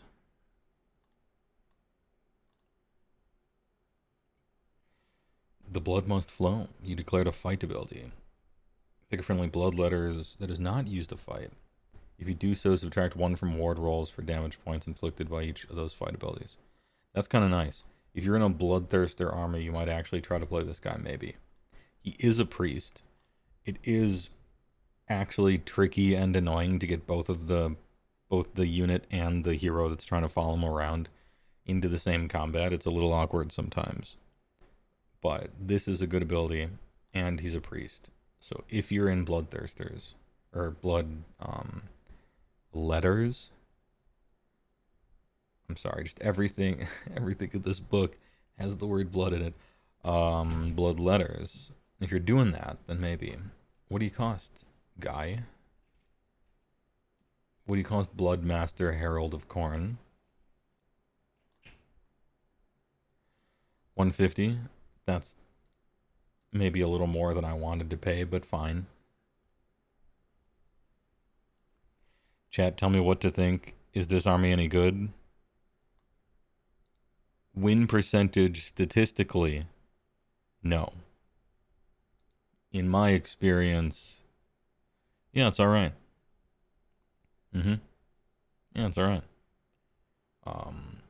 It's got a real good ability called Murderlust. Does a shitload of damage. The Blades of Corn army finally does a shitload of damage, which is basically all they ever wanted to do. Forever. And now you got a shitload of damage, so if that's what you were waiting for to get into Corn, because their damage is historically not great, ever. Now it is. And you'd think it would be.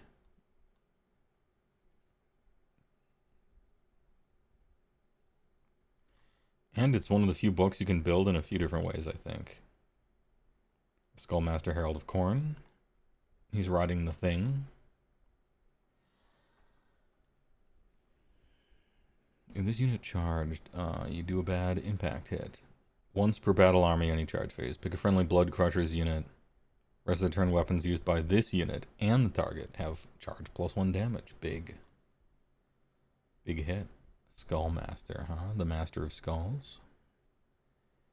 190, okay. And then we got Bloodletters. The surprised Pikachu-ass Bloodletter. These guys always reminded me of the goblins from Diablo 2. Around the Tree of Infuses. Or actually, that would be around the stones. Not the Tree of Infuses. Not the Tree of Infuses. Guarded by Treehead Woodfist, the super unique. And his 4 compatriots. I mean, the stones. Guarded by Rakanichu and all of the little goblin friends. And he's always lightning enhanced.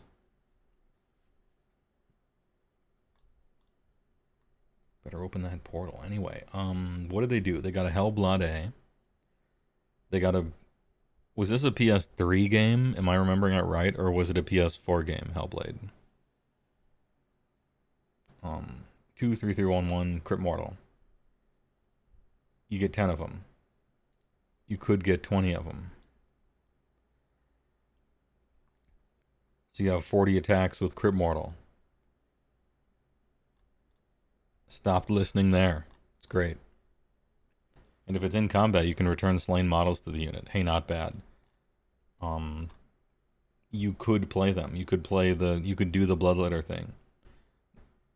They do a bunch of mortal wounds. That's great. There's a million of them. They kind of regenerate.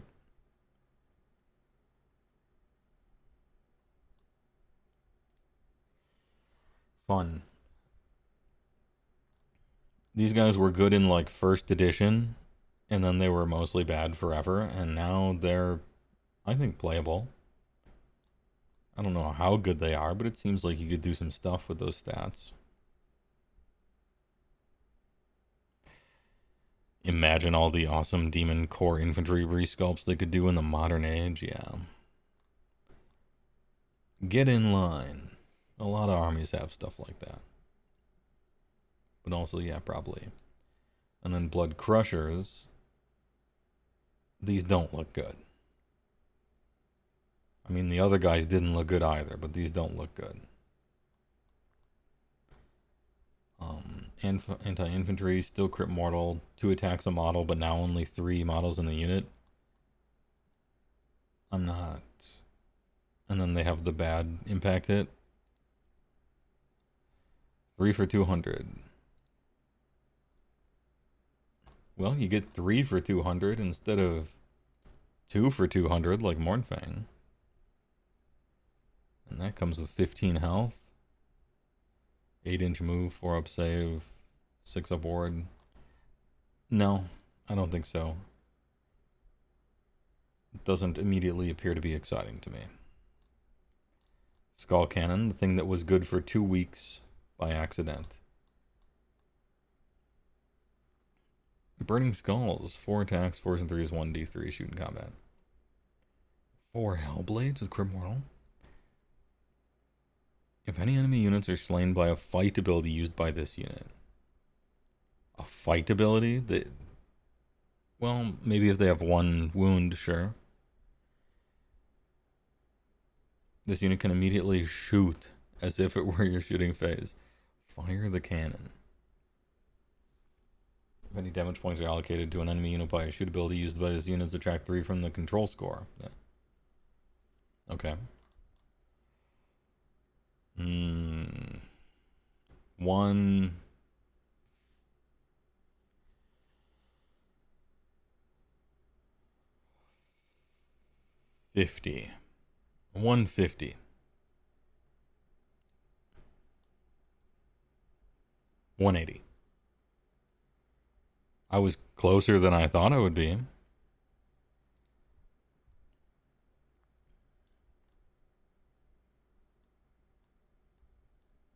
It's cheaper than I thought they would have made it.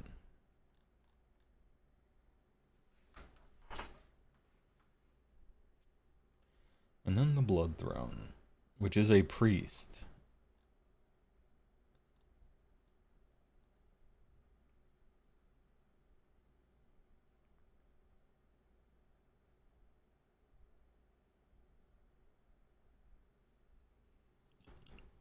Okay. So you got the roll of 4 up, bring back 10 Bloodletters ability. Well, that's a good ability to have if you're in a Bloodletters army. Blood Throne, huh?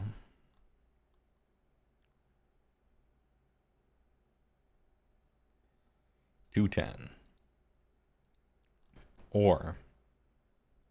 Or you could take just 10 more Bloodletters, though. And that's kind of like reanimating a dead unit of Bloodletters, except you get to start with them. I guess he's a priest, I suppose.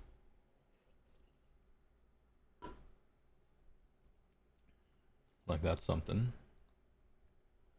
Being a hero is bad, though. Like, you don't want to have to take another hero. You want to use the best heroes. Claws of Karnak. Oh yeah, the dog boys. The cosplayers. In the deployment phase, you can use a normal move, which is good for turn 1 battle tactics if you're forced to go first, I guess. Pack Hunter. Well, this unit is wholly within 12 of a friendly Fleshhound's unit. It crits on a 5-up instead of a 6. And then Realmgate Ritualist. This was the Khorne War clan that really, really missed. That hard missed. Like, everything looks dumb. This symbol is cool, I guess, at the top of the staff. But, yeah. Don't do this anymore. They're experimenting, but don't do that.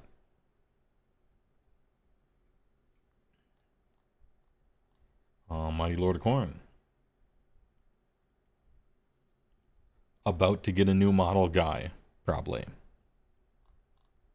This is the generic version of Korgos Coolio. Axe of Khorne, Fleshhound's Blood Dark Claws. Blood Dark Claws. I had to read that one a second time. Anti-Wizard.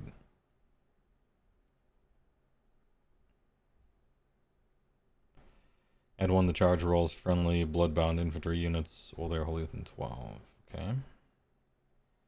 Big friendly gore chosen unit. And you have strike first. Your combat phase only, though. I want strike first on my opponent's turn, not mine. Mighty Lord of Khorne.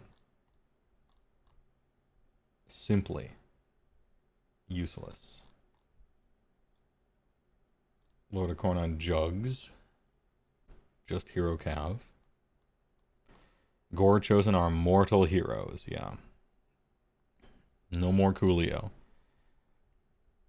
After the Nova show, you're not sure how many more Warcry Underworld warbands we're going to get. I hope it's none. But, this guy wasn't that. He was, like a hero in proper AOS. And featured prominently in the Realmgate Wars against Vandus Hammerhand. And he had the most badass fucking bad guy speech ever to him in their most recent conflict. And it was awesome. And so now I like him. Look forward to seeing his new model. Yeah, he was the very first starting box hero for Khorne.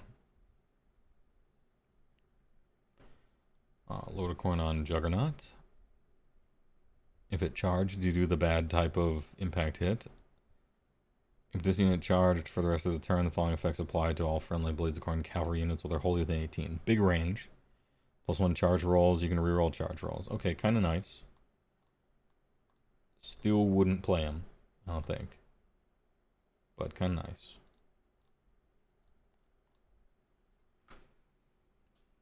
Blood Secretor. Reroll the mortal roll, not the charge roll. Oh, it's the crushing. Okay. Diabletus. I was skimming. I caught myself skimming. You were right. It is the, you can reroll the shitty impact, not the charge roll. Okay. Alright. So he is trash. Never mind, he's not even close to good. Got it. Blood Secretor. Look at this fucking dude. The stupidity of it. The man they have refused to sell separately.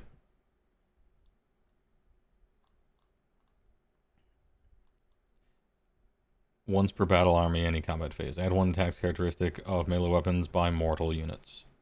If friendly bloodbound unit would use rally, you can make 3 additional rally rolls at d6. All the Khorne players I've talked to are actually happy that this guy sucks now. Well, it's not that he sucks. It's just his normal thing is only a once per game instead of always. They're like, they don't want to have to play this taxman. They're like, finally, we can just play something else. I don't know if that's the sentiment from all Khorne players, but it's the ones that have been talking to me about it.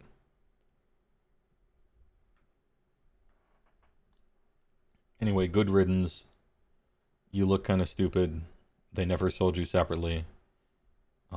He was partially responsible for some of the most annoying, tedious Venn diagrams of murder gameplay.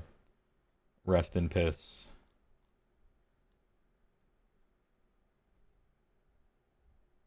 Scar Bloodwrath. This guy looks so stupid. He looks so dumb. Murderous Paragon. This unit is in combat. Add 1 to the attacks characteristic melee weapons used by friendly Wrathmongelers, while they are wholly within 12 of this unit. Slaughterborn. This unit can use this ability if it has been destroyed. 2d6, 8 up, set up replacement. If you cost actual nothing and you're a free hero, maybe. Scar Bloodwrath. You're pretty expensive. And you're not a free hero. So that is 2 strikes, you're out. Nope. Heywoah, a streamer changed late AF raid message IG.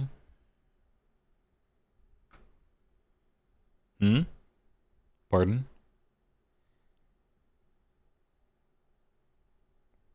Yeah, Blood Secretor is a free drop, you're right, Diabolus.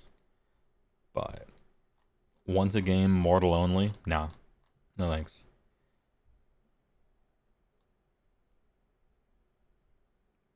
I appreciate that it doesn't have a range. That's very nice.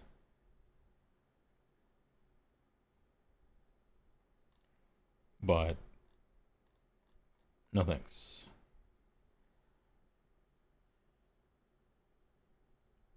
They were AFK watching a different streamer. Oh, okay, okay. Hey, welcome. In that case. Welcome to Khorne. Slaughter Priest. This is the second best model. My man is Big Priestin, Wide Priest Gaming. Once per turn army, you can sacrifice. On a 2-up, you get a blood tithe point, big. And Scorn of Sorcery.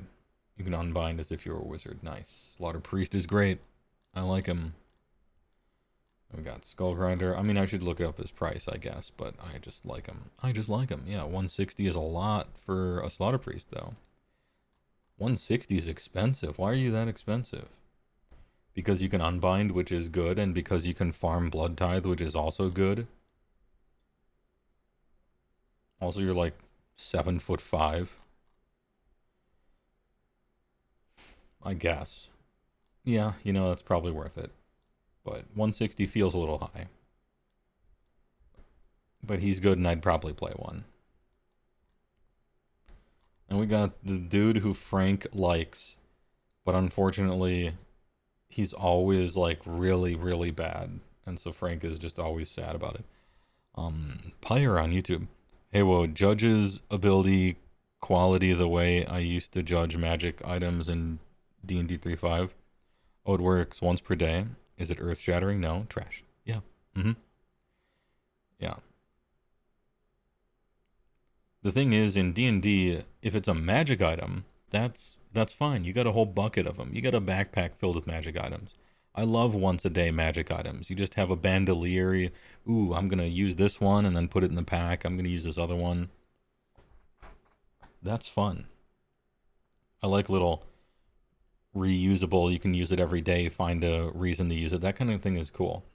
With this, you gotta pay for all of those once an entire game. Nah.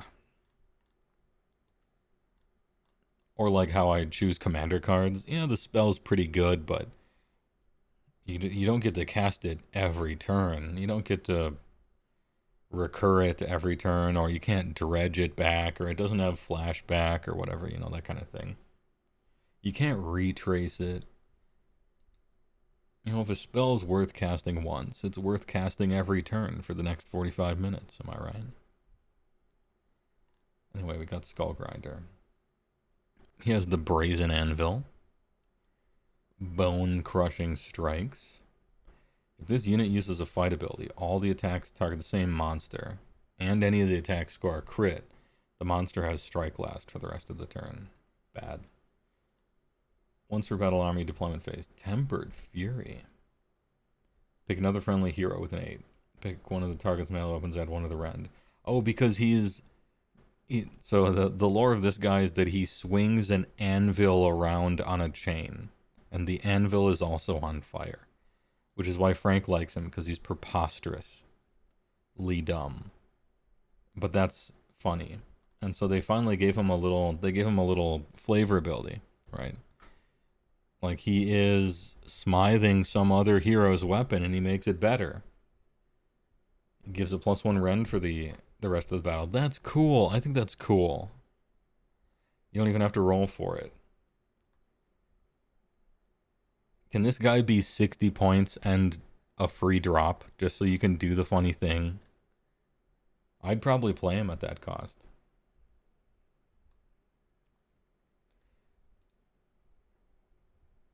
$150. Oh, he is technically maybe free. Okay, we're half there.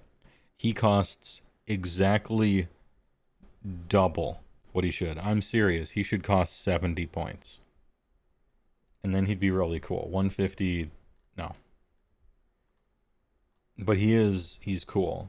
Well, he's not cool, but I like the Tempered Fury ability. I like how he blacksmiths for you. That's funny. I wish he cost 70.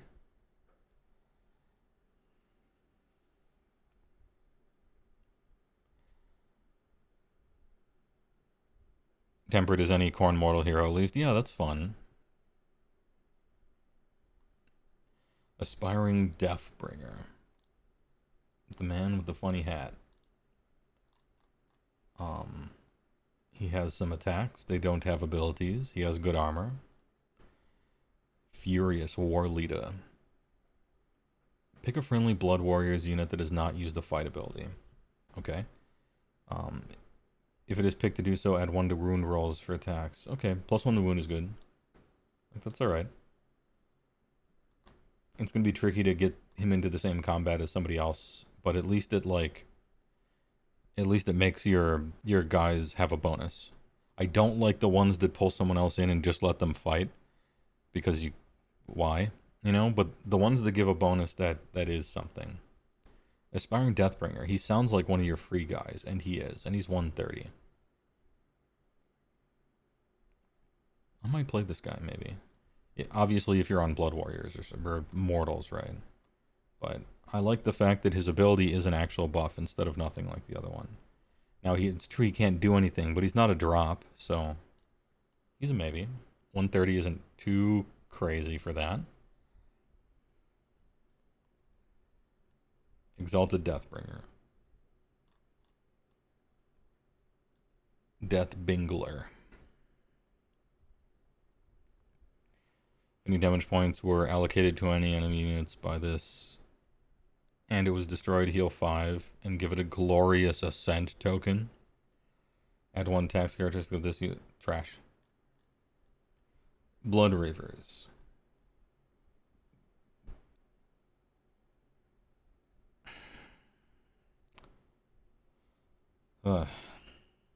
Minecraft looking ass sculpts. Add 1 to rend if they charged. Okay. Well, here's the thing about Blood Reavers. From my recollection, they are what is known as chaff. And so as long as they cost almost nothing, and 100 qualifies, then they're neat. I think what is it? Fleshhounds 110 are in contention for a BT thing or chaff. Blood Reavers 100 for BT or chaff. Claws of Karnak 120 for BT unit or chaff. You got some options there for just thing.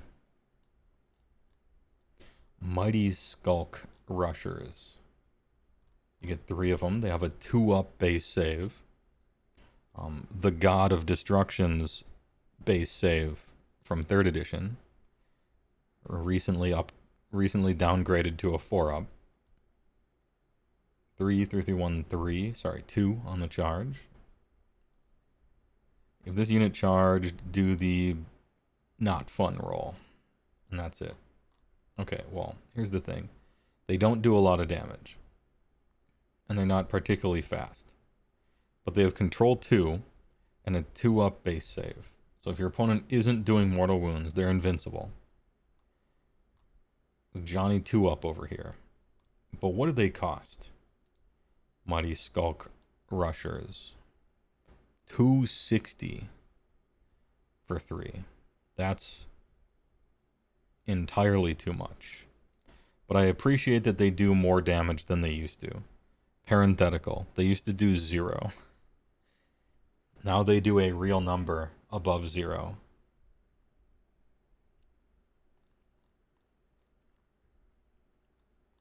Skull Reapers. Oh, the chin. The chin on this man. Look at this fucking symbol. Holy. Now, these dudes always looked like they slapped. They looked like they did so much damage. And then you opened the book, and it always had a damage characteristic of 1. And I didn't understand what they were thinking. But now in 4th edition, they looked at this model, and they're like, this doesn't strike me as a 1 damage model. And they were right. And they condensed all the stupid different weapon it's just good. 4 attacks. 4s and 3s, 1, 2, crit mortal. 3, 4. Now the Trial of Skulls, they have this who fucking asked journal entry personal history montage. If this unit destroyed an enemy unit this turn, add 8 to its control score. If it did not, it has a control score of 1 that can't be modified. This ability is really weird and doesn't play well. Like, sometimes it doesn't work for weird reasons, and sometimes it does work for weird reasons. The fact that this ability is maybe a little poorly thought out and doesn't necessarily play great, don't worry about it. Here's the long and short of it. The Skull Reapers will fight something, and when they fight that thing, it's fucking dead. And so it doesn't matter what their control score is. You can't capture a point if you are dead. They finally reap the skulls. They're 5 for 220. This price does not need to go up. They're good. They're good where they are. They're fun detected and allowed. And by fun, if we use Google Translate, fun means damage. And then you have these stupid guys. Here they are, the Wrathmonglers. They got Wrath Flails, 4-4-3-1-1, crit 2 hits. They have Blood Fury. Each time an unmodified hit roll for a combat attack targets this unit is 1. Inflict a mortal. So each time their opponents absolutely nat 1, they die. They actually die. And then Crimson Haze. While this is in combat at one attacks characteristic of melee weapons used by bloodbound units, including them that are wholly within 12. Wholly within 12 is a lot more generous than it used to be. And you just kind of line them up and you can do the thing with them. They do the thing. What's nice about Wrathmonglers is they are a non-hero that issues your guys a buff that you would normally be getting from a hero. And as a non-hero, they don't have to be an entire drop. So I actually like them. Wrathmonglers. They're 150 for 5. They even cost the same amount as you would have paid for the foot hero. This unit, it's a foot hero with 15 wounds. What's not to like? Maybe what they look like, but you know what? You're leaning into it. This is the fun of it. This army must look better in person with different paint jobs, right? Very much so. Yeah. A lot of this army is still like hella dumb, but it looks way better in person with good paint jobs and stuff. Yeah. I should say that hella dumb is on purpose. It's a comedic army. You're supposed to like laugh when you're looking at it, but in a fun way.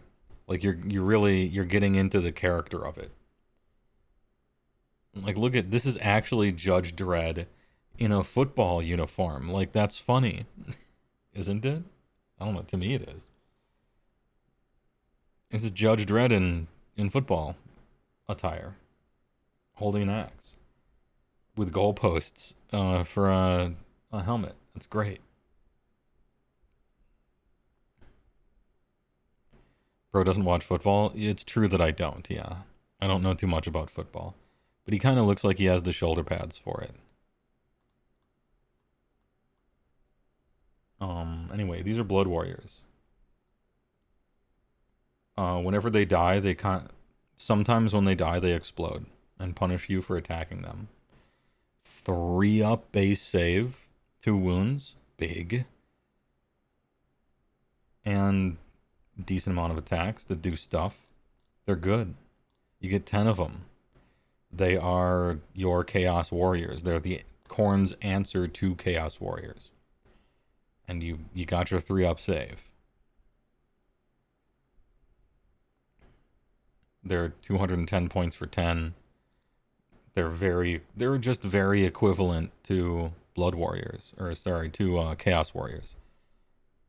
Every Chaos Warrior block of 10 you will ever fight will be marked Nurgle, and so they're much harder to kill than these. But these guys do more damage, and when you kill them, sometimes they blow up. Fair's fair.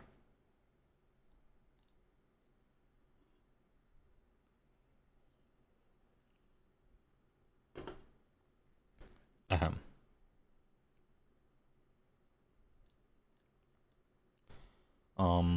Blood Stalker. The big boy. What do you do? You can whip into furry. Pick a friendly non-hero bloodbound unit. For the rest of the turn, you can run and charge. That's good. That's worth doing. That's a good ability. Stud Blorker. Are you a free drop? Ding, ding, ding. Free drop. Let's go. And only 110.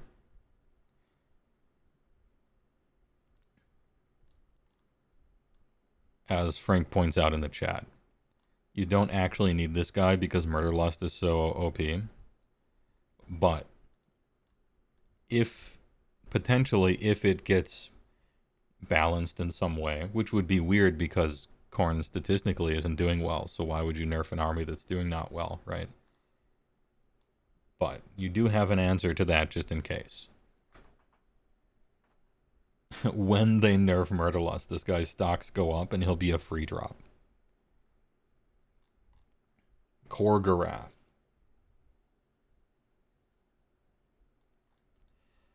And then Bleeding Icon.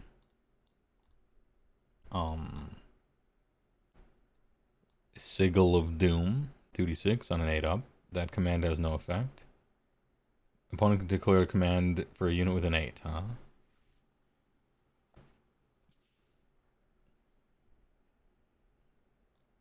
Sure. Okay.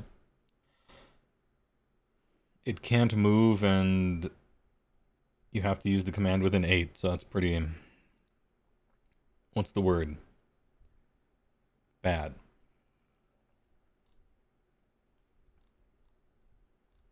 Hexgorger Skulks. When a number of damage points equal to the manifestation's health is allocated to it, it is destroyed, and both parts are removed. Each time it moves, both parts have to be within 8 of each other. And each part has this thing. So technically, if they're both attacking, it has 4 attacks. Yeah, Khorne's sacred number is 8. Yeah. Hexgorges. For each part of this that is within 8 of a wizard. -1 from casting rolls. It moves 8. These are not good either. I don't think. They don't read good to me. In the games that they were summoned against me, they never did anything, but then again, I lost really hard, so maybe I lost too quickly for them to matter. -2 to casting can be annoying. If you summon them within 8 of your opponent, like, if you're within 8, if your priest is within 8 of a wizard, to summon them maybe. I guess.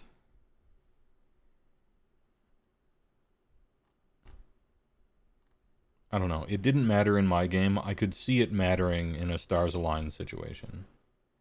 Or maybe they just can't get rid of them, or they fail to on a particular turn, and it really hooks into their wizardry, maybe. I think their range is just too small. And then the big axe. The Wrath Axe looks sweet. Only 3 attacks is kind of sad. 3/2 2d3 though. Pick up just 3 enemy units that have passed across, and then d3, it's the thing. Okay. These are not exciting, any of them. Yeah. I mean, I don't want to speak for you, but I don't think your manifestations are really that good. And they really should be, because, so, stop me if I'm saying things that are crazy, but I think the generic manifestations should be, in general, not great, because they're for everybody. But then the specific ones you get for your army, right? Those should be like really good, or at least better than the generic ones. You would think that the specific ones would be better than the generic ones. But it's exactly the opposite. I think that's weird. And also there's no generic priest ones, which is also kind of weird. Because there are armies like mine that have priests but no, manifestation lore to choose for priests. Yeah.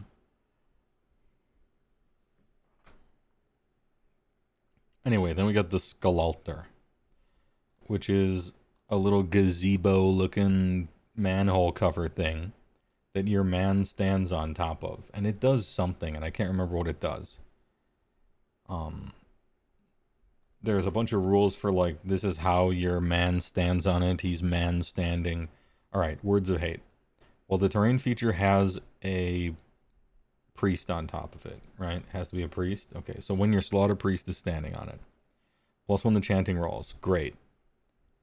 Cannot use move abilities. Well, okay, I guess that's how you stand on it. Instead of measuring range and visibility, you measure it from the terrain feature instead. That's good. All attacks that would target the invoker target the terrain feature instead. Good. If this terrain is destroyed, he tumbles off of it. Okay. Is that it?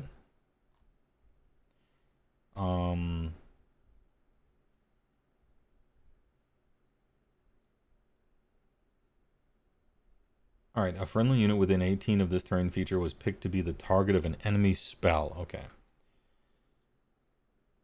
5 up, you get a blood tithe. And you ignore it. The terrain feature can't be... this terrain feature can use this ability more than once per phase, but you can only roll once for each friendly unit per spell cast. Okay. Sure. Very unlikely to work.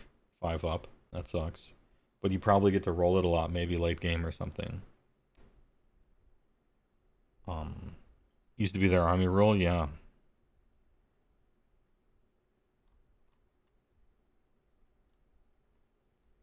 I mean, it's free and it's not bad. It's probably pretty rare, but you'll probably get to roll it a decent amount. Why is this 18? It's not tied to an 8 multiple. Okay, so it says 8. That's the number. They just added 10 to it. 8's your number. They did it. Stop it with the 8 shit. Alright, hey, +1 chanting rolls. I was sold when I read this one sentence already, right? Anything else is sure, extra, fine. Your manifestations are not good. Korgorath, for what it's worth, this guy has never been good, but he is worse than ever, which is pretty amazing. This guy's waiting for Murderlust to get nerfed and then he'll be good. Blood Warriors are good. Wrathmongolers are heroes that don't take up a hero slot. Skull Reapers do a shitload of damage just like they always should have and how we always wanted them to. These guys kind of suck. Well, they don't kind of suck. They're really expensive and they have a 2-up save. That's cool. These are good chaff. This guy does nothing. This guy's maybe useful as a bonus man if you're playing Blood Warriors or something. That's kind of cool. This guy costs more than he should. Slaughter Priests are good. You don't have to play this guy anymore.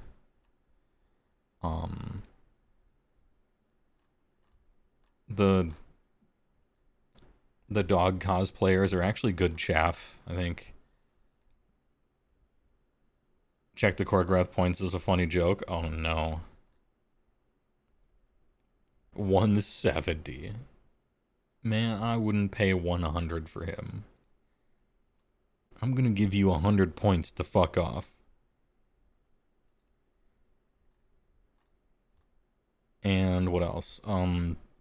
Blood Letters are possibly playable even. Blood Letters do a bunch of mortals.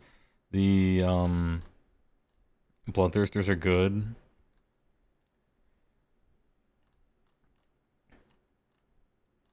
The one thing I was looking at...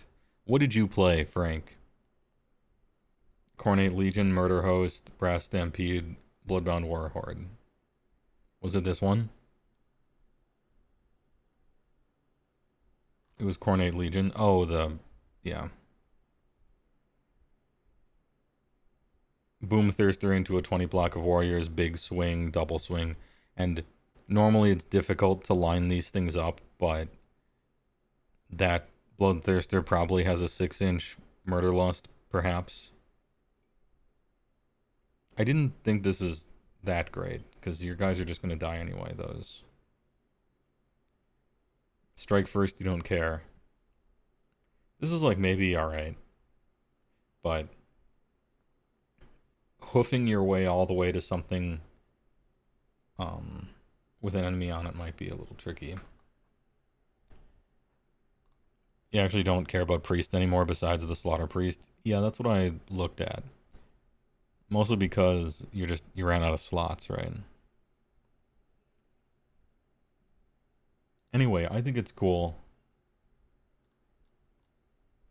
This book remembered fun a lot more than the average book, I think. 6-inch Murder Lust is nuts. Fun Aloud. Does it stay? Is this the only book that stays in Fun Aloud? Is there enough good stuff in it? And the things that aren't fun in it are more a property of how the core rules let them down and army building has let them down in a way? Or is there enough stuff in their book that isn't really that great, even though a lot is, that it goes down into nice? Because that was the case here. The top 6 units in the Slaves book are almost Fun Aloud, but then there's like 30 other units that are just all whatever. I think it actually goes here.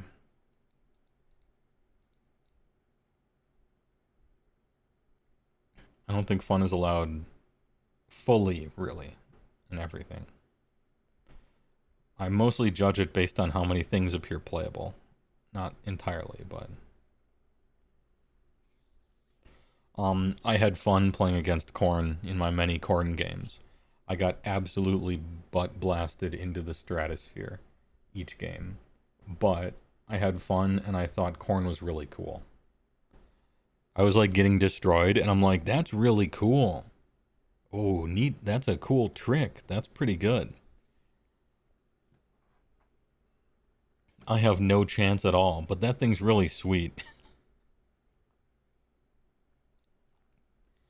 And I don't know, it's kind of a good thing when that can happen. Highest possible praise, I guess, yeah.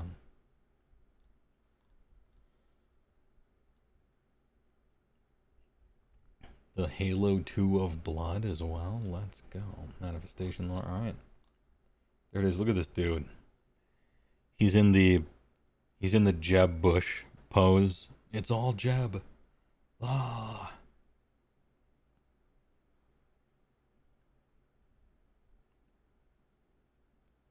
Got a lot of duds with the Mortal Heroes. Yeah, for sure. There's a lot of duds. It's... Maybe that's something that... I was going to say maybe that's something to talk about, but me and every other content creator I've ever heard of have been complaining for 4 editions now that Games Workshop can't seem to write a book that isn't filled with 2/3 duds. So, hey, maybe next time. When they gave us 6 artifacts in the book and only 1 was good, and now there's 3 artifacts in the book and only 1's good, it's like, okay. Is there an internal memo where you're just not allowed to write any more than 1 good one? Or what? Maybe, here's my, okay, tinfoil hat. When they're making the books, they just choose. So, the Khorne Army and Khorne Heroes, they give them the one that you know is good the first time you read it, right? That's the artifact. And then they have 1 trait. And then that's how they balance, like, they play test with those. And then right before they ship, they just type out 2 minutes before it goes to print, they just type out 2 other random things that aren't never even intended to be played with, right? Just to make it look like you have a choice. But really, they were always planning on the one that's obviously the one you take to be the one that you take. And the others are typed up by an intern in exactly 35 seconds off the top of their head. Just to make it look like there's something on the page.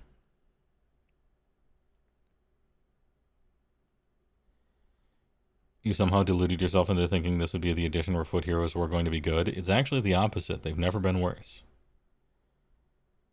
Which is impressive. but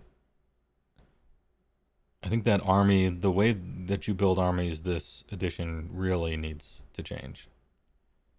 For the good of the edition. Because everybody likes 4th edition right now, and I do too. But if we're playing with this army, the way you build armies for the next 4 years, I think it might sour it. But it's so easy to fix, I think, so that there's like a positive spin on that.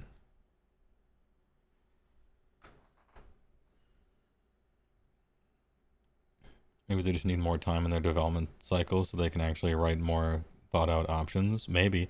There's a bunch of reasons why they might be doing a bad job and always have been doing a bad job at that job.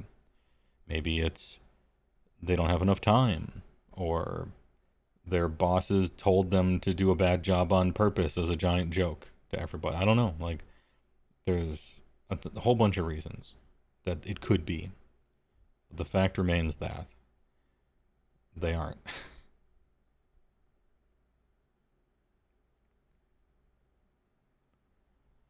Killing Battleshock was a good move, but big blocks are gonna rule without serious horde breakers. Well, the horde breaker is the other big block, right? Everybody has a horde breaker, and it's so I have my big block and you have your big block, and those are the horde breakers. It's just whichever one fights gets them, you know.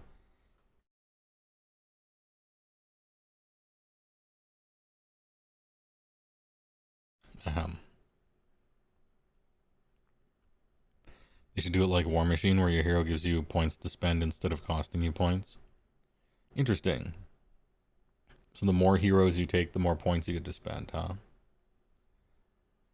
Huh. That would be a lot different. I don't think Marathi would give you points, but I assume you mean like foot heroes.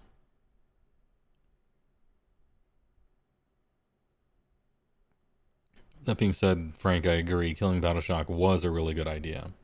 And 3-inch combat range was a really good idea that really does speed up the game. But did they really factor in that you're doing maybe double damage, sometimes even triple damage now with everything that's not a monster? I don't know. Did they factor that whole consequence in? I don't know. Yeah, Korn lost a lot of... Well, I mean, everybody lost a lot of stuff. And Korn lost a lot of stuff, too. They just kept more than most armies did, kinda. It's like the main reason why nobody can be in Fun Allowed tier by the time it gets right down to it. Because the armies lost too many interesting things. Even the good armies and the fun ones lost too much this edition.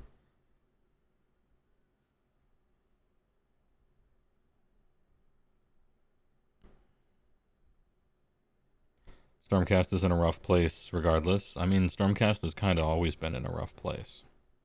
IJ lost everything. Yeah, Iron Jaws lost everything. Beast Claw Raiders lost everything. A bunch of people lost stuff, and a bunch of people lost most... Some people lost most stuff, even. But, I don't know. From that one thing, there's only... Here... They left you with... Remember the article. Okay. Let's not get ahead of ourselves. Remember the article.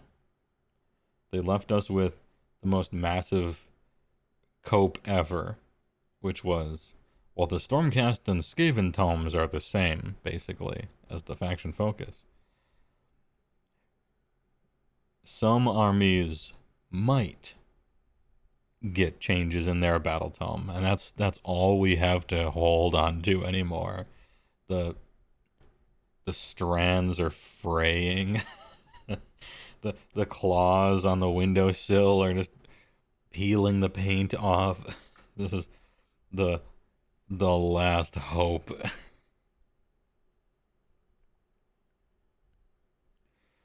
Blech. FEC is a war scroll army with bad war scrolls. I mean, Not, well, yeah. They just need another 10% and they're good. I like Big Oosh. I like that guy. That guy's funny. But yeah, I mean, even when we were going over FEC and reading the army's rules, it's like, hey, when your foot heroes enter combat and kill stuff, you get these points. And I'm like, do you play this game? What do you mean when your foot heroes enter combat and kill stuff? What do you mean? When do we go back to playing third? Never. No.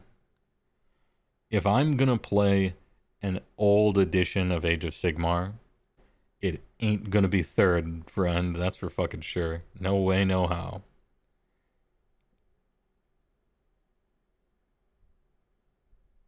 No, I'll just play fourth. Fourth is good despite all of our complaining. It's better than third, that's for sure. Yeah, Gentleman's second with realm artifacts. Amulet of Anvil of Apotheosis for your special hero. Now that's narrative, right? It'll be great. And then we'll misremember all the second edition rules into the quality of life ones from fourth, and it'll be the best shit ever. Real battle plans like the orb.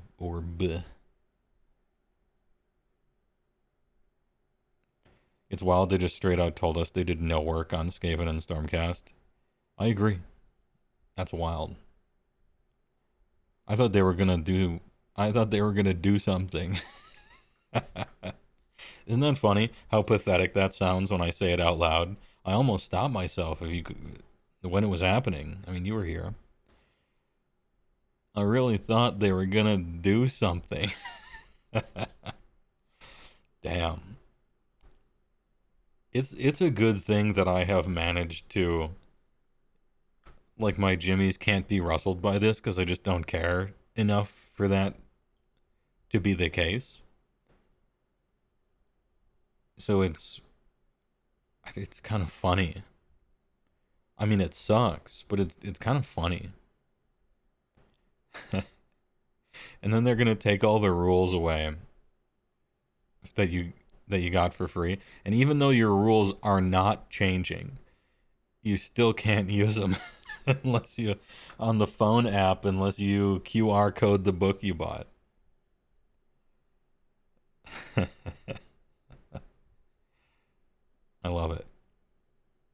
Dude, it's never been a better time to buy.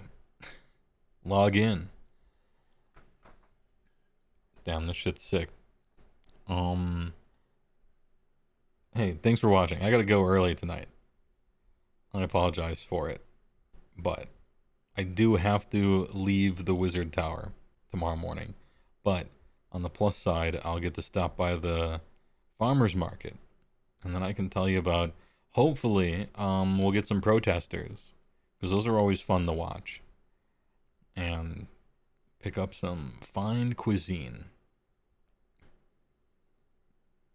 Buy this new book for 75 US dollars or whatever. $50, 75, who knows? Yeah, get a Danish. That's neither here nor there. Let's talk about Night Haunt. They're really good. Why? Well, let's see. They have, look at all these battle trades. Holy, they fill up the whole page. Ethereal. Ignore all modifiers to save rolls, positive and negative for friendly Night Haunt units, excluding Nagash. So, can you use all-out defense? No. Well, you need to get something for that, so instead you can discorporate. It's basically your all-out defense, gives you a 5-up ward. Works the same way as all-out defense did. Now, a 5-up ward seems really good. And it seems better than +1 armor, right? But consider that you start with a 6-up, right? So you're not getting a 5-up out of nowhere. You're going from a 6-up to a 5-up, which is twice as good as a 6-up. And it is better than +1 armor. But, you know, hey, alright. Now, ignoring all modifiers of save rolls, last edition in third was arguably bad. Like, literally worse than not having it, perhaps. I don't know if that's exactly true, but you could make that argument and you wouldn't be silly to do so in third edition. Because it's kind of like the armor stacking edition. This edition, there's less of that. And they just gave almost every unit in the game a bunch of weapon special abilities. +1 rend against cavalry, +1 rend against infantry, +1 rend when someone charges you, anti-hero, +1 rend, you know, almost every new weapon ability that's on almost every war scroll is doing something that you are immune to. Right? Also, this GHB season, what do you do with your guy that you put into your general's battalion, right? Oh, you can give him anti-whatever rend. Okay, well, they ignore that. So you're ignoring one of the main, like, damage buffs that everyone in this edition got. Baseline. Which is that strong, you know? But wait, there's more. Once per turn, your charge phase, you get 4 of these. And pick a friendly Nighthaunt unit that has not used an aura, and that charges this turn, then pick an enemy within 1. Number of models in the friendly Nighthaunt unit must be greater than the number of models in the target unit, okay? -1 from hit rolls for the target's attacks for the rest of the turn. Now, all of these involve charging, I'm pretty sure. And unlike a lot of people's battle traits, unlike a lot of armies' battle traits, these aren't once per turn army exclusively, right? You just have to pick a friendly Nighthaunt unit that hasn't used Aura of Dread for this one, but you could do it also for this one, because they're called different things. Kind of neat. -1 from hit rolls is really strong against a lot of armies, particularly like mine. Hitting on 4s sucks, right? That's good. Friendly Nighthaunt units that are in combat can use charge abilities this phase. Friendly Nighthaunt units. Oh, just everyone. Okay. Just everyone. You can charge. Even if you're in combat.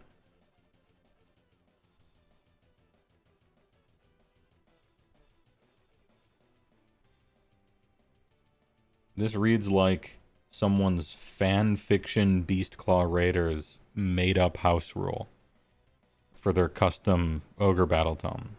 Like, it reads like a player wrote this to make Beastclaw Raiders OP or something like that. You know, this is like a this is like a Bobo rule. Like, someone from Discord's like, hey, I fixed Beastclaw Raiders, check out my rule. And it's like, you can charge even if you're in combat, you know? And be like, yeah, haha, wouldn't that be funny? But this is official. It's real. Wow. Hey, alright. Pick friendly Nighthaunt, War Machine, or Cavalry. -1 from save rolls for the target for the rest of the turn. That's great, right? -1 from save rolls is a super good effect. And it hits your Cavalry, which is a good unit to put it on. I don't know if you have a War Machine or not. Maybe that Black Coach counts as it, as we'll get to. But yeah, -1 from save rolls is nuts. Super good. And once per turn, Petrify. Big friendly Nighthaunt hero that has not used an Aura of Dread ability this turn. Target has strike last for the rest of the turn. That's very good. Now, these are your charge phase, right? Notice how they all say your charge phase. So that's great. Black Coach is? Okay. Anyway, strike last is strong. It requires you to charge with a hero, which is dangerous, right? But yeah, strike last, pretty good. -1 from save rolls, really good. Charge in combat, fanfiction ass move. And -1 from hit rolls, pretty good defense. This one's pick a friendly. This one's pick a friendly. This one's pick a friendly, right? So these are single target. This one, just everybody.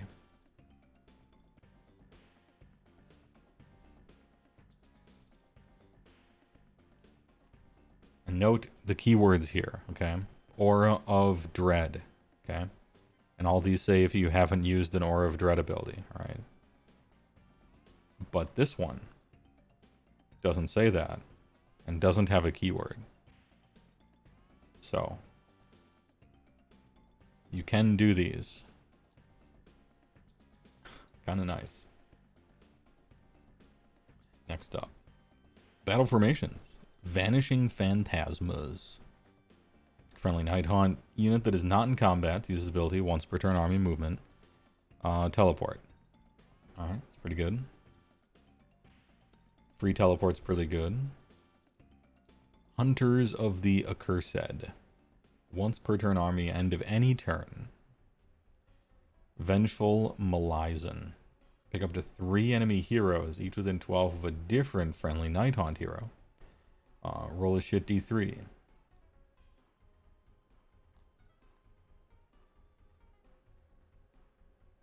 Nah. Death Stalkers. There is no escape. My experience playing against them. Friendly Night Hunt units can use charge even if they used run or retreat in the same turn. In addition, what do you mean in addition? Full army-wide, no keyword, all day, every day, run, retreat, and charge. No limits. But we get in addition. No mortal damage is inflicted. Yeah, you don't take damage also. Sure. That's crazy. Oh man. Cavalcade of Death. Friendly Night Hunt infantry have ward 5 up where they're wholly within 6 of a friendly black coach. Damn, I'm thinking the everybody can run, retreat, and charge with no penalty always. I'm thinking that one. No limits. Reach for the stars. So why are Night Hunt good? I don't know, because they ignore like every rule. There's a lot of rules, and you kind of ignore them. That's good. Heroic traits. Once per battle, your movement phase, Ruler of the Spectral Hosts costs 1.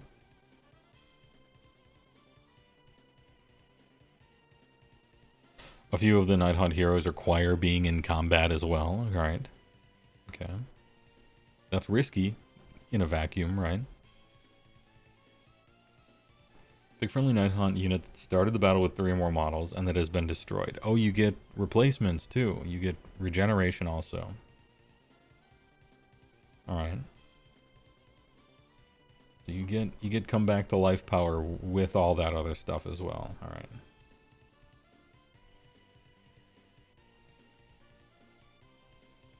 It's once per battle though. Counts as a trait. Cloaked in Shadow. If the unmodified hit roll for an attack that targets this unit is 1 to 3, it fails and the attack sequence ends. I don't get it. That's how the game normally works. You see, my guys hit on 4s, so I miss on 1 to 3 anyway. Anyone privileged enough to hit on 2s in the chat?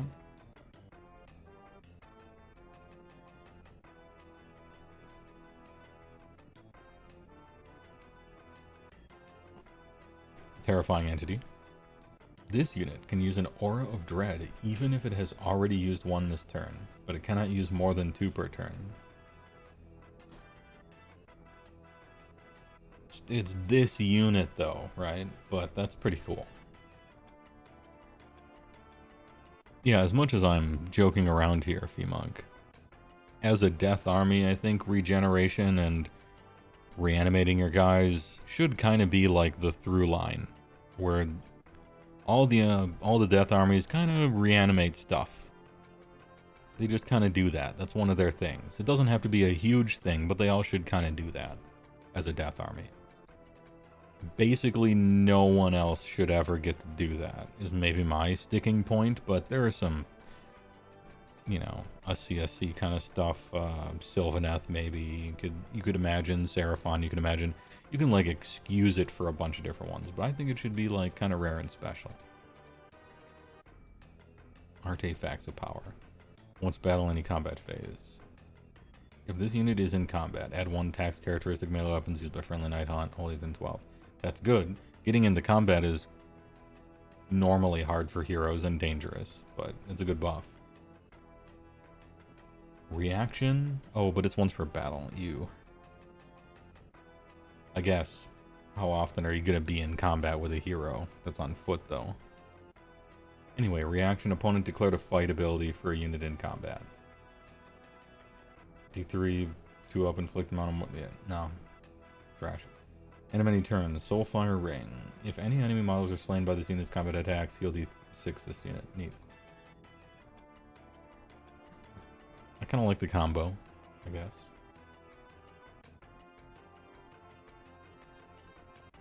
Spell lore. Pick friendly Night Haunt Wizard to cast a spell. Visible Night Haunt that has 3 or more models and is wholly within 12. -1 from wound rolls, attacks target that unit. That's a good unlimited spell, and it's only 6. Holy 12, that kind of sucks, but fair enough. Yeah, it's a good spell. Spirit Drain. Friendly Night Haunt Wizard to cast a spell. Pick a visible enemy within 18. Number of dice equal to the number of models in it. 5 up, 1 mortal damage. Alright, yeah. Kinda Horde Tickler, I guess. Cast on a 7. Not great. Potentially good if you're fighting 40-man units or something. Spectral Lure. Pick a friendly Night Haunt, wholly within 12. Return number of slain models, target unit, combined health characteristic D6. Alright. Yeah, get them back. Sure. Spell Lore's D's. Manifestations, don't care. Nagash.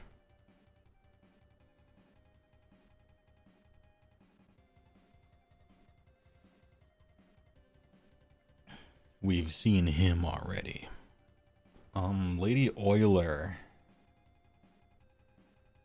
Lady Oil in there. 8-inch move, 4 up save, 7 health. She's got herself a 4, count 'em, 4 up ward. Ooh. Double Wizzy, too. I mean, we've seen her before, I thought, and I wasn't sure if I liked her or not. But Double Wizzy kind of nice. And it turns out reanimating a bunch of stuff is going to be really good. The control score thing, whatever. Grief Stricken. Ignore positive modifiers to hit rolls, wound rolls, and save rolls for the target. This is good against people whose armies give them buffs.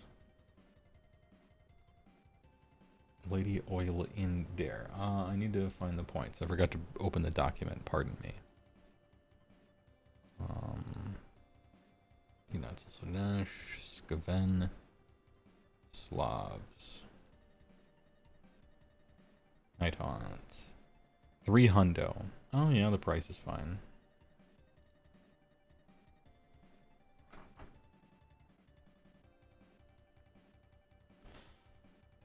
Not that they need buffs, but why can't Olinder shoot in combat? Because they decided that people can't shoot in combat on average, and only the exception is that people can shoot in combat.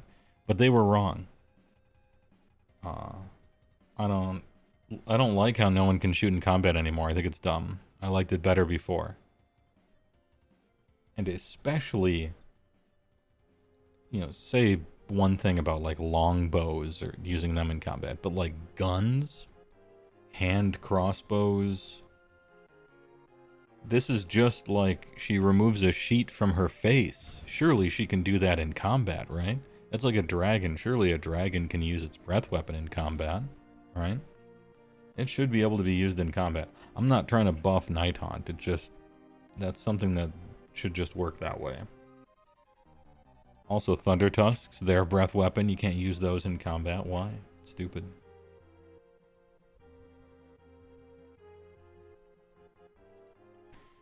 There should have been a universal rule, unwieldy, that means some weapons can't be shot in combat. Yeah, maybe, but I'm thinking of stuff like trebuchets or longbows or something. Very rare, you know. Even that, I bet you could fire a trebuchet, just not at the people in combat with you. You'd fire it over there. You know, some guy's fighting someone and you got a catapult or something, you could probably still shoot it once before you damage the catapult. Anyway, I think you should be able to shoot in combat. I liked how you could do that before. And it makes a lot of shooting units even worse now. Anyway, I like the things she does to Price is Right. I wasn't sure how important the res would be, but it's pretty good. And she's a double wizard with a 4 board. And the control score thing kind of doesn't matter, but whatever. It's something. That's something. Kurdos Valentian.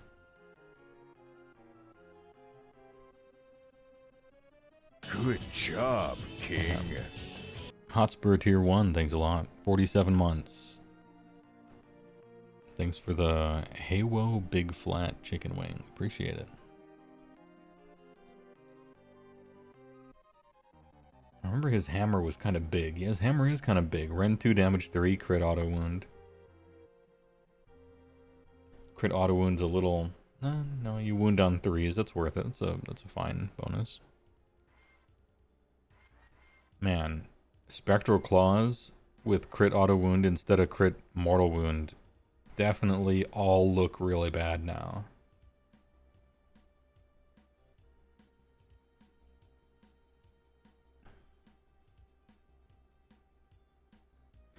Once per turn, a reaction, opponent declared a command, 3 up, goes away. Within 12 of him, even. Man, I want more abilities on this guy's War Scroll. But that's my complaint of almost every War Scroll. 200 because they think that it's toxic that he steals commands. And it is toxic to do that. They are right. But, yeah, he's just kind of, he's a man. Olarak the Drowner, look at this shit. Look at how sick.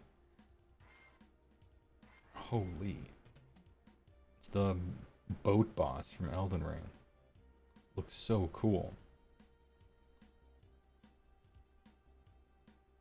What does it do? It hits you with the Deathwood Ore, the joke weapon from Siegfried in Soul Calibur 2. It's got Rend 2. Tibia Mariner. Once per turn, Passage through the Underworld. If this unit is not in combat, pick a friendly non-hero Nighthaunt that is not in combat and holier than 12. Remove this unit and the target from the battlefield. Set them up again, holier than 6 of each other, more than 7. 7 from all enemies, neat. Usually it's 9. He gets to take people on a boat ride, that's kind of funny.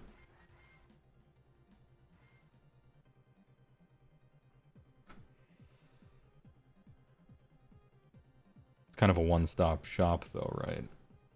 Because it's not like he can go back and get somebody else.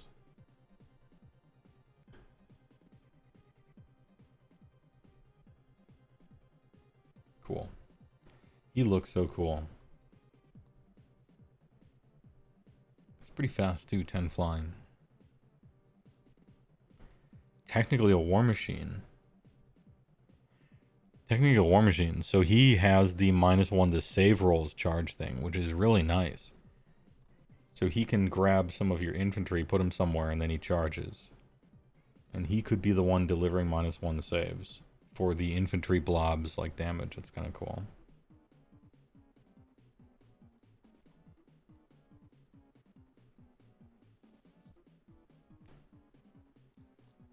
Reikenor the Grim Heyla. Wizard 1. Oh wait, was this guy a wizard? He was not. Oh, well then you're just not going to play him, right? Because it's Age of Sigmar. 4th edition. Yeah, he's not free. Nope. I'm sorry, I briefly forgot that the way you build armies forces you to never play anything fun. I forgot. I don't know why it slipped my mind. I guess I've been playing Space Marine for 2 days. Anyway, he's got some attacks. He's got some corpse candles. You can allocate damage to targets, which is kind of cool. goes through, I think allocation goes through wards as well. If it's a visible enemy unit, that is.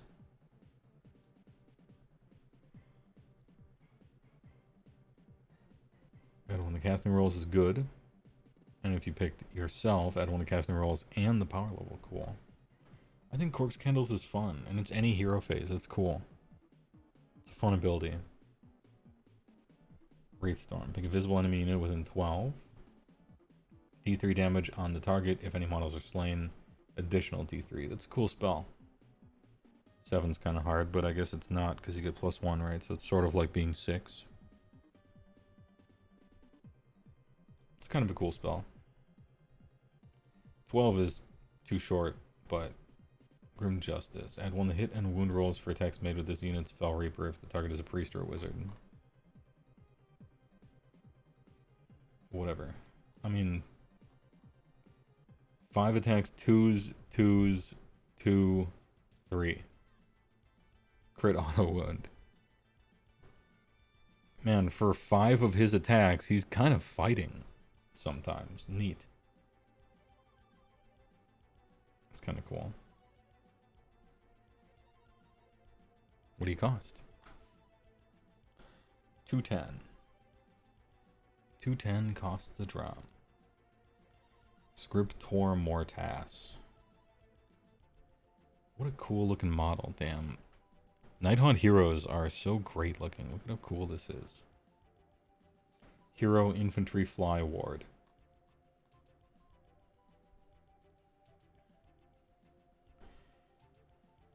Oh, you count as a, you can be a cursed soul. So you could actually, you're allowed to play this guy. He has the special keyword that says you can play him maybe. Not for fighting.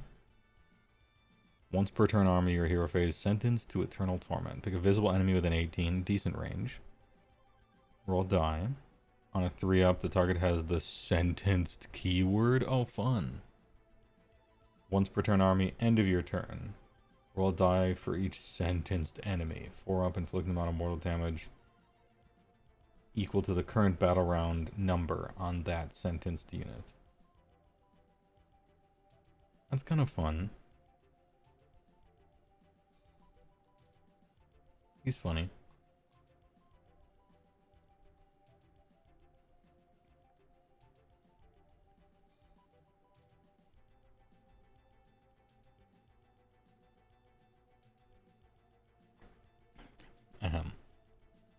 Every faction should have a wizard 1 with the keyword that means there are 0 drops.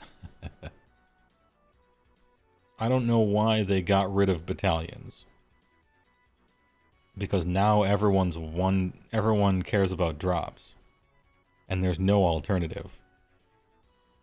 I liked it when, ooh, my army doesn't work as a low drop army, so I'm gonna get a bonus artifact instead. At least you get something. I thought they should have probably rebalanced that thing instead of delete all of it. But I guess here we are. Tomb Banshee. Once per turn army, any shooting phase, Ghostly Howl. Pick an enemy unit that had any damage allocated to it this turn by attacks made with this unit's piercing scream. And then it can't use commands. Well, there are any friendly Mirmorn Banshees only within 12 of this. Or positive modifiers to the... No. Edge routes.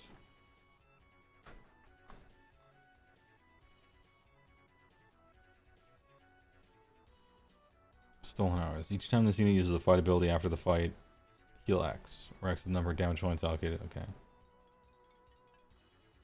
Infantry Overseer.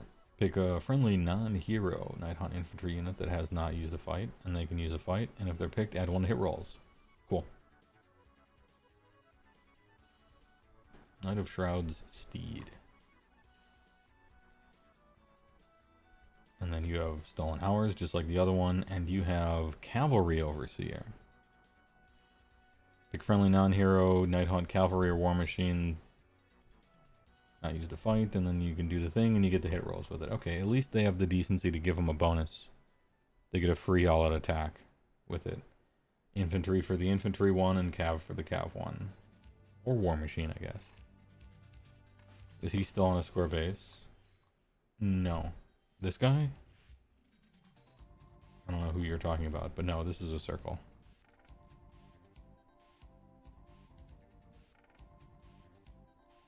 Oh, we got Karen Rave. Well, this unit is in combat, add 1 attack characteristic melee weapons used by friendly Grimghast Reapers. Okay. I'm noticing a theme. There's now 2 heroes, or rather, there's 2 abilities that want you to be in combat, and you can do the double up, right? Because there's a...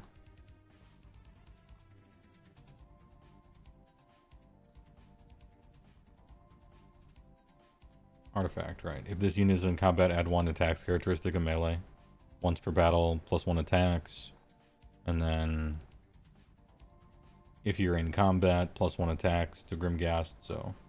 you could do like a Karen Wraith plus Grimghasts, and now they're at +2 attacks once a game, maybe.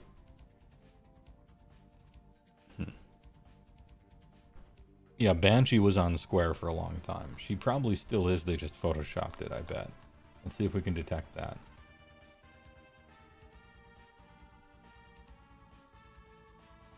Inconclusive. Anyway, where were we? Krollgast Cruciator. This guy is sweet. Look at how cool he is. I love the... exactly half of the heroes look so cool here.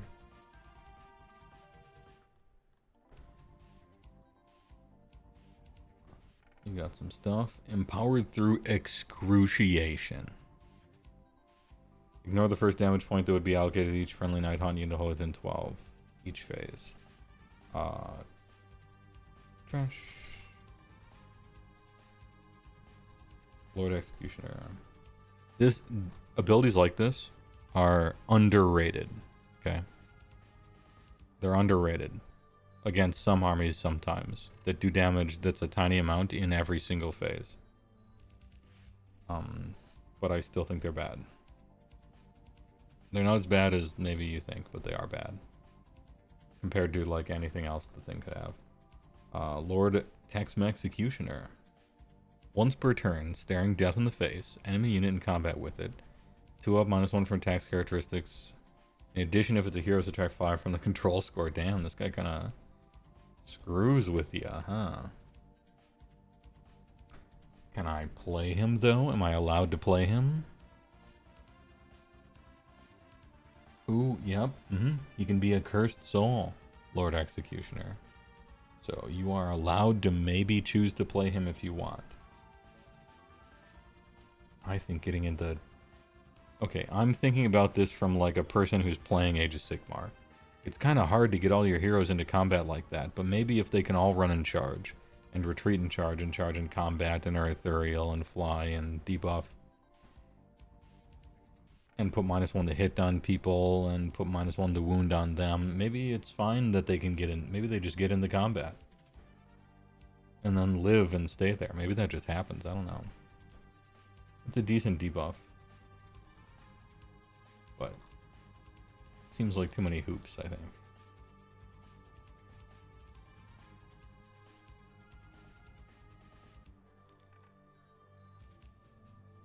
Maybe you just jump through the hoops though, you know. Dreadblade Harrows. Oh, Harrow. Cavalry Fly Ward 6. These guys are 1 dude, if I'm not mistaken. And they're not a hero. Nope, they're 2 dudes. I'm wrong. I'm exactly wrong. 160 for 2. Not a hero. They have some attacks. 12 flying. Kinda fast. If this unit charges turn, add 3 to its control score of friendly Night Hunt units while they're wholly within 12 of this unit. Cool. Including themselves. Move this unit from the battlefield, set it up again on the battlefield more than 9. So full teleport, any movement phase. Teleports every turn. For free teleport every turn. Preposterous. This shit right here. In the other army books, we're talking about a type of unit, and I point these out usually, And they are victory point units. They're units that are supposed to get BTs, right? You're supposed to get a BT with them. Little victory point things. And they're supposed to be cheap and kind of fast. And maybe you can capture something or stand next to a terrain feature, or, you know, you fly and you can go somewhere and do something, right?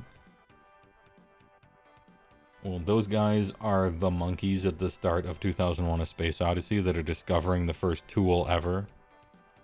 And these guys have landed on Europa, okay?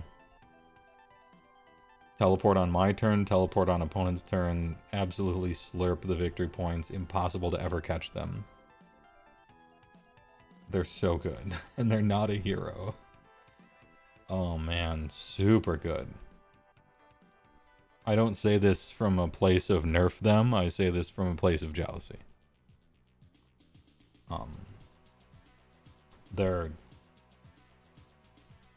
the score masters. Anyway, Guardian of Souls, one of the two limited edition version. Wizard 1. Chill Blade.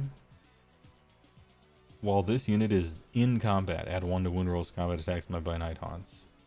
I don't really like that because you crit auto wound with everything. And I don't like him being in combat, but he is a Wizard 1, so maybe you play him anyway.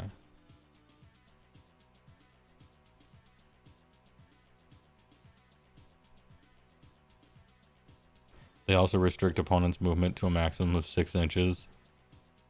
They're also the best units in the game. Yeah, it's pretty good. It's pretty good. Pyregeists. Damn, that doesn't look good. A lot of Nighthaunt stuff looks really good, and this is not one of them. I hope they're not good, because they don't look good. Gout of Balefire. Kind of short range, but shoot in combat. To light a pyre.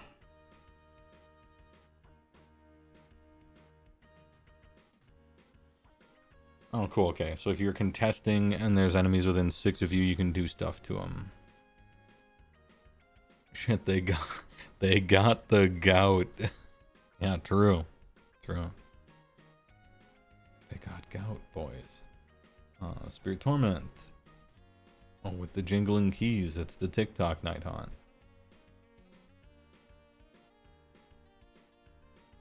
Shacklegeist Chains. Each time friendly Night Haunt within 12 of you uses Rally, you can make 3 additional Rally rolls. No, maybe they do. Maybe Night Haunt players play them. I don't know how the lists shake out, but I'm not excited by that. Can you play them? Are they a hero? They are a hero. Spirit Torment.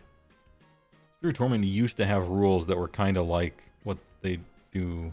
So no, never mind. I was preparing myself to think that that you could play them, but you can't. Never mind.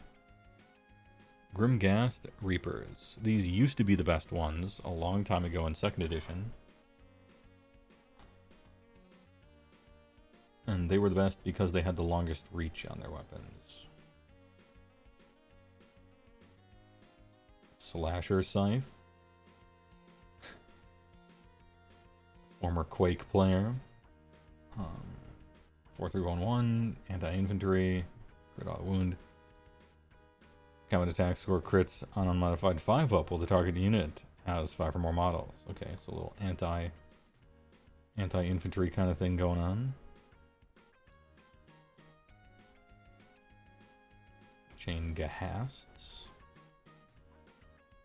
And then remember, 2 attacks. To compare all the little guys on the ground.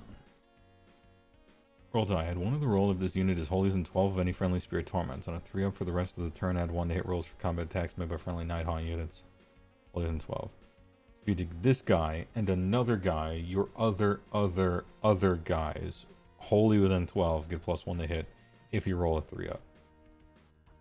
Please stop writing rolls like this. Night Haunt's like super OP and everything, but don't do any of that ever again.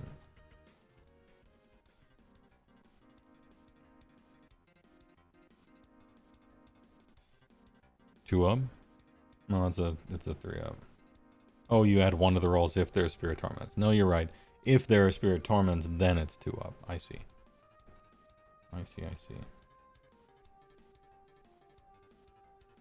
Chain Rasps. They're tiny and cute. Add 1 wound rolls to this combat attack if it charges the same turn. Man, adding to wound rolls with crit auto wound is awkward. But I guess they're not for fighting.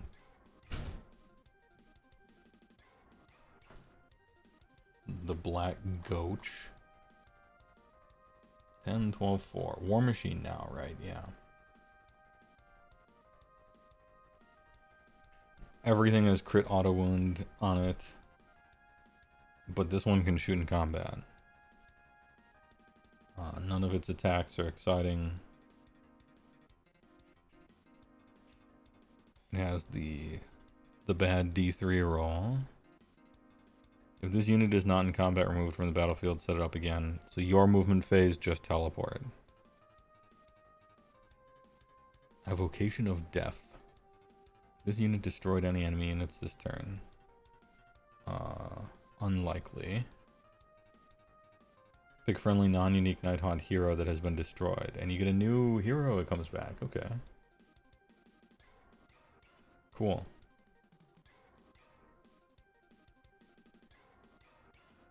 What a weird thing for 260.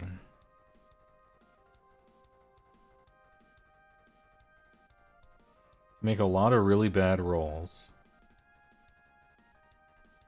And you have the bad impact hit.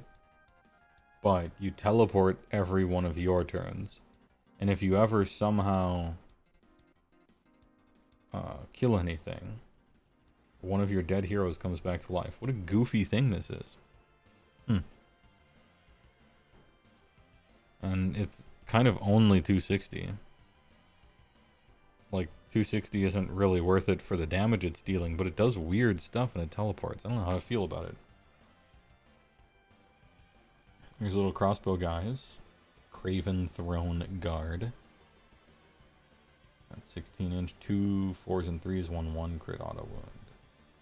This unit can pick enemy units to be the targets of shooting attacks, even if they're not visible. In addition, ignore negative modifiers to hit rolls for this unit's shooting attacks. So, full snipery now. I don't know why they're so good at sniping, but okay. You get 10 attacks on 3s and 3s, I guess.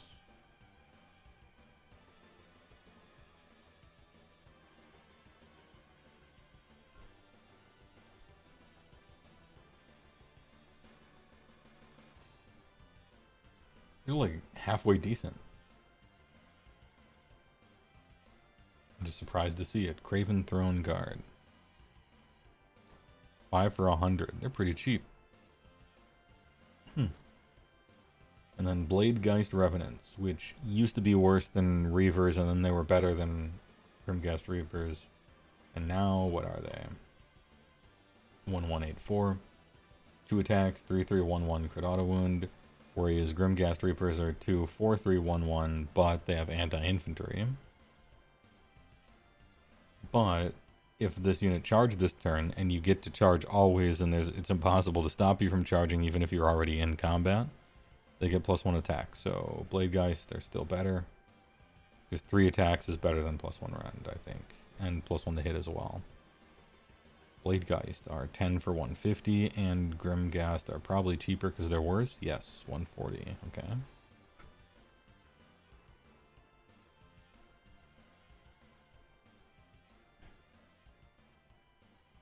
I appreciate it because I think I actually like Bladegeist Revenants. I think they look cooler in any case. Glaive Wraith Stalkers. I hate what they look like. They look like rats. Or horses or something. Don't like them. That's just me.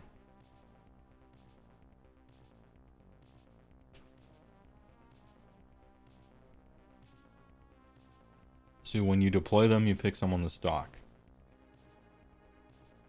And then when you charge a stalked enemy, you add 2 to charge rolls for this unit.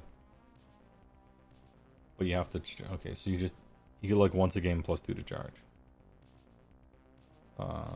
No.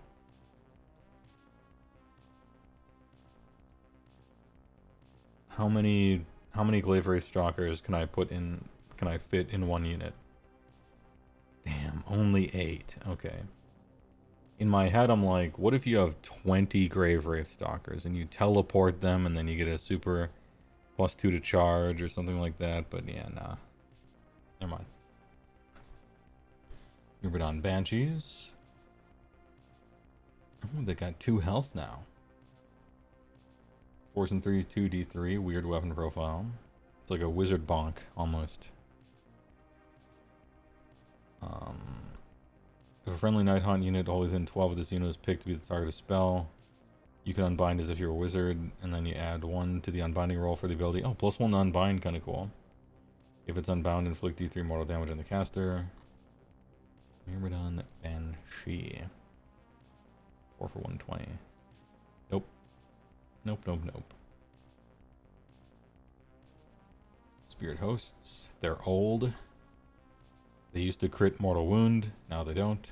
That's sad.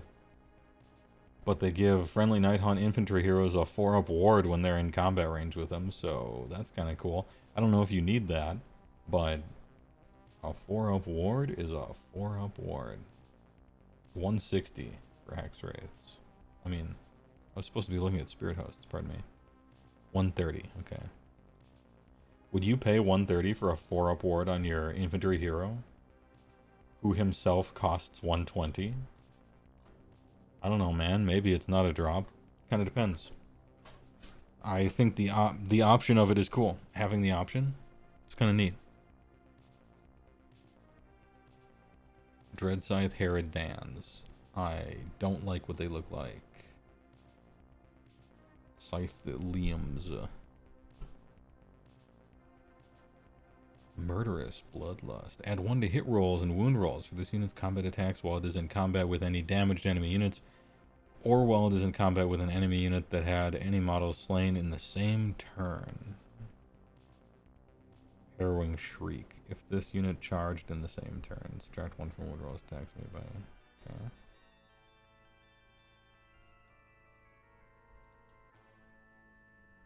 $150.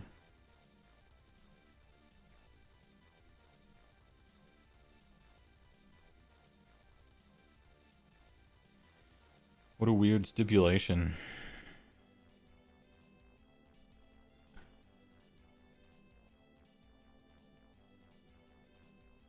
Interesting. And then Hax Wraiths. They look so old. They're so bad. But their stats are so good. They have 2 control, which is really good. 12-inch move, flying, really good. 3 health, 4-up save. 3 health, huh? 4-up save, huh? They got some random ass attacks. If this unit charged, pick an enemy within 1, D3, and then it's the stupid thing. You get 5 of them. They cost 160. If I recall, yeah, I was about to mention Thief the Thief. They got FAQ'd to be Control 1. So, that's important, because they're like a crazy anvil, right? Ethereal, 3-up, 4-up, 6-up, potentially 5-up, potentially -1 to get wounded, some recursion, 12-inch flying, can charge when they charge. Yep. They're pretty hard to deal with. The ultimate pinner.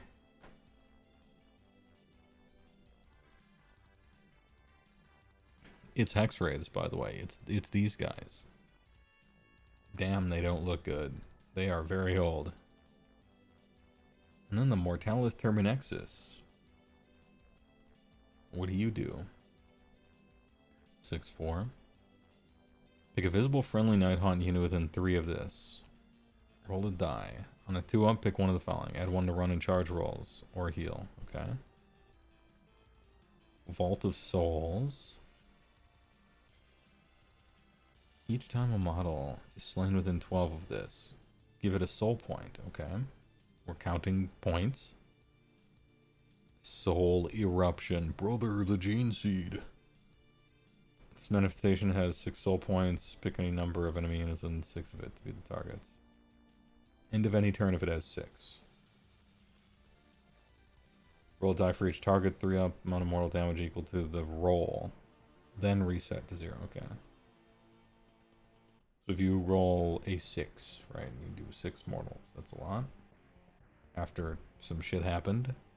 It's like finishing something off, I guess. Nashayish Hareeper. The Almighty Reap. Why did you call it that? 1 attack. 3, 2, 2, 4. Hey, alright. Add 2 to the attack's characteristic if it charged in the same turn. Oh, shit. Alright, funny.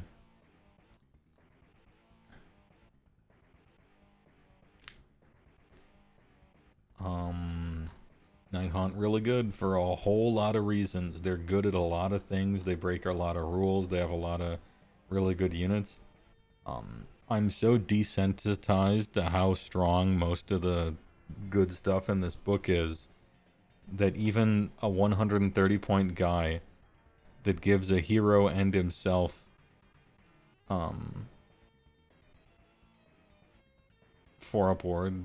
Wait, it's not himself, right? Friendly Nighthaunt infantry heroes have 4 upward while they're within. Yeah, it's just the hero.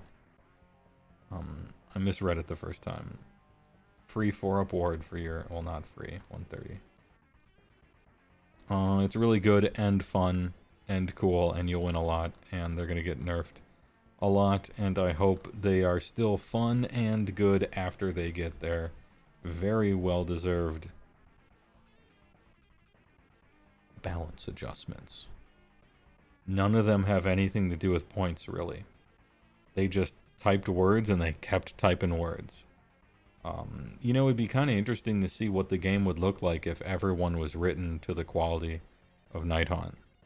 Like, especially some of the weaker armies. Like, what does a Stormcast army look like that has rules this strong? You know?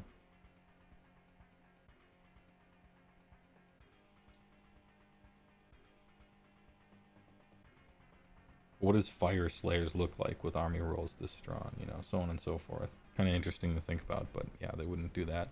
It's the outlier. It's the absolute outlier.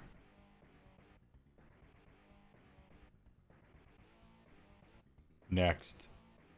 Who's next? Nighthaunt looks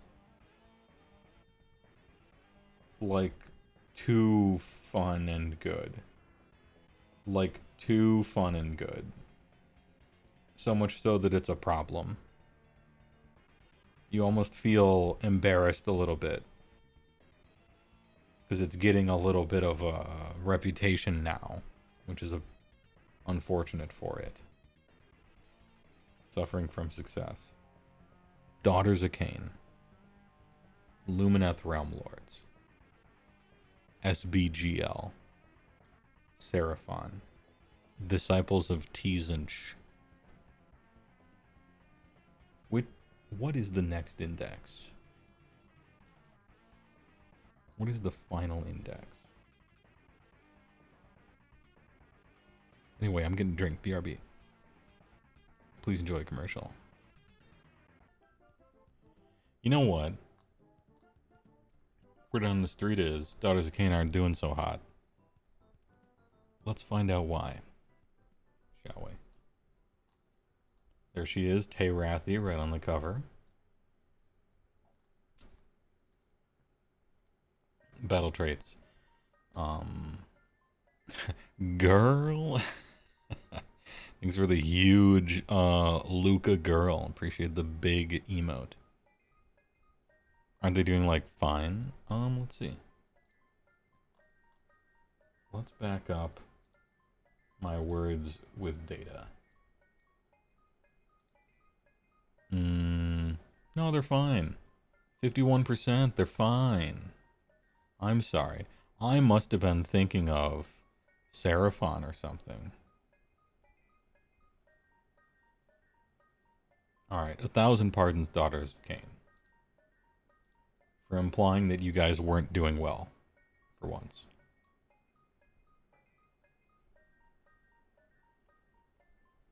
Pardon me. They're doing fine, 51%. They're in the zone. All out S laughter. Once per battle, any combat phase. And it seems like the first time I read it, I'm like, yeah, once per battle. And you pick a thing, and then you use 2 fight abilities, but that's it. However, it's not once per battle. It's once per battle per unit that uses it. Very confusingly written. Very counterintuitively written. But they do, that is the system that they're using. And if you fine-tooth comb through the rules in 2 different places, you will realize that's how it works. And at least they're consistent. Well, they're not consistent in the way they write that, because we looked at the Stormcast one, it's written differently, but it's different in a... Anyway, don't worry about it. It's once per unit per battle. Rip the Relaxo piano. Yeah, too many people complained about it. And I don't normally take requests, but... No fun piano. Although that 75-hour video is going to have a lot of the piano anyway, so maybe it doesn't matter. They get blood rights. These things are cumulative, as far as I recall. Yep, the effects of all previous battle rounds also apply. So on round 1, you get +1 to run rolls. Not bad. Some of your guys run in charge, if I recall correctly. +1 to charge rolls. Also not bad, because that's just a good bonus. And, as mentioned, you do have runs and charges.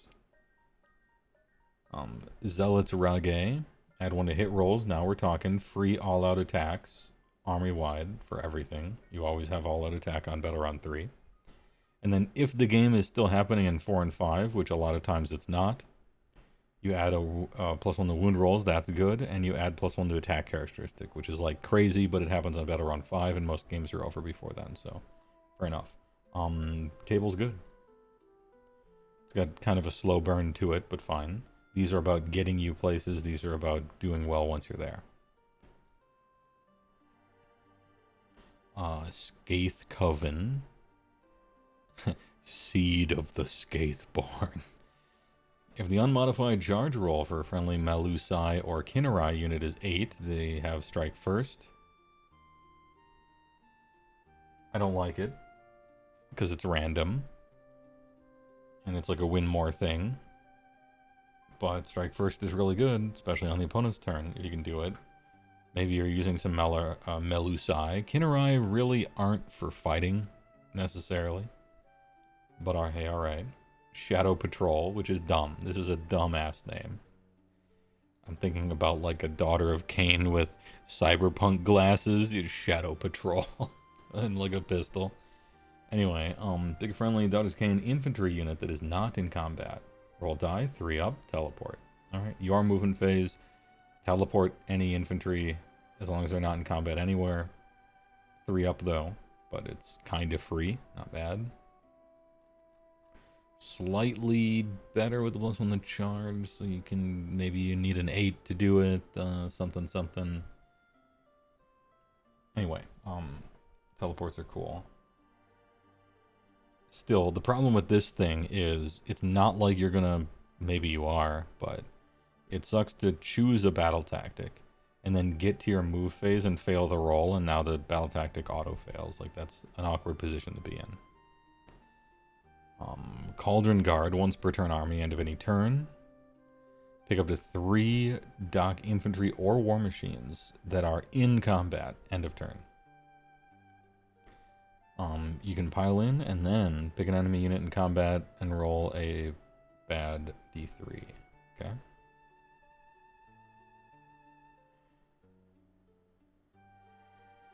Slaughter Troop. Once per turn army reaction, you declare a charge ability for a friendly Daughter King elf unit. Elf unit. Once per turn army reaction. Change 1 of the die in the charge roll to a 4. Well, I like that. That's pretty good. It has to be elf unit though. So Melusai can strike first if they get the natty 8 up. any infantry can teleport, but only sometimes if you roll. But in a way that doesn't really necessarily lend itself to BTs, because you got to choose them pretty early. Or you virtually don't fail charges ever for elves. Alright, you have some choices here. I don't know what doc players use, but you have some choices. Heroic traits. Although, I gotta say, I remember when they said that the battle formations wouldn't be so locked to units, and then everything is keyworded, so... I thought they were supposed to be about playstyle, but whatever, I guess. Hero traits. Master of Poisson. End of any turn, pick an enemy unit that had any damage points allocated to it this turn by this unit's combat attacks. For the rest of the battle, that cannot be healed. Silver bullet. Unslain models cannot be returned to the target unit. Silver bullet. Alright, we got a big old silver bullet here. This would be cool if you could choose these things at deployment. End of any turn, bathed in blood. Then again, like, your hero has to, like, damage stuff. I don't know if that's ever happening. Bathed in blood. Heal 3 if it's in combat. Again, this is a hero. Marathi's gonna be in combat. I don't know about anyone else. Zealous Orator. If a friendly unit wholly within 12 uses rally. Alright. I mean, probably that one. Probably this one. It's the only one that doesn't need your foot-ass hero to be in combat. Once per battle, your hero phase. Friendly Dozakine Priest, wholly within 12. Give that unit D6 ritual points. Oh, you're going for a combo, are you? How many priests do you normally run? Once per battle. Or Crown of Heywoah. Subtract 2 from the control scores of enemy units. Don't name me after something this bad. I rescind this. Once per battle, your movement 7-fold shadow. If this unit is not in combat, remove from battlefield. Oh, just teleport. Right. Once per battle again. I don't like their traits or artifacts. These aren't fun. I really don't like their traits or artifacts in Doc. Don't like them at all. Spell lore. Steed of Shadows. And it's a 5. Target can use charge even if it ran. Alright, unlimited run and charge. Sure, pretty easy to cast too. Doomfire. Enemy unit within 12. Boo. And a 7. Not great. If the target unit has fewer than 10 models, D3 mortal damage on the target. If it has 10 to 19, D6. If it has 20 or more, 6. This is the Thunder Tusk ability. Sorry you had to. Sorry you got that. That shit sucks. Your hero phase Mind Razor 8. Okay. This is really hard to cast in this army. That's annoying. It always has been 8, but add 1 to rend. In addition, if it charged, add 1 to damage. Okay, so you either are going to do damage, shitloads of damage, or Mind Razor fails, and it's nothing. It's a really, really, really strong buff that is kind of unlikely to work, and it's a linchpin thing. I don't know that I like the dynamic of it.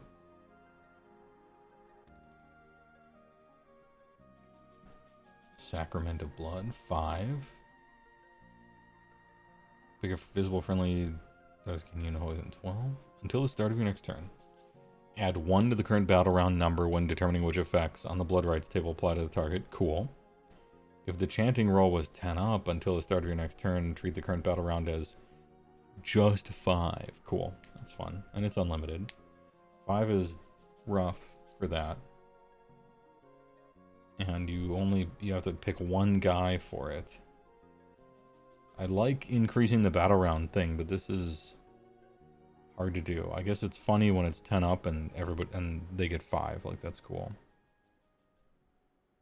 I don't love it. How many priests do you have again? I guess we'll look. Martyr's Sacrifice. Goes can unit, holding 12. Till the start of your next turn, each time model in the target unit is slain, before removing it, you can pick an enemy and roll a die. If the chanting roll was 8 up, roll 2 instead of 1 for each fall. Okay, you get murder rolls, essentially. You get the corn murder rolls, except on a prayer. We run 3 priests if we're including Cthulhu. Okay.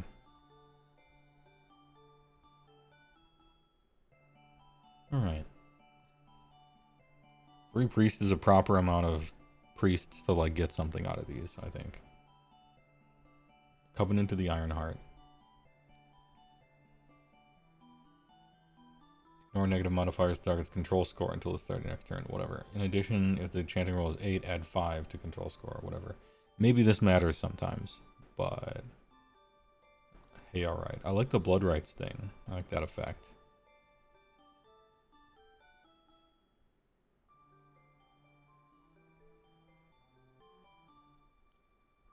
I had to read the second half of this just to see if it still only affected the target on 10 up. I thought maybe when you get a 10 it affects everybody or some ridiculous thing, but no. No. Okay. And murder rolls are kind of funny.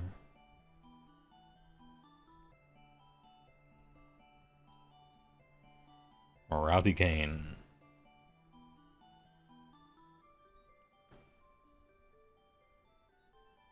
Your hero phase, cast on a 7. Mirror Dance, plays 2 tokens, and then hot swap the hard drives. That Sada. The Sada Shadow Queen. The Sada Queen.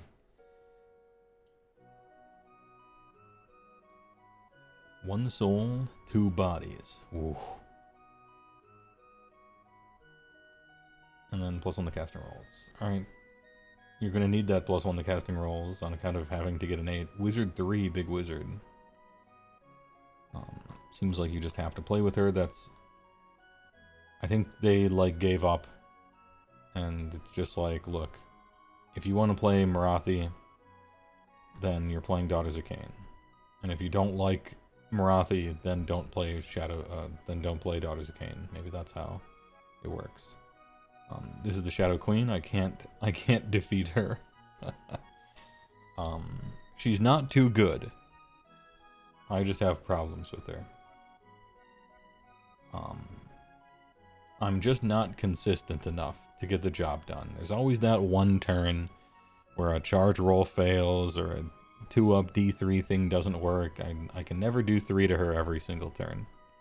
Some die roll or some misplay or something always gets me. And the Shadow Queen just slowly devours 1v1 all my guys. I can't ignore her because she's faster than me and flies. And I can't kill her. But, hey, it sucks to suck. She's cool. Ironheart of Cain, she can't die. Fury of the Shadow Queen, pick an enemy unit in combat with this to be the target, roll D3, 2 up, inflict amount of mortal damage equal to the roll. If anyone's slain, she gets +1 attacks. Oh, not just her. It's Kinnerai and Melusai, but not her. Okay, interesting. Does that matter? Yeah, I guess it could. You could put those guys there. Anyway, she fucks shit up. I'm sure if you play this army, it's one of those classic things, right? This happens all the time with classes and things like that. Where you play Daughters of Cain. And when you're playing Daughters of Cain, the Shadow Queen dies as soon as she possibly can legally die every time. Your opponent just gets her every fucking game. But when I play against Daughters of Cain, she might as well not have any health, because she's just gonna live for the whole game and then the game will be over. And that's that. It's the duality of the unit, you know. When you're playing it, damn, if she doesn't get got all the time. And then when I'm playing against it, I simply cannot do 3 to her every turn. Rain or shine, can't do it. And she survives the whole game and wins it.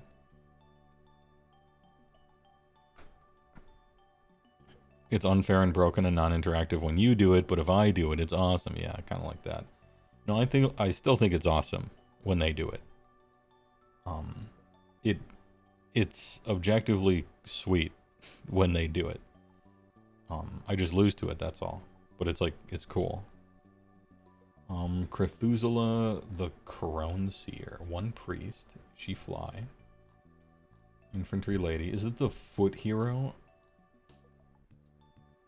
Staff of Morai Heg. 6512. Burnt offerings. Once per turn any hero phase. If this unit is within the combat range of a friendly Cauldron of Blood, pick a visible friendly Daughters of Cain elf. Non-hero infantry unit. Wholly within 18 of this unit to be the target. It's a lot of word salad, but I know what they mean by it. And then you roll a die, and then on a 2-up, pick one of the following until starting. Enemy units cannot use commands while they are in combat with the target. The target non-hero infantry unit wholly within 18. Prophecy of Silence is strong. Prophecy of Dank Wings. Target can use normal move as if it were your movement phase. That unit counts as having used a run ability.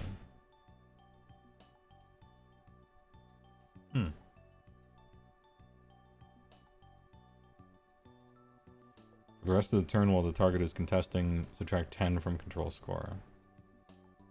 That do not have hero or monster. Weird, okay. Weird stuff. Murder of Crows 4. Pick a visible enemy unit with an 18. D3 chanting roll was 8. D6 instead.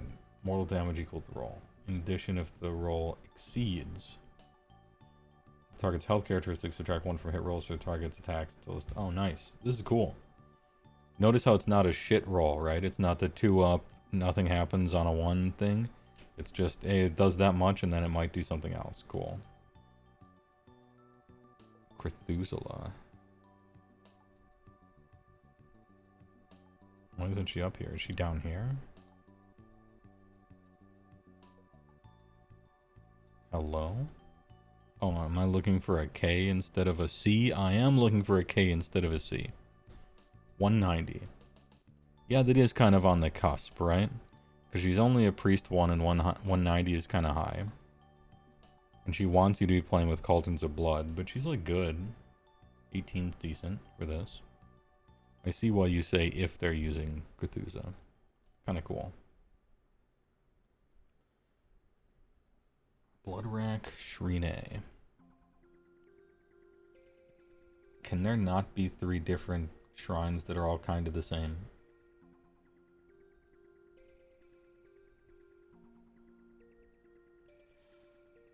Or of Agony Hero Phase. D2-up D3 things. Bladed Impact. 2-up D3. Okay, it's Mr. 2-up D3 is the name of the game here. Each time this unit attacks with its stare, if the attack scores a hit, roll a number of dice equal to the number of models in the target unit 5-up. Cannot pick the same enemy unit to be the target more than once per phase. Yeah, but it has 1 attack. I guess you could get a bonus to that somehow. Fair enough. Shoot in combat too. Oh, Hordebreaker thing, neat.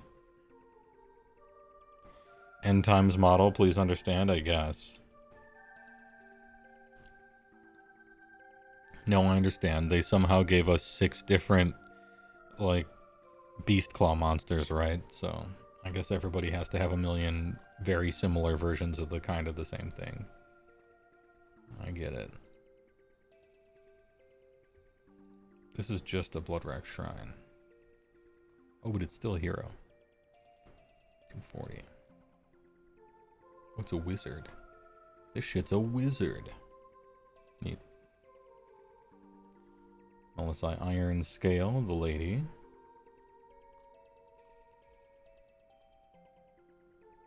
Keldra Saith. 12, 2, 3, 1, 2, blah, blah. Crypt Mortal, hey. That'll happen once, a fight, maybe. You can reroll charge rolls from Melisai while they're holier than 12. And then she has the fight thing, but it comes with a free all-out attack. Or no, it comes with a +1 attacks characteristic. That's extra good. That's good enough, you might play this.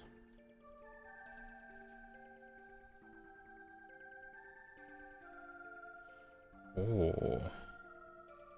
Okay.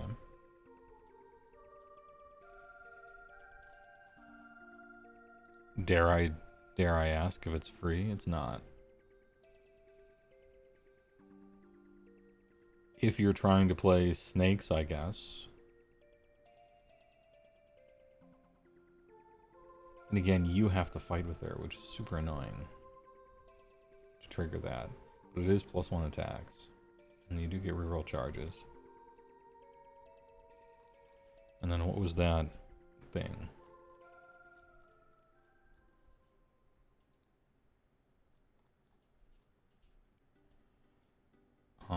Unmodified charge, roll 8 up. Strike first. So, normally I wouldn't like that because it's a little random, but you do get to re-roll that for free. As long as you're wholly within her. Steel, it's unlikely to get an 8 up, but maybe a 50-50. Okay. Hag Queen on Cauldron. She passes out a once per turn army. Any hero phase, though. 3 up, ward 5 for the rest of the turn. Priest 1. Add 1 save rolls, friendly Dock Infantry holier than 9. And 1 the chanting rolls for Priest holier than 9. Cool. Damn, what a buff wagon this is. Super slow. So you pass out a 5 up ward on both turns. And you add 1 the save rolls for infantry around you. And you add 1 the chanting rolls. And you're a priest. Okay. I mean, you're a buff wagon, that's what you do. You pass out buffs.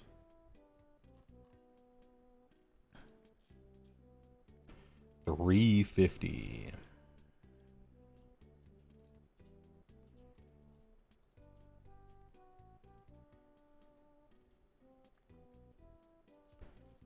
Bloodrack Medusa. Wizard 1. She's got that stare ability.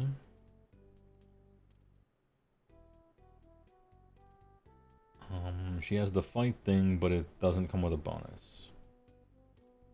So it is bad. Hago Queen. Oh, the Sippy Cup. I remember this thing. She's a priest 1. 3 up, ward 5 up. Not exactly Battle Shock immune and +1 to wound on a 60-point unit, but... Or a 40-point for very briefly. Are you trying to give yourself a ward in this army, or do you just accept that you're super glass cannon and try to kill? I wonder. You probably try to kill, but maybe I'm wrong. Avatar of Kahane.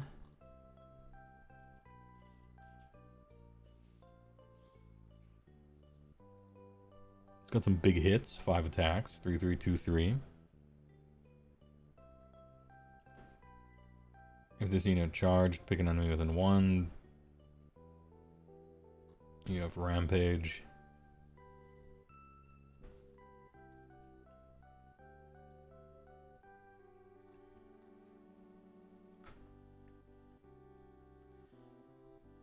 Well, you don't have to resurrect them, or rather, you don't have to, or rather they don't have to start as statues anymore, but they are giga fucking slow. Do they still cost nothing? No, now they cost a lot. Alright, fuck off. Slaughter Queen. On Cauldron of Blood.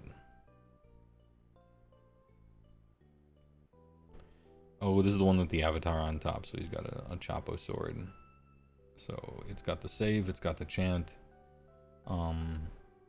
Once per turn army. 3 up, +1 attacks. Oh, that's good. That's great. Priest 1. Alright. Yeah, Slaughter Queen version is the best. It has a buff that's good. It costs the same as the other one. Cool. Okay. Big buff. +1 attacks randomly, +1 to save rolls, +1 to chanting, It's a priest, so it counts itself with that. 350 is a lot. I don't know how the points work out, but that's a decent buff wagon. And then there's Slaughter Queen on foot, which is a priest, and also has the bonus attack thing. Yeah, maybe I like that better. It's the same movement too. 150. So I get to keep the buff that I really want for 150 and I save 200 points. Yeah, probably.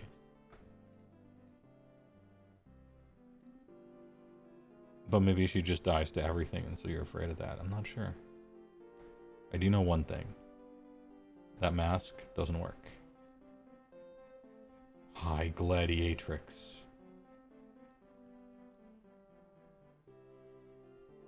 Paragon of S Laughter. Any combat phase. If this unit is in combat, pick a visible, friendly, Daughters of Cain, elf, non-hero infantry. Add one of the rank characteristic melee weapons. Cool. But only if this is in combat, huh? Man, I don't like how all of these tiny, unbelievably fragile, slow heroes are expected to be in combat and alive and stuff. I get that you're charging them both in. But it is a little awkward. She automatically destroys heroes in combat. That's fucking hilarious. And she's like halfway decent at it. Kind of terrifying. The Duelist. High Gladiatrix. Are you free? Yeah, for sure. 130, okay. Doomfire Warlocks. Ooh, they don't look good. They are wizards. When this unit uses the redeploy, if you roll 1 to 3, you can use a value of 4 instead. Cool. Cool. They have all the stuff now. 14, super fast. Doomfire. 150 for 5. And they have the inside out Thunder Tusk thing where if there's 10 of them, they do 6 mortals. Yeah, the horse's teeth. They got the chomps. They're chomping. These guys come free in every box of Doc forever because they've always been bad and looked bad. So everyone accidentally has them already. Pretend it's like a hero that's not a hero, right? And what this thing is it's a 150 point... Sorry. It's a 150 point hero that doesn't take up a hero slot. That hero is Wizard 1, has 15 health and a 14-inch move and a 5-up save. And like a bunch of stupid attacks and stuff and counts as a wizard. Just pretend that it's like a wizard hero, except it's not a hero and it's fat. Like they finally made it just having stats, like kind of these. Sisters of S Laughter with the knives. Okay. 33401. This unit can move 3. It can pass through the combat ranges of enemy units and can end that move in combat. Enemy combat phase only.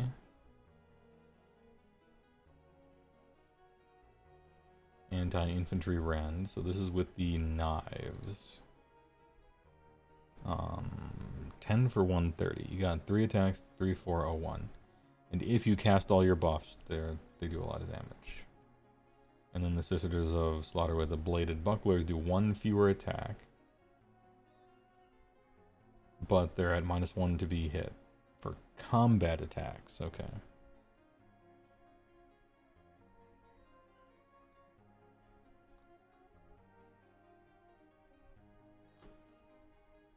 And then each time you make an unmodified save roll of 6, inflict 1 mortal damage. This never happens. This is the classic thing. When I take this, I don't roll a 6 the whole game, but it other people might swear by it. I don't think I want to pretend like they won't just die to everything with this buckler thing. I just feel like you take the one with 1 more attack. Maybe I'm wrong. What about witch elves with blade bucklers? kind of same thing. What about the ones with 3 attacks? So they have crit auto wound instead of anti-infantry rend. Oh, would you add 1 to rend if it charged the same turn? Okay. So the difference is, witch elves add 1 to rend if they charge their 3-3-4-1-1 crit auto wound versus 3-3-4-1-1 against infantry. And they have the funny move. Their basic troops are kind of like boring and noodly, and then you put buffs on them to be good. And you can make a squad of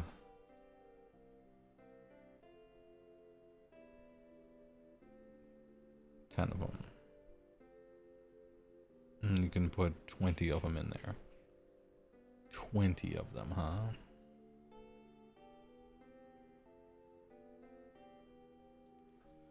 And then there's the bow snakes, who don't do mortals anymore. And then if they didn't use a move ability and they weren't set up, they auto wound on 5s instead of 6s. 18.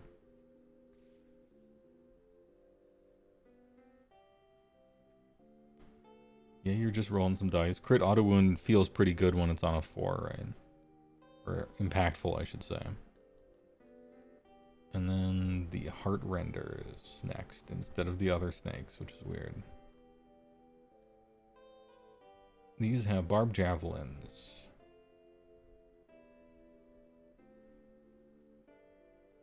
If this unit used the shoot ability, can move d6. It cannot move into combat during any part of that move, okay? Any shooting phase as well. I think I like the shoot ones. 12 is pretty close, though. They're just always going to be hit, maybe, but I like Kinnerai as BT units, obviously. They're both pretty cheap. What about the other ones?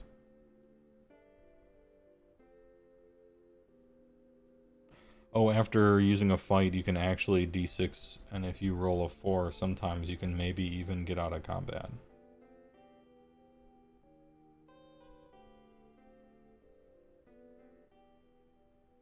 If you were the one to charge. If your opponent charged, they could just pile in.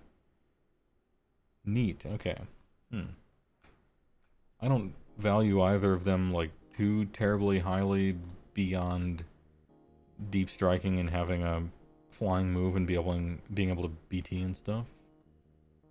But I kind of like them. I would take the heart renders, I think. Even if this is kind of short range to matter.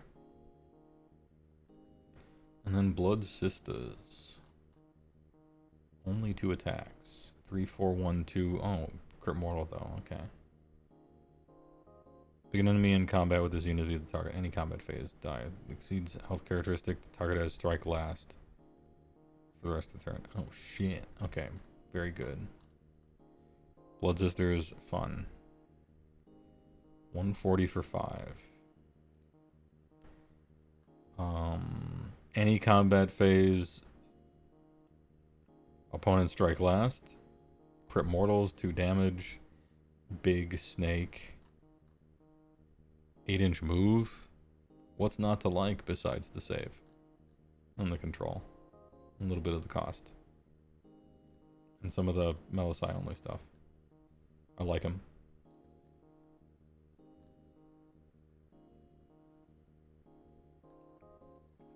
Canaanite Shadow Stalkers. Look at these fucking cosplayers. Hey, alright. Some warband or whatever. Remove this unit from the battlefield. Yeah, your movement phase. Teleport for free. Sure. Are you cheap? Canaanite Shadow Stalkers? Oh, you're really cheap. I like you better than Kinnerai, probably. You teleport every turn. Damn, I made fun of how, like, lame they look, but they're good. Yep. I like them. The price is right. And then now we got these things. Age of Sigmar is easily your most watched content for a game that you have never played. Hey, I appreciate it. Thanks a lot. Bloodrack Hyper. Pick an infantry hero in combat with it. So sometimes you can strike last, but only for an infantry hero. Damn, look how they massacred my boy. This thing used to kill heroes. Now it makes them fight last. I guess you can still magically hit with everything and just roll sixes, right? Blade of Wind.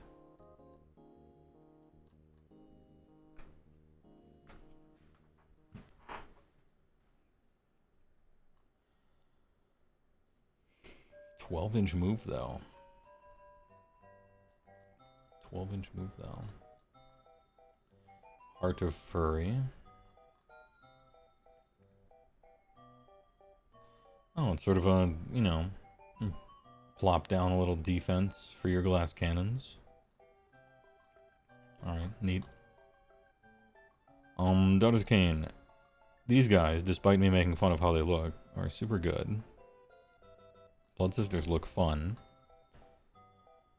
The little witchy LV things don't, to me. Doomfires are better than they ever have been. High Gladiatrix being able to auto-kill a hero is funny, and she's free. Drop-wise. Slaughter Queen's buff is super good. Funny Lazy has the hardest combo to set up in the book. But damn, it would be cool if it worked. Rolling an 8 for Mindrazor sounds annoying to me. Marathi Kane is, or the Shadow Queen is, as always, super good and fun and looks great and invincible. But also really expensive, and you have to play her, so you're always building like a 1,300 point army. Which is fine if you really like her.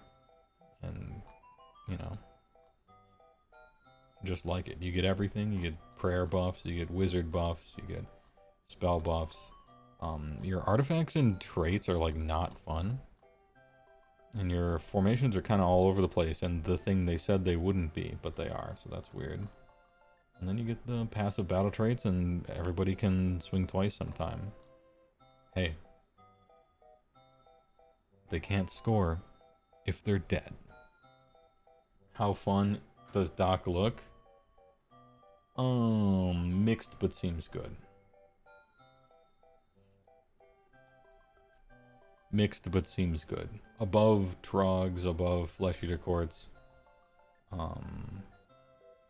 Below Stormcast.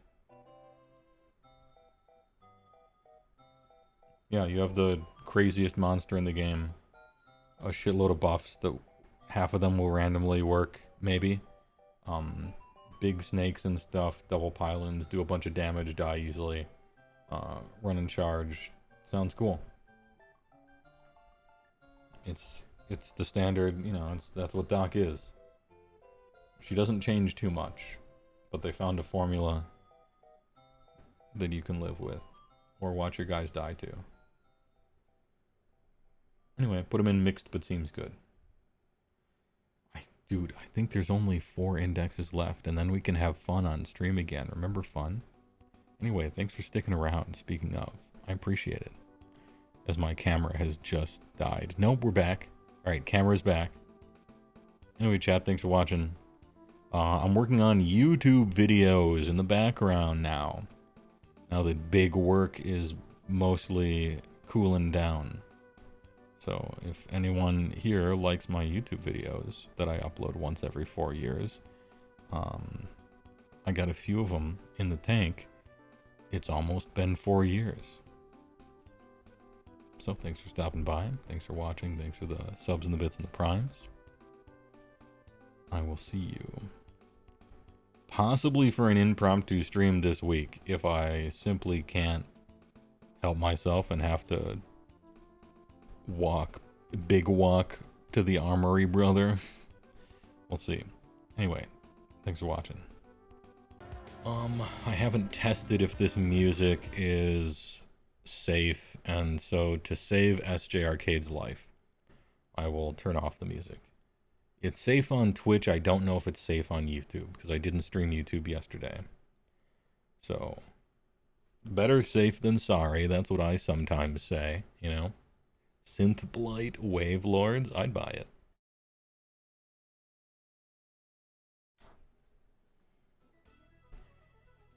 SBGL is the only one of the faction packs that actually makes you want to play the faction on its own merit, says Dale Graham.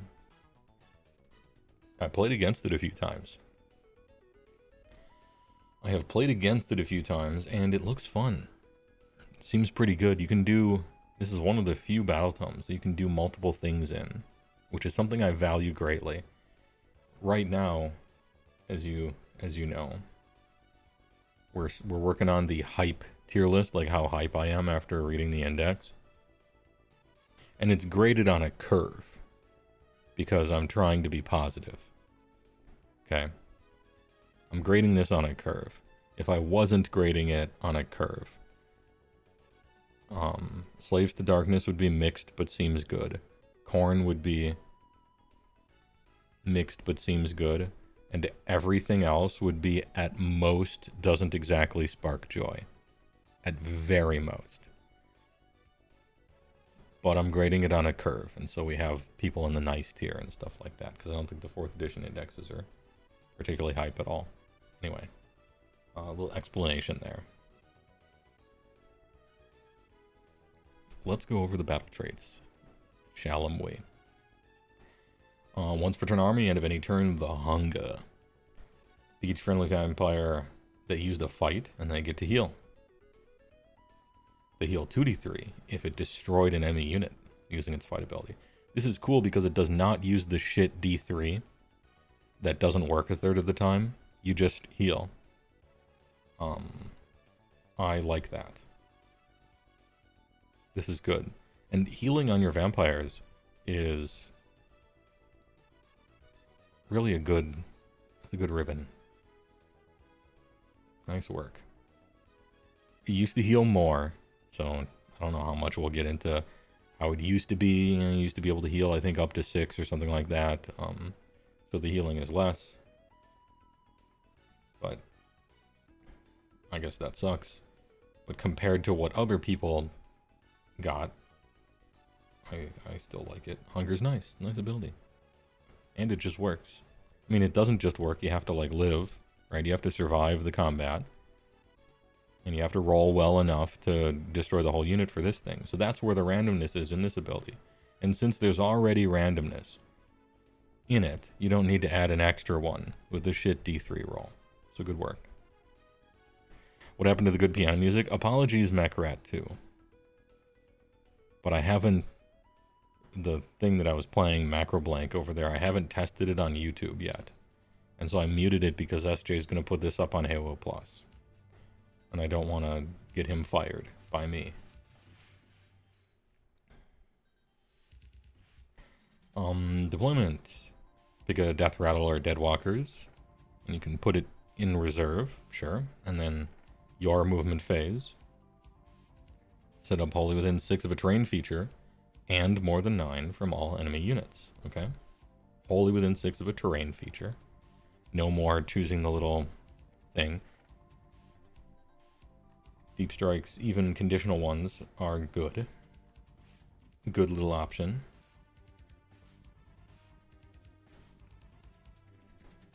What happened to the... Oh, you mean the old piano music? You mean the Katawa Shoujo hallway music from the other VODs? I stopped doing it because too many people complained about it. Should I not cave to the whiners? Are they whining? Or is it a good point? Sometimes it's hard to tell. You know?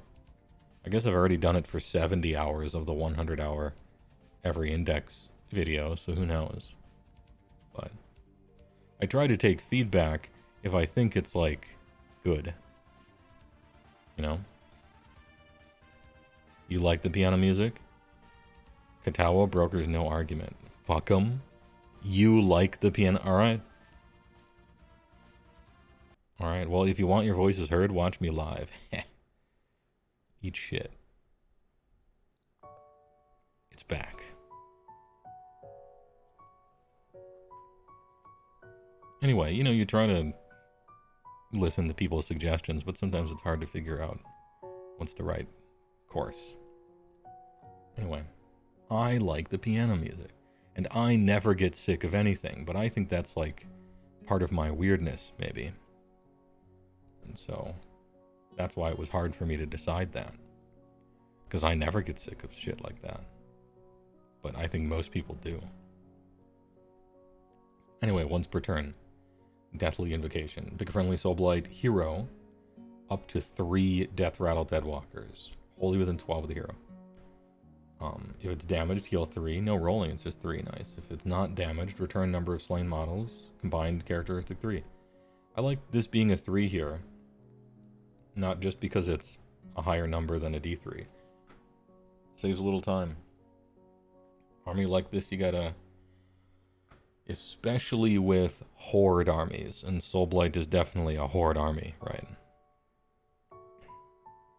With armies like that, you have to be really conscious of how much rolling you're asking them to do, how long their phases are going to be. Because their movement phase is already going to take forever, because they have 100 guys or whatever.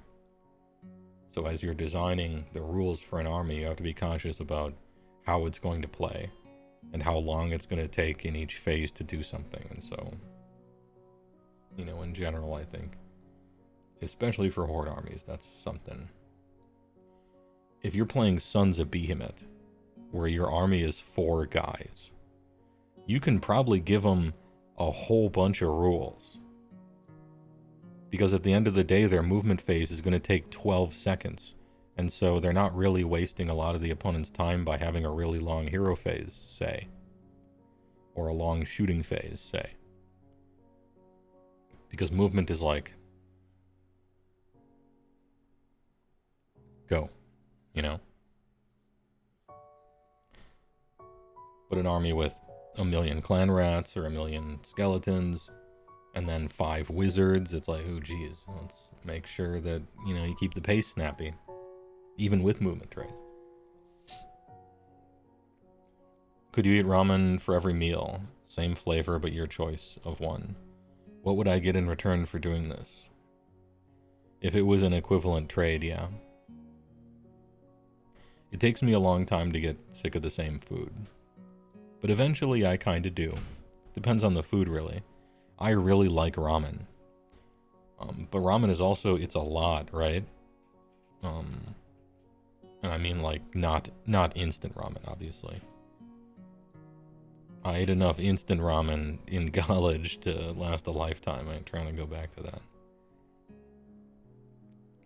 But ramen is really filling, and there's always a lot of it, you know. It's not the healthiest dish. So you'd have to keep that in mind as well. But I really like ramen. It's probably one of my favorite foods. Anyway, once per turn movement phase. Endless Legions. Pick a friendly non-unique Death Rattle Deadwalker. Set a battle with 2 or more models, so no hero. Set up a replacement unit. Rounding up half the models, wholly within 12 of a hero or within 6 of a terrain feature. If it's your movement phase, you can set up the replacement unit more than 3 from all enemy units, instead of more than 9. But if you set it up within 9 of any enemy units that kind of use charge abilities. This turn. Okay. What's the ramen to sub ratio? There's a bad ramen place near me that sells like $14 ramen. And then there's a good ramen place a little farther from me that sells like $17 ramen. And I prefer to go to the one, I think $3 is a differential that I'm willing to absorb. To have ramen that, in these 2 places, really twice as good. So about 17 bucks. When someone subscribes, I get maybe $3 or something. Possibly a little less. I qualify for a 10% bonus because of Partner Plus and another 10% for Partner. So I'm getting like 70% cut instead of 50 off of $5 or whatever. $6 is it, something like that now. They keep raising the price because everything, you know, the price of everything always goes up, right? So although another reason they just raised the price is because they did regional pricing, and so a lot of subs from random areas of the world are worthless. So it kind of depends now. It kind of depends where the sub's coming from, weirdly. A lot of people use VPNs and they'll sub to you from like some country where the subs cost 5 cents American, you know? And so it looks like you're getting subscriptions, but actually you're getting nothing. Anyway, that's a tangent anyway.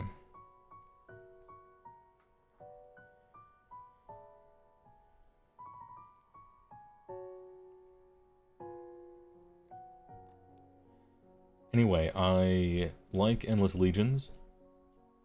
I have a concern. Possibly doing it in any movement phase. Do you think that's too good? That seems really strong. To be able to set it up on the opponent's turn. I think that's really strong. In my games against SBGL, it was very strong.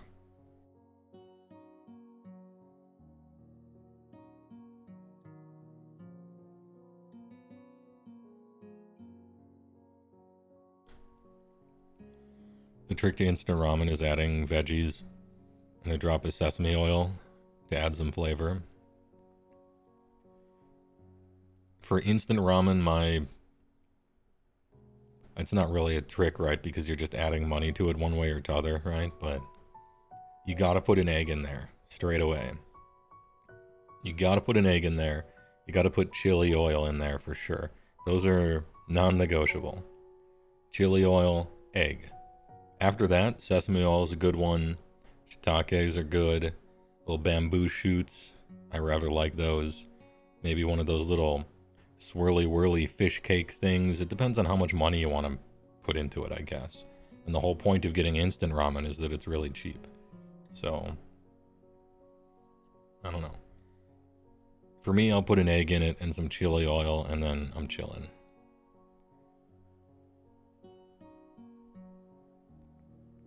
Some people put, what's that Chinese cabbage called? Bok choy. Some people do that. I really don't like bok choy, so I don't know why I brought it up just now. Anyway, good talk. American cheese in instant ramen? That sounds very disgusting.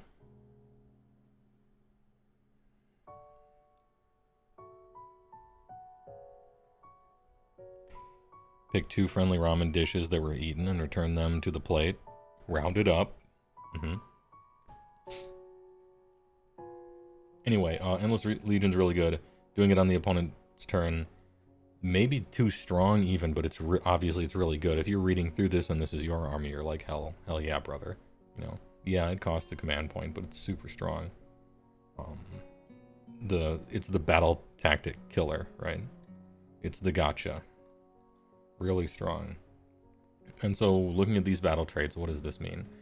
Vampires get to heal, so that's some good sustain there.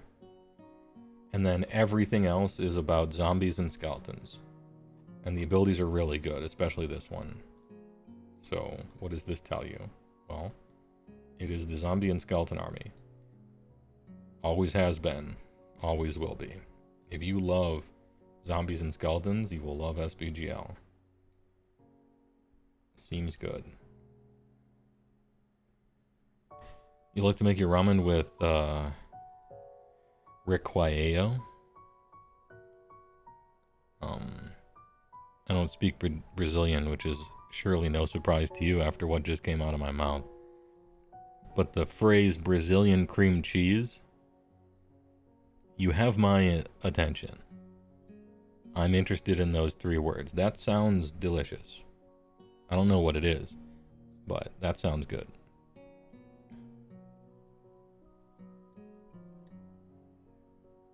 Battle formations. Legions of Shaiish. Horror unending. Pick one additional target when using the Deathly Invocation ability. That would be 4. 4 different units, wholly within 12, unlikely. Maybe someone who plays this army can correct me here, but this one seems to be a whole lot of nothing. Bacchanal of Blood. Add 1 to casting rolls, friendly vampire units that are not in combat. And add 1 to wound rolls for combat attacks made by vampires that charged in the same turn. What a sub-faction. This is awesome. Hey, do this on all the do this on the other ones. Why don't you? Do this on mine. This shit's great. +1 to cast when you're not in combat, and +1 to wound when you are. That's some hungry and eating shit. Great. I mean, you gotta be in vampires to do it, sure, but what a great sub-faction ability. Love it. Good work.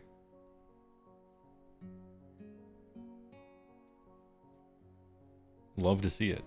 Damn, I really like this one. Great work.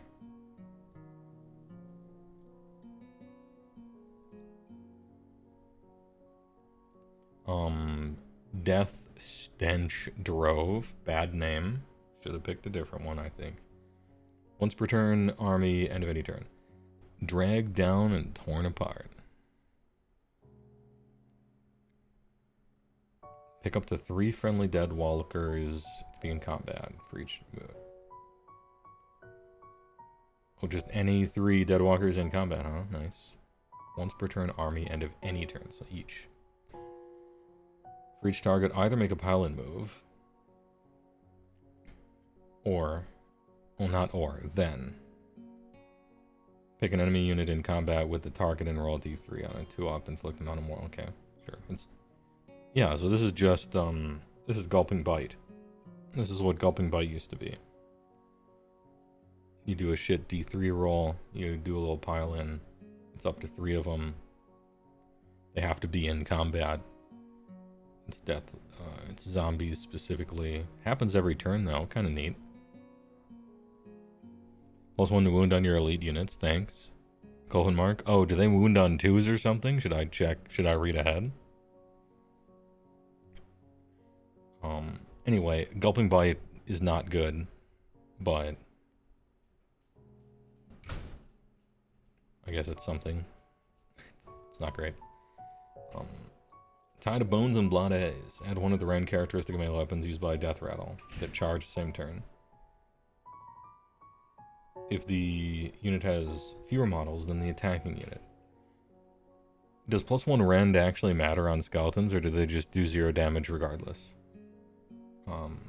I'll make that decision later, but I don't think your skeletons are trying to do damage. And I don't think +1 rend if you happen to have charged is worth it either. The cool part about having a giant blob of 40 random idiots that keep regenerating is that you don't have to get the charge with them. You can get the charge with your Blood Knights or something. And then these guys are just chilling. So I think this one, Bacchanal of Blood, seems like really cool and fun. And the other ones I don't rate. But my opinion might change when we get to the War Scroll section. Hero traits. Once per turn, your hero phase. Pick another friendly Soulblade Gravelord's unit within this unit's combat range, okay? Once per turn, your hero phase. Roll die 2-up. If the target is not in combat, it can move d6.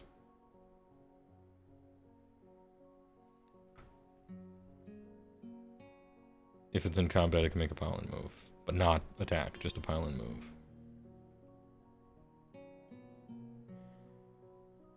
Another friendly, so 2-up, you d6 move some guy. Alright. I suppose that helps, actually. A lot of your stuff is slow, and it would be cool to do this to something that isn't slow as well. Happens each of your turns.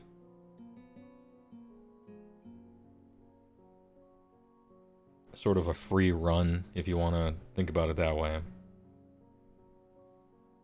I like it. It's good. Unbending Will once per turn your hero phase. Pick friendly Death Rattle or Deadwalker's unit that has 2 or more models holding and add d6 to the control score for the rest of the turn. Whatever.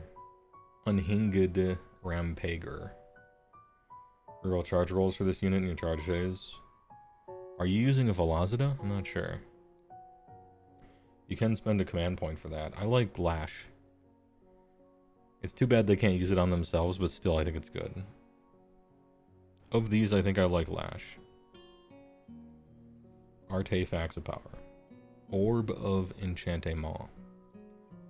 Pick an enemy hero in combat to be the target. Once per battle.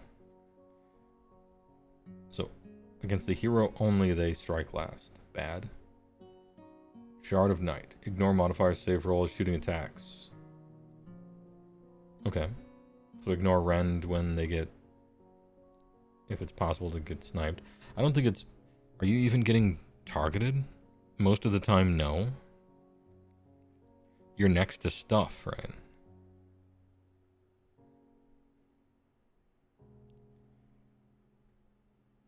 I guess there's like 3 enemies in the entire game that can ignore Lookout Sir in some way. But that seems like a really narrow artifact. Reaction opponent declared a spell ability for a wizard. Roll d3, 2 up. Inflict an amount of mortal damage equal to the roll. If the target is destroyed, do not resolve the spell. Yeah, okay. Artifacts, not interesting. Lash of the Sire is good, like that. So your traits and artifacts are like, whatever, kinda. You're in named character edition. Oh, do you end up just playing named characters, and so this is irrelevant? That's too bad. Spell lore. Cast on a 7. Friendly usable like Gravelord's Wizard. Visible enemy with an 18. Roll number of dice equal number of models in the target unit for each 6. Inflict 1. If any models are slain, heal d3 the caster. Really bad unlimited spell. That's too bad. Prison of Grief. Visible enemy 12. Very short range. But they have strike last. That's strong. Okay. Prison of Grief is really good because you can cast it on your opponent's turn. And sometimes give them strike last on their turn, although you need an 8 to do it. I guess you have +1 to cast. Really hard to cast. But if you get it off, it's like a massive win, right? Huge win, if it works. And then waste away. Visible enemy within 12. For the rest of the turn, subtract 1 from the damage characteristic of target's melee weapons. Okay. Once again, you can cast it in your opponent's turn, but with a really short range and really hard to cast. And it's a silver bullet, but it devastates 2 damage opponents, I suppose. Your spell lore is very expensive, and most of it is only good on the opponent's turn and really random. But has the potential to be devastating when it happens, and your unlimited spell is bad. Okay. And then we get to Nagash. You're out of loop. What are we looking at? Soulblight Gravelord's Index. I'm doing a thing where I'm going through every index ever. We have like 3 left after this one. So it seems like I'm looking through this much after the game came out, but it's because we had 26 of them to go through. Such is his power. Silverbolt in the werewolf army seems counterproductive. Good meme. Shame Vile Transference used to be good. I mean, I suppose it was a D3 and then you heal a little bit. It was Vile Transference was like good for Nagash because you just had to find any way of causing him to get some of his wounds back and spend those things. I liked I thought the standout spell from old Legions was the one that made you move really fast. What's that one called again? They got rid of it this edition, because getting rid of fun things is the name of the game for 4th edition indexes. What was that one called? It was in the vampire lore and it let you move fast. That one was cool. It was roll equal to the wounds of the target. Oh, was it? Am I misremembering Vile Transference? Maybe I am in that case. Fun is not allowed. This is purely a competitive game, no casual here. I really want to have you understand this, Sir Blame. Competitive players hate the simplified, no fun allowed, get rid of all the bells and whistles things they've been doing. This isn't a competitive player thing. They hate that. This isn't really a competitive versus casual thing. We would prefer it if they kept all that extra stuff and then even added more. The casual players and competitive players this time are on the same side.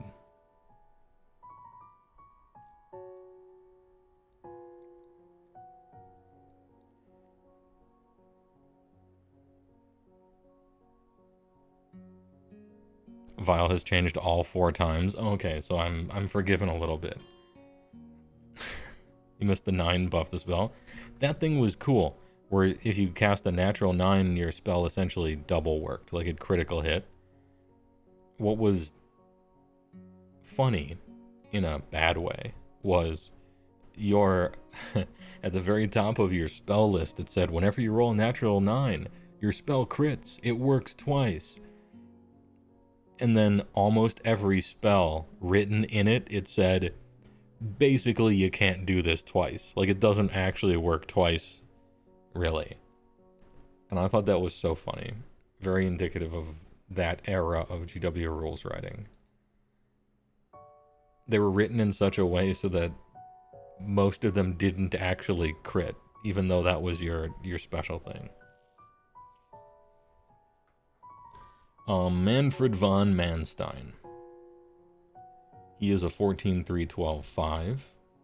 He has Geist Vor. 6 attacks, 3s and 3s, 1-2. 5, 4, 2, 3, 3. Yo, his companion's got the 3 render. Okay, big render. Double Wizzy, 6 up ward, fly. So 14, 3, 6, 12 fly still.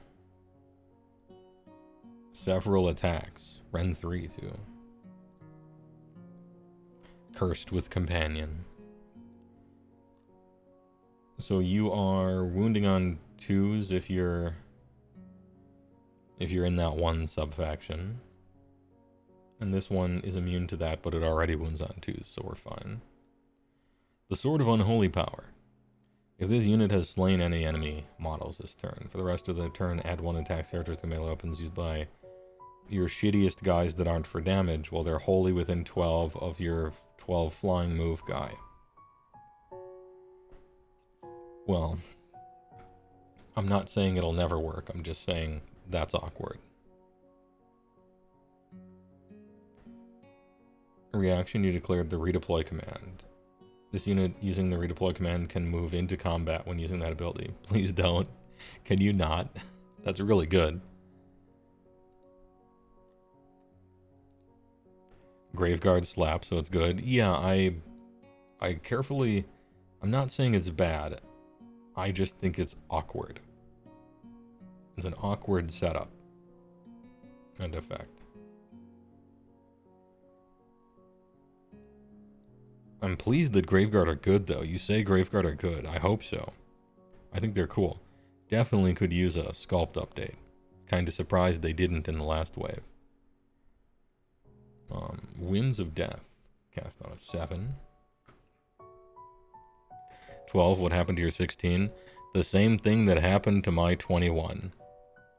Now 10. They don't want you going fast.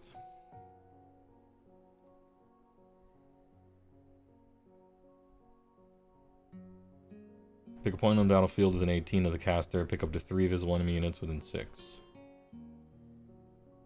D3, shit roll. Don't like it. You have a fast guy buffing slow units. Yeah, so he can, like, swoop in and help stuff, and so that's where that works. But a lot of times when you have a fast guy, the good thing about him being fast is he can fuck off way over there and affect stuff, and then your 4-inch move guys are just, you know. So sometimes it's awkward, I think.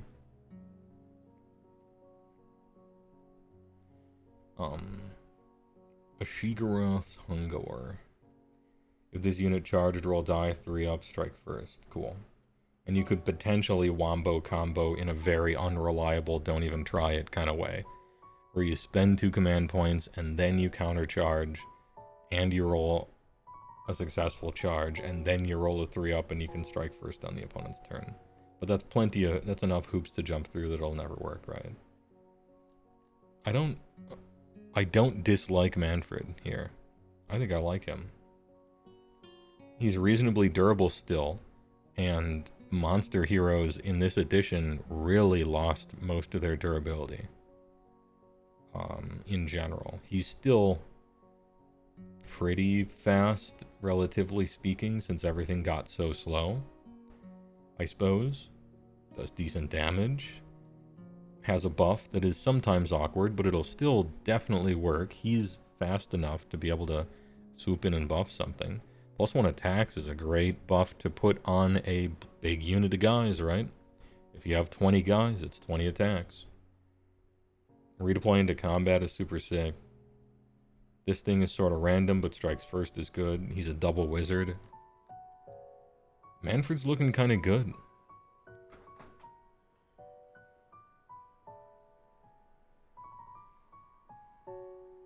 You liked him better when he could teleport right after fighting? I thought that was annoying in a cool and appropriate way. It was appropriately annoying. I like that. What does he cost? Manfred von Manstein. 410. Okay. As always, I could tap it down. That 10 feels weird. Doesn't 10 feel weird? Make it 400. Come on. Let's even it out. 410? That's weird. I think I like him though.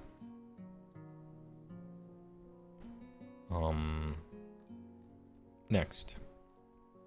Prince Vordry, aka Prince Longdong. 16,312. Only Wizard 1 though.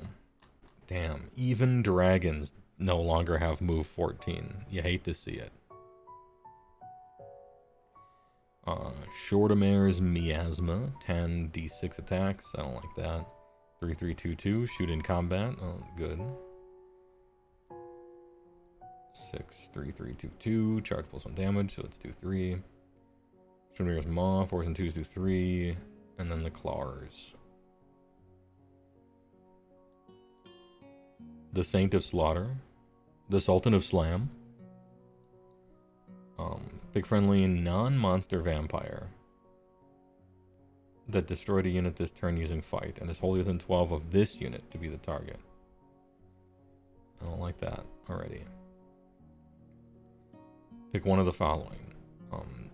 They get a really cool bonus forever. It shouldn't be within 12. It should be army-wide. I declare this should be army-wide. This is what their sub-faction used to do, and now they put it on his war scroll. And each effect can only be applied once. No fun allowed. Boo. Don't like it. This is the wrong direction. And then Quick Blood.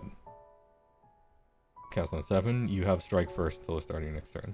To me, this is what makes this guy... To me, this is the reason why this guy might be... I keep trying to start the sentence over because I don't think you actually play this guy, but I'm trying to be fair. If you successfully cast Quick Blood, Prince Longdong is amazing. And if you don't, he's really expensive. So, there it is. If you manage to cast Quick Blood, he's amazing. And some people can't deal with it. So this thing is why I kind of like him. And then snapping jowls. Roll die 4 up, inflict amount of mortal damage equal to the roll. That's kind of a snap. You got a charge right, but that's kind of an impact. Yeah, you do get +1 to cast from the vampire rules. What did he cost again? I remember it felt like a lot when I read it before. 480. That does feel like a lot, doesn't it? 480 is a lot. I like Quick Blood. I like basically everything he's doing. 480 is a lot.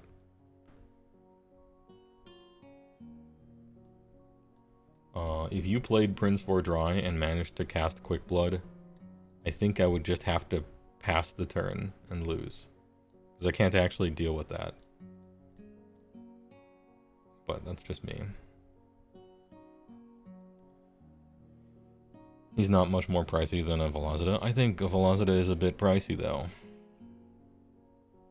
But I think everything's too expensive, obviously. Neferata. She's... Oh, damage 1. Why? Ew. Does it do something? Pick an enemy hero that was allocated any damage points by the Ahmed Har, 5 up destroyed. So she's got the reality splitting axe still.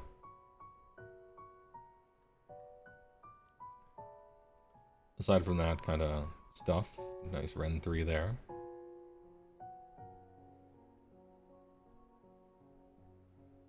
In deployment, you can move your guys up 3. That's cool. That's cool. I like it. Wizard 2 as well.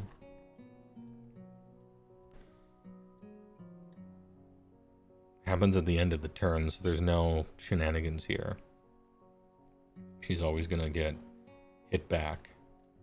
You're not gonna, like, free kill them, right?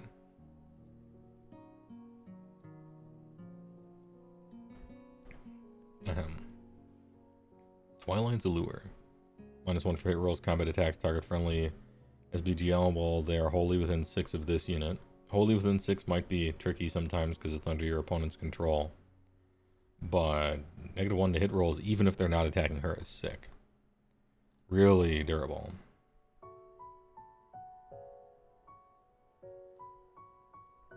Nice, nice, nice. Dark Mist. Now this thing used to be really good, and it changed a few times, and it's always been really good. Pick a visible friendly non-monster Soulblight Gravelord unit, wholly within 12. And they get Ethereal. Oh, sure, yeah. Yeah, that's great. It's great. Neferata, good. 460 is a lot. I'm gonna say this every time. Damn, she's way more expensive than Manfred. I wasn't prepared to read that.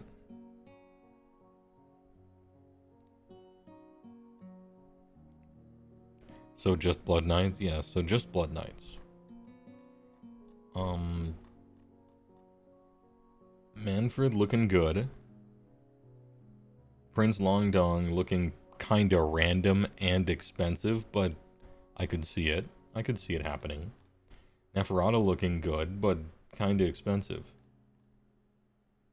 I'll take good but expensive over cheap and bad 100 times, though. Especially for the hero stuff.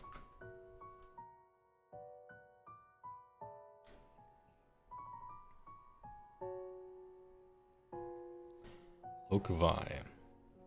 The Mother of Nightmares. 4 up, ew. 10 slow.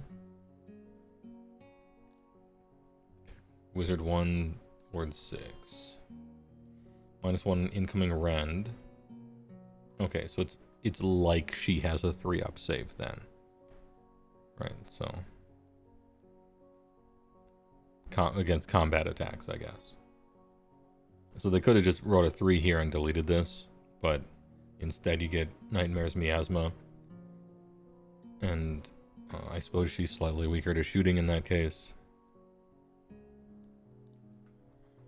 Once per turn army, any combat phase, Impaling Talons. If it charged, pick an enemy unit in combat with it.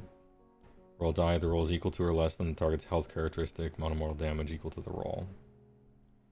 If the roll is equal to or less than the target's health characteristic,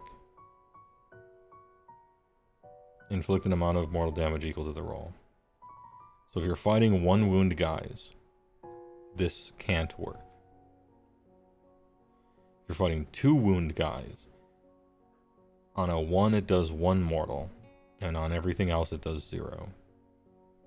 But against, like, I don't know, some hero or whatever, it essentially does a d6 mortals. Interesting. Alright. Like a hero high wound killer. Or like my army. Not necessarily heroes, but just ogres. It's good against them, I guess. Neat. Oh, right, yeah, it's equal to. Pardon me. Yeah. You can still do 1 on a 1. Equal to. Or less than. The Queen's Dick. Cat. Pick a visible friendly Soulblight Gravelord monster. Only within 12 of this unit. So herself. Pick one of the target's companion melees at D3. Oh, neat. Cool. Alright. Wait, she doesn't have companion? Never mind. Never mind. She doesn't have companion. You actually have to target some other thing. Are you playing those things? So what do you do? You have some attacks that, you know, you're 3s and 2s on both of them, and you got a bunch of rend and stuff. 4 up, but -1 incoming rend, only 11 health, kind of slow. No flying. She looks like she flies. No, there is flying, pardon me. I was about to say, wait a minute. She looks like she flies, yeah. Wizard 1. Depends on if you're actually going to use the SBGL monsters near her. I don't think you are. What do you cost? I'm not like... She doesn't do anything that I care about, I don't think. 320? Yeah, okay. I don't know why I would want to play her, though. Like, what do you do? You move slowly and you fight high wound guys? And you buff other things that maybe I'll be playing with, but probably not. Wizard 1, I guess. Summon. Lokavai, not impressive. Kind of boring. Vengorian Larad. You're a wizard as well. And you just have a shittier attack profile. Pick a visible, friendly, non-hero SBGL monster. Non-hero monster again. That destroyed an enemy unit and is also wholly within 12 to heal, okay?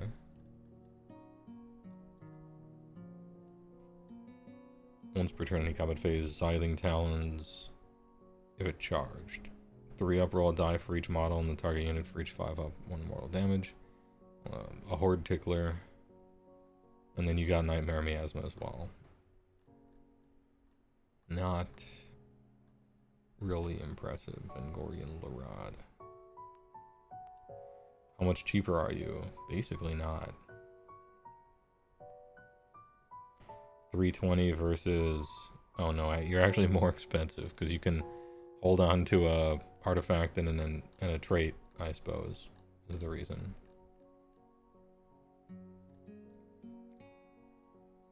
They don't exactly spark joy, the Vengorians here. On Chadukar the Wolf. Crit Mortal, cool. 6742. Wizard 1. If this unit charged for the rest of the turn, add 1 to wound rolls for combat attacks made by stuff older than 12. Until start the next turn, you can reroll charge rolls friendly infantry older than 12. Okay. So you are a wizard. That means it's possible that you have a use. Rerolling charge rolls is good. You have to charge into a combat to give a thing to them. Master of the Pack, also known as ST Arcade. Good one. How much do you cost? Radikar the Wolf? 120 maybe? 170. Alright. Probably not, but I'll think about it. And then Chadukar the Based. 1248. Also, Wizard 1. You also have some attacks. Kinda slaps for a dude. For some guy just walking around on his 2 big boots, my man has 12 attacks. Half of them are Rend 2 damage 3 crit mortal. Do you count as a vampire? You do. So these are wounding on 2s, maybe. For just a dude stomping around in his boots, like you're kind of throwing hands. Call to the hunt. If this unit charged, oh, it's got the same thing. The beast will out. In this hulking bestial form is a frenzied abomination concerned only with tearing apart everything in his path. If this unit is not in combat, it can move just d6. And it can move into combat. End of any turn. Funny. Dude, just moving d6 end of every single turn, I think that's cool. What a neat ability that is. Fun. Armour of the Night. Subtract 1 from hit rolls and wound rolls for attacks target this unit for the rest of the turn. Just that one turn. And just this unit.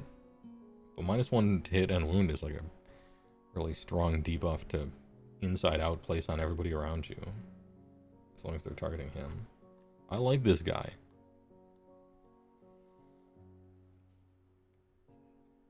His spell is a little selfish. But this thing is kind of neat, and this thing is really neat. And he's technically a wizard still. I kind of like this guy. Counts as a vampire, kind of slapping. Please don't be 300 points. 350. Alright. That's a lot. 350 is a lot. Look, I still kind of like him. Everything I've read on this War Scroll is like kind of cool. Or really cool. He has some crazy potential with power through. Yeah, imagine. I mean, he's got 12 wound characteristic, right? You charge in there. Give +1 to wound rolls with your friends in that same combat. Maybe you kill something, maybe you don't kill it outright. You power through, and then the beast will out, and maybe you roll high or something, and you can do some like silly... I like him. He's cool. I don't have any statistics to back this up. 350 seems like a hell of a lot. Maybe it's not. Maybe he does enough damage that is worth it or something like that. 350 feels like a lot, but I like the things he's doing. This War Scroll is cool. And maybe when you put him on the table, he really is worth 350. I don't... Maybe not, but... he does cool things. I guess that's what I'll defend him. You can't wait to try out your Sylvaneth. That's one of the armies I haven't looked over yet. Although... so I can't really tell you. Yeah, or maybe he really is overcost and this price goes down one too. One day, right? Evia Volga. The Outcast. Wizard 1. Okay. Bat Swarm, Needlers. Whatever. -1 to hit her. Cool. -2 from attacks characters, the enemy monster, melee weapons that are in combat with this unit. Don't worry. Not really playing those. Total Dominance. Oh, shit. Cast on a 5-ish if she's not in combat. Those turns to track from for the control scores enemy monster. Yeah, nobody plays monsters. They're bad this edition. That's not entirely true, but it's pretty close to entirely true. Cool anti-monster silver bullet. Maybe next edition. Belladama Volja. Double wizard. You love to see it. 948. Time worn scimitar. Can't fight. That's fine. Wolfguard. Well, this unit is within the combat range of a friendly dire wolves unit. Yeah, but you're not playing them, right? Well, maybe you are. I don't know. We'll read them. This unit has a 4 board. And it's the bodyguard thing. Got it. Add 3 to the control scores of friendly specific friends. Under a Killing Moon. That movie was pretty good. A bit long, but I liked it. For the rest of the turn, add 1 of the rend characteristic of the target's melee weapons. Target can ignore the effect of the beast. They ignored the beast.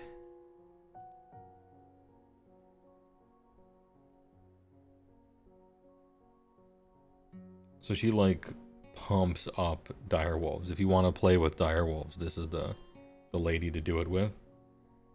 They bodyguard her for the big 4-up. +1 rend. They can capture suddenly. You have a pretty respectable range on that ability as well. She's still a double wizard. Okay.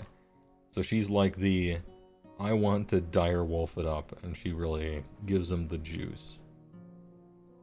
What do you cost? 230, okay. I suppose she is a double wizard with a good spell if you're playing the thing. Yeah, alright. Neat. Hey, I hope direwolves are good. Maybe you could play with them. Instead of being control 1, they ignored the beast. Yeah. The heroes will all be expensive and the chaff will be super cheap to compensate. Probably, you could do it that way.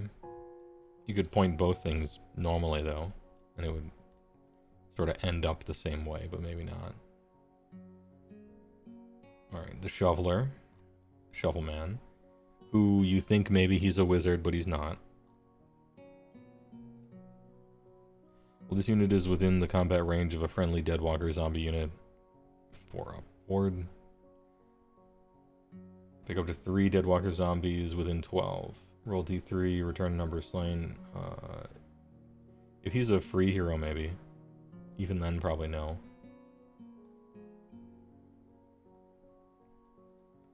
Gorslav the Gravekeeper. Oh, he is an eligible free hero. And 120 as well.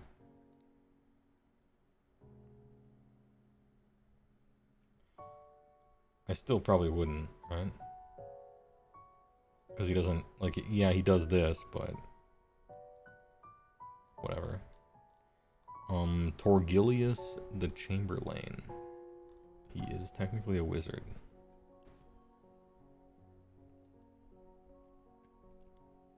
This unit can use the Deathly Invocation ability even if a different friendly unit has already used it. So you double deadly. And then failing fortitude on a 6. Yeah, not a vampire. Visible enemy 18. -1 from wound rolls. Alright, Torgilius. 180. And potentially a free hero as long as you're on the other stuff.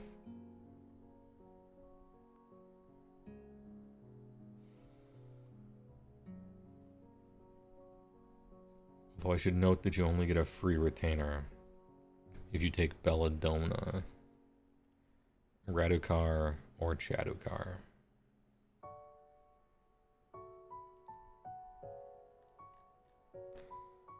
Virko's Bloodborne. Why won't they... Chat, why won't they remaster that game? How come we get Horizon Zero Fun as the, like, 8-time remaster game? They've remastered Horizon Mid-Dawn, like, 19 times. Why don't we get Bloodborne? How come? Asking the hard questions, I guess. For the award show memes? Alright, well, fair enough. Because Sony hates you specifically. Look, it's their IPs to sit on and do nothing with, right? Just like the meme.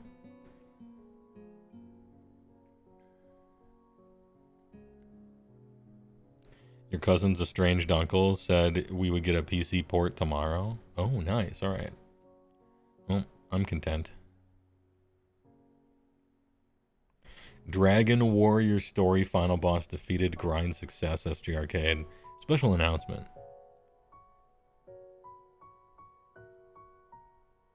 Now, when you worded that really specifically, you said story final boss defeated. Are you implying that there's something else after that? I await your response. Cling to the shadows. While each model in this unit is within one of a terrain feature, it can't be the target of shooting attacks. Shadow fast. Shadow fast. Roll die. Sometimes this unit can move at the end of it because it's fast.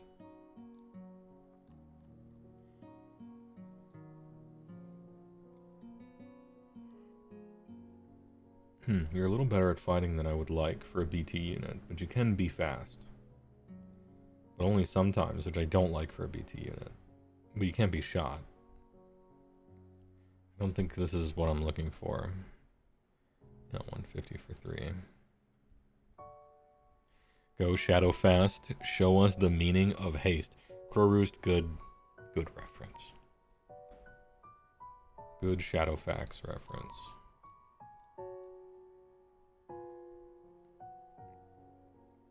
Watch Captain Hallgrim. It's the guy, and then his boys, right? Ahem. Pick a death rattle that is not used to fight. It pulls them in, but it doesn't buff them, so it's bad. Each time you make a run roll, you can change the roll to a 4. It's actually kind of nice. It's actually kind of nice. And you do care about heroes even if they suck because of deadly invocation, right? So, watch Captain Hallgrim. Are you free?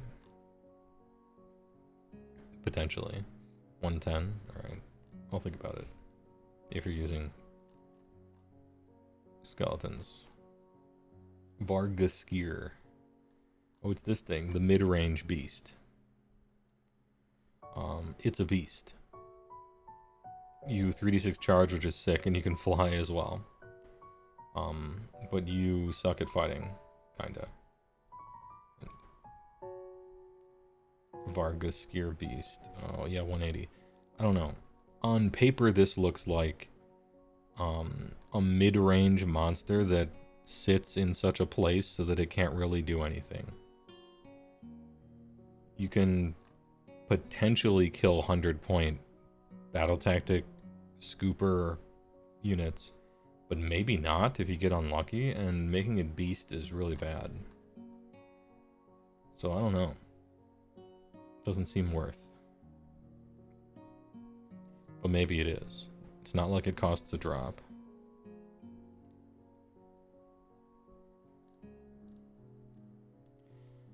Kozargi, orc-looking man. This is the way to give your Chadukar a 5-up ward, but I'm sure he costs more than 0 points, so I don't care. It does look cool. I really like what it looks like. Actually, it looks like a Flesh Eater Court unit. Looks like a, what is it? Vargolf Courtier. Or maybe a Crypt Honker.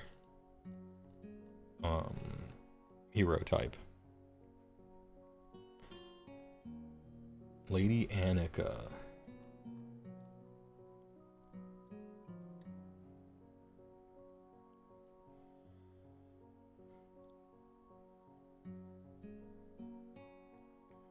She's lying in wait and then in enemy territory. More than 9. Kiss of the Blade. Probasian.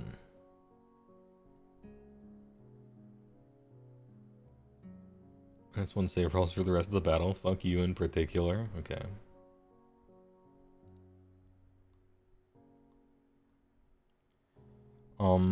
She's cool, and if the game was filled with stuff like her that you could actually play, and you weren't feeling kind of punished for it, I think AOS would be better. Imagine if you had like a bunch of shit like this. Just cool little, ooh, this is an assassin hero and it can teleport and hurt somebody. Like, if she costs like 10 points or whatever and you can just do it. I don't know, I think it's stuff like that would be cool. Just take her as an auxiliary. Lumbfano. Yeah. You know, someday some really, really good tournament player is going to take one auxiliary unit once and do well with that list one time, and people are going to be like, that's it, auxiliary OP? Everyone was wrong.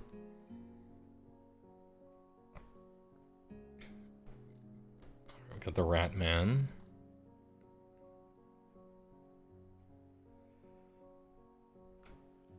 This guy can fight and retreat on a 2-up, pick an enemy unit in combat with it. 3-up target no longer has the artifact of power. Literally steals the artifact. These people are fun. Crits, I don't know. I think shit like this is fun. It would be cool if there was a game mode for things like this. And then we get the Velazada, the Vampire Lord on Zombie Dragon. Wizard 1, 16-3, 12. Yeah, thought of Adele in my AOS. Sure. Pestilential Breath is really bad. Don't like it. D6, gross. Kinda short range, force to wound, ew. And a bunch of attacks. The thing that should not be. If this unit charged this turn for the rest of the turns, attract 1 from the control score's enemy units while they are in combat with this unit. Great.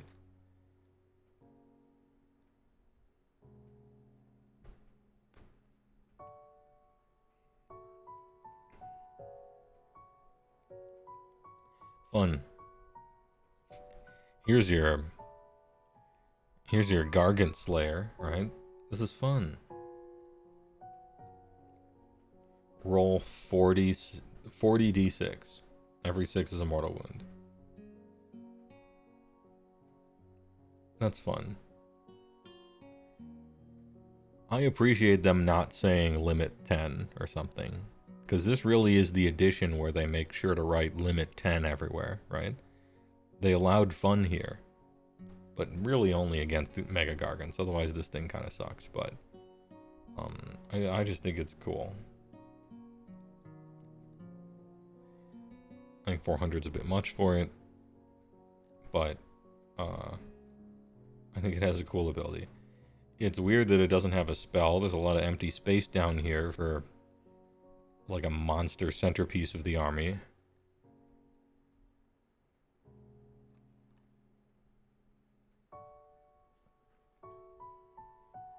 Kind of rando on the attackos. Companion hurts here. Got slower.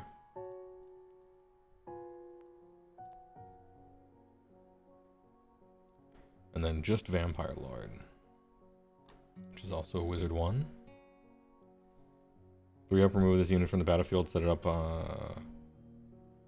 all enemy non-hero units and more than 3 from all enemy heroes.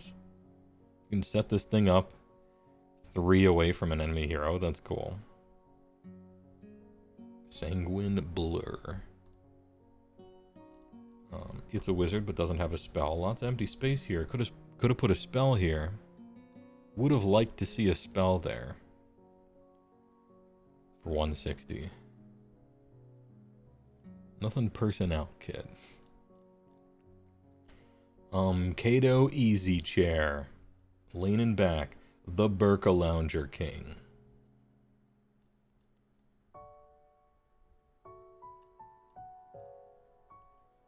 Easy Charian Greatsword. Alright. The pommel just has like a love seat on it. Look at all the abilities this guy has. Retribution or Salvation? Retribution or Salvation? New Daredevil. Heaven or Hell. Fight. If the target is an enemy unit, inflict D3. It's going to be 12.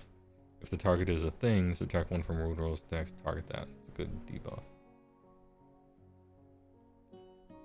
Court of the Lost. 2-up, pick one of the following. Move characteristic of 12. Yo, he's zooming. Okay. Hit the nitrous. Your hero phase on a 2-up, double his move, the turbo button. Add one to casting rolls, unbinding and banishing. Cool. Or the melee weapons have crit mortal. This guy's fun. What a fun man. You got little funny stuff to do. Kato easy chair.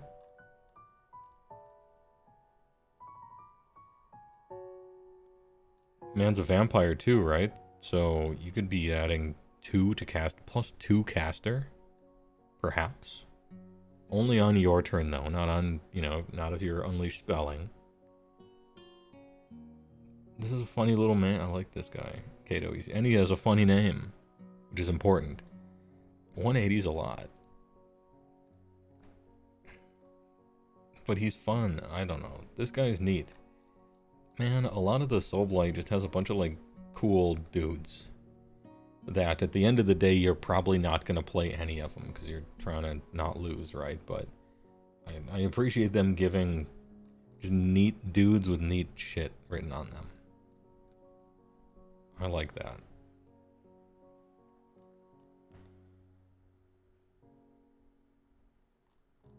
So this is like a unit of weird stuff. Askurgan True Blades.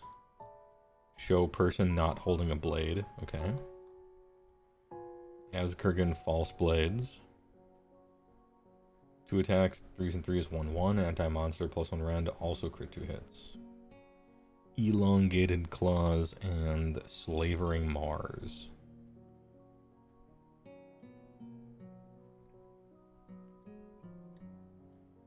One out of 8 of them is a monster, kinda.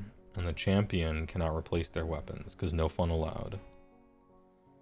Creed of the Askurgan. Subtract 1 for hit rolls to combat attacks made by monsters that target this unit. Don't worry, they won't. If you're in combat with this cursed blow to be the target, roll die, 4-up, target strike last.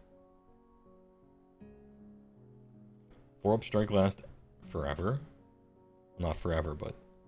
And each combat phase, huh? Cool. You get 8 of them. Is this one of those units where you, like, can't reinforce it? I hope not. Damn. Okay. This kills the crab. I was kind of interested in this thing. You know, 16 of these guys, half the time they might fight first. Technically vampire keyword. I was thinking about reinforcing them and maybe doing some shit with it. But yeah, I guess it's a Warcry refugee camp. Damn, that's too bad. Oh well. Blood Knights. Oh, now I've played against these guys. They're pretty good. You know they're pretty good.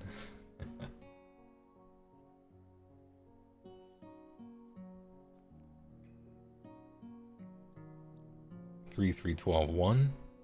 They do 2 damage on the charge. Rend 2 and damage 2.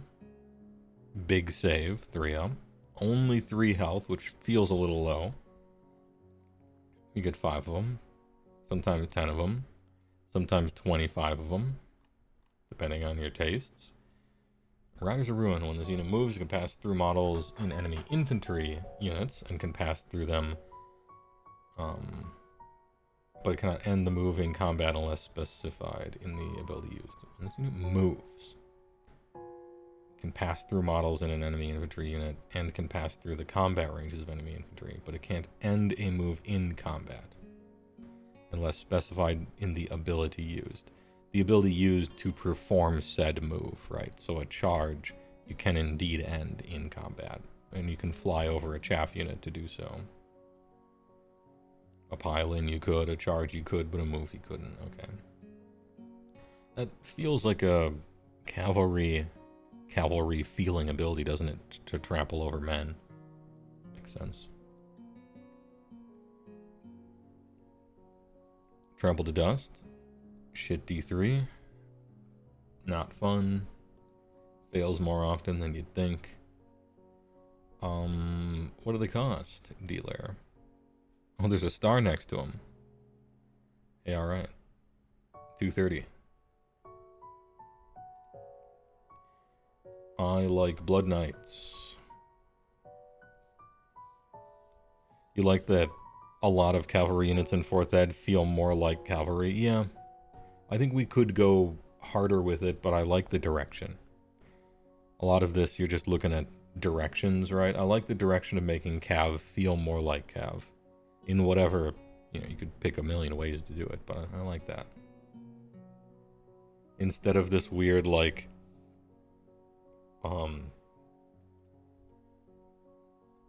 the saucer ride at a fair, you know, that's how cavalry has often felt in Age of Sigmar in editions past, is just spinning, orbiting saucers, just kind of moving.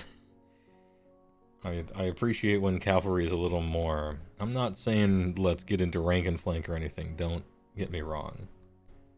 I'm just saying a little less circles and blobs rotating around. Varga Heista. Jeez, they look so bad. Oh, they look so bad. They're pretty fast.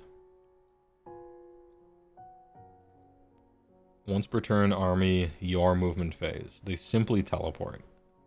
If this unit is not in combat, simply teleport every one of your turns.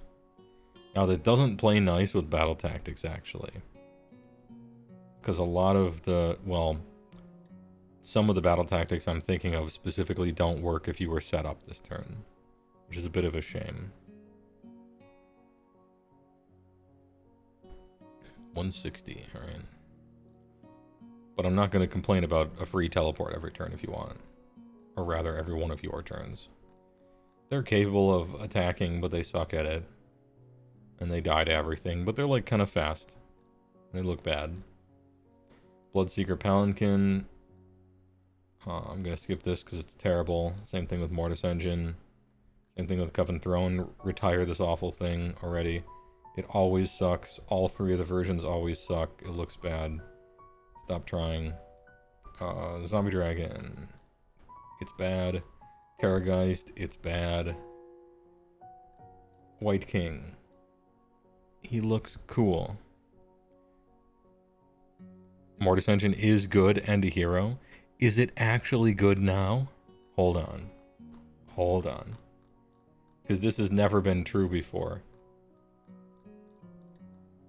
Mortis Engine is good, you say? Alright.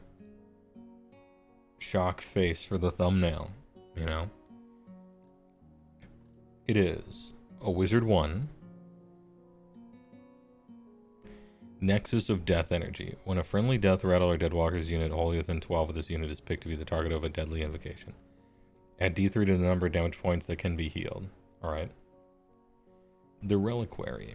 When this unit is set up for the first time, place a stored energy die beside it with the 1 facing up. Each time a friendly SBGL wizard casts a spell within 12 of it, increase the storage energy die. To a max of 6. Once per turn army, your shooting phase wave of power. Pick up to 3 enemy units within 10. In your shooting phase specifically. 3 up, inflict non-mortal damage equal to the value on the stored energy die. Which let's just pretend it's 6, right? The best possible. Then it goes down to 1. So you have like 3 wizards and everyone always succeeds. So on turn 2 you can use this thing once. If there's an enemy within 10 of it in your shooting phase. On a 3 up. And then the energy goes away.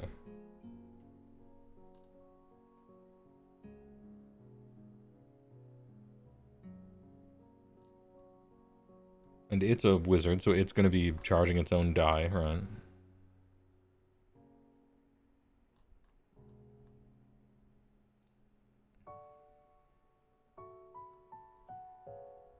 Oh wait, it's a hero.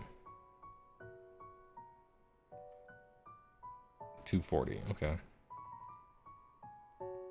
You say this is good? Okay. On paper, this looks bad. But it has the type of ability that could play out way differently on the table. So, I won't be judging this. You know, maybe the healing is enough. Maybe it's just kind of charging itself. It's technically a wizard 1. I don't like that it costs a drop because it's a hero, but maybe this is one of the armies that you don't have to care about drops. I'm not sure. 240 doesn't seem egregiously expensive for once, though. There is that. The range on this thing's ability is super short. I guess it has move 10.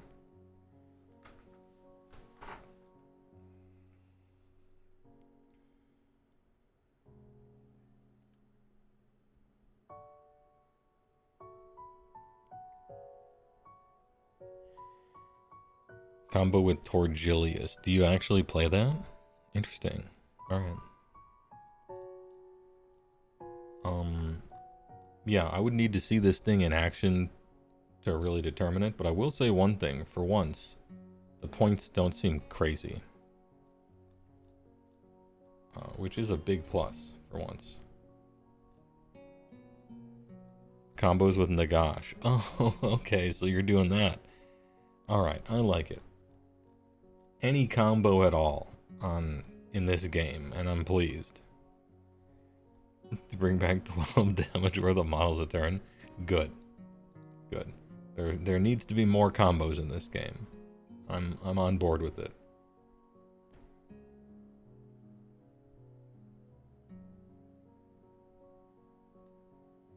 This guy helps Death Rattle add 1 to hit rolls. Yeah, hey, alright. Great work. 140, not free. Torgilius, Mortis Engine, 36 hit points worth of models each turn. As long as your opponent doesn't wipe it out. You have 40 guys, they kill 36, there's 4 guys left, full squad. Good. Good, more. I want more of that. Doesn't this guy look so good? Isn't this such an excellent new updated sculpt? It still captures all the soul and feeling of the old one, I think. I really like this one. Just updated for a new age. Really like, always did like this guy.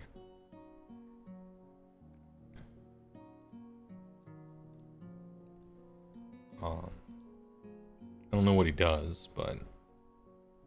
+1 charge rolls for Death Rattle Cavalry. Is your Death Rattle Cavalry good? He doesn't add anything for the pull-in. So it's sort of irrelevant. And he doesn't really do damage. +1 to charge, is that worth it? You fought this guy in Skull-o-Mance, yeah. Soulblade Gravelords, the army is basically, yeah, it's basically Skull-o-Mance, isn't it? The whole deal.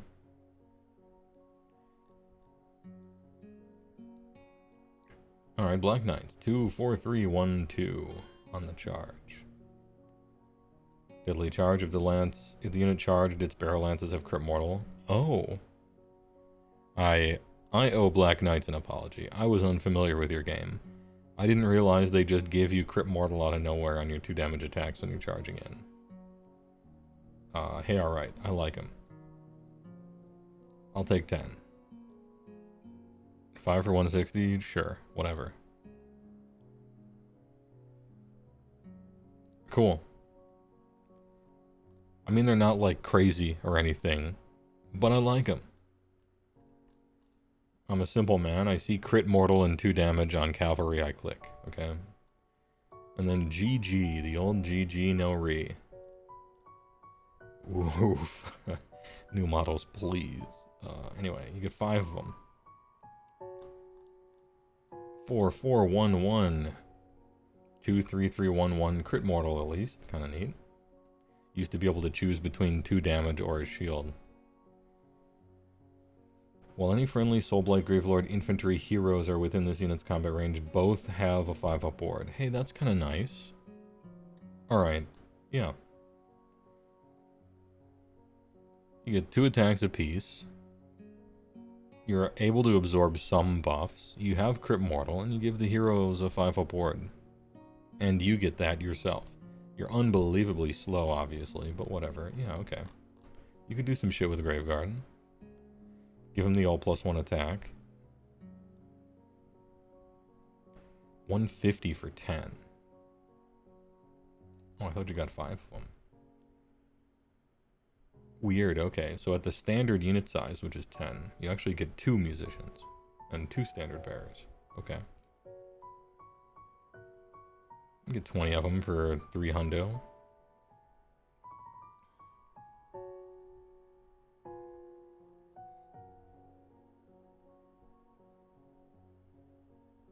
Neat. You just get to double up on the fun things because it's funny. Yeah, it doesn't hurt anything. Right? Like it doesn't actually affect really anything, but that's probably just what comes in the box maybe or something. It's the stupid Six Flags commercial just popped into my head. Who said that? Flags. There's the Necromancer. He still has Dance Macabre, which is the reason for him to exist. 3 up, target can use 2 fight abilities. I don't think I want to.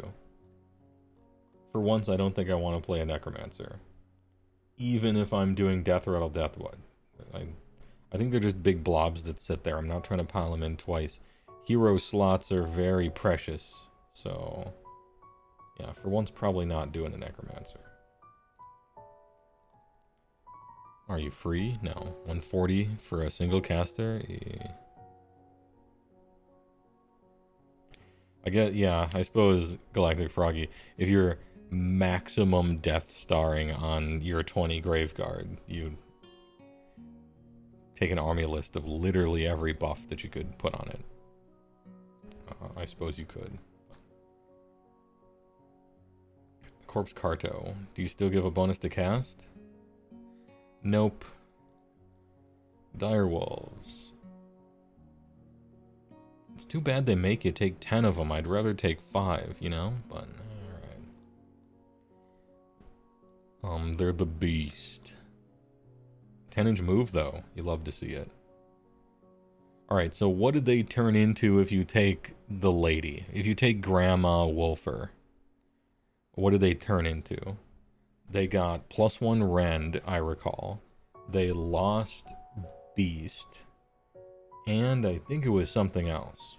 What else did you get from Direwolves? I know you ignore the beast and I know you get +1 rend, but was there a third synergy if you take the lady? Or some other lady? I'm scrolling up right now to it. Oh, it was the 4-up ward. Yeah. So they get a 4-up ward, she gets a 4. Or wait. No. They don't get a 4-up ward. She does and you pass stuff off. Got it. The add 3 to the control score thing doesn't list the wolves. And the spell itself is you ignore beast and you get red. Okay, so it really is just that. I was thinking maybe it was this, the control thing, or... Okay. So now that we have assessed kind of what's happening with these. You got 10-inch move, 20 wounds on a 5-up that's passing off damage from her on a 4-up. It does indeed have a unit champion, which is kind of neat. It can ignore beast, but only if she succeeds at casting the spell, and then you get a +1 rend. And this can use run and still charge. 10. Corpse card can give them crit auto wounds. Alright, and that's useful on wounding on 3s.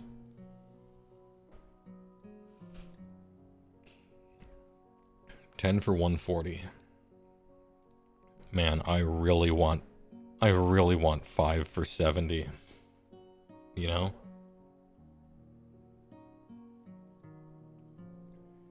Ah, well. 10 for 140 is still good. I like that movement.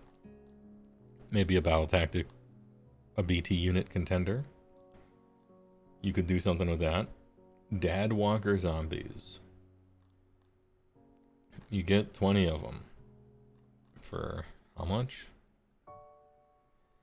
You get 20 of them for 150. They're entirely useless. They just don't do anything. They have a 4-inch move. They die to everything. 1 health each. 1 control. Don't even bother rolling their attacks. Just ask your opponent to take 2 damage after 20 of them attack. It's the same thing. And then they have, each time a model in this unit is slain, 6 up, inflict a mortal. Which, out of 20 of them, will happen maybe twice. After all that said, they're pretty good. They're bad at everything. But you get a shitload of them, they come back to life all the time. You shift them around, they can deep strike. Sometimes they even do damage, maybe. 40 of them for 300. Fell bats. Ooh, another battle tactic unit, maybe? Hold up. 12-inch flying. This unit can use charge abilities even if it used a retreat in the same turn. I don't want to charge back into combat, thanks. I'll just stay out. It's cool that you get a free retreat, though. Fellbats. Potential BT unit. 3 for 90. Ding, ding, ding. Here it is. Yeah, they have Beast, but so does the other thing. Fellbats. Alright. Taking them. They're locked in.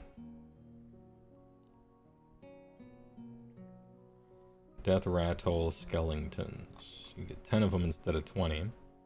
They auto-regen on top of all your other regen. They're technically better at fighting than zombies. And they have a better save. And you get 10 for 100 instead of 20 for 150. Hey, alright. They're good too. Just get a bunch of them and they kind of suck, but it's fine. I think they're neat. And they're immune to chip damage, kind of like clan rats. Well, not immune, but you know what I mean. And finally there is Sakar. Fang of New Lamia. Who? Unique Wizard Hero, Wizard 2 Infantry. Who are you? Is this like some warband or something? Oh, she's the big snake lady, okay. 5, 3, 3, 1, 2, crit 2 hits. 3, 4, 3, 2d3 companion, meh. Time Swallower's Maw, ooh. Once per battle, any combat phase. Pick each enemy unit in combat with this unit. This unit cannot use the Serpentine Agility ability for the rest of the battle. Okay, so this thing goes away entirely if I do that. Roll 2d6 for each target. The roll exceeds the target's move, inflicting the amount of mortal damage equal to the difference between the roll and its move characteristic. Oh, that's potentially a lot. Neat. Serpentine Agility. If the unmodified hit roll for an attack targets this unit is 1 through 4, the attack fails, attack sequence ends. Joke's on you, idiot. I hit on 5s anyway. Death's Construction. If she's a big snake, why isn't it called Death's Constriction? Anyway, I'll see myself out. Pick a visible enemy unit within 12, that's pretty short. Until the start of the next turn, this unit and any friendly Soulblight Gravelords that are wholly within 6 of this unit, which is not a lot, cannot be picked to be the target of abilities used by the target other than fight abilities. Okay, like a pre-counterspell thing. She has a big snake. She herself is a vampire chick. Oh, okay. Still, maybe. So she's like a... You remember when you guys were telling me that the Mortis engine was just a walking time bomb? I think that's what she is with this move ability. She's running around holding a snake that has swallowed a cartoon Acme bomb, ready to explode. And besides that, doesn't do anything. But it has Wizard 2. I guess Wizard 2 is cool. What a weird thing. I don't think I want to play with it, but weird lady. What does she cost? A whole lot? Okay. Terrorists win. Yeah, weird, interesting. This whole book is filled with, you know, you have very few units that are just like legit awful. You know what I mean? There aren't too many legitimately awful things in here, relatively speaking. And some of the stuff that's like bad is at least bad in a kind of interesting way. You saw that they had like a neat idea. And like, oh, what about a shoveler? You know, what about a lady who makes your dogs neat? What about a assassin nothing personnel kid thing that would be cool if this was a different type of game and maybe more skirmishy? There's a bunch of neat stuff in here. Your heroes all feel expensive. Some of them very much so. But then I suppose your troops are really cheap and you get them back, and so that's the payoff there. Blood Knight cavalry seems good. Potentially zombies and skeletons and just reanimating them and doing the whole get them back thing. It's probably pretty good, just like it always is. Bacchanal of Blood is definitely like the one thing, and I don't see a value in really the other one. This one is sick though.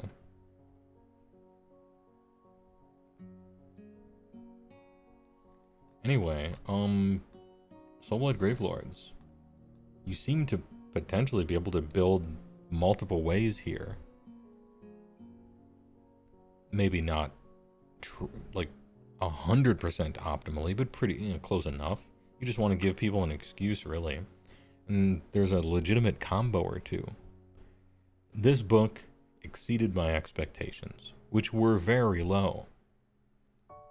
So that's good, right? Oh yeah. Soulblight Gravelords. Nice.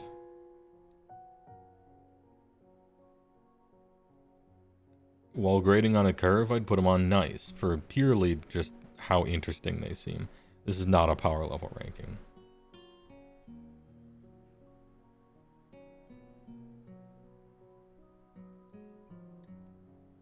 Nice work, nice work. Funaloud.exe.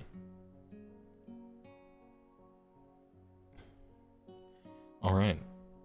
Anyway, chat, hey, thanks for stopping by. Apologies that I've had to cancel a lot of streams recently, but the reasons for that fucking suck. So, at least it sucks for me too. Thanks for watching, appreciate it. Look forward to some new YouTube in the coming week. You know, the stuff that people like. Thanks for watching. I'm gonna try to find a raider maybe on Twitch. Please enjoy the outro. I'll see you Monday. Maybe over the weekend we'll play some boomer-ass game. Or I should work on YouTube. One of the two. Alright, for story time. Little hot chalkies. Anyway. Seraph on. Seraph off. Sans Seraph on. Battle traits. Once per battle deployment phase, the Great Plan. Pick an asterism ability. That asterism ability can be used for the rest of the battle, but the others cannot, unless allowed by the Further the Great Plan ability. And probably some other thing in the sub-factions, I bet.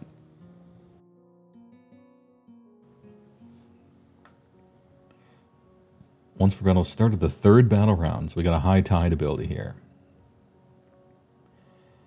As the battle unfolds, so do the machinations of the old ones.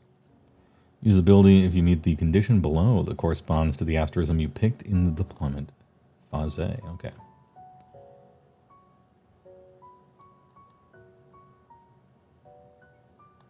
So if we have done one of these things as it corresponds, then we get the same effect no matter what, which is picked a different one. It can be used in addition to the one you picked in the deployment phase. Okay, well, let's see what these do. Itzul the Tamer. Weapons used by friendly Seraphon units have crit 2 hits. Alright, so full army crit 2 hits for companion weapons. We'll keep a lookout and see if the companion weapons are trash or not. And then what do you have to do? 3 or more enemy units have been destroyed. By the 3rd battle round? I should fucking hope so. And then you get a second one. Alright.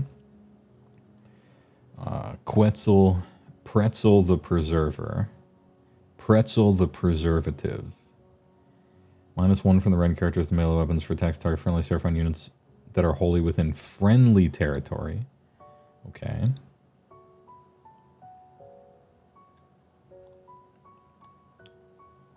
It's alright.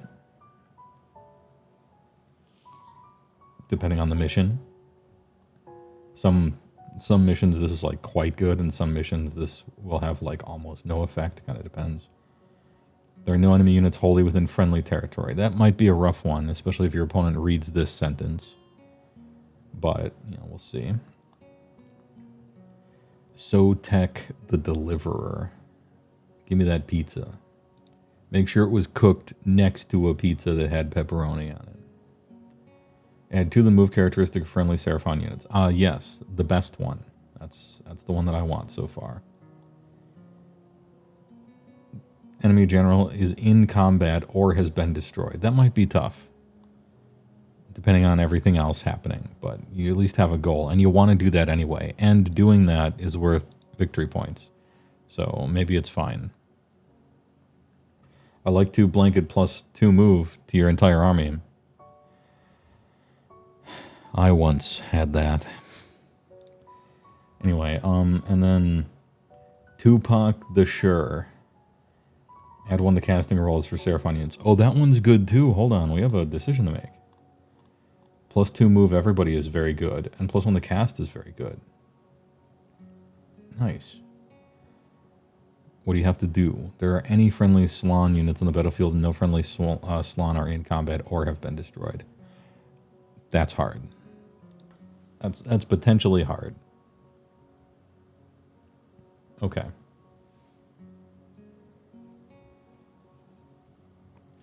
Which one of these would you really want to do late game, though? I guess you get to choose at that moment. So really, it's like whichever one happens to be better for you. Okay. And you just get these, right? Yeah. All right. I like +2 move. I like +1 to cast. We'll see how the war scrolls and everything else look, but those seem good. And then you have to like essentially perform a battle tactic, and then you get a reward.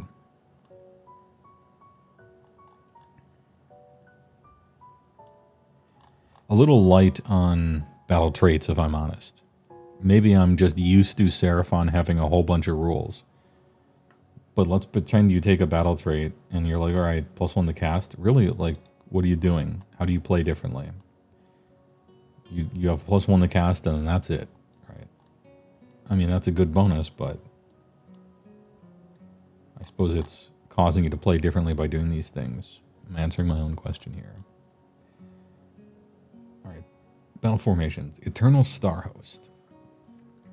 Pick a friendly Seraphon unit wholly within 12 of a friendly Seraphon wizard in your movement phase, once per turn army.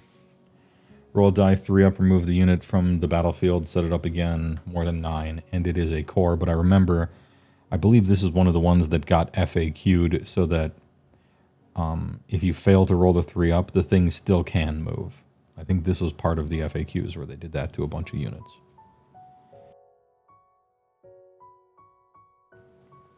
Ahem. Free teleport every turn, albeit on a 3-up. That is good. It is annoying to choose a battle tactic that would only work on a 3-up, right? But anyway, that's good. Annoying. Shadow Strike. Nimble and quick. Pick up to 3 friendly skink infantry or cavalry units that are not in combat. Each target can move d6. Cannot move into combat during any part of the move. That are not in combat, okay? So if you're playing with a bunch of skinks or skink cav, they get potentially an extra d6 +2 movement, which is like having run and charge, except better in kind of every way. Okay. I remember when destruction armies used to be able to do that. If these units are good, you know, then this thing is good. Shooting phase. Your shooting phase, huh? Strange phase to do that in.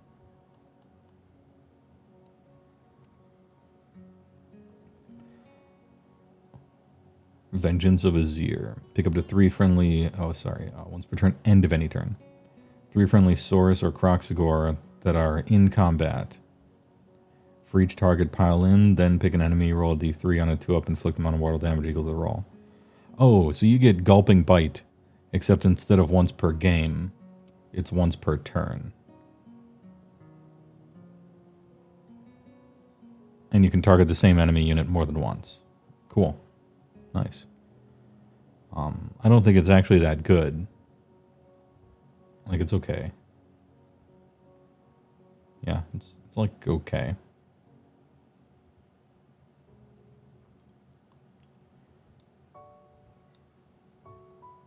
Scaly monstrosities. Add 2 to the health characteristic of friendly monsters. Bad. Okay. Man, I remember when they said that the sub-factions weren't going to be, here's a sub-faction to play with this specific unit. Here's a sub-faction to play with these specific units. It was going to be more playstyle dependent. I see that that continues to not be true. It's just Saurus and Kroxigor for this one, it's monsters for this one, it's skinks for this one, and it's Slann for this one. Man, I wish when they said that in the interview, they weren't lying. Because it would have been cool for them to do that. Hey, alright.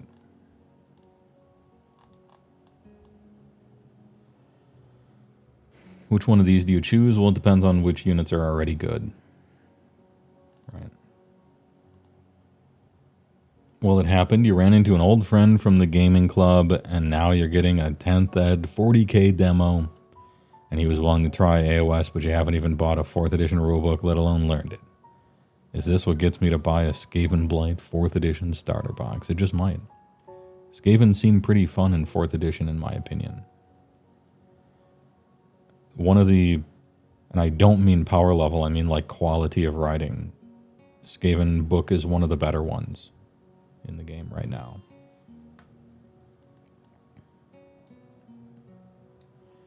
Rogue traits.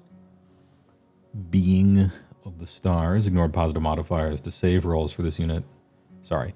Positive and negative modifiers to save rolls for this unit. It's ethereal.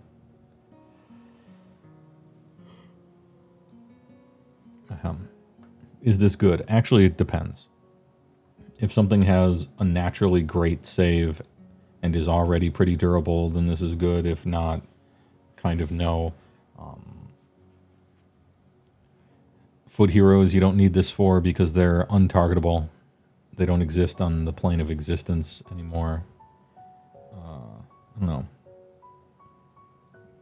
If you end up playing a foot hero, you can give him this and he'll still die, but maybe he won't. I don't know. This is like whatever. Unless you have some like hero monster shit that's actually amazing and has a 3-up save and all that other stuff, then sure. But this isn't really the addition for that. Reptilian Cunning. If this unit charged this turn of friendly unit hold within 12, this unit uses all-out attack. No command points are spent. Great. Okay. Wholly within 12. Kind of a decent range. Free command points as long as you charge this turn, which is the big requirement for it, you know. That's sometimes very hard to do. But at least you get a command point for free for yourself. That's sick. Again, that will depend on whether you have any good, like, you know, heroes on mounts or something like that. And then Beastmaster. Add 2 the move characteristic of Cav. and monster units for the rest of the phase. If they're wholly within 12 of this unit at the start of the move, okay? So we can get +2 move, potentially D6, if there's, yeah, because it's Seraphon Cavalry, so like, if there's like Skink Cavalry that's actually good, we could get +4 to their move plus a D6. I don't know if there are, but anyway, +4 move is kind of sick if you're playing with monsters and cav, right? Yeah. I don't know if the War Scrolls are any good, but this one here, Beastmaster, stands out to me the most. We'll have to see what the War Scrolls end up looking like. Artifacts of Power. Once per battle, reaction. I already don't like it. You declared a spell ability for a friendly Seraphon wizard with this unit within this unit's combat range. Quaddle Familiar. Add D6 to the casting roll. Once per game, add D6 to one casting roll. Stop doing that. At least it works always. At least it's not roll a die, nothing happens. Anyway, yeah, it's probably good because you want to get your endless spells out really quick. Any hero phase, just heal D3 each turn. This is good if you already have a very durable unit. If you don't, then it's just dead and healing sucks. One of the two. Blood Rage Pendant. Add one tax characteristic of this unit's melee weapons. Well, we'll see if we have any fighting heroes. If we don't, then this is useless. If we do, then you still probably don't take it.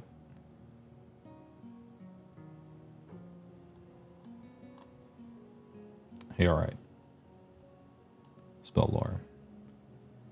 I was disappointed with the spell lore of Seraphon last edition, so I'm looking for them to bounce back.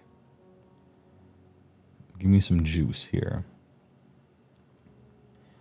Mystical Unforging.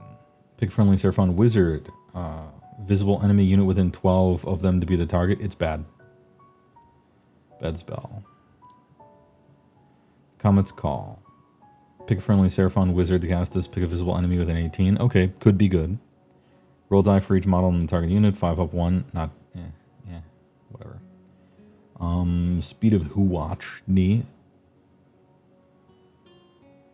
Pick a visible friendly Seraphon unit wholly within 12.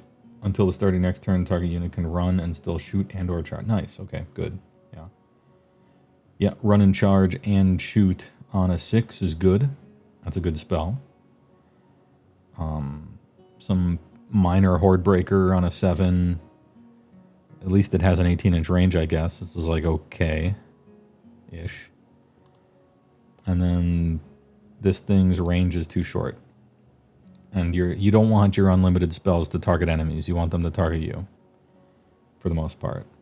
So target one from rend of target's weapons until the start of next turn.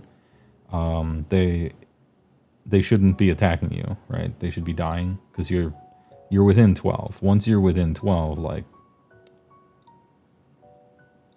during a hero phase, like you should be killing them, right? Yeah, I don't like this. Oh, there's more. Cool. Okay, you get different spell lores. So this spell lore is the one with run and charge and shoot, and then some crap. Now, what about this one? Light of Choke Tech.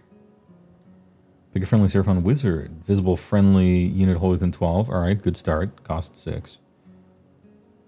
Roll number of dice equal to the number of damage points the target has for each 4-up heal. Okay, so it's a heal. Is this for the Monster Mash list, I guess? It's kind of like the Ogre one, except you really can target the same guy more than once. I think.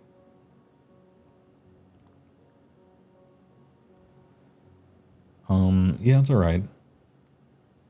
On demand, kind of decent to cast, unlimited heal. Could be kind of nice depending on what type of units you're using.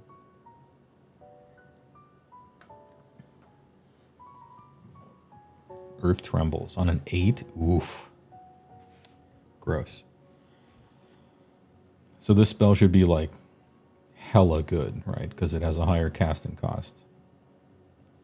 Pick a point in the battlefield in 18. Draw a straight line between the target point and the closest part of the caster's base. Roll D3 for each unit that has models pass across the line. 2 up inflict an amount of mortal equal to the roll. That sucks. The spell sucks.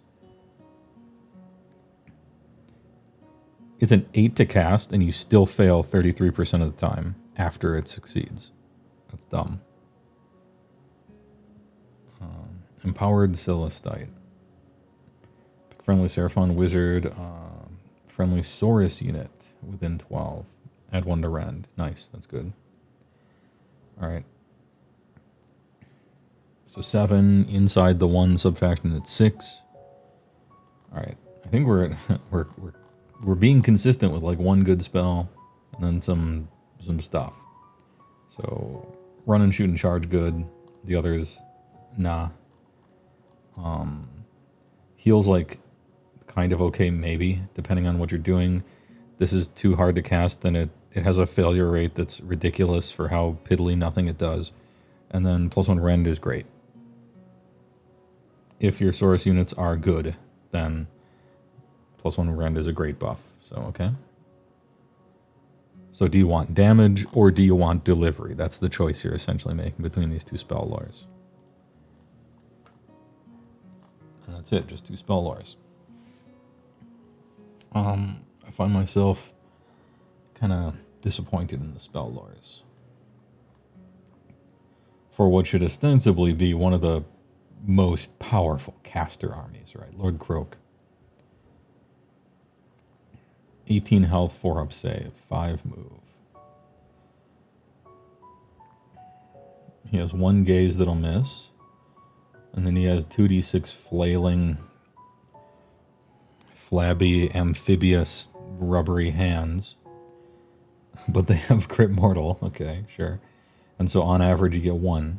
Because average of 7 out of 7 times, you imagine maybe 1 6. So you get like 1 mortal wound. He's not for fighting. Supreme Master of Order. This ability better be ridiculous, with a name as sick as that. Add 2 to casting rolls for this unit. Well, good start. In addition, the unit can use an unbind if an enemy wizard anywhere on the battlefield uses a spell instead of... Yeah, sure. Great. And when using the banish anywhere... Okay, yeah. So just anywhere. Supreme Master of Order. That's cool. Big. End of any turn, dead for innumerable ages. This unit must use this ability each turn while it is damaged. 3d6. Add the number of damage points this unit has to the roll. On a 20 up, it is destroyed, otherwise heal 18. Dead for innumerable turns. So he's immune to chip damage. Kinda. But if you actually attack him, then he just explodes, right? And then he's just dead. Sure. Arcane Vassal. Any hero phase. Interesting. Pick friendly skink wizard, holier than 18. Measure the range and visibility. I know they FAQ'd this so that it works in a certain way, but...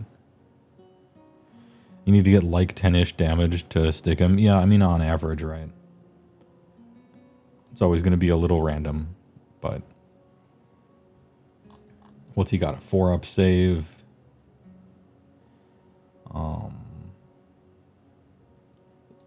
To me, the important point is whether... oh yeah, what's his ward? Is it a 5? Oh, it's a 4. Okay, he's got a 4 ward. Yeah, I was about to say the difference for me is whether you have to send an actual hammer against him or if some other unit that isn't quite a hammer can somehow kill him. And I don't... But they probably can't. You know.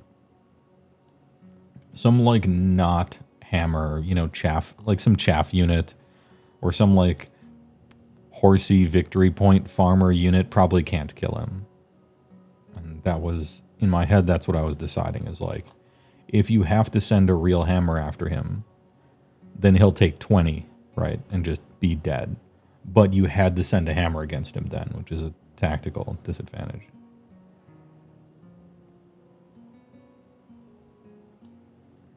So I think you have to kill him, you really do have to hit him with a hammer. Unless your opponent gets like super unlucky, right? Triple Wizzy at +2. And he can cast through Skink Wizards, which we'll see if any of those are playable. Hopefully the Skink Wizards are the free no-drop, you know, ones that go inside other people's stuff so you can actually play them. Celestial Deliverance. This is the spell that you used to be able to cast it infinitely. The spell can cast... unit can cast a spell more than once per phase. Okay. Pick up to 3 different visible enemy units within 12 of this unit to be the target, then make a casting roll. Roll D3 for each target. On a 2-up, inflict an amount. Okay, so it's just that. You already have rules and a system made for this. And it is called Spell, Unlimited. You already wrote that. You invented the concept of unlimited spells. So instead of saying this unit can cast the spell more than once per phase, what you do is down here you go Spell, Unlimited. I just think they should piggyback off of the special cases that they've already put into the game. This doesn't matter at all. It's not even really a nitpick. I'm just thinking out loud. 12-inch range sucks. And the shit D3 sucks as well. But he casts it on a 5, possibly even a 4.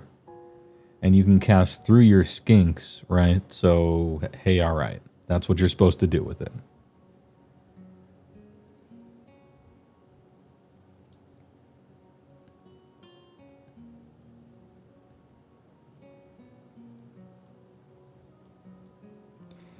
Slan Starmaster.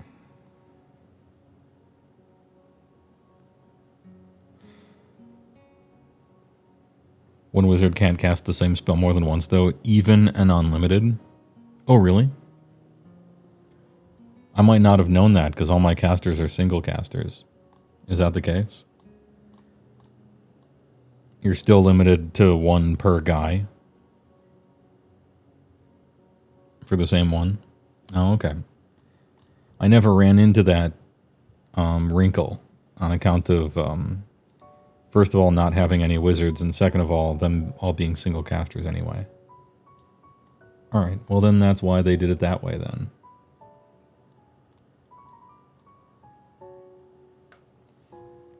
Normal old Slan Starmaster, 9-5. What's the ward? 6-up, okay. Massive reduction in durability. I think 9-5, 6-up. Even a non-hammer can just plaster this guy if they manage to catch him. And so you get +1 to cast, but you still get the cool infinite range thing.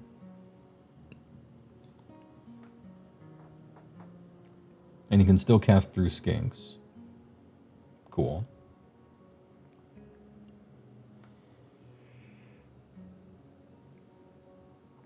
Celestial Equilibrium. For the rest of the turn, add 1 to casting rolls made for other friendly Seraphon wizards while they're wholly within 12 of this guy. I don't know if that's good or not, because I don't know how many wizards you're trying to play yet. If you have a whole bunch of heroes, then that's good. Typically in this game, you don't want a lot of heroes, though, because that necessarily means lots of drops, which is almost always bad. Unless you're one of the few armies that are able to do that. Make that trade-off and have it be worth it, which maybe they are by the end of this. I mean, I already get +1 to cast from a sub-faction, and I already get +1 to cast on his War Scroll. Like, I wish your spell did something, actually.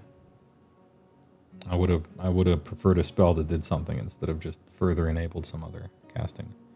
Still a triple wizard. I was expecting maybe 2. So that it'd be like a downgrade from Krogan Always. Celestial Reinforcements. Pick a friendly Seraphon unit that started the battle with 3 more models that has been destroyed. 4-up. You get a new one, wholly within 12 of this. Alright. Once per turn, army your hero phase. So every hero phase for free, And this is how they work. Either you pay for them and they work, or you don't pay for them and they work on a 4-up or something. So you get to try to bring back your guys over and over, which is all right.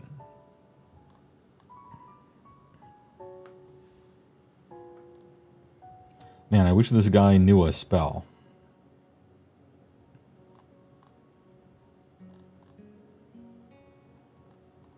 Skink Oracle on Troglodyte. 15-inch noxious spittle. D6 attacks. Ouch. 1/2 though. Shoot in combat though. Companion.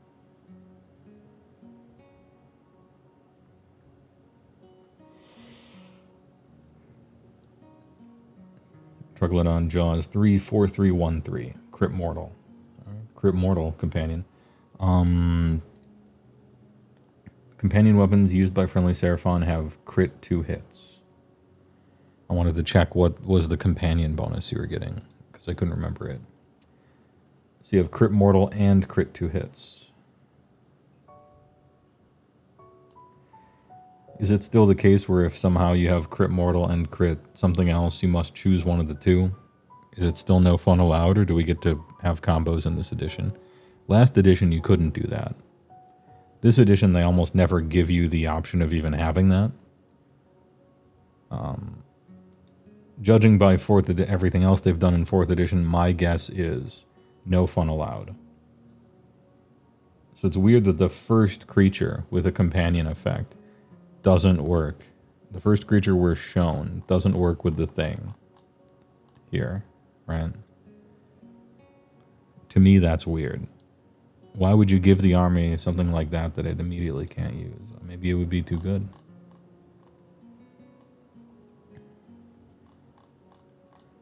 Anyway. 14, 4, 10, huh?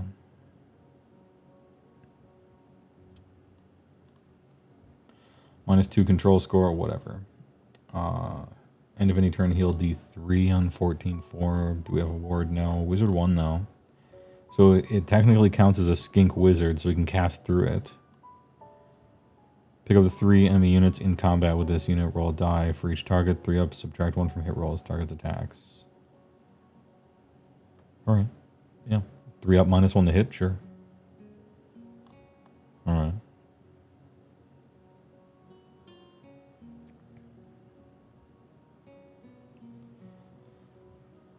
So what do? You suck at fighting. You have some spittle you can shoot out. You got 10-inch move. And you can cast spells with it through with your Slann or your Croak. Well, one spell. Alright.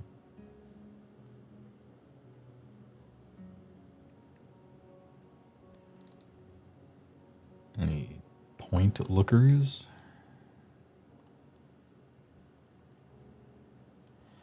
$280. Has this changed since? I think I have an old points document since the most recent update.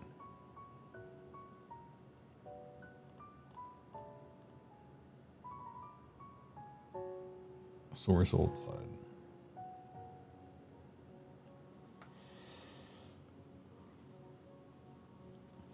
5, 3, 3, 1, 2. Charge +1 dam. 4, 4, 2, 1, 3. 3, 4, 2, 2, 3. Alright, we're getting some like high damage values that could land here. And this one has crit 2 hits if you do the one thing.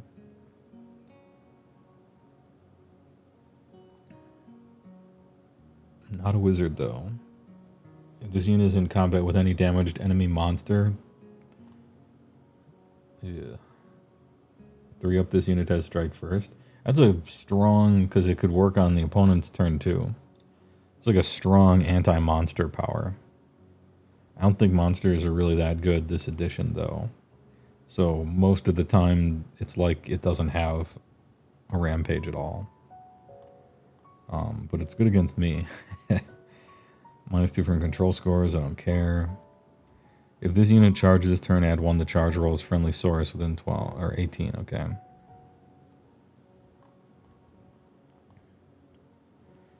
What do you do? Some damage. And? +1 to charge rolls, I guess. Nah. Source, Scar Veteran, and Agoredon. 8, 4, 10. 4, 3, 3, 2, 3. And 3, 4, 3, 2, 2 companion. So maybe crit 2 hits.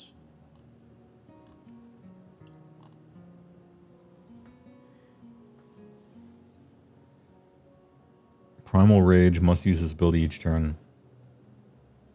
If this unit used any fight abilities this turn, place a Rage token on it. Max 3. If this unit did not use any fight abilities this turn, remove all Rage tokens. Add 1 to attacks to the unit's companion weapons for each Rage token it has, until the end of the next turn. So my turn I charge with it, kill something, get a Rage token. Opponent's turn. They charge it and kill it. Well, okay, they charge it and fail to kill it, and then I get +1 attack during that combat, and then I kill something and get a Rage token.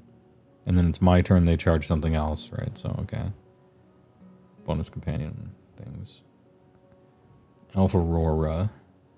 Place a Rage token next to this unit and each friendly Aggredon Lancers unit holding within 12 to a max of 3 per unit. Any combat phase. Oh, so you're just farming Rage tokens also for free, right? Because it doesn't have to be in combat, right? It becomes the combat phase.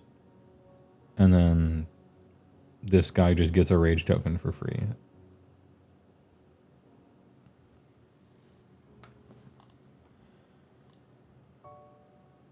To a max of 3 per unit, okay.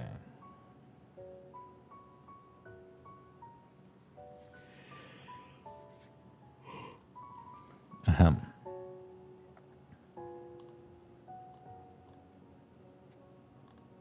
I don't know if that's worth it. Show me the Lancers. Are they good?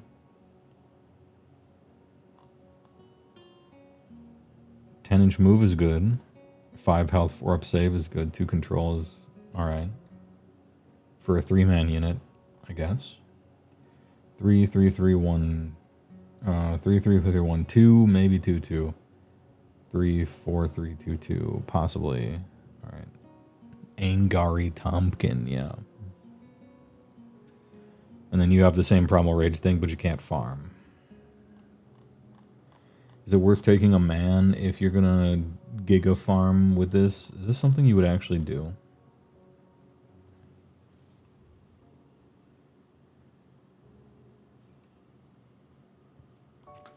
Are we farming?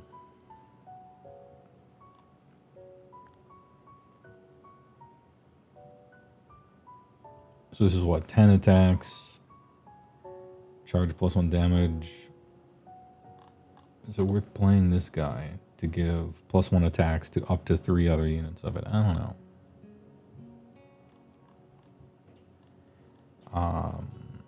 I'm gonna look at the points for them, but I kind of like the War Scroll for the Aggredon Lancers. 210 for 3, okay. That's decent.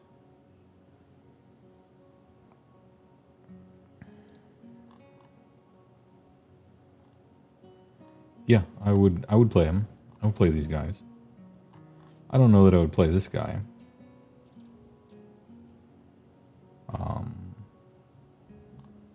Because, like, hero slots are pretty precious. And 1-time +1 attacks may be kind of good for alpha strikes, but then, I don't know. I think I would just play the Lancers.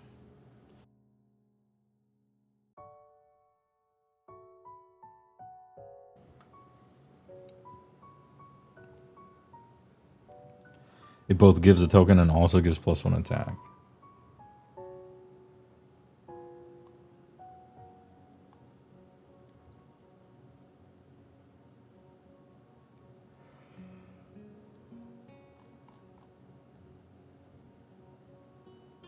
What do you mean? So it's +2?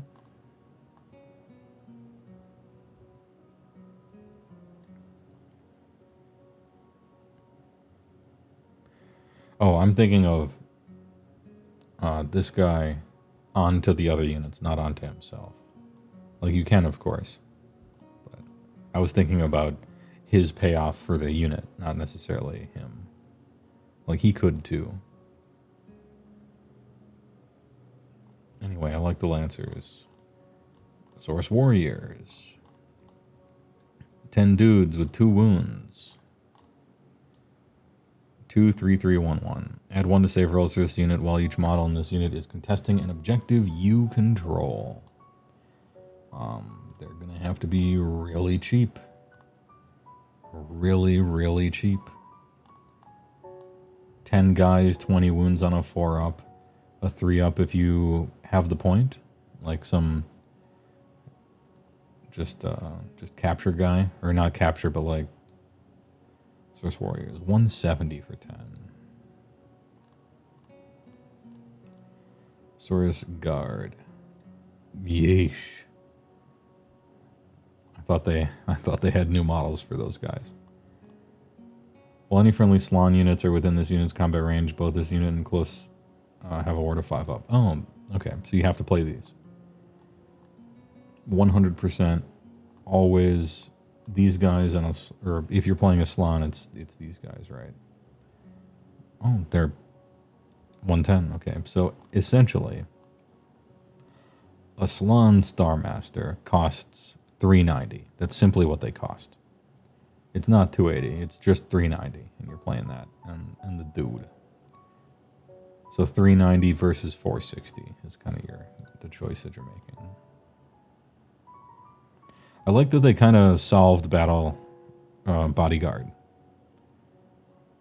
where it's like, what is a bodyguard? It gives itself a 5-up ward and the hero a 5-up ward. Like I like that. I like them eventually finding their way to that being what bodyguard does. Skink Starseer, cute. Double Wizzy, fly. Roll number of dice equal to the current battle round number. For each 3-up, pick a friendly Seraphon unit wholly within 18 big. That unit has a 5-up ward until the start of next turn. Cool. I really like this, except for the 3-up thing. I suppose he gets better at prediction as the game progresses, so that's neat. Yeah, I like that. I like the little scry thing. Celestial Dude. Visible enemy within 18. Ward rolls cannot be made. Okay, Silver Bullet, sure. If only they made it consistent, the bodyguard thing. Yeah, it's mostly consistent. But every once in a while, yeah, like with Iron Guts, those would be too good, obviously, if they were a real bodyguard. I say with sarcasm. Anyway, I kind of like this guy. He's a double wizard. His spell, well, okay, it's a silver bullet spell, but it's a decent range silver bullet spell. And I like his little ward thing that he can hand out. I think that's fun. I like this guy. What do you cost, Skink Starseer? 150. That's 150 for a double wizard with a good ability, albeit random. Cool.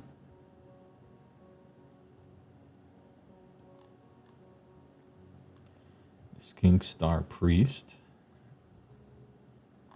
Wizard 1.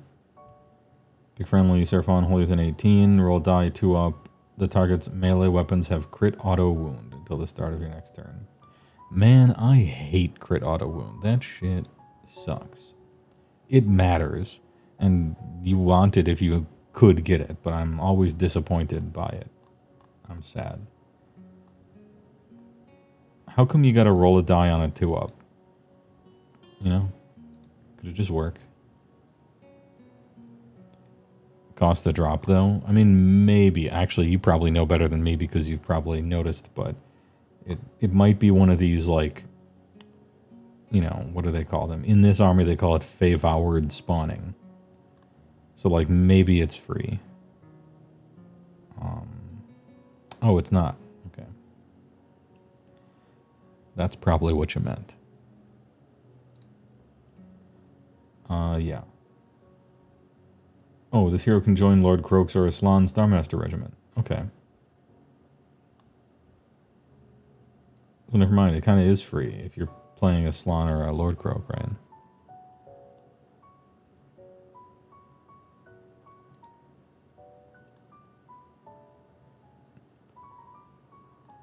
Alright.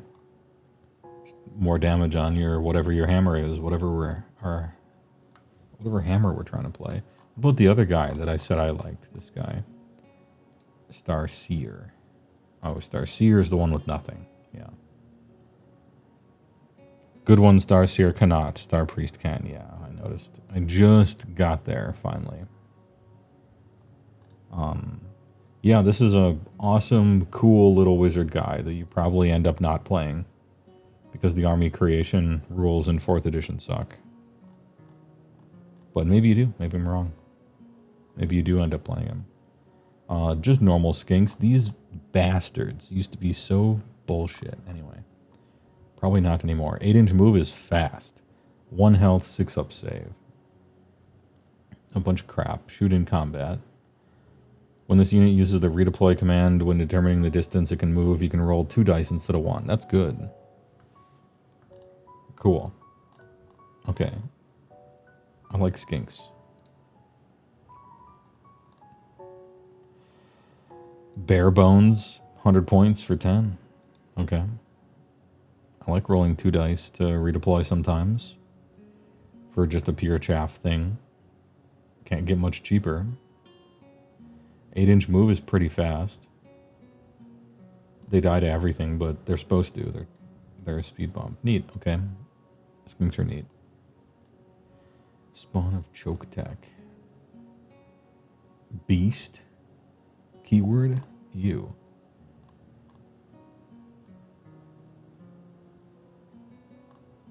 Is this a unit or a hero? What are you? He has a glob of flame acid. 16, 4, 4, 2, 2d3. Alright. Companion. Stream of fire. Fiery Mar. Okay, so it's showing me this, but probably there's like a salamander or something next to it, is what I'm guessing.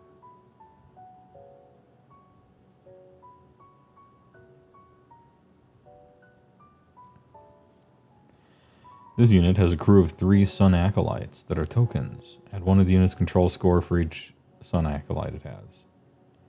If it has no Sun Acolytes, it has a max control score of 1 for the rest of the battle. Each time you make an unmodified save roll of 1, remove a Sun Acolyte. Okay. Now it does have the Beast keyword, right? Acid Fueled Flame. Each time this unit uses a Shuet ability, you must pick either Glob or Stream. In addition, after resolving shooting attacks made with this unit's glob, if any damage points were allocated to an enemy unit by those, subtract 1 from save rolls for the enemy unit for this turn. Okay. Like, that's a good that's a great debuff. But you have 1 attack, a singular attack that hits on a 4 and will just miss. 16 is a bit short for a artillery. Stream of Fire has 5 shots, 2s and 3s, so maybe 1 gets through or something. I don't know.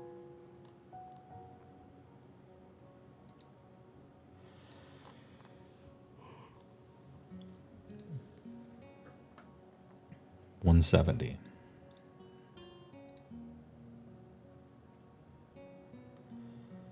Man, I just don't want to spend 170 points to roll a single attack and miss and have nothing happen at short range.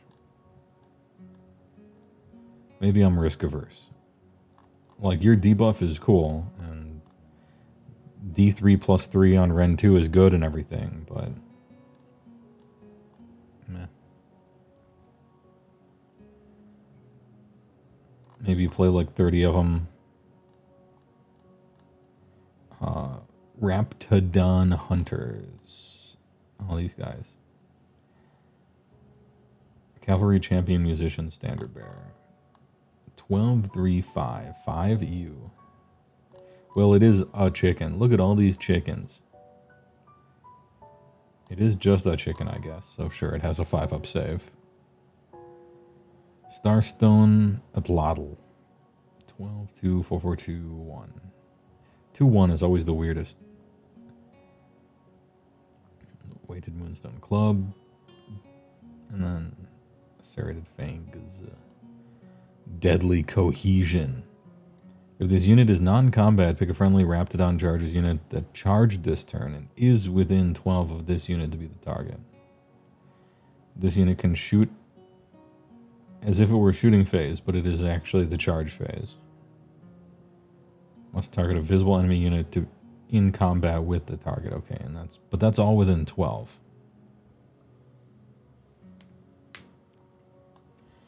No. Don't like it. Now, what's that? Raptidon Hunters. Unless you just cost like nothing. 140 for 5.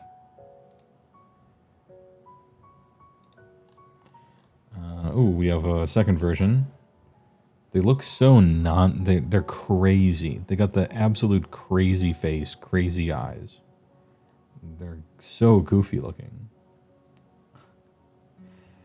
Shocked face. 1235. 12 is pretty good. Teapot Lance. 3, 4, 4, 1, 1. Charge 1 damage. So I think these come in 5s, right? So 16, 3, 4, 1, 2. Plus maybe something, depending on what your other faction things are. You can give them +1 rend. And 1 hit rolls for this unit's combat attacks if they target... Oh, you don't even need the all-out attack to get 3 and 4. If they target an enemy unit that was targeted by shooting attacks made by a friendly Raptidon Hunters unit... Oh, okay, so that's how...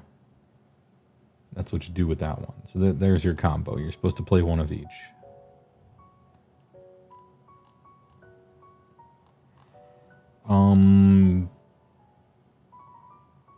I like them. I like these guys. So far, I've found 2 cavalry that I like in this army. Nice. Raptidon Charges. 140 for 5. Alright. That's a more impressive 140 than the other ones I was looking at. Cool. Yeah. Raptidon Chargers. I'm in. I hate what they look like. But keep in mind that I hate birds. So I look at dinosaurs, and the more bird-like you get, the more I don't like it. Personal preference. Hunters of Huan Shi. Guy's blowing into a periscope over here. 5-up ward with 6-up, 5-up, huh? Okay, 8-inch with dart pipes. Pick this unit if it has not been deployed. Set it up in reserve in ambush. It has not been deployed.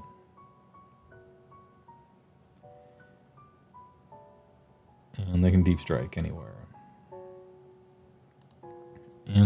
Any shooting phase, Star Venom.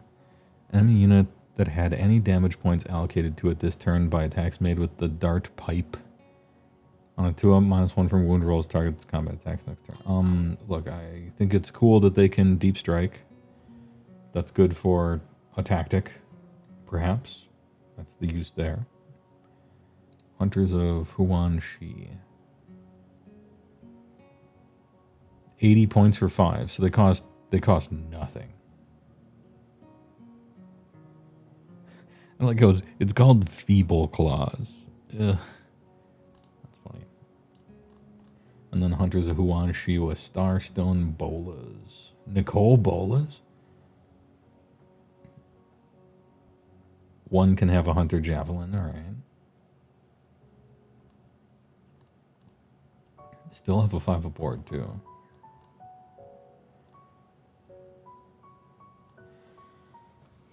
Pick an enemy unit that was targeted by this. Yeah, so it's targeted by. Not dealt damage. Targeted by. 3-up, -1 from the number of dice rolled when making charge rolls. Huge.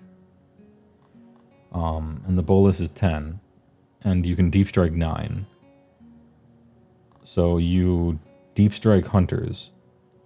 9.1. Target with the bolus. Doesn't matter if it hits or not. And then 3 up, that unit rolls 1 fewer to charge.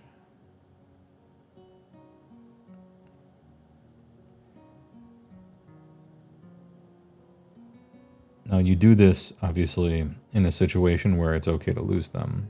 Because they could just charge these guys. That's sick. Oh, by the way, remember when I said I liked skinks because they had super redeploys? Well, these guys cost 80 and 90. So I actually like them quite a bit as well.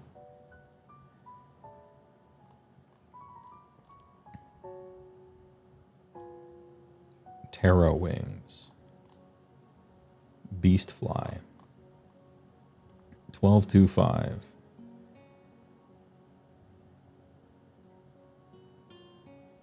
Whatever. You have 12-inch move and you can fly, which means you might be a farmer. What are you called? Terra Wing? You can include 1 unit for each chief. Okay, I see. Yeah. Terra Wings, 100 for 3, huh? I mean, maybe. They're like Raptorixes or something like that, but I think I don't know, you might have enough, like, deep strikey, wiggly, goofy stuff anyway. But it's an option to think about. Abbas Silidon.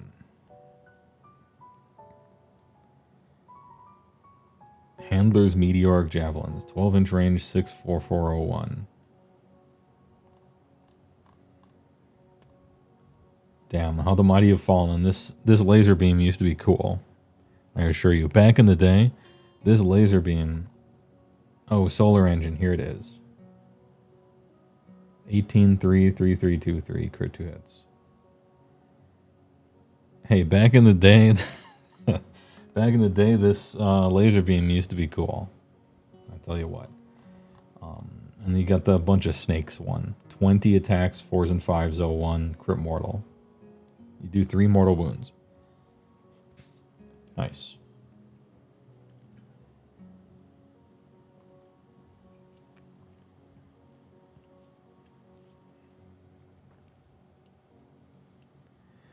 Yeah.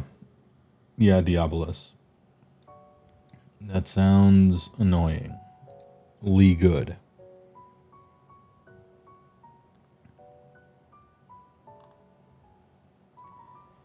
Two up save, baby. 5-inch move, though. Alright, so you got the laser beam version. And you got the just snakes on a plane version. Which is funny. But still a done funny. 270, 290 now. I think they're cool. Pterodon Chief. 1455, huh? Chief's Deadly Cargo. It sounds like a John Madden line. Your movement phase. Pick an enemy unit that this unit passed across. Roll die and add 2 to the roll if this unit is within the combat ranges of any friendly Pterodon Ridas. So either on a 5-up or a 3-up, D3 mortal damage. If any of the damage points allocated and the target does not have fly, it also then can't run. Okay. I don't think I care. And then Pterodon Ridas. 14, 3, 5. 14 is so fast. They don't actually fight.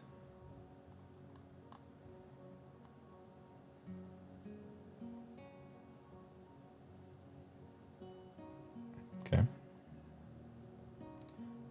Pterodon Riders are what? Like 110 for 3?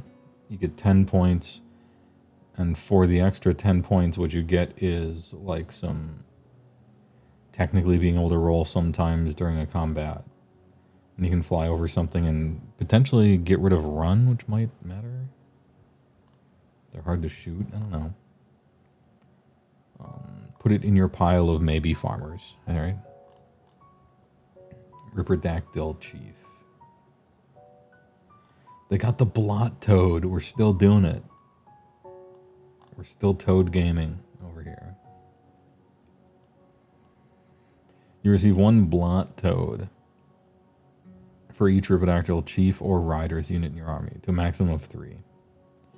Pick a number of enemy units equal to the number of Blood Toads. Effect, place a Blood Toad next to each target. Add 1 attacks used by friendly Ripperdactyl Riders, older than 12 of this unit for the rest of the turn.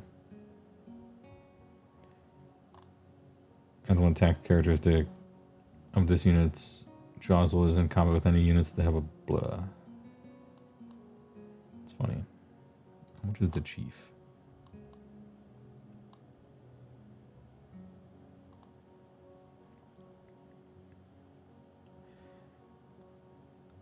Monster, beast, any skink, cav, huh? Right. So, I think it's kind of funny in the Seraphon book that in alphabetical order, number 2 is already R, right? We don't use a lot of the alphabet with this one up here. RST, we're done. Aside from Lord Croak.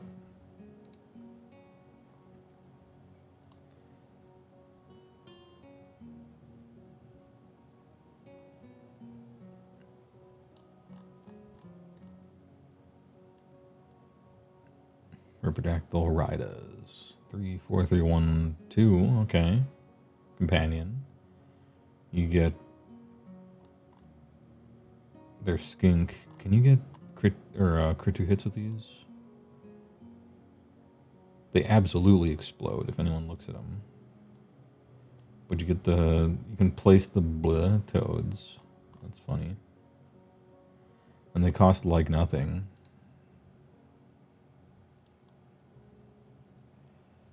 $120 for 3. How many of these would you have to play for them to do something? It's like 10 attacks and stuff. All right. I'm just thinking out loud. Somebody maybe owns a bunch of those. Megadon Chief, 1448.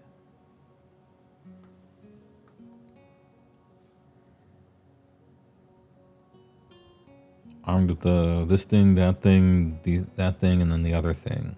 And then a choice between bow and throwers. It's the bow. Wait, why would anyone ever choose the throwers? Sunfire throwers or Skystreak bow. Okay, one of these weapons is 18-inch range, 3 attacks, 3s and 3s, 1, 2. And the other one is 10. 2d6, 3, 3, nil, 1. Crit 2 hits. Maybe 2, 1 against infantry. Who would ever choose Sunfire throwers instead of the Skystreak bow? Maybe all the Seraphon players are just choosing the other one and I'm stupid, but I feel like if you give 2 options, they should have some sort of comparison.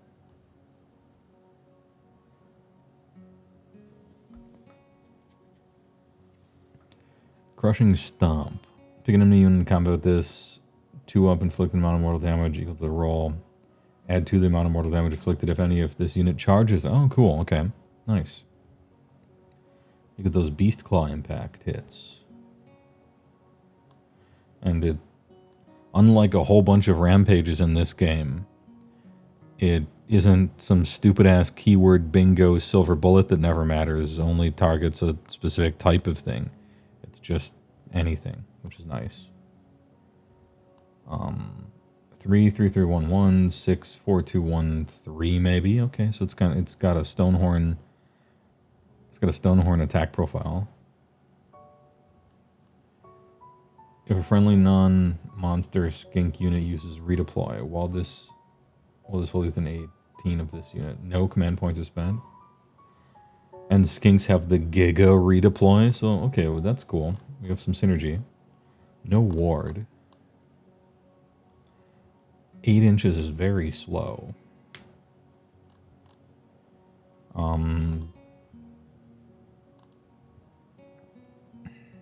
And the bow's kind of neat, I guess. Unfortunately, it's a hero, which might ruin everything. 260 for 1? Yeah. Sounds about right. Maybe I would even maybe go lower.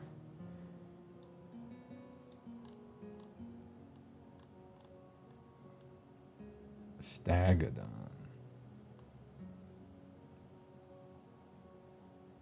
Oh, you kept the bow. Nice. This unit charge, pick an infantry. Here comes the dreaded keyword bingo. Inflict D3 mortal damage on the target, then this unit can move 2d6 and it can pass through. Oh, it stole my rule. But I don't care, because it's 2d6 now, so the rule, that really never matters. It's just about doing an extra d3. It's no longer the crazy combo. And this shit's slow. Stick it on. 240 for 1. It's like kinda the Stonehorn, basically.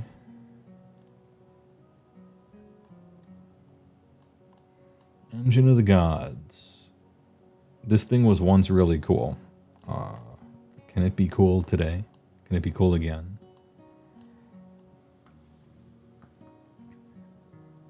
Once per turn army, any combat phase.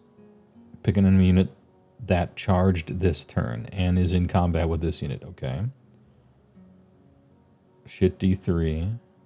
Add 1 to save rolls for attacks made by that enemy unit that target this unit for the rest of the turn. Okay. So you get +1 AC and you do a shit D3 against them. Cosmic Engine. Pick if this unit will harness or reserve. Oh, so we're juicing up. Cool. Okay. If it will reserve the power, place a cosmic power token. If it will harness it, roll a die and add the number of cosmic power tokens the unit has to the roll. Then remove all cosmic power tokens this unit has and pick one of the following effects. Heal D3 all friendly Seraphon units hold within 12. Trash. On a 5, you can pick up to 3 friendly Seraphon units hold within 12. Return 1 slain model to each unit. Whatever. Time slows. On a 6, you pick up to 3 friendly Seraphon units. They have strike first. Can I do this on my opponent's turn? No. Okay, it's bad. Realm Shaper Engine.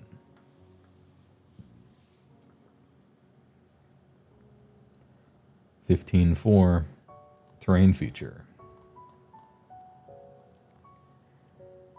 Add 1 to hit rolls for combat attacks made by friendly Saurus or Croxagore while you are in your deployment zone, hugging your terrain.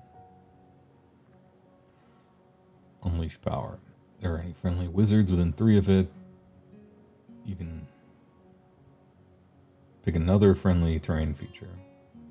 Sorry, pick another terrain feature within 24. Then pick up to 3 enemy units within 3 of that terrain feature to be the targets. D3 for each, 2 up. D3, if that terrain feature has a health, inflict D3. Okay. This is kind of like the Pizza Pit, only worse. Oh. It's like Realm Shaper Engine is like bad Pizza Pit, which is strange for me to say, because I'm not used to saying ogre things are good. But the Pizza Pit is legit. That shit's sick. This is like a bad version of it because you have to pick terrain and have your opponent be around terrain, which they generally never want to do in this game. But it's a good range and some stuff can happen. It can shoot lasers. That's cool. Sure. Astrolith Bear. Look at this fucking Chad. Dude, this is great. Huge, awesome banner. I love this. I love everything about this. So cool looking. This guy's so good. Love the headdress. Love that you can see his eyes. Big smile for the camera. He's got those championship rings on.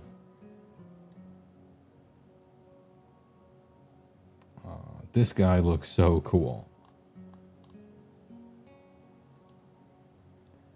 You declared a spell ability for friendly Seraphon wizard holding within 12. If that spell is successfully cast, add 3 to the control scores of friendly Seraphon units holding within 12 of this unit for the rest of the turn. Revivifying energies. Friendly Seraphon infantry units have 6 up ward while they're wholly within 12 of this. Okay. If it already has a 6 up, it has a 5 up instead. Okay. Has to be infantry. Boo. Are Slann technically infantry? Oh, wait, never mind. Yeah, Slann have, they're going to have a 5 up ward anyway, because you're playing the other guy.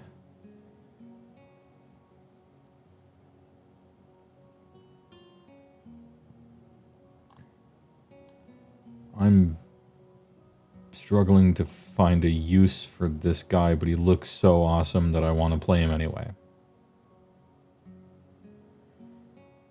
Am I really caring about infantry that much in this army? So far, no.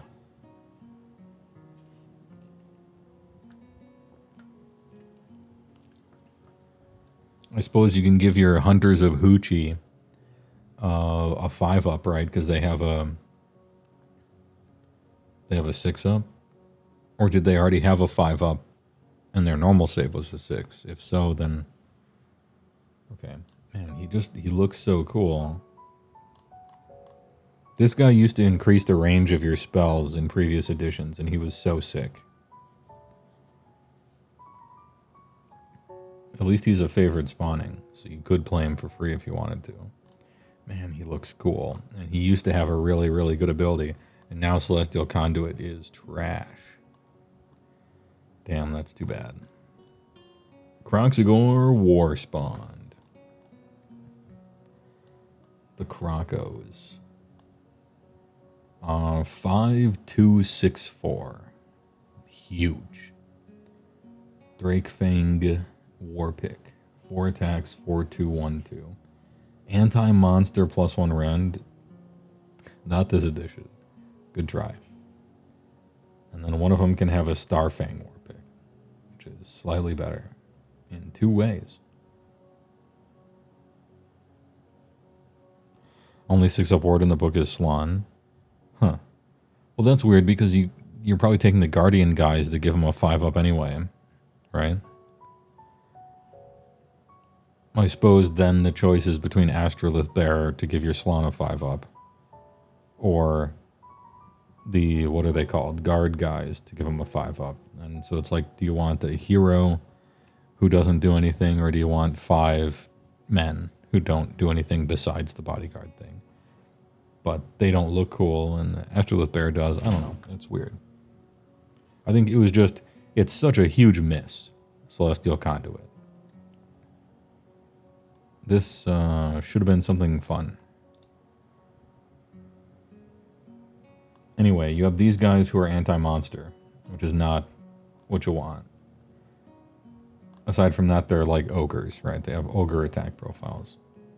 Add 1 damage while it's wholly within 12 of a friendly skink infantry or cavalry unit, which you probably aren't playing. No, maybe you are. I don't know. Like, that's damage 4 on the war pick. That's funny. -1 from incoming rend. Oh, but only ranged weapons. Yeah, whatever.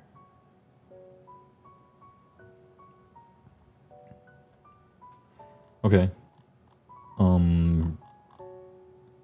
That's the war spawned version. Now, what about the normal Croxagore? He's at the county fair. He's about to ring that bell. Look at this bell ringer. This is hilarious. And now the normal Croxagore. Anti-infantry. Alright, that's what I was looking for. I was not looking for anti-monster. I was looking for anti-infantry or cav. Yeah, he's about to smash that City of Sigmar dude with a fucking pot on his head. Add 1 damage for attacks target enemy unit that has 10 or more models. Still, you know, that could happen. That might happen. It might not happen. It's fine. It's just icing on the cake. I like this. I like this profile up here already. Your ogres. I assume you cost ogre points, right? You don't have a unit champion. That kind of hurts. Croxogore. You're a unit of 3, probably. Yeah. 220. I guess you do have 6 wounds. And then the war spawned are the same cost despite being worse.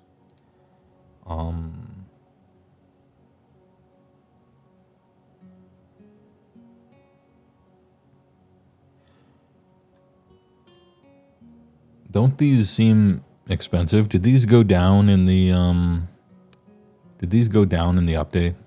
In the patch? 220 for 3 feels like a lot. Kind of pricey.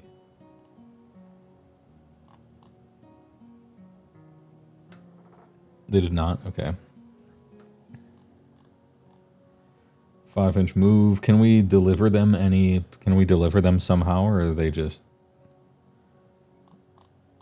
like wide walking 5 inches at a time across the board? We do have run and charge maybe, but I can't remember if that was keyworded.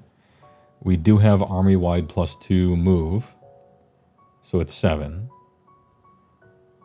There's a spell for run and charge. Could technically teleport them, but that's, you can't really. Alright, I'm just thinking out loud with them. I kind of like them because I like ogres and I like trolls, but I think they're not quite there. Maybe it's points, I'm not sure. Maybe they're that pricey because I'm comparing them to ogre prices pre-nerf. And also, they're in an army with all sorts of other stuff, and ogres aren't. So maybe that's the comparison. All right, Saurus Scar Veteran. 10-14-4. He's got some attacks. Control score. Pick an enemy hero in combat with his units be the target. Roll number of dice equal to the number of damage points target has. For each 5, inflict 1 mortal. Once per turn, end of any. So this is like insurance. Bad rolling insurance. Like something you're supposed to statistically kill and you fail to because you didn't roll well enough. Well, you get like a second chance at killing it. Like finishing it off. You know, it has 3 life left and then you roll a bunch of dice and maybe something happens. And then maybe you can power through. That being said, is this supposed to be a hero? Saurus Scar Veteran. Oh, it is supposed to be a hero. Well then, no. Old Blood on foot. What do you do? The rest of it, once per battle, any combat phase. The rest of the turn, add 1 to the wound rolls for combat attacks made by Saurus infantry. Well, I don't think I'm playing any of those, so no. I mean, maybe I am. Maybe you do in this army, but it didn't seem like it.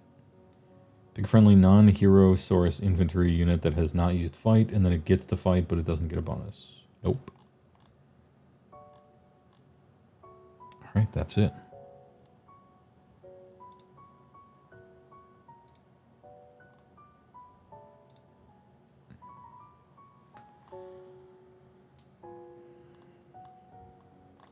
So what do I like in this army? I like how this guy looks, but not his rules.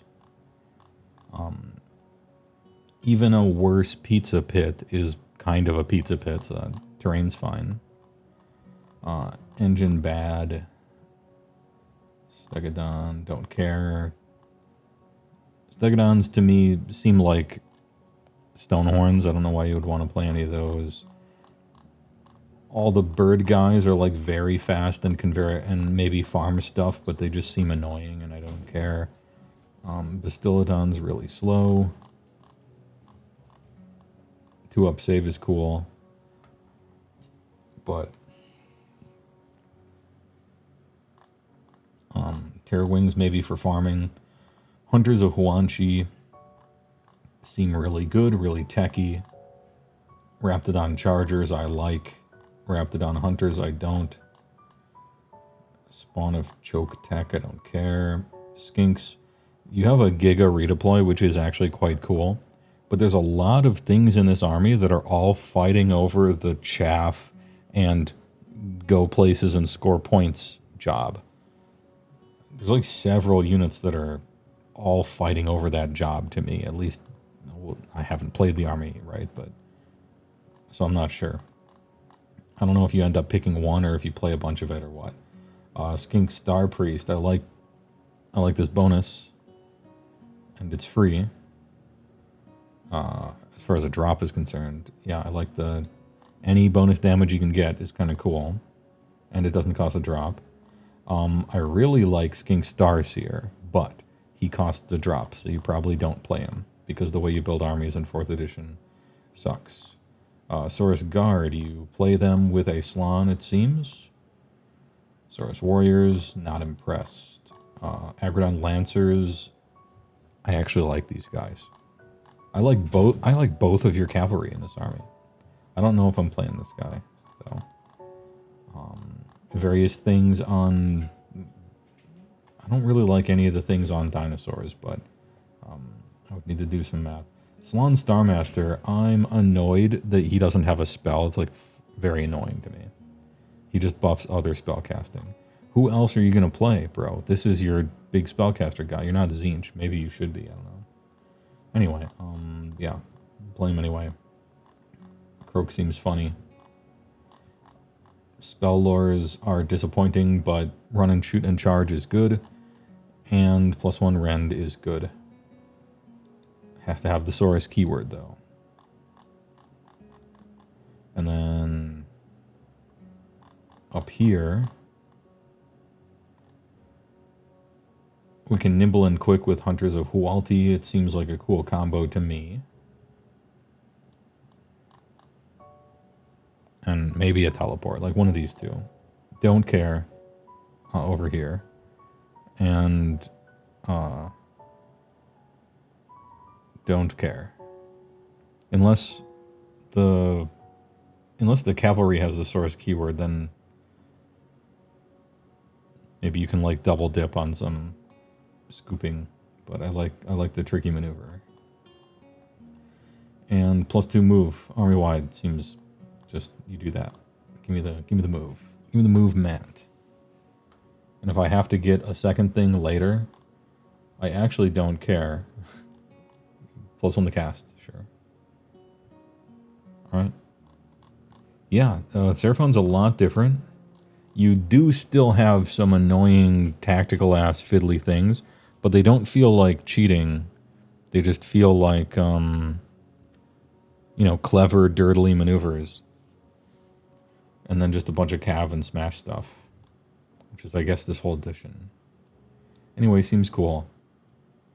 I don't know if that's what Seraphon players wanted, but hey, all right. Seems decent.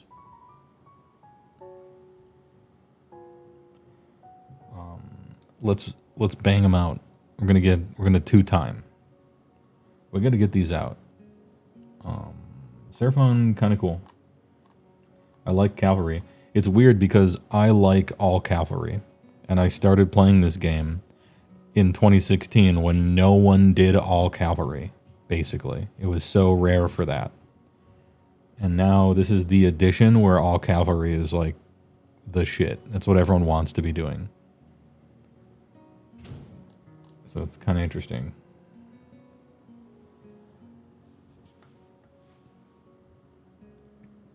Anyway, I'm going to get up, stretch my legs a little bit. Eat one hot chip. We're coming back for another faction focus. I'm going to see if I can send a message to SJ and see which ones I haven't done. Because I don't want to do one twice. You know? I can't be retreading old ground. Anyway, BRB, get up, get yourself a drink, and we will return. Luminath Realm Lords. Lightning reactions. When players are alternating picking units to use a fight ability. When it is your turn to pick a unit, you can pick 2 instead of 1. Resolve the second immediately after the first. This is really good. Not just on your turn, on anybody's turn. What this means is, in general, Lumineth wants you to get into 2 fights at once. Either 2 different fights or have 2 units fighting 1 enemy unit. Because there's no downside for doing that. All of your stuff gets to go first. And so in general, the army, just from the battle trait, is wanting you to fight in either side by side against something or in 2 different fights at once. It's pushing you in that direction.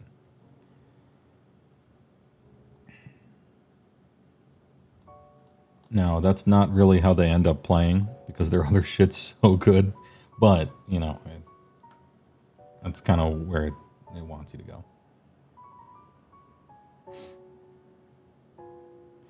Off topic, if you could add 1 color to a monocolor commander, who and what? Green to any monocolor commander in the whole game.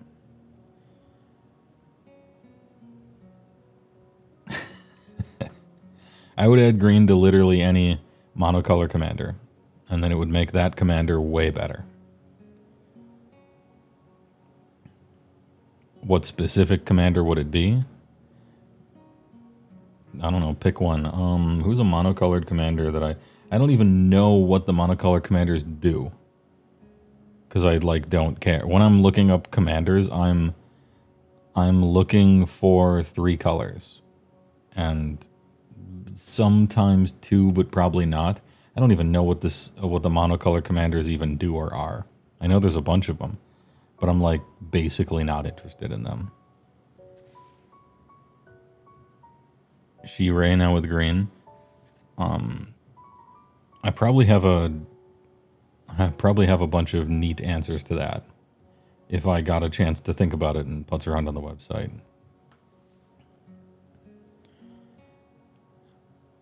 Thinking.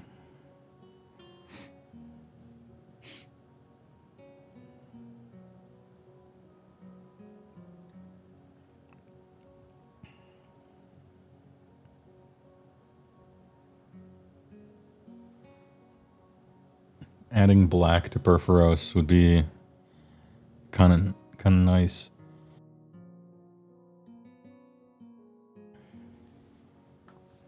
Adding green to Thassa, the 4-mana flicker one, that'd be kind of sick.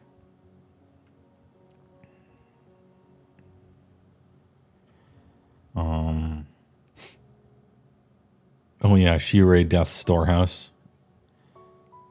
I would add either white or green to that one. That could be sick.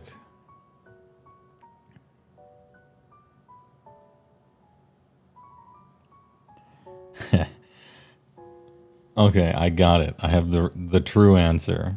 Oh, Shizu, that's Caretaker, not Storehouse. Yeah, you're right. The one that comes back at the end of turn, right?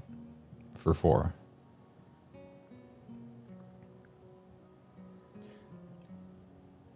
Rograk.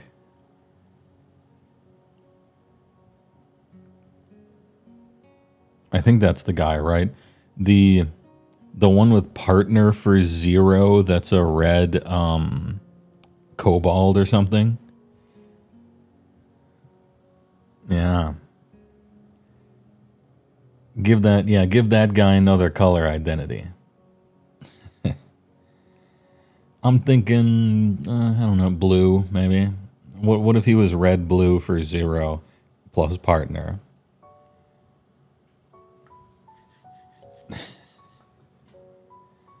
I mean, you could add any color to it, wouldn't matter, right? Add any color to him. Yeah, that's my final answer. I would add an additional color chosen at random to Rograk. There it is. Black would be pretty good. Blue would be pretty good. Green would be pretty good. Anything but white, basically. And even white would be fine. Yeah, there it is.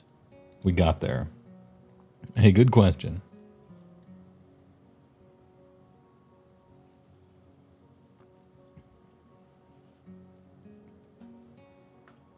That's a good question to find out the nature of a man, like to find out what type of commander player you are. And I guess we answered the question. Battle traits. All right, lightning reactions, yeah. That's good. Every time I read lightning reactions, I'm sad that smashing and bashing had to go away, but we got to keep this on this part. Shining Companion. You can only use this ability if you have not used the Facet of War. I remember the Facet of War stuff. Yep, I don't like these. The rules they made like this. They used them a lot in this edition. I don't think I like these.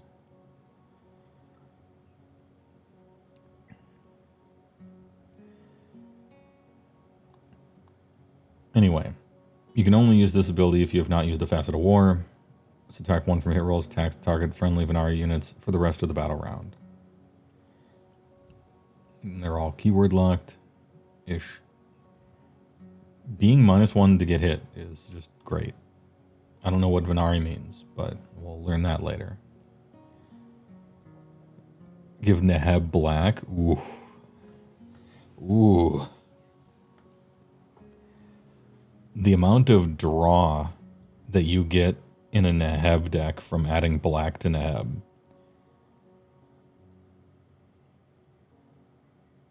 Even just like Stinging Study and stuff, I'm kind of liking it. And there's a lot of black cards that cause all opponents to lose life as well, and he considers loss of life. He doesn't consider damage, I don't think. I'm in. I like it. Move like the wind, your shooting phase. You can only use this ability if you have not used the Facet of War. Pick up to 3 Hurricane that are not in combat. Each can move a distance up to its move characteristic. Preposterous. It simply works. Your entire move characteristic. Just preposterous. I don't know why they wrote this.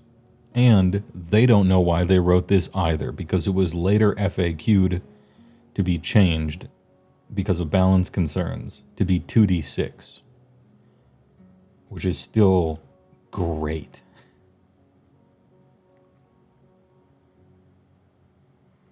Hey, all right. Power of Heywoah. Pick a friendly Venari. Targets attacks. Score critical hits on unmodified 5s for the rest of the battle round. Yep, just everybody. Cruel Boy's Malding. What if everyone was just 5 up? What if everyone was just 5 up in your whole army? You just decided, hey, how about that? Not a spell cast, not standing next to the hero, not trying to roll a die. No, just everybody. It's fine. Sorry, pick a friendly Venari, not everybody, one person. I don't know why I read it that way. I'm used to reading Lumineth things, I guess. Deep Thinkers. This is a great name for an ability. I love this name. Deep Thinkers. You can only use this ability if you have not used the Facet of War. Add 1 to casting rolls, friendly scenario units for the rest of the battle round. Okay, now this one is everybody, but it's heroes, right? So, Enduring as Rock. -1 from incoming rend for Alariath, right? Yep, super keyword stuff. And then besides, you can fight with 2 guys before they fight with 1. I'm so happy that they got rid of the stupid fucking Ether Quartz shit. That was an entire page of extra rules on top of already having more rules than anyone else. And annoying to keep track of. And it had like a pretend downside that wasn't even really a downside that mattered at all, but they pretended it did. And they were just gaslighting you. Actually, let me rescind that statement. I'm not happy it's gone. because I think every army should have that many rules. So I'll restate that.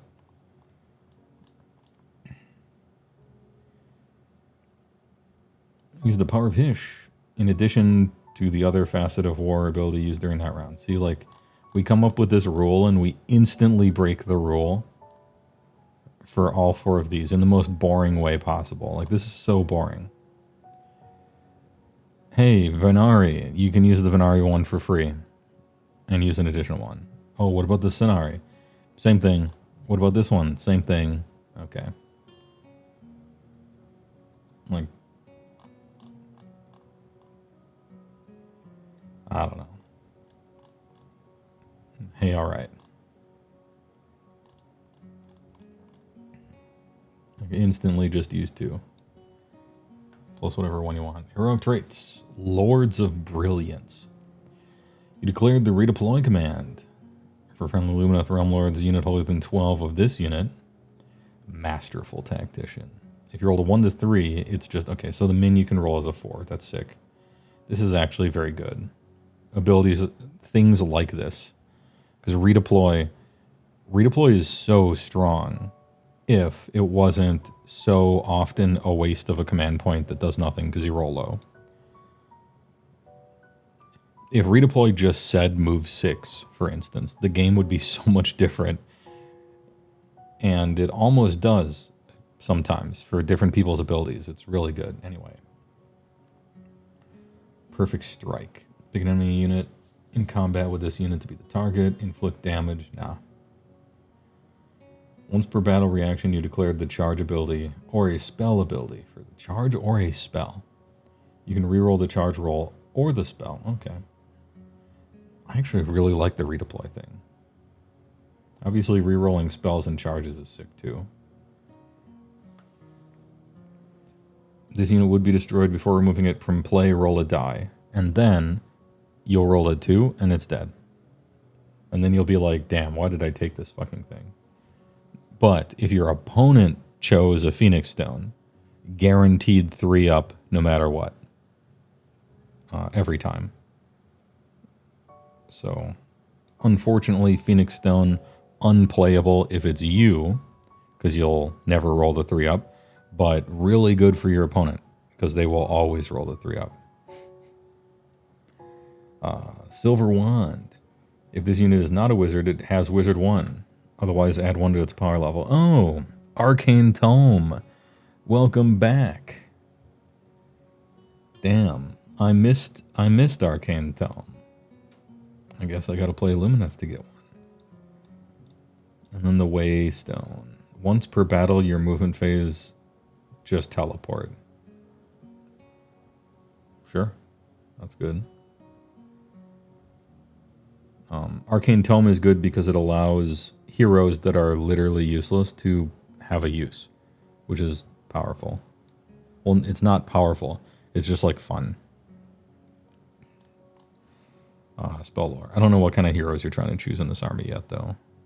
I haven't played against Lumineth in 4th edition because when I was practicing for the tournament and at the tournament I was at and the tournaments that I was looking at, there weren't any Lumineth players in the brackets where you have lost even one game, so I never got to see them or pair up with them. They were always on the undefeated tables with a bunch of foxes that were invincible. So I'm not sure what kind of heroes they're playing with aside from the fox guy. And maybe they're not doing that anymore. After the nerf, I'm not sure. You probably only play the hero guy and not the other units. Spell lore, Speed of Heywoah, only a 5.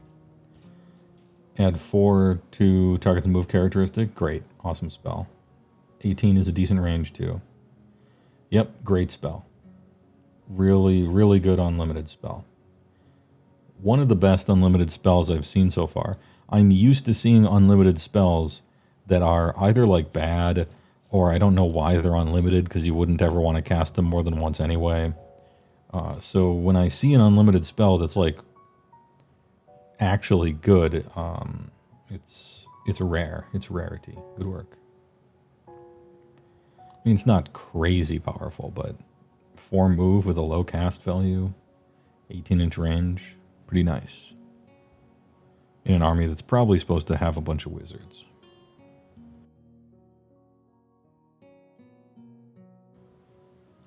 Overwhelming heat.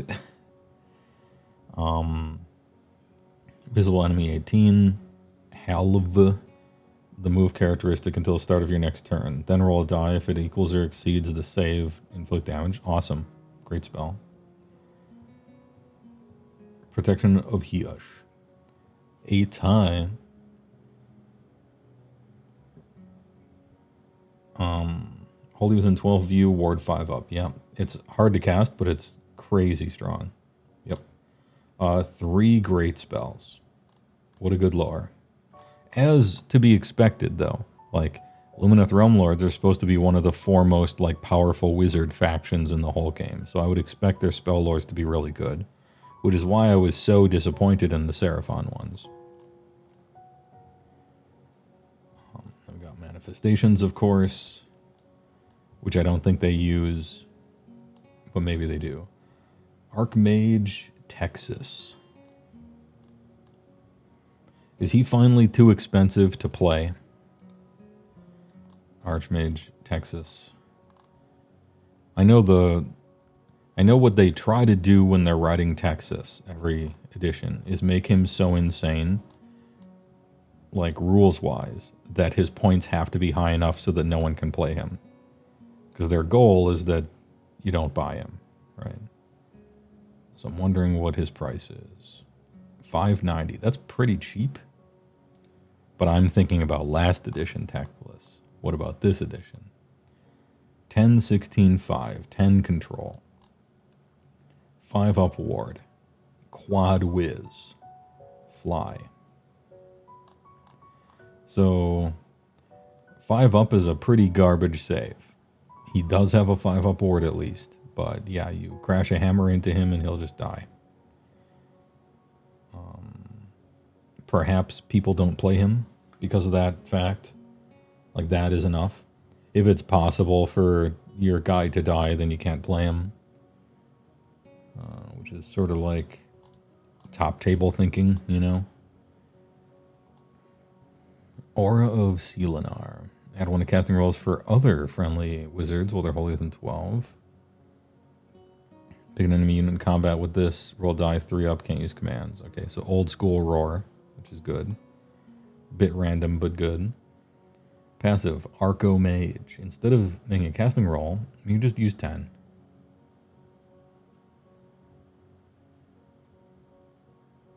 In addition, instead of making an unbinding roll or banishing roll, you just use an 8. Hey, alright. Storm of Searing White Light. Pick any number of different visible enemy units within 18. Then make a casting roll of 2d6, or don't, whatever. Oh, but it's only a shit d3 for each of them. Alright. It's like, okay. So he auto casts 5 up ward around him. Did he lose Ethereal? He lost a 4 up save and Ethereal, I think.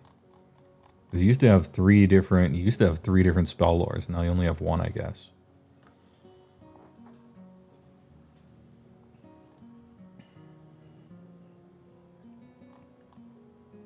I mean, this is a really good spell lore compared to most people's.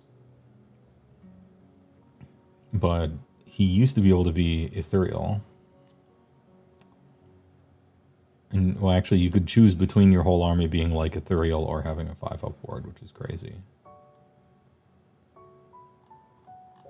Alright, so the problem with Teclis is he's very just killable. But he's super good. I guess that's why he's only 590.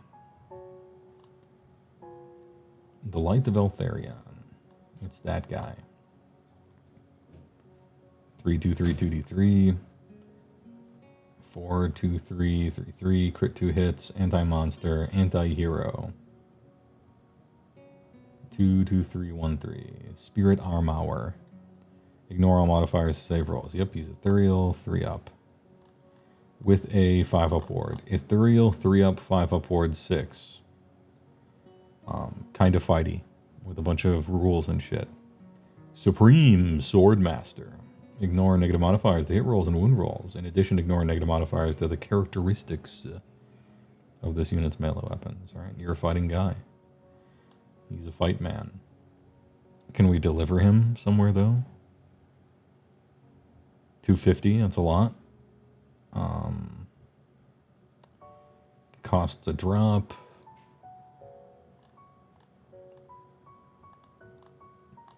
Alright, yeah, melee foot assassin, right? Lyrior Utharail, the Warden of America. 7314, and his model looks really cool. I think this guy looks sick. Daemon Blade, 12, 1, 2, 2, 2, 3. Anti-demon, +1 red. Flavor text, but funny flavor text. I appreciate it.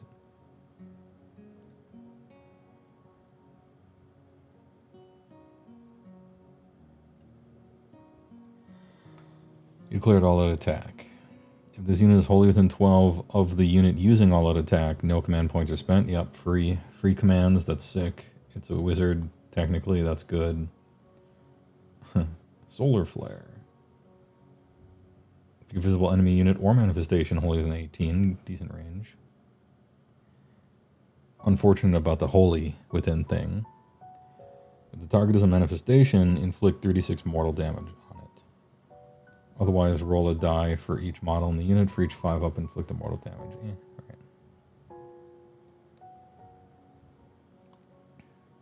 So he's a wizard technically. He gives you free command points.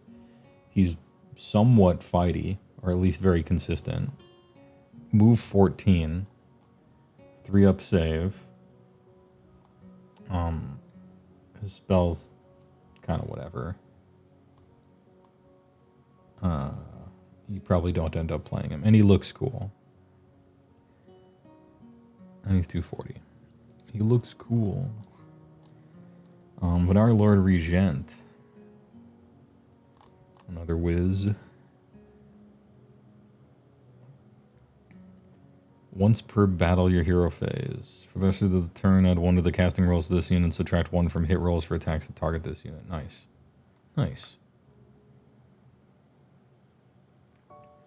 Charge of the Lumineth. Pick this unit and up to 2 friendly Dawn Riders. Reroll charge rolls. In addition, if a target charges this phase, add 1 to attack characteristic. Oh, nice, nice. This guy's kind of nice if you're doing Cav. Like a Cav wizard that can be +1 once. Gives a good buff to stuff around him. It is a once per battle, but it always works. And still a wizard. I don't know. It's kind of neat.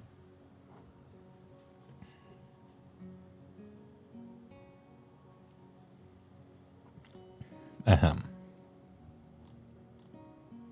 Venari Orlan Sentinels. The old shooters. Down to 18 inches from 100. And crit auto wound from crit mortal. Lofted shots. For the rest of the turn, add 6 to the range characteristic, but subtract 1 from hit rolls. So they become 4s and 4s. 24 inch, 20 shots. 4s and 4s meaning 20 shots, 10 hit, 5 wound, rend 1, save 3, take 2 damage. No, but there's auto wound that changes the math.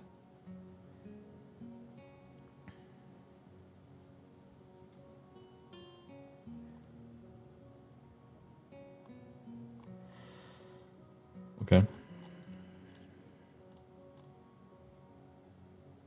Yeah, and it can be 5 up auto win too, now that I think about it. Because of the one thing. Maybe you play these.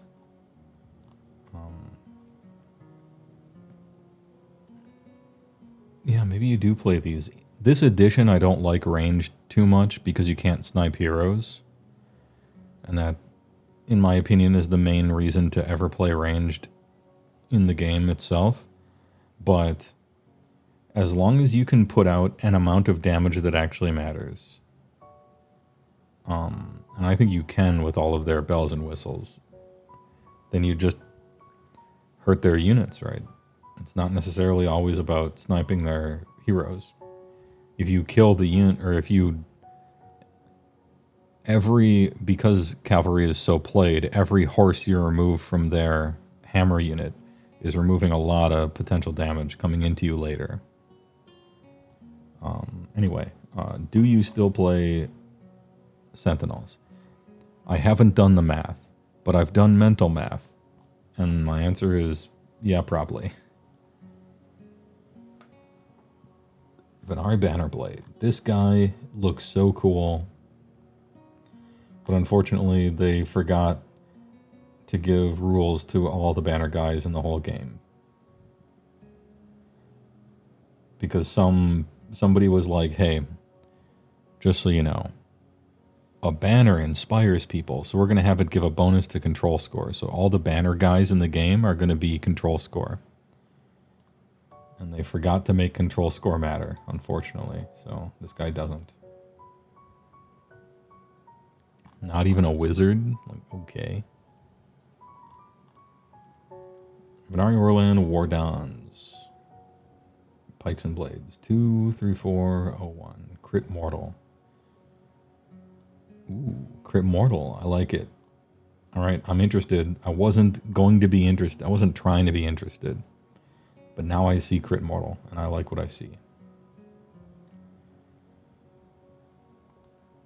If this unit did not charge this turn and is in combat with an enemy unit that charged, roll a die. Add 1 to the roll for if they're cavalry. On a 4-up, strike first. Yep, sick.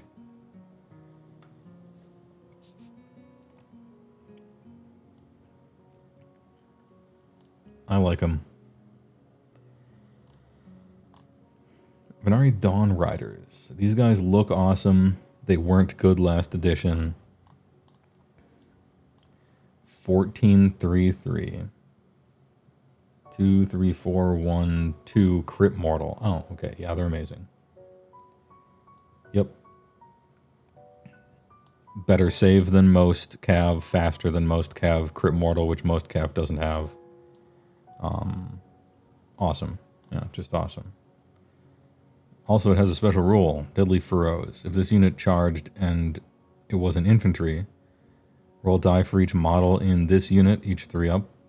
Do a mortal. Sure. You can make this shit a 5-up with that one stupid ability. Yeah, these are amazing. Hey, damn. I wish the Cities of Sigmar horsey guys got this kind of a glow up. Maybe next edition.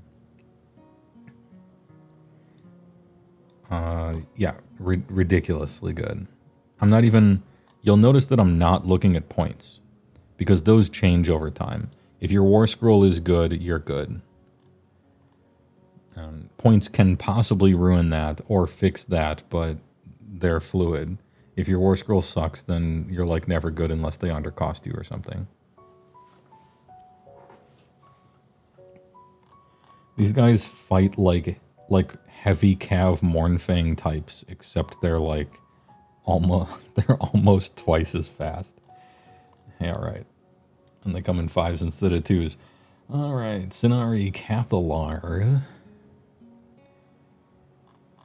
Also, you can cast a spell to make it 18, which is more than twice as fast. Well, that's fine. It's fine. Sinari Cathalar. Despairing Touch. The feet. The Hobbit feet. Something's off with the proportion on that, I think. Darkoness of the Soul. Pick an enemy unit within 12. No thanks, there won't be one. Absorb Despair. Ignore negative modifiers to the control scores of Luna. Are you a wizard? Okay, well at least you're a wizard. What a useless thing this is. Holy. Venari Star Shard Ballista.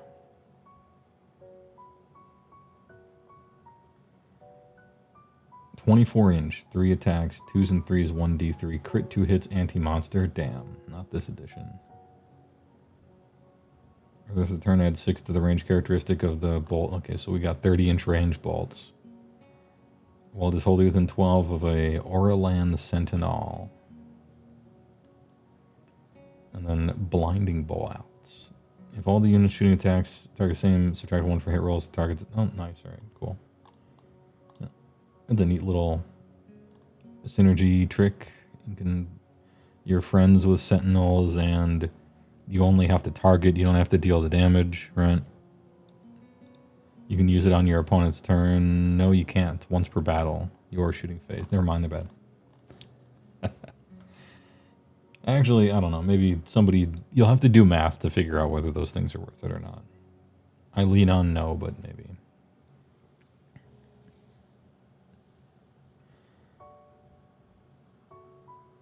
Sonari Enlightener. Double Wizzy. Once per turn reaction, you declared the speed of Heywoah, overwhelming heat, or ethereal blessing. Rune of Enthalli. If that spell successfully cast, roll die 3 up after resolving it. Twin cast. Alright, you get to twin cast a spell if it works. Sometimes. And this is how you get ethereal. Alright, Enlightener maybe. Enlightener is a maybe. Because you can ethereal and sometimes twin cast it. That's where we found. I was wondering where they put ethereal blessing. Does LRL have mana burn? No. Not good enough. They do have teleport though.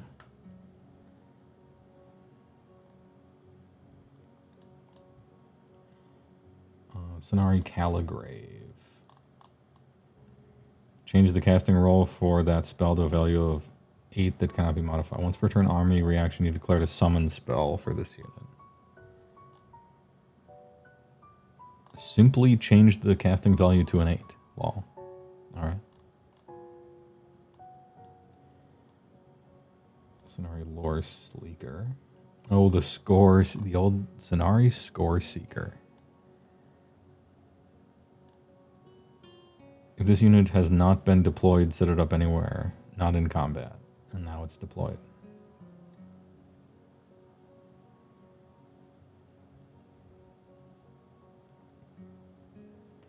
Designer's note. Enemy units that deploy after this unit can deploy in combat with it. Alright. Add 5 to this unit's control score while it is more than 9 from all other friendly units. This is a cool ability. That's cool. Like, you can get 7. Which generally the, like, command point, or the victory point farmer units aren't 10. Plus it's a wizard. I don't know, I think this thing is neat. I'm not saying there's a combo with it or anything, but I think it's interesting and I would look into it. Venari Blade Lords. These are the sword lords, the lords of sword. Perfect strike, 1 attack, it just hits. Or flurry of blows with crit, mortal, anti-infantry. Neat. And it's a bodyguard. 2 up, inflict a mortal damage. I think these guys are cool. I like them. I like the bodyguard thing. I like the perfect strike thing. I like the flurry of attacks. 2, 4, 6, 1. You know. I think they're cool. I like those guys. I like me some bodyguards. And then we got Elania and Elathor. 8464. Oh, I've seen these guys. They have a fun rule. This is a fun war scroll. If I remember this right. Your hero phase, pick whether Elania will take the lead or Elathor will take the lead.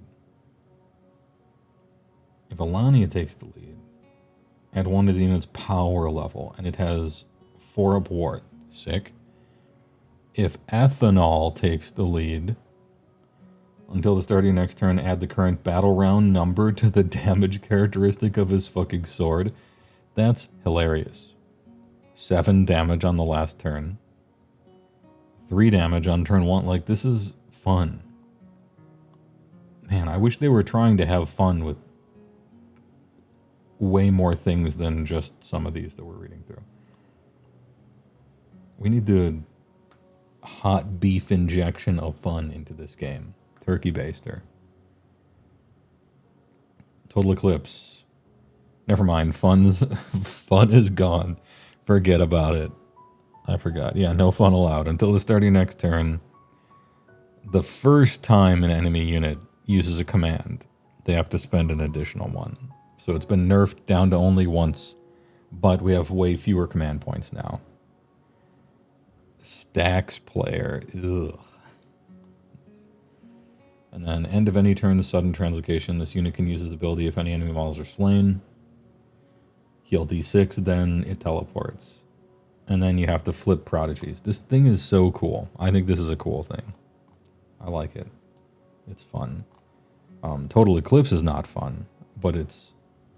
What they mean is it's fun to play with, yeah. Not really to play against. Elrith Stone Mage. Be friendly Elrith Elf unit, holding than 12. On a 3-up, add 1 of the rend characteristic. Oh, that's good. If you're using Elrith melee, that's good. Pick one on battlefield in 18, draw a straight line. D3. Shit, D3. Okay. And then Stone Mage has a special thing so that your huge cow...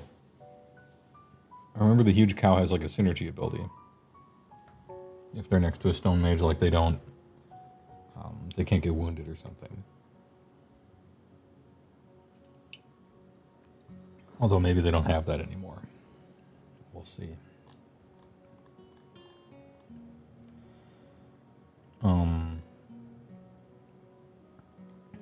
Games Workshop is so obsessed with giving elves everything. They even gave them elven dwarfs. And so here we are. And they're not very good. I mean, yeah, they get a 5 aboard when they're contesting an objective. Like, that's cool. They're pretty durable. But I'm not interested in being a pretty decent meat and potatoes capturing unit. I'm interested in cheating at the game. You know, you can give them -1 incoming rend and they get a ward and they're hard to kill and they're got some decent attacks. I'm trying to cheat at the game by the rules. I don't play elves. I don't play elves to be pretty good. I play elves to play a different game than my opponent is allowed to play. Thank you. Thank you very much. Valinor the Stoneheart Kang. 16-3-6-5. He's got the Geoblast. D6 damage characteristic. Ouch. 6-3-2-2-4 is kind of nice. He's got the double quarter pounders, the two hammers. And then the cloven hooves. Yeah,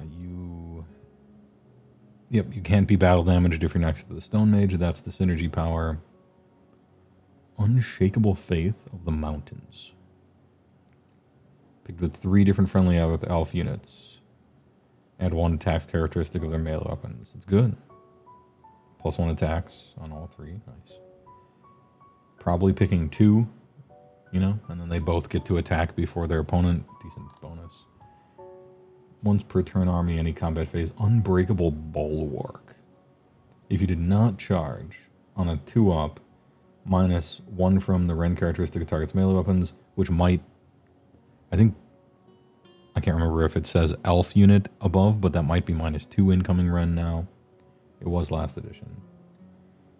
And add 1 attacks characteristics of this. Yeah, this guy's sick. 6-up ward. 16-3 -1 or 2 incoming rend. Also can't be battle damaged. Also 6 up ward. What a Chad. This guy is so sick. Tactically, I don't know if you're really supposed to play him, but I think he's, like, awesome, if that makes sense.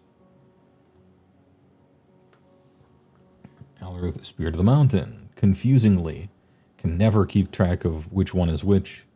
I know that the special named one uses the double quarter pounders, and Alrith, Spirit of the Mountain uses the whole hog, like the entire sledgehammer.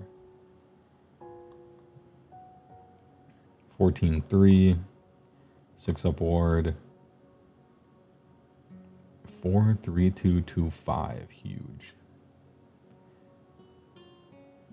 If this unit did not charge, pick an enemy unit in combat with it. Roll a die on a 4-up, strike last. This is terrifying. Alrith just actually struts to the center of the table on an objective and is like, alright, 4 up, I get to strike first with this 5 damage hammer.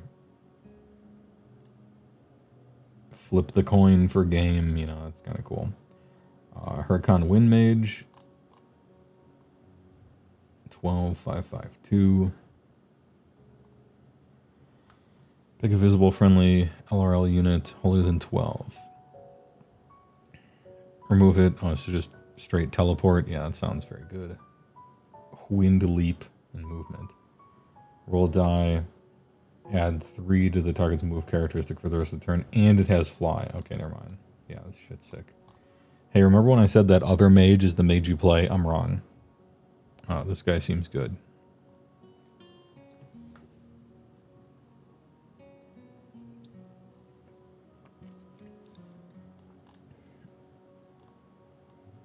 Sevireth, Lord of the Wind. This guy's...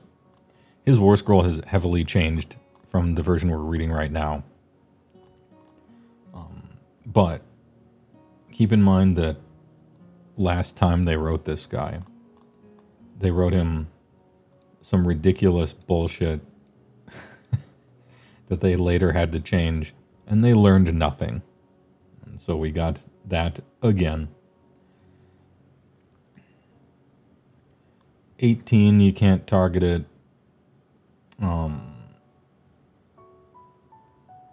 You can shoot and or charge and or run and or retreat in the same turn, and you don't take damage from any of that shit.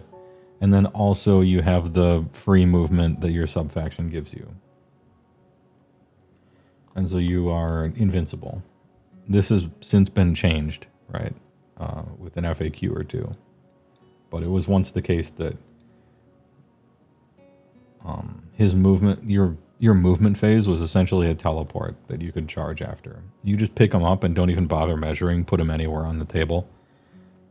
And it can't be stopped. Searing Winds. Once per turn army, any combat phase. Pick up to 3 different enemy units. D3 for each target on a 2-up, inflict an amount of mortal damage equal to the roll and subtract 1 from wound royals. Alright, great. Yeah, guy's good. He's like crazy good, but do note that he's been errated and so has an ability or 2. And they were significant nerfs too. Like big time nerfs.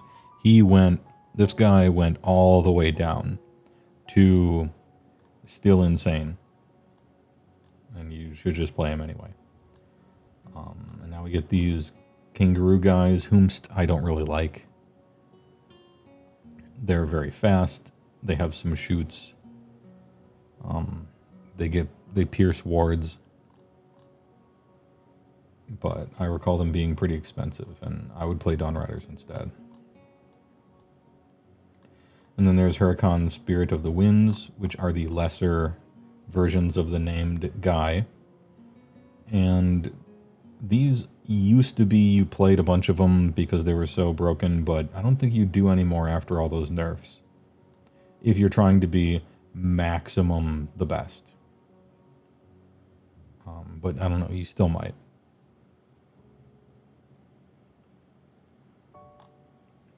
Yeah, you're zipping all over the place. It's fun. Udrillian River Blades. They look weird. But alright. 715. Yathara Darts. Any combat phase. You can move 2d6. But you have to stay in combat. What I like about these guys is that you don't have to be in combat to use this in the first place. So you have 7-inch move dudes, like just a unit of 10 of them, and every turn they can move 2d6. You're just scooting them around, whether they're in combat or not. I just think that's neat. And then also you can you can board edge teleport them too if you feel like it.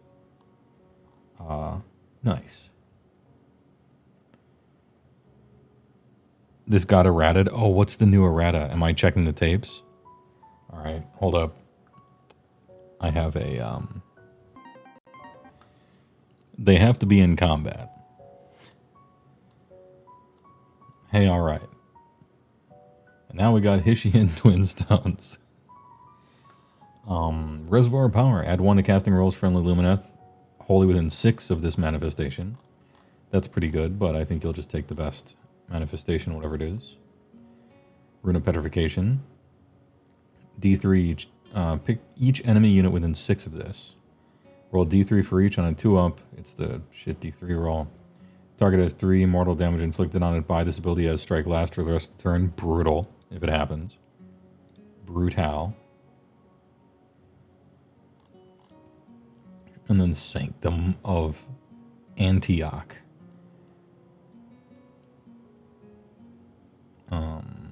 While this unit was picked to be the target of the Summon Sanctum, oh yeah, you surround yourself in the cool, yeah, in the cool shield. 4-up ward, sweet. You add 1 to its power level, that's cool. You measure from the manifestation, which is sweet. And if you use move, you make a pile and move, or is removed from the battlefield, it is removed from play. You can't move, right? This thing is cool. It's like a role playing, like RP fanfiction-ass move. But it's like cool. Anyway, Lumineth players in chat, do you play with these? It seems like you don't. You probably play with whatever the best generic one is. But and then you get to the Shrine at Luminor. This thing is weird. I think it just changed too a little bit. Anyway, there's so many rules talking about how to just stand on top of the fucking thing. But what it really does is once per turn, you declare a spell for a unit wholly within 12 of this train feature. And you can re-roll that. Awesome. Re-rolling casts, super good. Good work.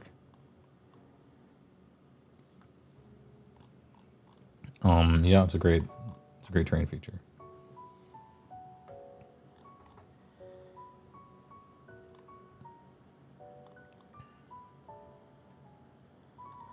Oh yeah, it should be noted. It should be noted. This terrain feature has a fly move 6. As if it were a unit. If there's a dude in it. So this waterfall is just scooting around the stupid table. That's one of the reasons why it's so good. Like rerolling casts around your terrain feature in your little corner, like that's good. But when your Maw Pot can push up with you, kind of nice. Hey, all right, yeah, Lumineth looks great. All their guys are pretty expensive. They have the most rules. Conversely, they lost the most rules because they used to have twice as many. Their shit's really good. Everyone hates them. But 65% of the hate everyone has for Lumineth is jealousy. But 35% is, I don't know why you keep writing Hurricane Wind Spirits and stuff to do shit like that. Anyway.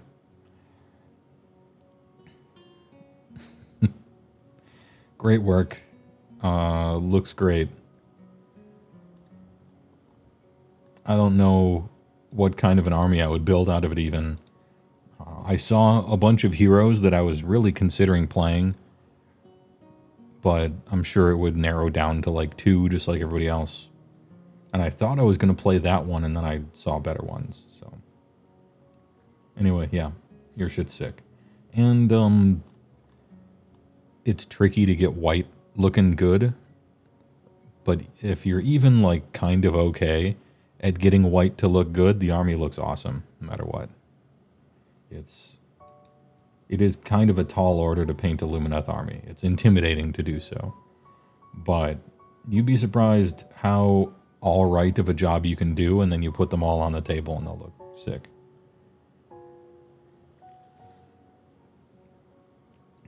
Anyway, it seems like you can play this a few different ways, which is nice to see. Good work. Give a shit about my army, why don't you?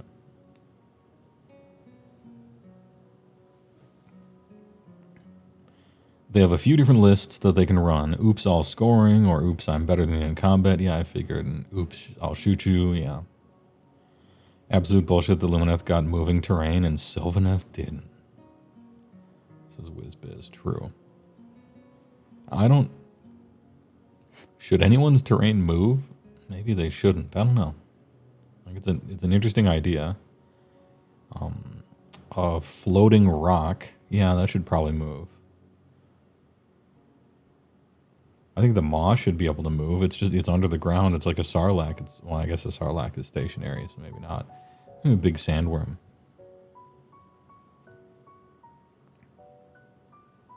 Anyway, we got them. 2 more out of the way. I'm either done or I'm 2 from done for the 100-hour-long YouTube Big Sleeper video that SJ's been cooking up. Thanks for watching. Hope you like the show. See you later this week. Thanks for the subs and the bits and the primes. Appreciate it. I might do something Thursday. I don't mean to shock anyone. I might do something Thursday. We'll see. Anyway, thanks for sticking around. TY. It's fair and square in a certain way, as all fairness is. Depending on what you exactly care about. And we're back. And due to popular demand, so's the Katawa Shoujo music. Eat shit, I guess. Too many people demanded it return. And so blame them, I guess. Disciples of Tzeentch. Battle traits. Masters of Destiny. We still got Destiny dice. Roll 9 dice, place on the one side. These are your Destiny dice. They can be spent during the battle to change certain rolls. You can never have more than 9 at one time. During the battle, instead of making a roll from the list below for a friendly Disciples of Tzeentch unit, you can instead cheat at the game. Except just like baseball. You can cheat at the game as long as it's by the rules. Which is a very American sport kind of idea. The roll you would have made is replaced with the roll on the Destiny die you spend. I don't know if you should say roll. I think you should say number, maybe, but fine. If you want to replace a 2d6 roll, 3d6, you must spend a number of Destiny dice equal to the number before the d6. You can't exchange out half of them or only change one of them, I guess, okay? Any rolls that have been replaced count as unmodified rolls. Oh, so 6 is proc effects. And they cannot be re-rolled, they cannot be changed, and they cannot be modified by any other friendly abilities. But they can be modified by enemy abilities. Oh, big. Can they be re-rolled because of... Or is it just modified? You cannot spend Destiny dice to replace re-rolls. Okay. Destiny dice can be spent in place of the following dice rolls. Casting, Unbinding, Banishing, Run, Charge. Hit, wound, save.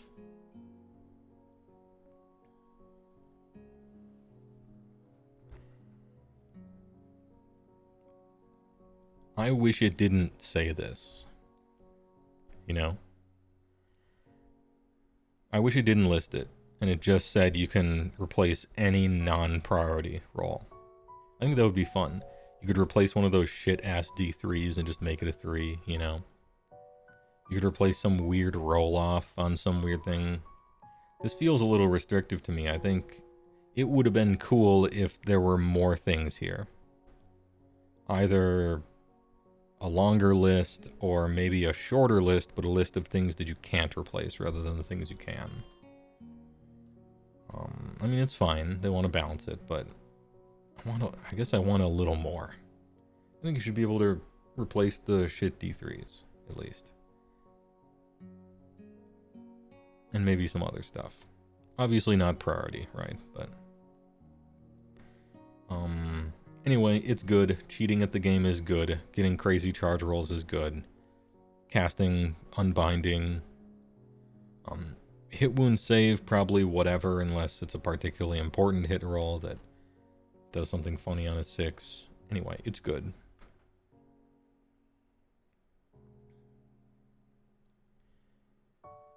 Once per turn armor unit shooting phase, Conflagration of Zench.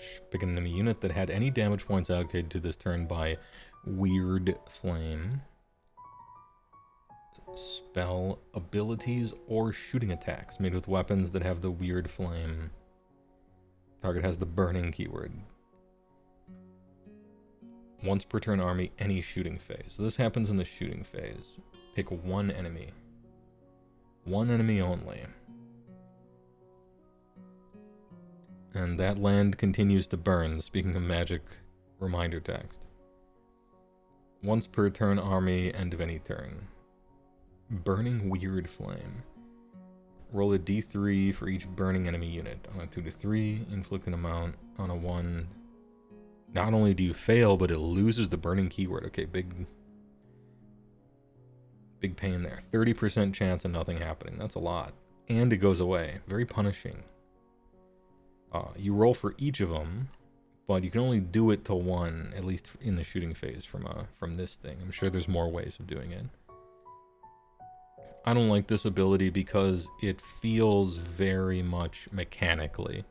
It feels just like Nurgle rot. You know, it's just disease. It's like kind of simply disease, except maybe better. Too close to it. Should have come up with something more interesting and unique. Copying Nurgle's homework and changing it just enough so that it doesn't look like you copied. I don't like that.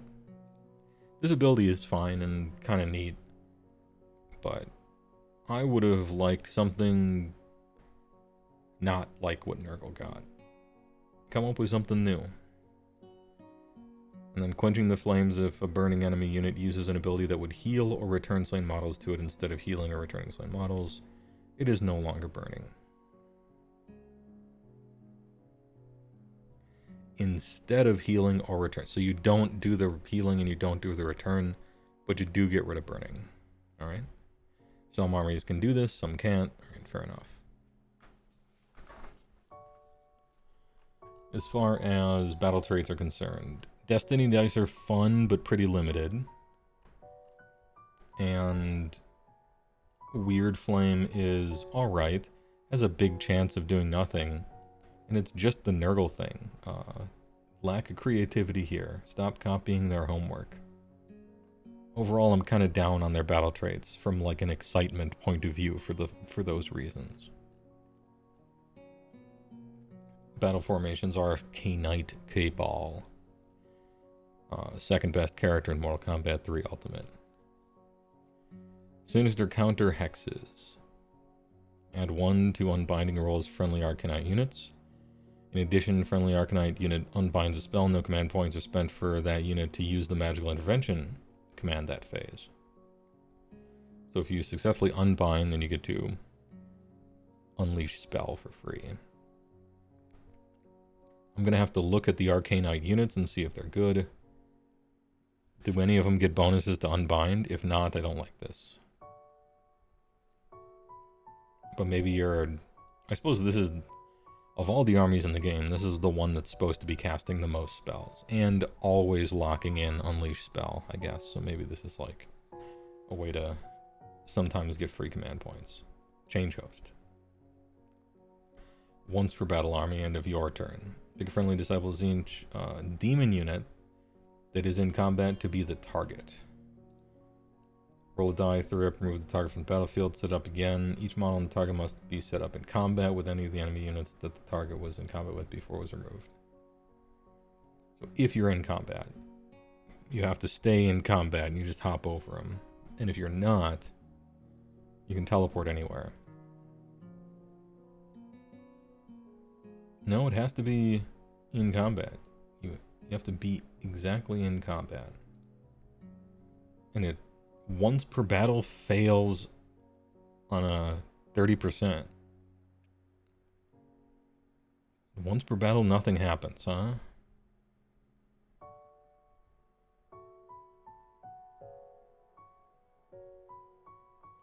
Do I want this ability? Once per battle, roll a die, nothing happens. Teleport from inside of one combat to inside of the same combat in a different side of it. Okay. You could do some shit with that. I just think that's a lot for once an army on a 3-up. Zangor Coven. Screeching Warflock. Each time a friendly Warflock unit uses Rally, you can make 3 additional Rally rolls. Okay. And Weird Flame Host. Subtract 1 from wound rolls attacks made by burning enemy units. I like that. I don't know how... I would have to like play this to see... I would kind of have to see it play out to see how many things are burning at any one time, but that seems like a decent one if you care about that.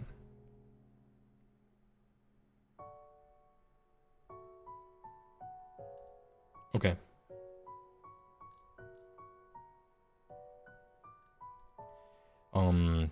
Jacoby, who voted for DOT, if you're looking for where the juice is, I don't know where it is yet.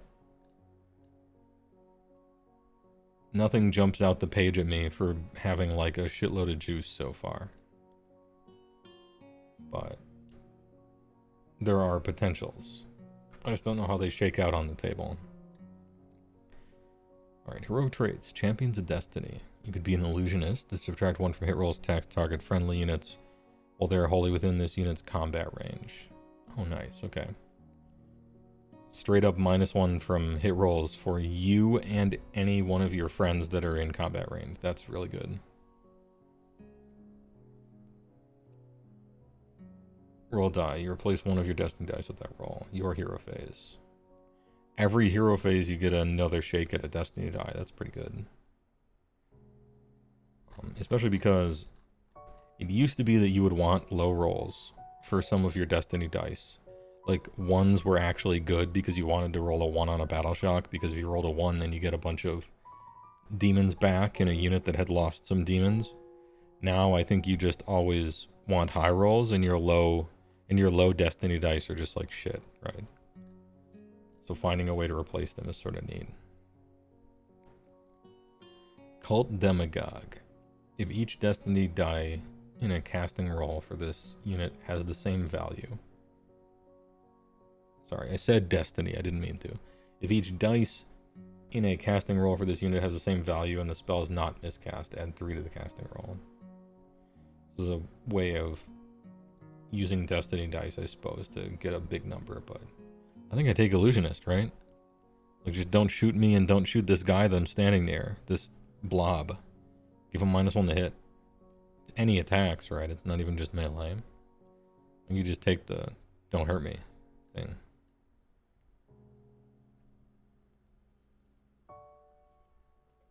Unless you're really cranking the D, you're really cranking the Destiny.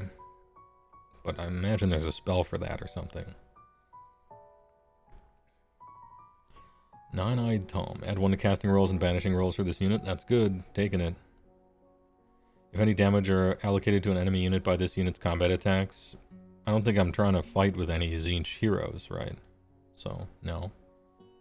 I mean, maybe as I look at their war scrolls later I will, but it doesn't seem like it.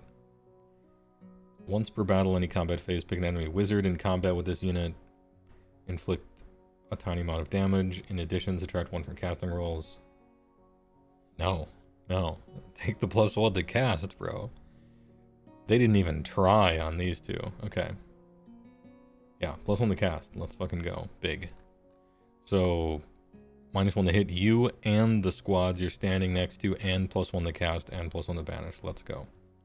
Easy choices here. They didn't even pretend to write more than one. Sometimes they do. Spell lore. Glimpse the future. Pick friendly disciple Tzeentch wizard, cast it unlimited. On a 7. Set aside any destiny dice that have a value of 6 and roll all of your other destiny dice again. If you have none, roll a die and add it. Oh, shit. Yeah, this is sick. Cool. It's kind of a waste of time, you know, but as your unlimited spell, I think it's funny to just keep doing it. And you're kind of locking in little random pieces. You're trying to farm up 9 6s, you know, or something like that every turn. I think that's cool. I like it. That's fun. I don't know how good it is, but it seems fun.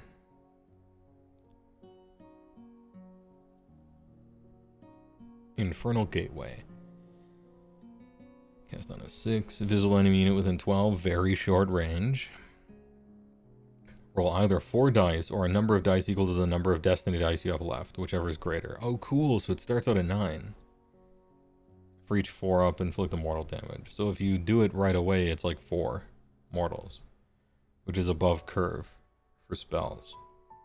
Pretty short range, but this is an interesting spell. It just does damage, but it kind of blasts. It's a bunch of 4-ups, so who the fuck knows how that'll end up. Just a bunch of 50-50s. Shield of Fate on a 7. Pick a visible friendly, holy with an 18, decent range. Target as a 5-up ward until the start of your next turn. Nice. In addition, if you have 4 or more destiny dice left, -1 from hit rolls for attacks target that unit. Ooh, cool. Okay. You know, I was hoping the spell lore would be neat, because this is like the spell army. I like how it interacts with your destiny dice. I like how your unlimited farms them. And then these two are like decent spells that become good when you have farmed up your dice. I kind of like that. It means if you're screwed, you're like mega screwed.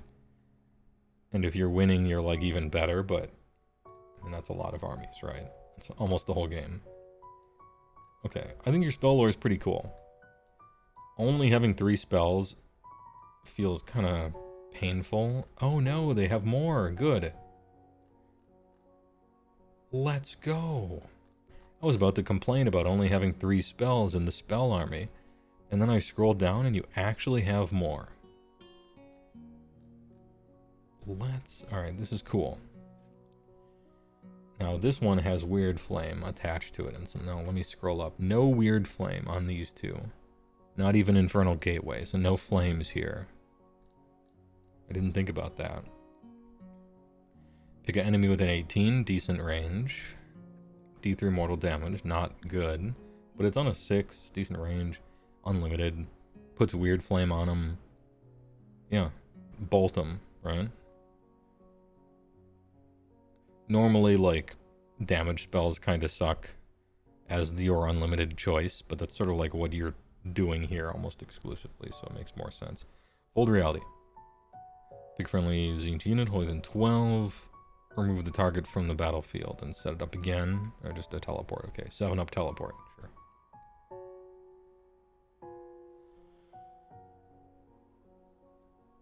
Importantly, they don't have to be outside of combat. So it could be a unit in combat, you can teleport them out of combat and get somewhere else. Cool. Transformed to spawn. Also on a 7. A lot of 7s. Visible enemy within 12. Pretty short. D3 mortal damage on the target. If any models are slain by it, pick friendly chaos spawn of each unit that is in reserve as a potential fate, or that has been destroyed. If you pick the unit in reserve as a potential fate, set up on the battlefield in combat with the target. If you pick the unit that has been destroyed, set up an identical, okay. As a potential fate. Is this thing free? If I have to pay for a chaos spawn, I'm never casting this spell. Ever. Surely it's like a free thing. You do pay? Okay. That sucks. Nope. Nah. Nope, absolutely not. If I want to do D3 Mortal Wounds, I'll do it this way and put Weird Flame on it, or I'll do it this way and potentially do more. And this one's unlimited as well. No thanks. And then we get manifestations for 5, 5, and 7. Kairos Fate Weaver, 16-5, 12-5. He sucks at fighting, but that's not what he's for, so don't worry about it. He's got a 5-up ward, triple wizard, 3 caster. You love to see it.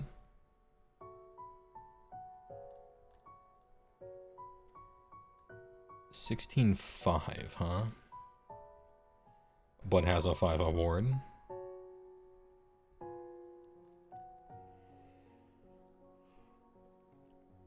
Ahem.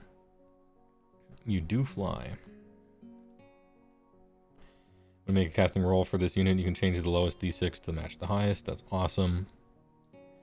You can do this all 3 times if you want. Sick. I'll read this one later, because I know what it is already. Add 1 to casting rolls and unbinding rolls. Friendly disciples each wizards while they're wholly within 12 of this unit, including itself. Awesome. And Arcane Suggestion on an 8, which is a little easier to cast, because you're doing this and you're doing that. Visible enemy 18, decent range. Pick one of the following effects. Target cannot use commands. Cool. -1 from hit and wound rolls. Big debuff. -1 from save rolls. Oof. Okay. Very good spell. Hard to cast normally, perhaps not for you.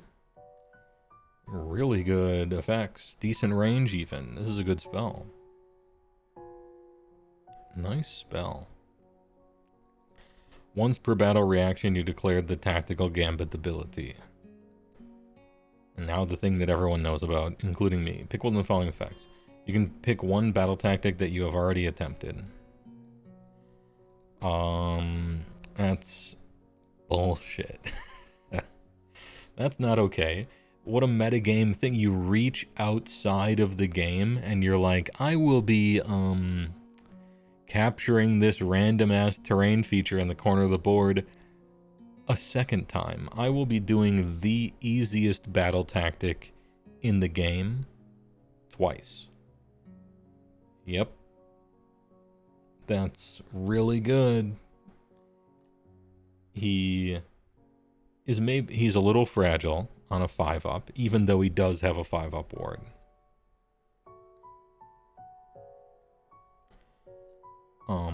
Beacon is great. Mastery Magic is great. Triple Caster is great. Arcane Suggestion is a great spell. He has Fly in 12, which allows him to reposition around all of his chaff, which is really good. And this thing, this is a mistake. I thought we were using modules. So if you're not using battle tactics, this is blank, I suppose? Anyway, he seems ridiculously strong. almost in like a broken cheating at the game sort of way, which I suppose makes sense. Tzeentch is supposed to cheat at the game after all. That's what Destiny dice are. You know, you can't say it doesn't fit. Their MO is cheating at Age of Sigmar. That's how they come up with their rules. So, my man's cheating. What do you cost? Doesn't matter. I have to play you if I'm in Tzeentch, right? 440? Sure. Yep. Take him. 440 promotes the most boring gameplay loop ever of just doing the most boring, easiest BT twice. You get it out of the way right away because he is certainly killable. Hey, alright. That shit's really good. If you don't want to play with Kairos, eat shit, I guess. I actually don't know. I don't play Disciples of Tzeentch. So maybe none of the tournament lists play with this guy, and I'm just super wrong. That's possible. Maybe there's some list or whatever. But, hey, alright. Seems really good.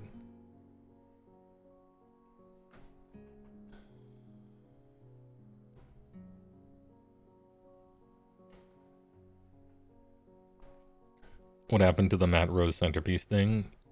It has a 50% chance of being true. You know? Marathi. Kairos Fate Weaver. Potentially Big Oosh. Yeah, you're playing with them. Kragnos. Nope. Catacross. Nope. Just kind of depends, I guess. Loon Boss on Mangler Squigs. Nope, nope, nope. Kind of depends. That one's not named, though, so maybe it doesn't count, because it doesn't have a name. Hero Monster Wizard 2 for the normal Lord of Change. He's got the Rod. The absolute Rod with Weird Flame on it.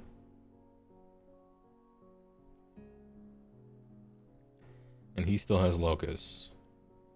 And he has Firestorm. For each 6 inflict D3 mortals. Roll 9 dice. Decent.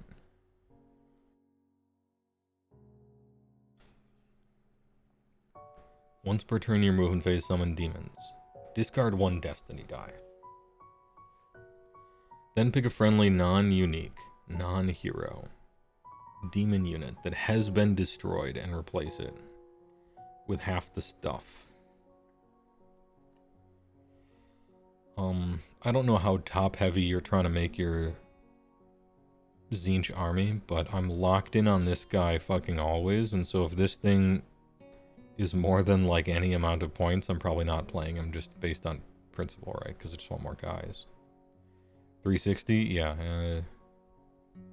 Again, I don't know how the army eventually shapes up, but I'm not trying to spend a lot on anything else after Kairos. Maybe you do, but replacement models, it's decent. It's a double caster, but yeah. I'm sure there's a double caster that's like 180 or something that's pretty good anyway, right? So I would just consider that stuff if I'm building a list. Fate Schema on Burning Chariot, 8/5/12.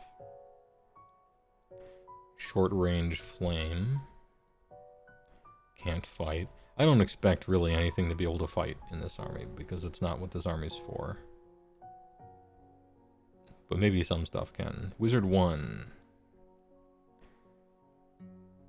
Pick an enemy unit that this unit passed across. With a 12? Probably not.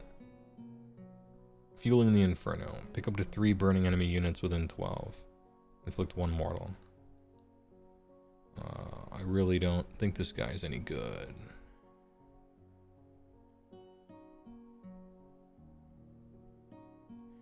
$170. Surely we can find a better wizard than this thing.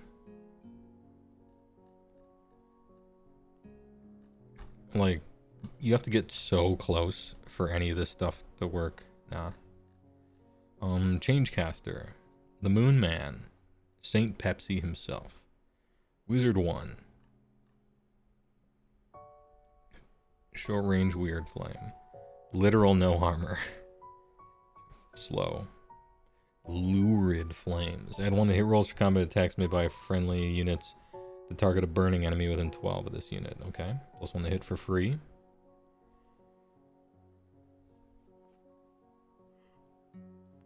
Each time friendly disciples in each unit wholly within 12 uses rally. You can do 3 additional rallies. Normally I'm kind of whatever on rally, but I gotta remember that Tzeentch army wants to play with a bunch of foam. And regenerating your foam is important. Oh yeah, how much is this guy? Changecaster. 140, that's more like it. I still maybe don't, depending on what kind of melee we eventually see. But I like this guy better than the other guy. Spawn of Tzeentch. Can't fight. Can't move. Can't not die. Looks terrible. Can't capture.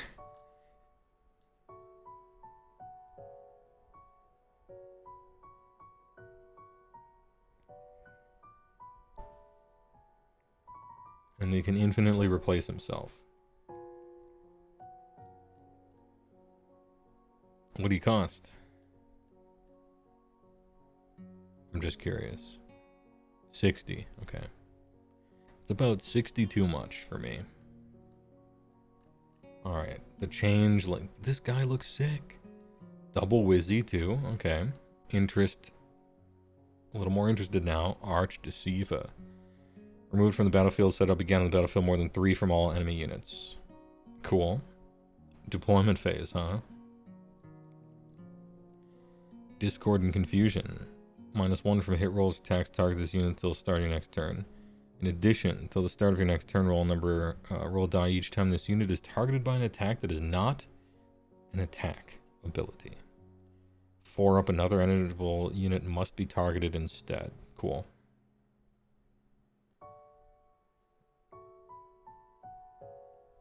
Pukish misdirecting. I know it's puckish.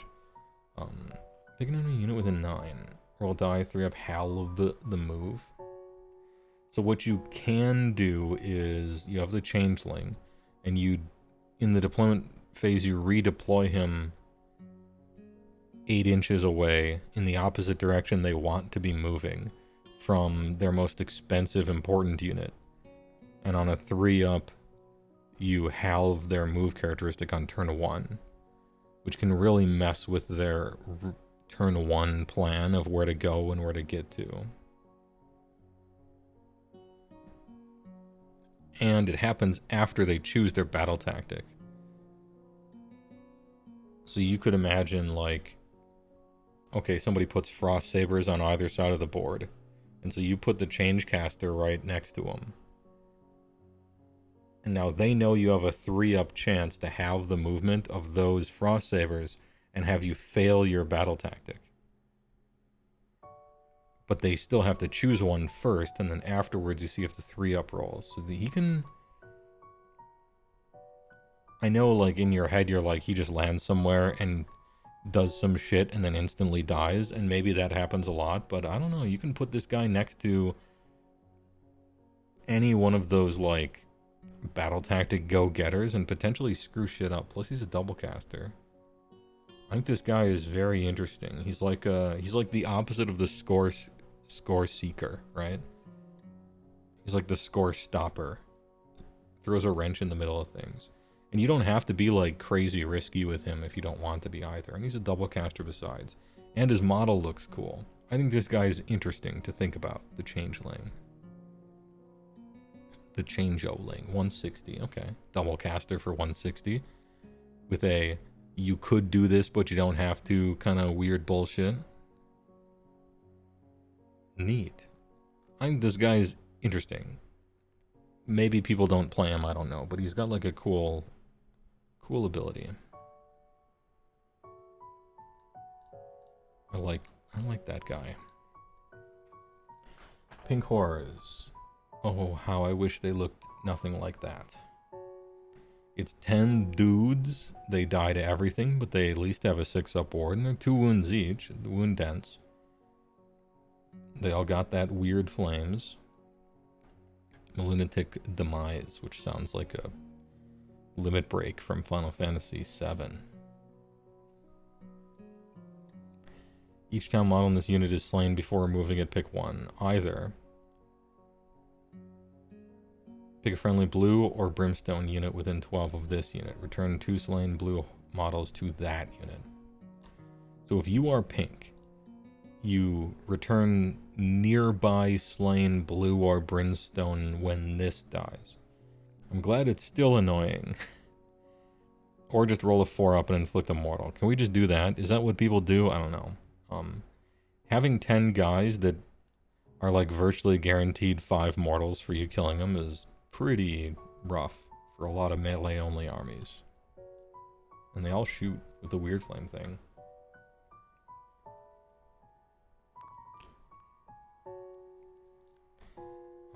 They no longer, you can't be a wizard with them. How much are panks? 140 for 10. Alright. 20 wounds for 140. 20 wounds with 12-inch range, weird flame effects that kinda matter. They have a ward. You take 5 mortals when you kill them. Hey, alright. They're good. Blue and brimstone. Oh, so these are mixed in. I see. They still have the weird thing. Oh, I forgot to look at their attacks. Yeah, never mind. It's fine. That's not what they're for. This unit starts the battle with 10 blue, or if it's reinforced 20. Each is armed with Brimstone Horrors models can be added to this unit using Split Again, which is this. Each time a blue horror is slain before removing it, roll die on a 3-up, you can add a Brimstone. You cannot have more than 10 blue and 10 brim in a non-reinforced unit. You can have more than 20 or 20. Well, 20 and 20 in a reinforced. So the swirling, churning foam. Okay, we still kind of have that. Blue and brimmers. 10 for 120.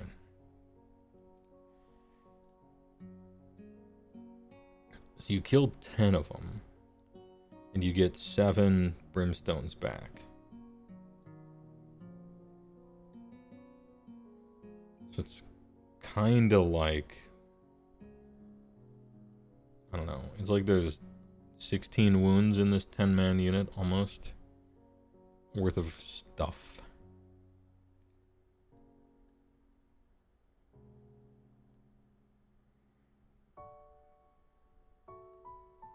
Alright, I can see that being potentially good. Burning Chariot. War Machine, technically. 12 fly, 6-5. 16, 4 attacks, 3, 4 no ren, D3 anti-infantry, weird flame. Pick enemy unit that this unit passed across with a 12, probably not. Gains Baroning. 140, yeah, okay, that's what I thought. Pretty low. Screamers. These are the guys that I used to convert my Eidenet Deepkin that are like kick flipping and skating, like skateboarding on top of them, because I didn't like the eels. I used Screamers of Tzeentch instead, and they're like surfing, like surf ninjas.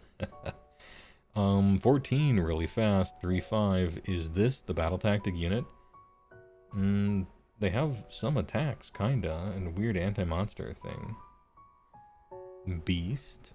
Pick an enemy unit that this unit passed across, roll die for each model in this unit that passed across it for mortal damage. With a 14, maybe you can sometimes do that. How cheap are you? 100 for 3, that's what I like to hear. Okay. possible VP unit detected. 14 flying, 100 points. Exalted Flamer.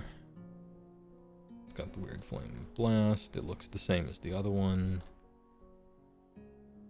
Add 1 to wound rolls for this unit's shooting attacks to the target of burning enemy units so that you're wounding on 3s. Transmogrifying beacon once per turn, army your shooting phase. Pick another friendly Exalted Flamer.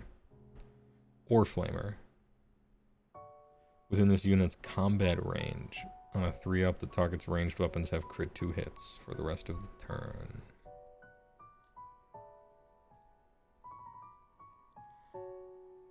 Alright.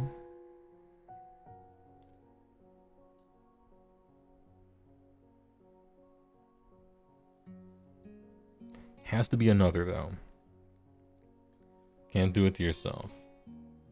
There's probably a better unit later, which is enlightened on disc. Alright. And then just normal flamers. They have the wound roll thing. They have a shorter range, 12 instead of 16. Shorter move, which is 9, but they still probably fly. They do. You like load up on these things. 3 for 120, 6 for 240.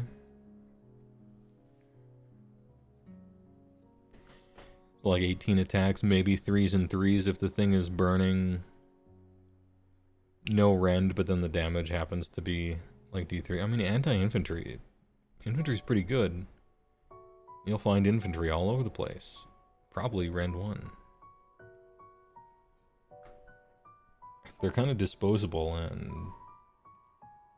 yeah, they're kind of disposable, but they're like, I don't know, maybe... there's some cheapo non-hero stuff happening with it. You son of a bitch. Dylan. You son of a bitch. Shorty Paint Studios, thanks for raiding with a party of 11. Big raid. Shorty Paint Studios, big raider. What are you guys working on? I'm going over the Disciples of Zinch Buek, well, the index. Before I get to work. And it looks cool, actually. I'm pleasantly surprised because I was prepared to be, like, really disappointed. But I'm kind of not. There's some neat stuff in here. There's one thing that's probably too good in a weird, boring way. But... oh, Sylvana, the Big Daddy Durthu. Big Girthu, huh? Alright. Nice, hope you enjoyed. Hope you had a good stream. I'm doing an index review. Well, it's not really a review. What it actually is a first look from me.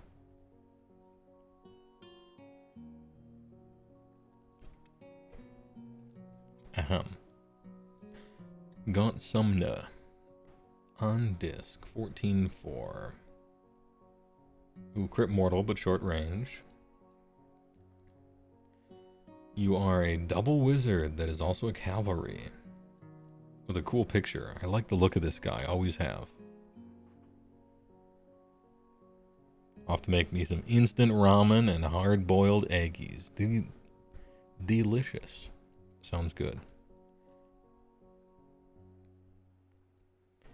Big friendly unit that has not been deployed. The target is set up in the Silver Tower, and then you can bring him out in your movement phase.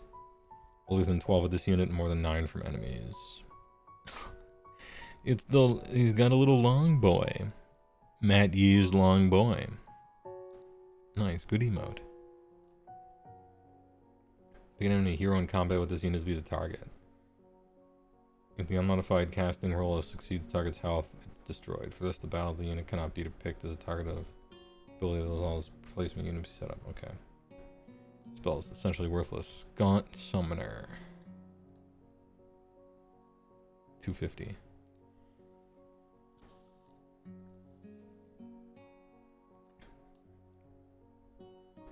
So, Silver Tower you can do some shenanigans with.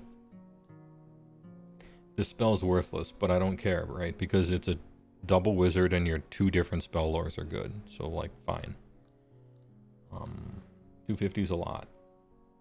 I don't like him. I really like his model though. And then Gaunt Summoner normal version. Also a double wizard. He's got the Silver Tower thing. Divert Realm Gate. Units set up this turn using this unit's Book of Profane Secrets. Can be set up wholly within 18 of this unit and more than 7. Oh, cool. Yeah, alright. So this guy has a spell that's worth a damn. I don't like this one. Gaunt Summoner on foot. Kind of neat. 170 for a double caster.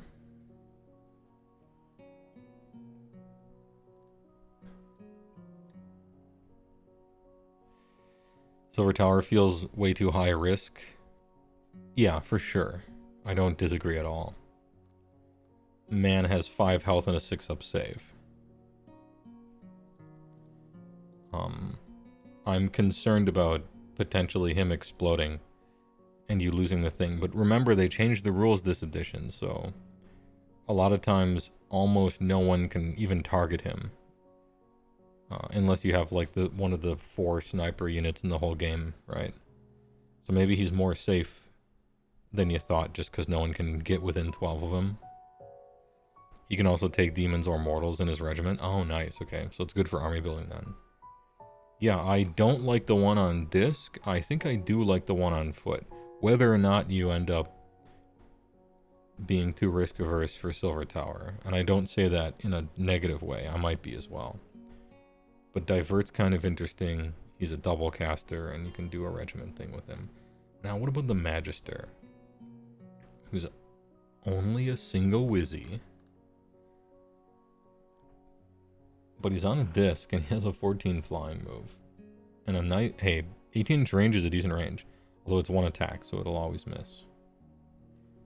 If this unit successfully casts a spell, add 1 to its power level. If 2 or more dice in a casting roll for this unit have the same value, the spell fails. Its effect is not resolved and d6 mortal damage is inflicted on this unit. Why? How come? I mean, hey, alright. Master of the Blazing Skies. While they are within this unit's combat range, friendly Disc of Zinch units can charge even if they ran. Nice. Nice, run and charge. Sometimes he explodes, but like maybe 40% of the time he's power level 2, which is neat. If he's really cheap, maybe, depending on what his regiment is. Yeah, 120, but it's only any Arcanite. This hero can join in it. Oh, cool. So he counts as a Arcane Kabbalist. Which means he can hitch a ride on... specifically Deceiver, right? No, Arcanite Kabbalist. All these are Deceivers... Okay, so Magister on disc is Arcanite, and Zinger Shaman is Acronite. Everything else is the demon version of that. Oh, wait, he's 160, and he's not free. Because this is the one on disc. Pardon me. He's the one who gets a free Kabbalist, or any Arcanite. I don't know that I want to pay 160 for a single caster that sometimes blows up. But also sometimes he's a double caster. Am I playing with Disc of Zinch units that want run and charge? If so, maybe. On his merits alone, no, but I don't know, maybe if those end up being good. Curselling. 3 up. Long range weird flame that might actually happen. Wizard 2. Disruptor of the Arcane. Each time this unit unbinds on a 4-up, -1 power level. Meh. Infusion, I mean, when it happens, it could be, like, devastating, but most wizards are single caster anyway, so it, like, doesn't matter.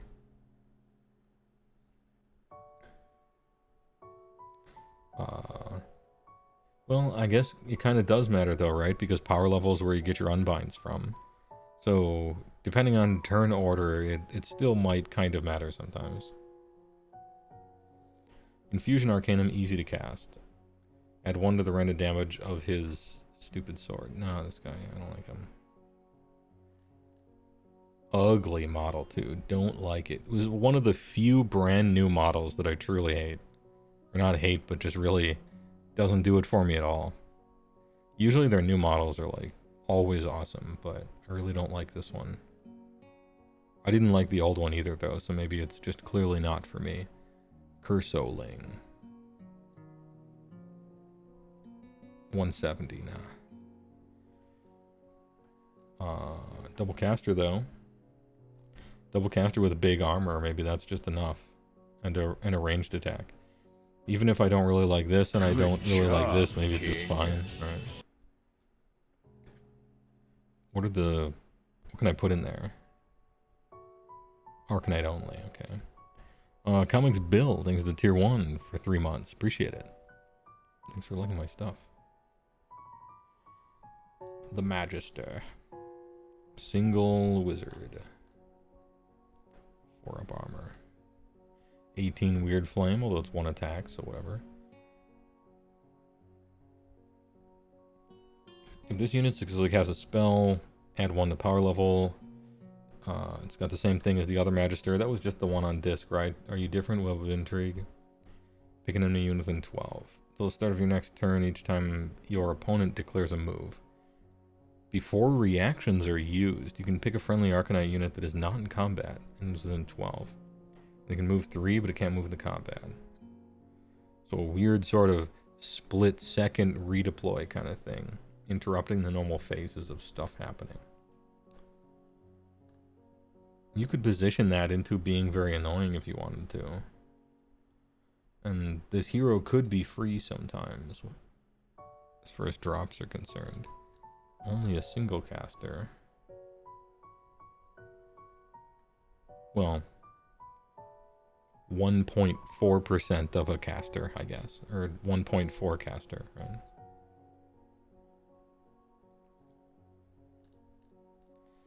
Ogoroid Thaumaturge. Dude, this dude always looks sick. Please be good. Can you be good? Wizard 1?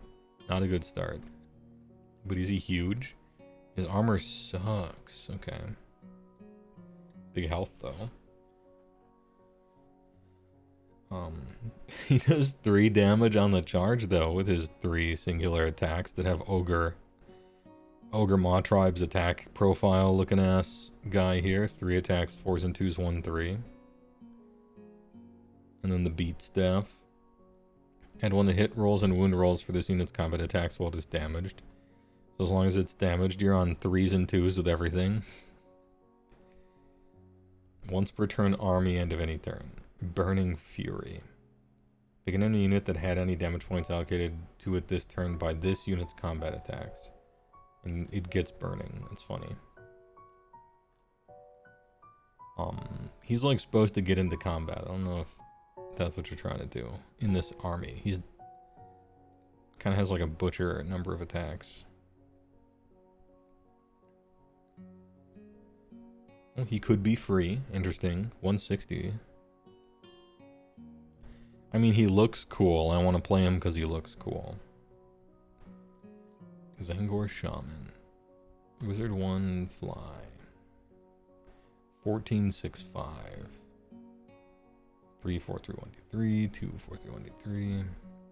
Friendly Warp Flock unit that does not have fly and is wholly within 12. On a 3 up for the rest of the turn, they can run and shoot and charge. Mutagenic Sorcery. Pick an enemy unit within 12 of this unit to be the target. Then pick a friendly Zangors in combat with that enemy unit to be the friend. Okay. On a 2 up, so 60% chance of inflict an amount of mortal damage on the enemy equal return a number of slain. Okay.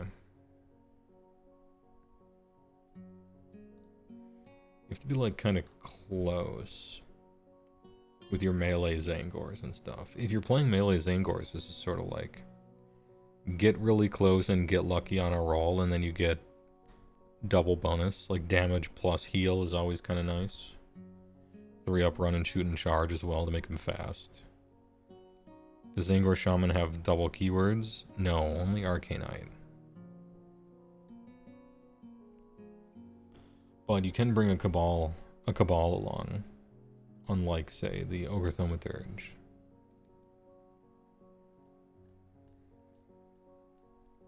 And then we got Skyfires. These guys used to be so good. 4, 14, 4. Nice. 18 Arrow of Fate. Kept their long range and their speed. Ish. I believe Arrow of Fate used to be 24. Like, they used to have some ludicrous movement plus range. And in the current state of the game, this is still, like, pretty incredible. Ignore negative modifiers to hit and wound for this unit's shooting attacks. Cool, so you can snipe with it, kinda, as long as you can see them. So lookout sir only matters for line of sight for them, not necessarily for negatives. Judgment from afar. Pick an enemy unit that had any damage points allocated to it by this unit's attacks this phase. Add 1 hit rolls for combat attacks made by warp flock units. Okay.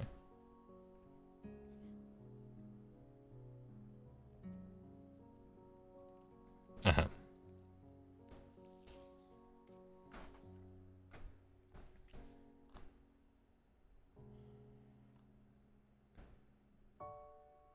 Interesting that you have a combined arms kind of power for these non-hero guys. Alright, it looks like Zangor are kind of all working together.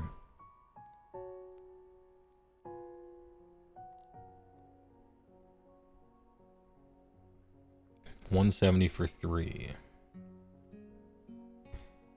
340 for 6.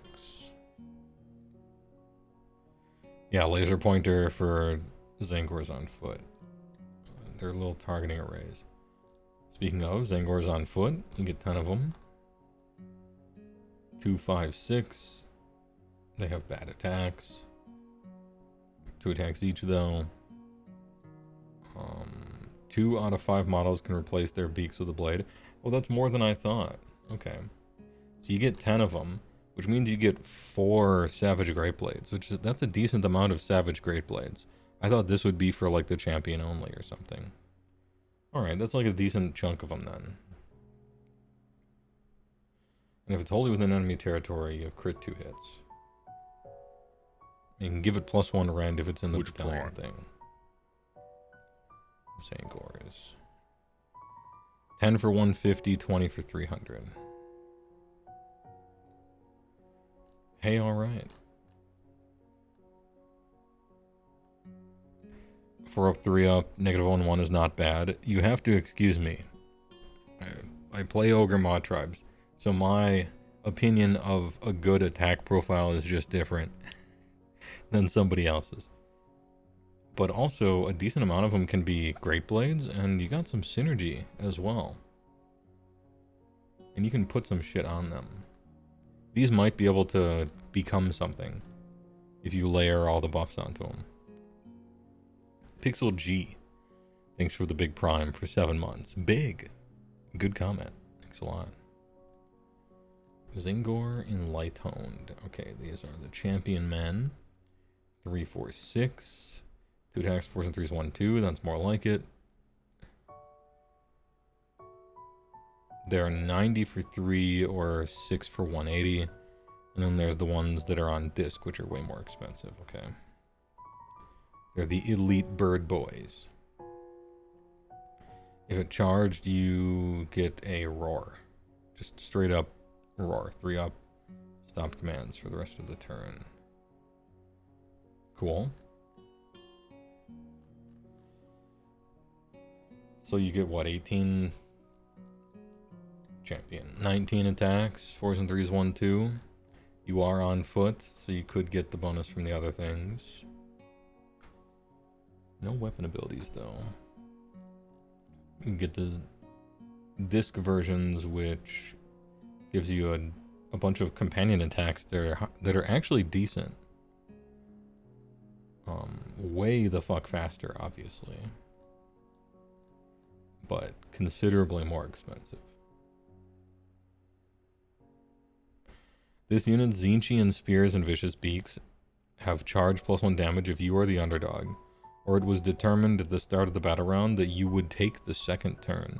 Oh, you mean the best turn? If you double turned your opponent on turn 2 and broke their back, and then necessarily became the quote-unquote underdog even though you're winning, then you get a bonus. Good work. Guided by the past. I like these guys. Yeah, okay. The easy access to the Rite of Haste. Oh, does not have fly. There is a different... What? Right, this? Who was the dude who could give us run and charge really easily? This guy. Friendly disc of Zinch units. Simply run and charge. And you're not rolling to see if it happens, it simply does. You do have to be in their combat range, but he's fast, they're fast. Okay, I'm starting to see how this could shake up. Kinda interesting. Kyric Acolytes. You do have a decent range Sorceress Bolt here. Yeah, the Zangor Shaman does it for the foot ones, and the Magister does it for the disc ones. Yeah, or you could teleport them up in 2 or 3 different ways, as far as I've seen. You got options here. These dudes, how many do you get? Kyric Acolytes. 10 for 110. Are we chaffing? You already have horrors, though. 18-inch Sorceress Bolt is cool. 3 can have a Cursed Glaive out of 10, which is like a halfway decent weapon, kind of, except only with 1 attack. And then you get a bunch of different random bullshit following you around. Minus casting rolls for wizards. Gestalt sorcery. If this unit includes any models carrying a scroll of dark arts, which it does because you get 1 of them, add 1 of the roll for each other friendly Kyric Acolytes unit within this unit's combat range. 5 up, add 1 to rend. Interesting. For the rest of the turn.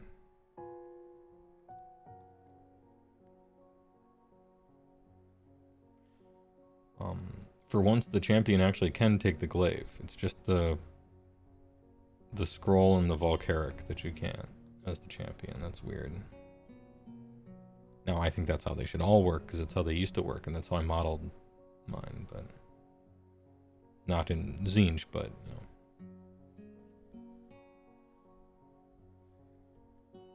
Do I want this? You could just get a bunch of random Sorceress Bolts. That's kind of neat.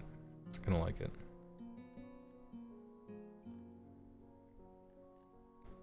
Pretty cheap. And then the cool looking guys that cannot be reinforced, probably because they look like a warband. Anti-faction terrain. Alright. Only 4 of them have the bow.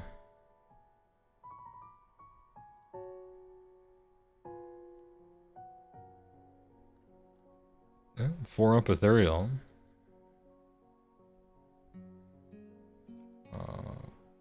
They look pretty cool, but I don't think they look good.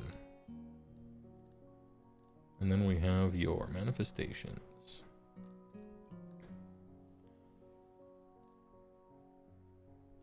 This manifestation must use this ability in each movement phase. Okay, each movement phase.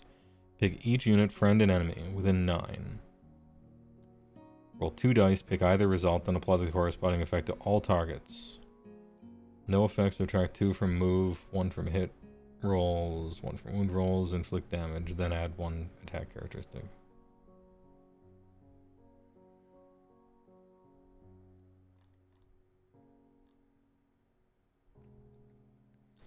Okay.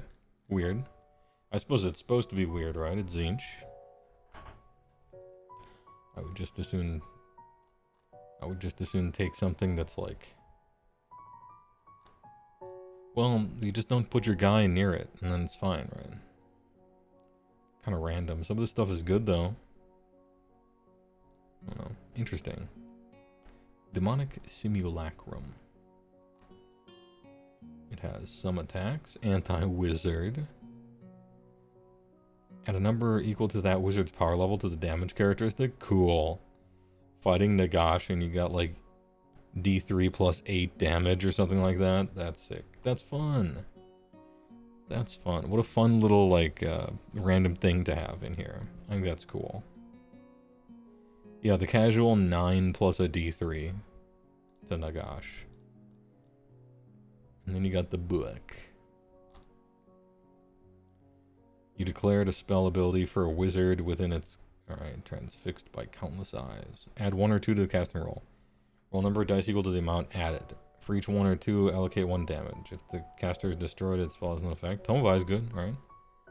Cool. Just like a sick buff, I suppose. It has to be within the combat range, though. And I don't think... Yeah, it doesn't move.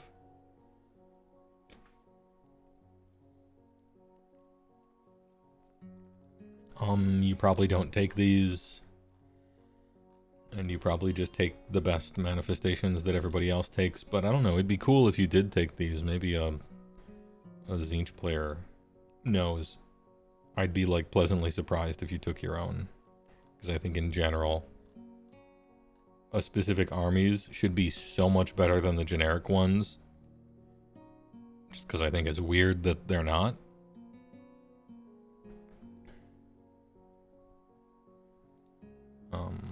Yeah, I think you just take the generic ones. Okay, the book is cool and neat. I don't know which stuff is good and which stuff is bad because I haven't crunched the numbers and some of it looks like it's gonna shake out on the table in strange ways. But damn, if you want long hero faces, this is for you. And like spell damage and stuff. Absolutely cheating at the game, but that's what you're supposed to do, so I'm not even upset about it. You're supposed to cheat at the game.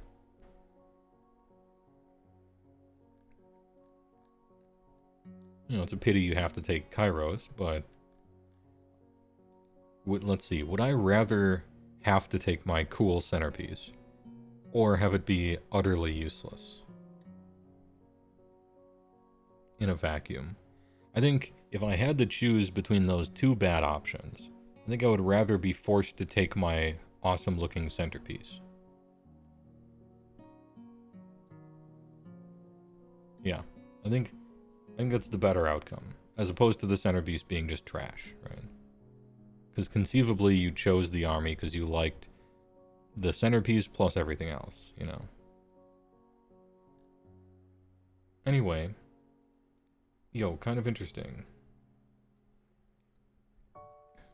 Disciples of Zinch. It was better than I thought. Mixed, but seems good. Concerns about what type of abilities should even be allowed to be written in books notwithstanding, mixed but seems good. Which is better than I thought it would shape up to be. Because generally I'm not a Zinch enjoyer. Mostly because I don't like the models very much. Anyway, good work, Dot. Hey, alright. And chat, 3 hours in, I gotta cut it off early. My entire week is so fucking full. Oh. Apologies. But thanks for stopping by. We talked about magic, we got through some commander stuff, and we're down to 2 indexes with a promise for the big dinos next time. Thanks for watching. I appreciate it. Thanks for the subs and the bits. And the prize. And I won't see you probably for a while because I'm absolutely booked up the entire week.